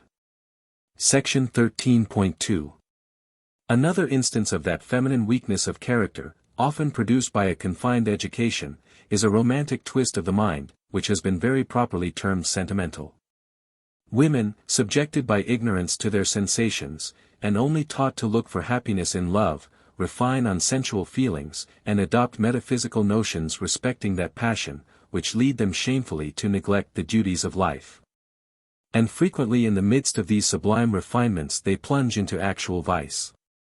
These are the women who are amused by the reveries of the stupid novelists, who, knowing little of human nature, work up stale tales, and describe meretricious scenes, all retailed in a sentimental jargon, which equally tend to corrupt the taste, and draw the heart aside from its daily duties. I do not mention the understanding, because never having been exercised, its slumbering energies rest inactive, like the lurking particles of fire which are supposed universally to pervade matter. Females, in fact, denied all political privileges, and not allowed, as married women, excepting in criminal cases, a civil existence, have their attention naturally drawn from the interest of the whole community to that of the minute parts. Though the private duty of any member of society must be very imperfectly performed, when not connected with the general good. The mighty business of female life is to please, and, restrained from entering into more important concerns by political and civil oppression, sentiments become events, and reflection deepens what it should, and would have effaced, if the understanding had been allowed to take a wider range. But, confined to trifling employments, they naturally imbibe opinions which the only kind of reading calculated to interest an innocent frivolous mind, inspires. Unable to grasp anything great, is it surprising that they find the reading of history a very dry task, and disquisitions addressed to the understanding, intolerably tedious, and almost unintelligible? Thus are they necessarily dependent on the novelist for amusement. Yet, when I exclaim against novels, I mean when contrasted with those works which exercise the understanding and regulate the imagination. For any kind of reading I think better than leaving a blank still a blank, because the mind must receive a degree of enlargement, and obtain a little strength by a slight exertion of its thinking powers. Besides, even the productions that are only addressed to the imagination, raise the reader a little above the gross gratification of appetites, to which the mind has not given a shade of delicacy. This observation is the result of experience. For I have known several notable women, and one in particular, who was a very good woman, as good as such a narrow mind would allow her to be, who took care that her daughters, 3 in number, should never see a novel. As she was a woman of fortune and fashion, they had various masters to attend them, and a sort of menial governess to watch their footsteps. From their masters they learned how tables, chairs, etc. were called in French and Italian. But as the few books thrown in their way were far above their capacities, or devotional, they neither acquired ideas nor sentiments, and passed their time, when not compelled to repeat words, in dressing, quarrelling with each other, or conversing with their maids by stealth, till they were brought into company as marriageable. Their mother, a widow, was busy in the meantime in keeping up her connections, as she termed a numerous acquaintance lest her girls should want a proper introduction into the great world. And these young ladies, with minds vulgar in every sense of the word, and spoiled tempers, entered life puffed up with notions of their own consequence, and looking down with contempt on those who could not vie with them in dress and parade. With respect to love, nature, or their nurses, had taken care to teach them the physical meaning of the word.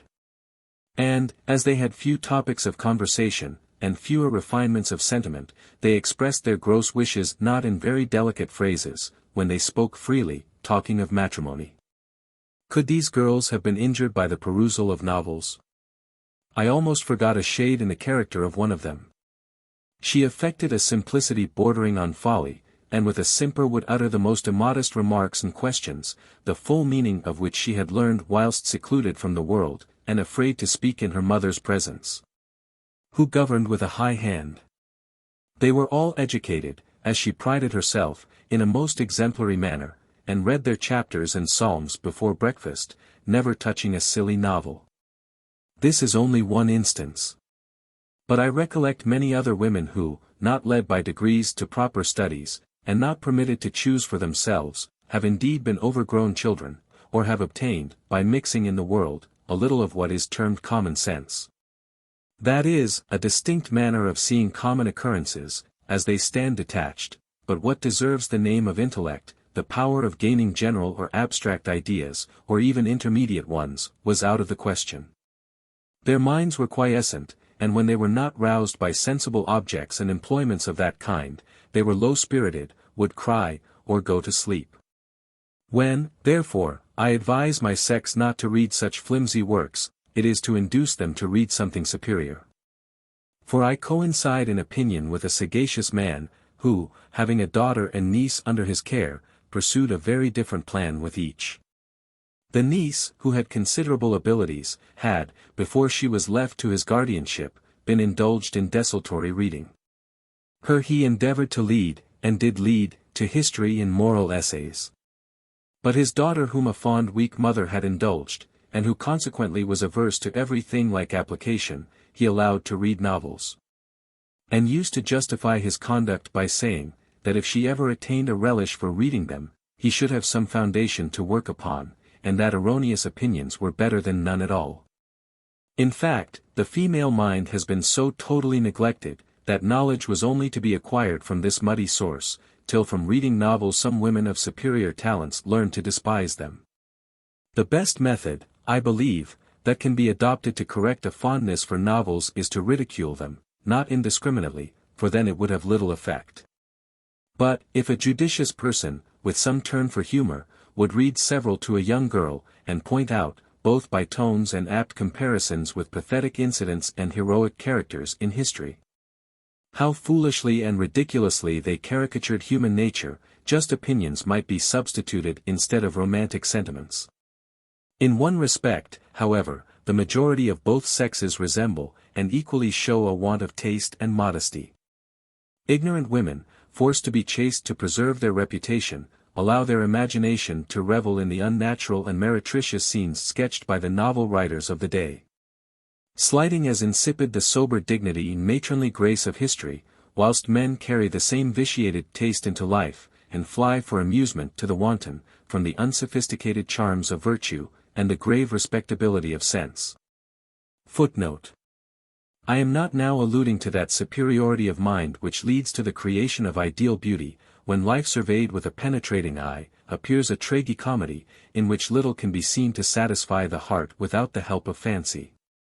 Besides, the reading of novels makes women, and particularly ladies of fashion, very fond of using strong expressions and superlatives in conversation.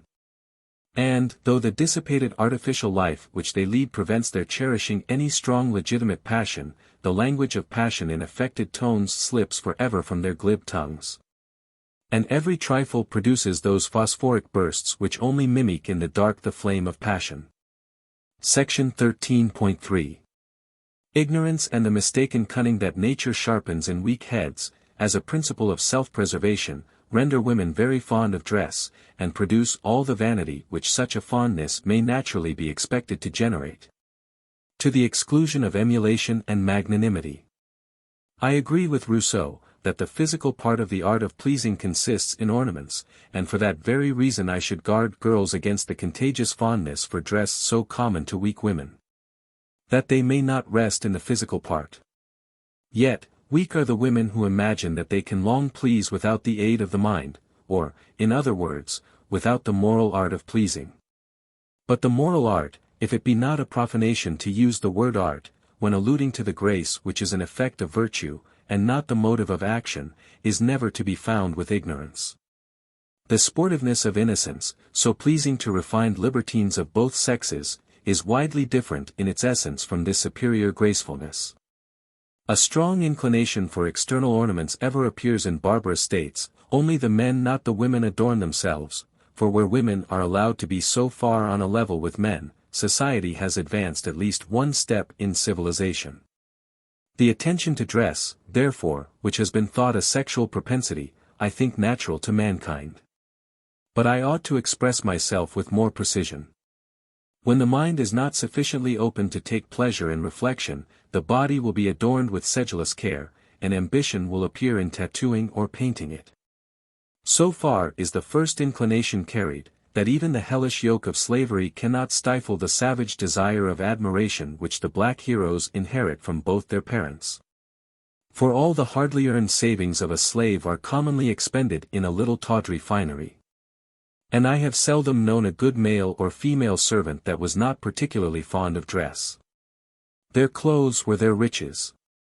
And I argue from analogy, that the fondness for dress, so extravagant in females, arises from the same cause, want of cultivation of mind. When men meet they converse about business, politics, or literature. But, says Swift, how naturally do women apply their hands to each other's lappets and ruffles. And very natural it is, for they have not any business to interest them, have not a taste for literature, and they find politics dry. Because they have not acquired a love for mankind by turning their thoughts to the grand pursuits that exalt the human race and promote general happiness. Besides, various are the paths to power and fame, which by accident or choice men pursue, and though they jostle against each other, for men of the same profession are seldom friends, yet there is a much greater number of their fellow creatures with whom they never clash. But women are very differently situated with respect to each other, for they are all rivals. Before marriage it is their business to please men. And after, with a few exceptions, they follow the same scent, with all the persevering pertinacity of instinct. Even virtuous women never forget their sex in company, for they are forever trying to make themselves agreeable. A female beauty and a male wit appear to be equally anxious to draw the attention of the company to themselves, and the animosity of contemporary wits is proverbial. Is it then surprising, that when the sole ambition of woman centers in beauty, and interest gives vanity additional force, perpetual rivalships should ensue? They are all running the same race, and would rise above the virtue of mortals if they did not view each other with a suspicious and even envious eye. An immoderate fondness for dress, for pleasure and for sway, are the passions of savages.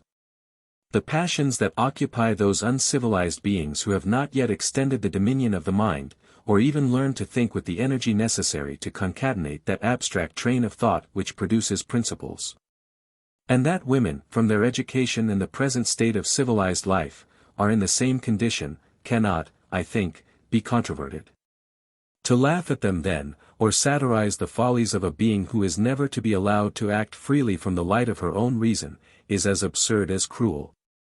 For that they who are taught blindly to obey authority, will endeavor cunningly to elude it, is most natural and certain.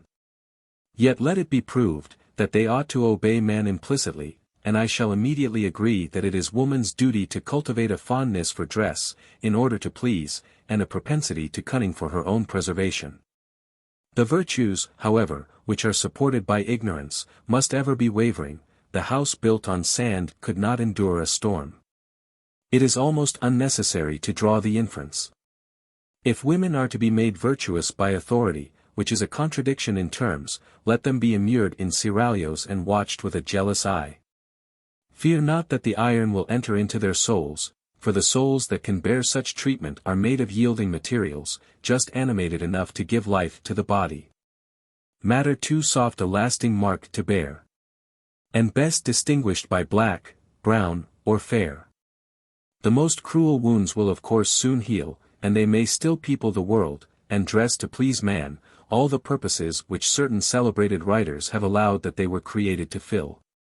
Section 13.4.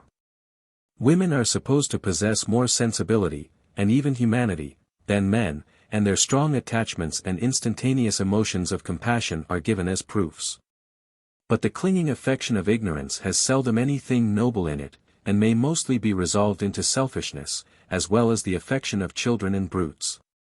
I have known many weak women whose sensibility was entirely engrossed by their husbands. And as for their humanity, it was very faint indeed, or rather it was only a transient emotion of compassion. Humanity does not consist in a squeamish ear, says an eminent orator. It belongs to the mind as well as the nerves. But this kind of exclusive affection, though it degrade the individual, should not be brought forward as a proof of the inferiority of the sex, because it is the natural consequence of confined views, for even women of superior sense, having their attention turned to little employments, and private plans, rarely rise to heroism, unless when spurred on by love. And love as an heroic passion, like genius, appears but once in an age. I therefore agree with the moralist who asserts, that women have seldom so much generosity as men. And that their narrow affections, to which justice and humanity are often sacrificed, render the sex apparently inferior, especially as they are commonly inspired by men. But I contend, that the heart would expand as the understanding gains strength, if women were not depressed from their cradles. I know that a little sensibility and great weakness will produce a strong sexual attachment, and that reason must cement friendship.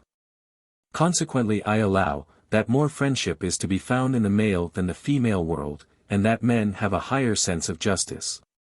The exclusive affections of women seem indeed to resemble Cato's most unjust love for his country. He wished to crush Carthage, not to save Rome, but to promote its vain glory, and in general, it is to similar principles that humanity is sacrificed, for genuine duties support each other. Besides, how can women be just or generous, when they are the slaves of injustice? Section 13.5. As the rearing of children, that is, the laying a foundation of sound health both of body and mind in the rising generation, has justly been insisted on as the peculiar destination of woman, The ignorance that incapacitates them must be contrary to the order of things. And I contend, that their minds can take in much more, and ought to do so, or they will never become sensible mothers. Many men attend to the breeding of horses, and overlook the management of the stable, who would, strange want of sense and feeling, think themselves degraded by paying any attention to the nursery. Yet, how many children are absolutely murdered by the ignorance of women? But when they escape, and are neither destroyed by unnatural negligence nor blind fondness, how few are managed properly with respect to the infant mind. So that to break the spirit, allowed to become vicious at home, a child is sent to school. And the methods taken there, which must be taken to keep a number of children in order, scatter the seeds of almost every vice in the soil thus forcibly torn up. I have sometimes compared the struggles of these poor children who ought never to have felt restraint, nor would, had they been always held in with an even hand, to the despairing plunges of a spirited filly, which I have seen breaking on a strand, its feet sinking deeper and deeper in the sand every time it endeavored to throw its rider, till at last it sullenly submitted. I have always found horses, an animal I am attached to, very tractable when treated with humanity and steadiness, so that I doubt whether the violent methods taken to break them, do not essentially injure them. I am, however, certain that a child should never be thus forcibly tamed after it has injudiciously been allowed to run wild, for every violation of justice and reason, in the treatment of children, weakens their reason. And, so early do they catch a character, that the base of the moral character, experience leads me to infer, is fixed before their 7th year, the period during which women are allowed the sole management of children.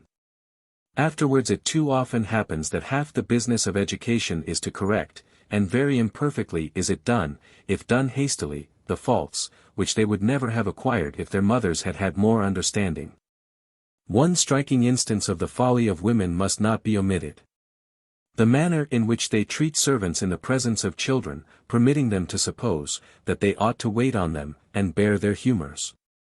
A child should always be made to receive assistance from a man or woman as a favor. And, as the first lesson of independence, they should practically be taught, by the example of their mother, not to require that personal attendance which it is an insult to humanity to require, when in health. And instead of being led to assume airs of consequence, a sense of their own weakness should first make them feel the natural equality of man. Yet, how frequently have I indignantly heard servants imperiously called to put children to bed, and sent away again and again, because master or miss hung about mamma, to stay a little longer. Thus made slavishly to attend the little idol, all those most disgusting humors were exhibited which characterize a spoiled child. In short, speaking of the majority of mothers, they leave their children entirely to the care of servants, or, because they are their children, treat them as if they were little demigods, though I have always observed that the women who thus idolize their children, seldom show common humanity to servants, or feel the least tenderness for any children but their own. It is, however, these exclusive affections, and an individual manner of seeing things, produced by ignorance, which keep women forever at a stand, with respect to improvement, and make many of them dedicate their lives to their children only to weaken their bodies and spoil their tempers, frustrating also any plan of education that a more rational father may adopt. For unless a mother concurs, the father who restrains will ever be considered as a tyrant. But, fulfilling the duties of a mother, a woman with a sound constitution, may still keep her person scrupulously neat, and assist to maintain her family, if necessary, or by reading and conversations with both sexes, indiscriminately, improve her mind. For nature has so wisely ordered things, that did women suckle their children, they would preserve their own health, and there would be such an interval between the birth of each child, that we should seldom see a house full of babes. And did they pursue a plan of conduct, and not waste their time in following the fashionable vagaries of dress, the management of their household and children need not shut them out from literature, nor prevent their attaching themselves to a science, with that steady eye which strengthens the mind, or practicing one of the fine arts that cultivate the taste. But, visiting to display finery, card-playing, and balls, not to mention the idle bustle of morning trifling, draw women from their duty, to render them insignificant, to render them pleasing, according to the present acceptation of the word. To every man, but their husband. For a round of pleasures in which the affections are not exercised, cannot be said to improve the understanding, though it be erroneously called seeing the world. Yet the heart is rendered cold and averse to duty, by such a senseless intercourse, which becomes necessary from habit, even when it has ceased to amuse. But, till more equality be established in society, till ranks are confounded and women freed, we shall not see that dignified domestic happiness, the simple grandeur of which cannot be relished by ignorant or vitiated minds. Nor will the important task of education ever be properly begun till the person of a woman is no longer preferred to her mind. For it would be as wise to expect corn from tares, or figs from thistles, as that a foolish ignorant woman should be a good mother. Section 13.6.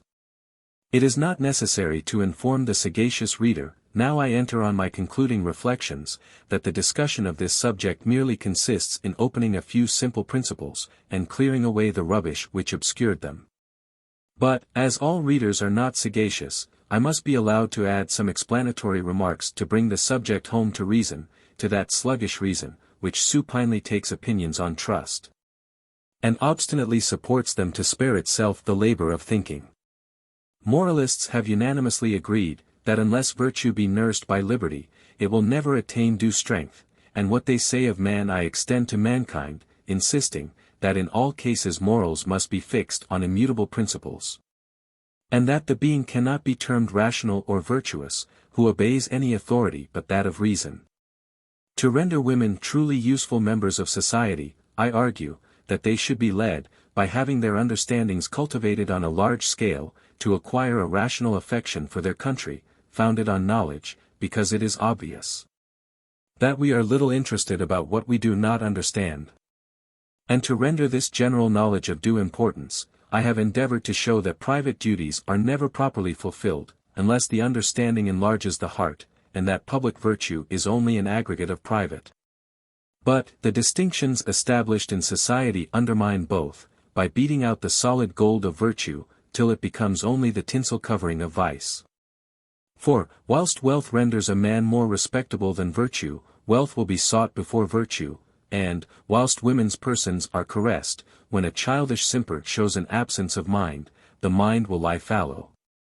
Yet, true voluptuousness must proceed from the mind, for what can equal the sensations produced by mutual affection, supported by mutual respect? What are the cold or feverish caresses of appetite, but sin-embracing death, compared with the modest overflowings of a pure heart and exalted imagination? Yes, let me tell the libertine of fancy when he despises understanding in woman, that the mind, which he disregards, gives life to the enthusiastic affection from which rapture, short-lived as it is, alone can flow. And, that, without virtue, a sexual attachment must expire, like a tallow candle in the socket, creating intolerable disgust. To prove this, I need only observe, that men who have wasted great part of their lives with women, and with whom they have sought for pleasure with eager thirst, entertain the meanest opinion of the sex. Virtue, true refiner of joy. If foolish men were to fright thee from earth, in order to give loose to all their appetites without a check, some sensual wight of taste would scale the heavens to invite thee back, to give a zest to pleasure. That women at present are by ignorance rendered foolish or vicious, is, I think, not to be disputed. And, that the most salutary effects tending to improve mankind, might be expected from a revolution in female manners, appears at least, with a face of probability, to rise out of the observation. For as marriage has been termed the parent of those endearing charities, which draw man from the brutal herd, the corrupting intercourse that wealth, idleness, and folly produce between the sexes, is more universally injurious to morality than all the other vices of mankind collectively considered. To adulterous lust the most sacred duties are sacrificed, because, before marriage, men, by a promiscuous intimacy with women, learn to consider love as a selfish gratification, learn to separate it not only from esteem, but from the affection merely built on habit, which mixes a little humanity with it.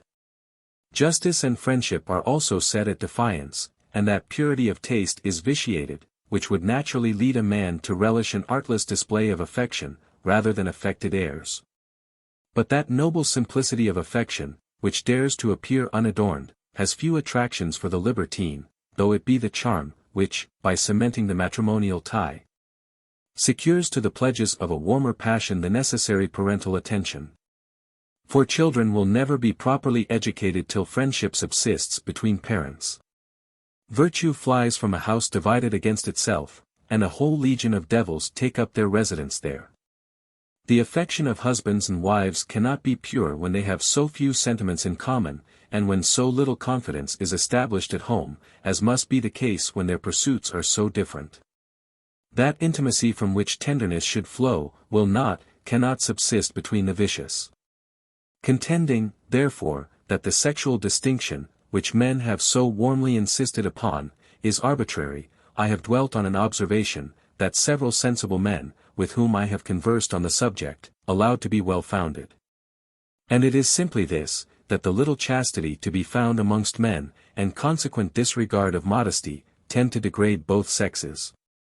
And further, that the modesty of women, characterized as such, will often be only the artful veil of wantonness, instead of being the natural reflection of purity, till modesty be universally respected.